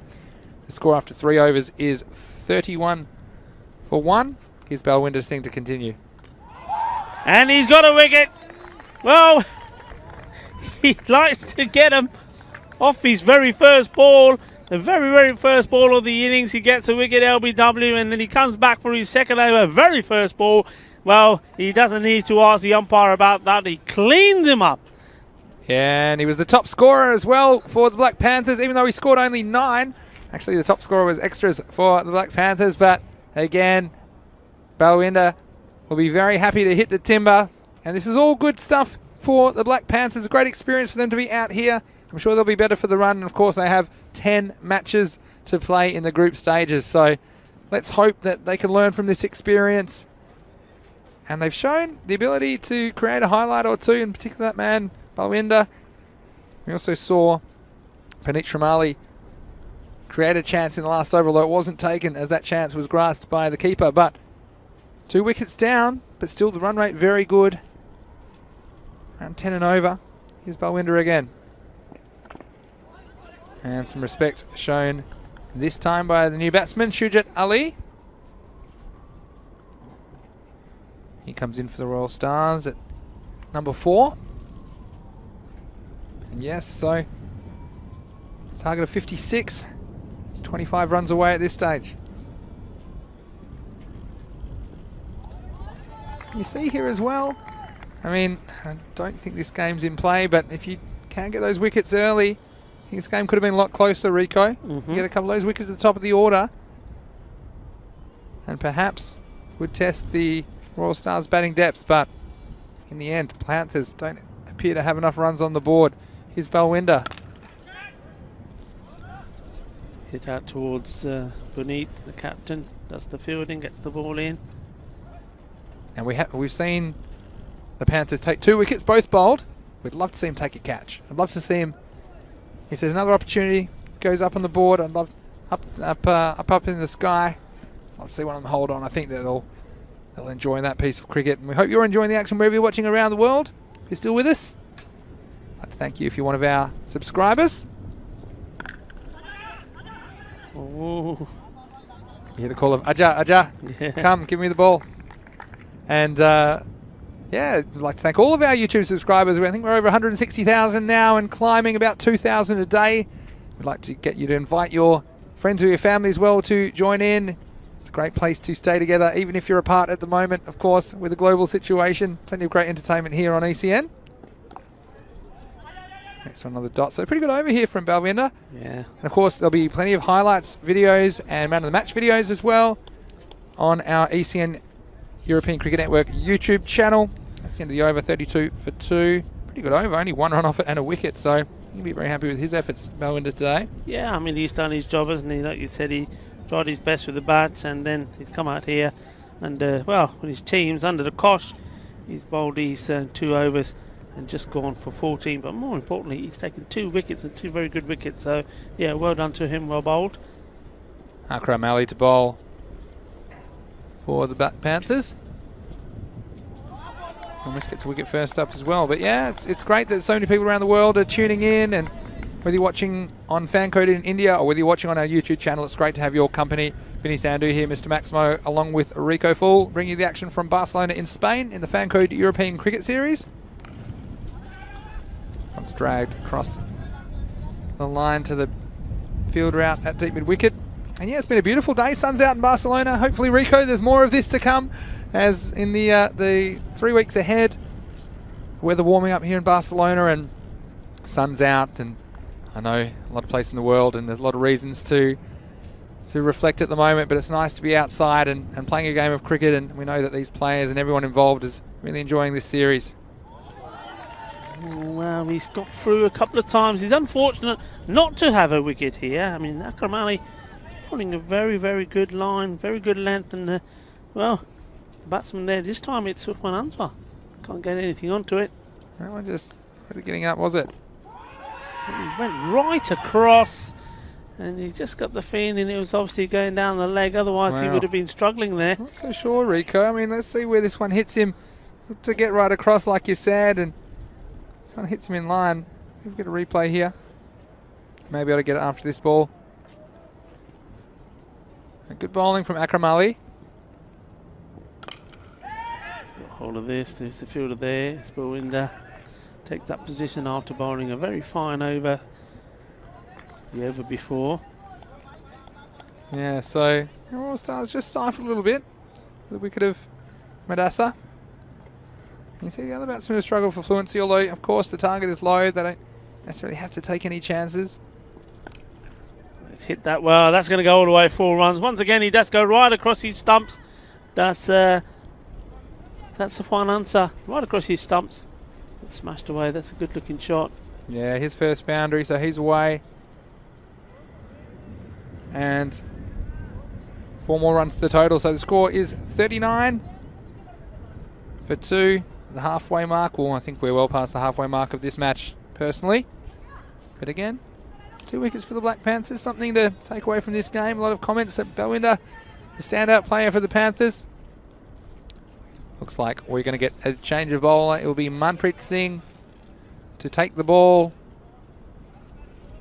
for the Panthers. So, Luke mentioning, hopefully they take a lot away from this game and learn from it, and that's very philosophical of you and a good way to look at it. Here's Manpreet, this one's down the leg side, so I'll take them to 40. Yeah, but Rico, plenty of great cricket coming up, like you mentioned, and 5 more matches tomorrow. Make sure you join us, 7:30 AM GMT, 8:30 in Central Europe, and 1 PM in India. So find out what time that is wherever you're watching around the world. We'd love to have your company on the European Cricket Network again. Well, ball beats the bat. Yeah, that's better length. I mean, you know, again here, you can see that the Trinidad Royal Stars is trying to finish just playing big shots, and anything can happen. We've seen already the number of times batsmen playing onto the stumps, etc. So, you know, you've got to play each ball on merit, no matter what the match situation is. It's going down the leg side. Great appeal from Puneet. Puneet is 50 metres away from that. Probably further, because I think it's 50 metres to the middle of the pitch. So he's probably 60 metres away from that, and he's gone up big time, hasn't he? Big appeal, but you can see that's going way down leg. At this but stage. No, it's been a great day. It was great to welcome Falco back to a European Cricket Series. And they didn't disappoint. They were strong. Scored good runs at the top of the order and at the bottom. Yeah, I think I took the words out of your mouth there. They're not only were they good in one game, starting very well, but when they didn't make a good start, and they did it bury, didn't they, against a fine attack from Badalona Shaheen, but they came back strong, posted big runs, they did the job with the ball, and we've seen good performance in the end from Badalona as well. We've haven't seen the best of them by far, but we saw some great performances with the ball from Hamza Salim and young Matiur Rahman. Didn't he do well, bowled well, batted well in that last game as well. So plenty of good cricket here. Some good runs being scored by teams and wickets, very much similar to the day we had yesterday. So sometimes we get a day in this European Cricket Series where loads of runs are scored and the day belongs purely to the batting side and batsmen. Other times it's the bowlers, but today again, a mixed bag. Carefully pushed away, but I think I couldn't agree more.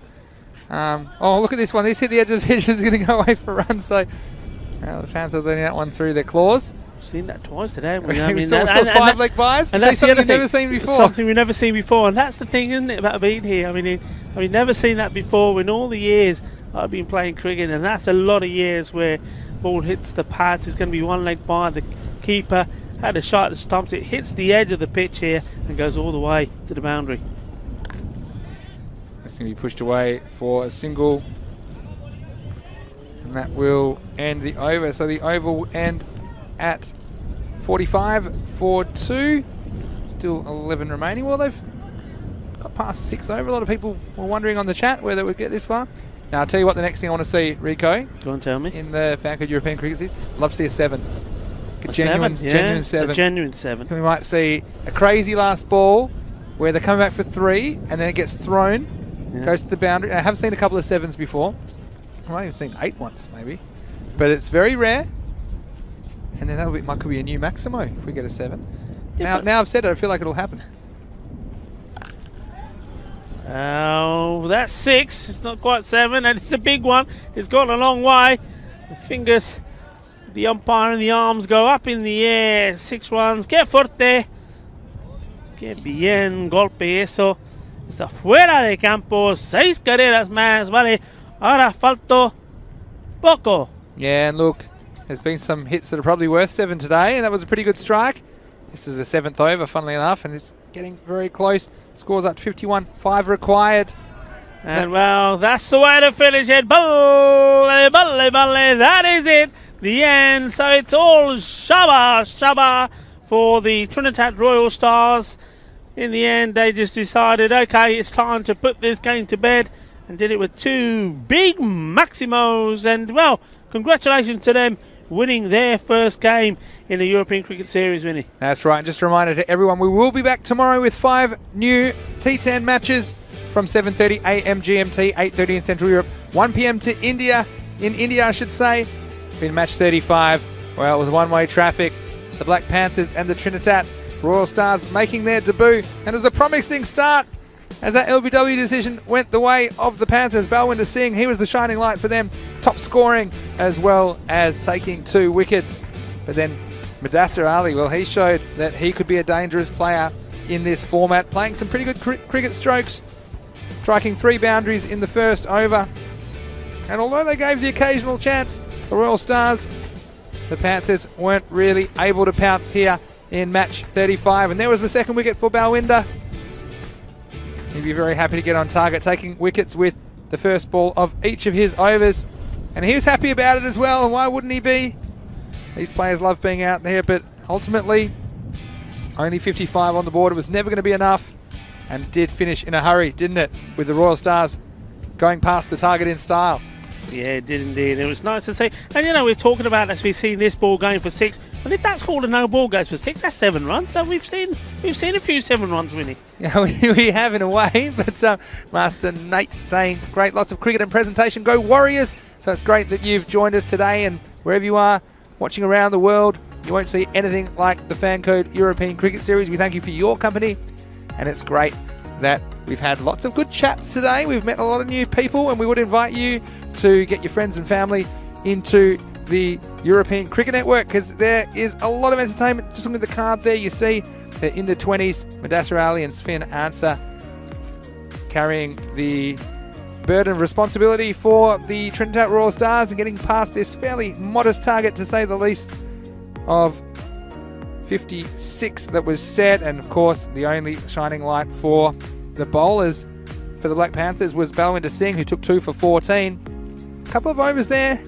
under 10 as well, so you'd think if they'd been able to put some more runs on the board, they could have put some pressure on the Royal Stars, but ultimately it just wasn't enough runs. So confirming this result in match 35 of the Fancode European Cricket Series, it was 57 to the Royal Stars in 6.2 overs, and they defeated the Black Panthers 55. Yeah, and again, what a fantastic day of cricket we've just seen there. You see that view first thing in the morning when it's quite misty and dewy. Today was very cloudy. I look at it there now, absolutely wonderful, glorious sunshine.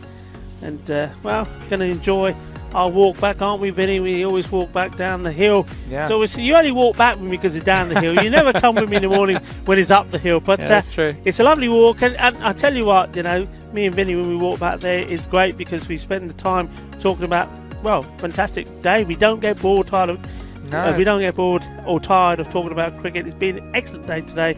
It's great to see the teams, new and old. It's wonderful. And I know you, wherever you are around the world, around the globe, are enjoying this. You are our cricket family. We want to thank you from the bottom of our hearts for being with us here today once more.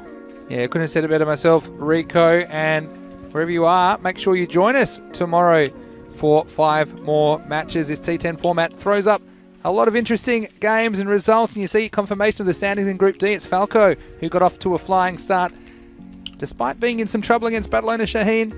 Halfway through their innings, they recovered to win that match, and they head Group D as the one of the undefeated teams. Trinidad Royal Stars, of course, are undefeated on account of beating the Black Panthers in the last match of the day.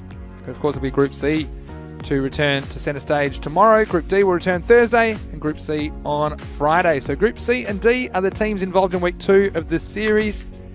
And Rico, like you said, we've always got plenty to talk about on our walk home, and I'm sure you guys do as well. Please join us in the chat tomorrow. It's great whether you're a first-time cricket watcher or an experienced cricket watcher. We welcome you here at the European Cricket Network. It is fantastic to have your company. And Rico, we'll just get going on our walk, and we'll prepare, and we'll do it all again tomorrow. We'll do it all again tomorrow. And yeah, it's going to be another fine day tomorrow. It's and let's hope that we start off with sunshine. It's been a great day. It was a bit chilly in the morning, a bit windy as well, but it's always great when that sun comes out, and well, it reminds us why, especially people like myself, live in this beautiful country. Well, I tell you what, you've got a bit more hair than me, and I was kind of thankful I didn't have any hair today, because I think we've been blowing all over the place. It was very blustery in Barcelona, but it was great the sun was out. The forecast is good for tomorrow, so make sure you join us.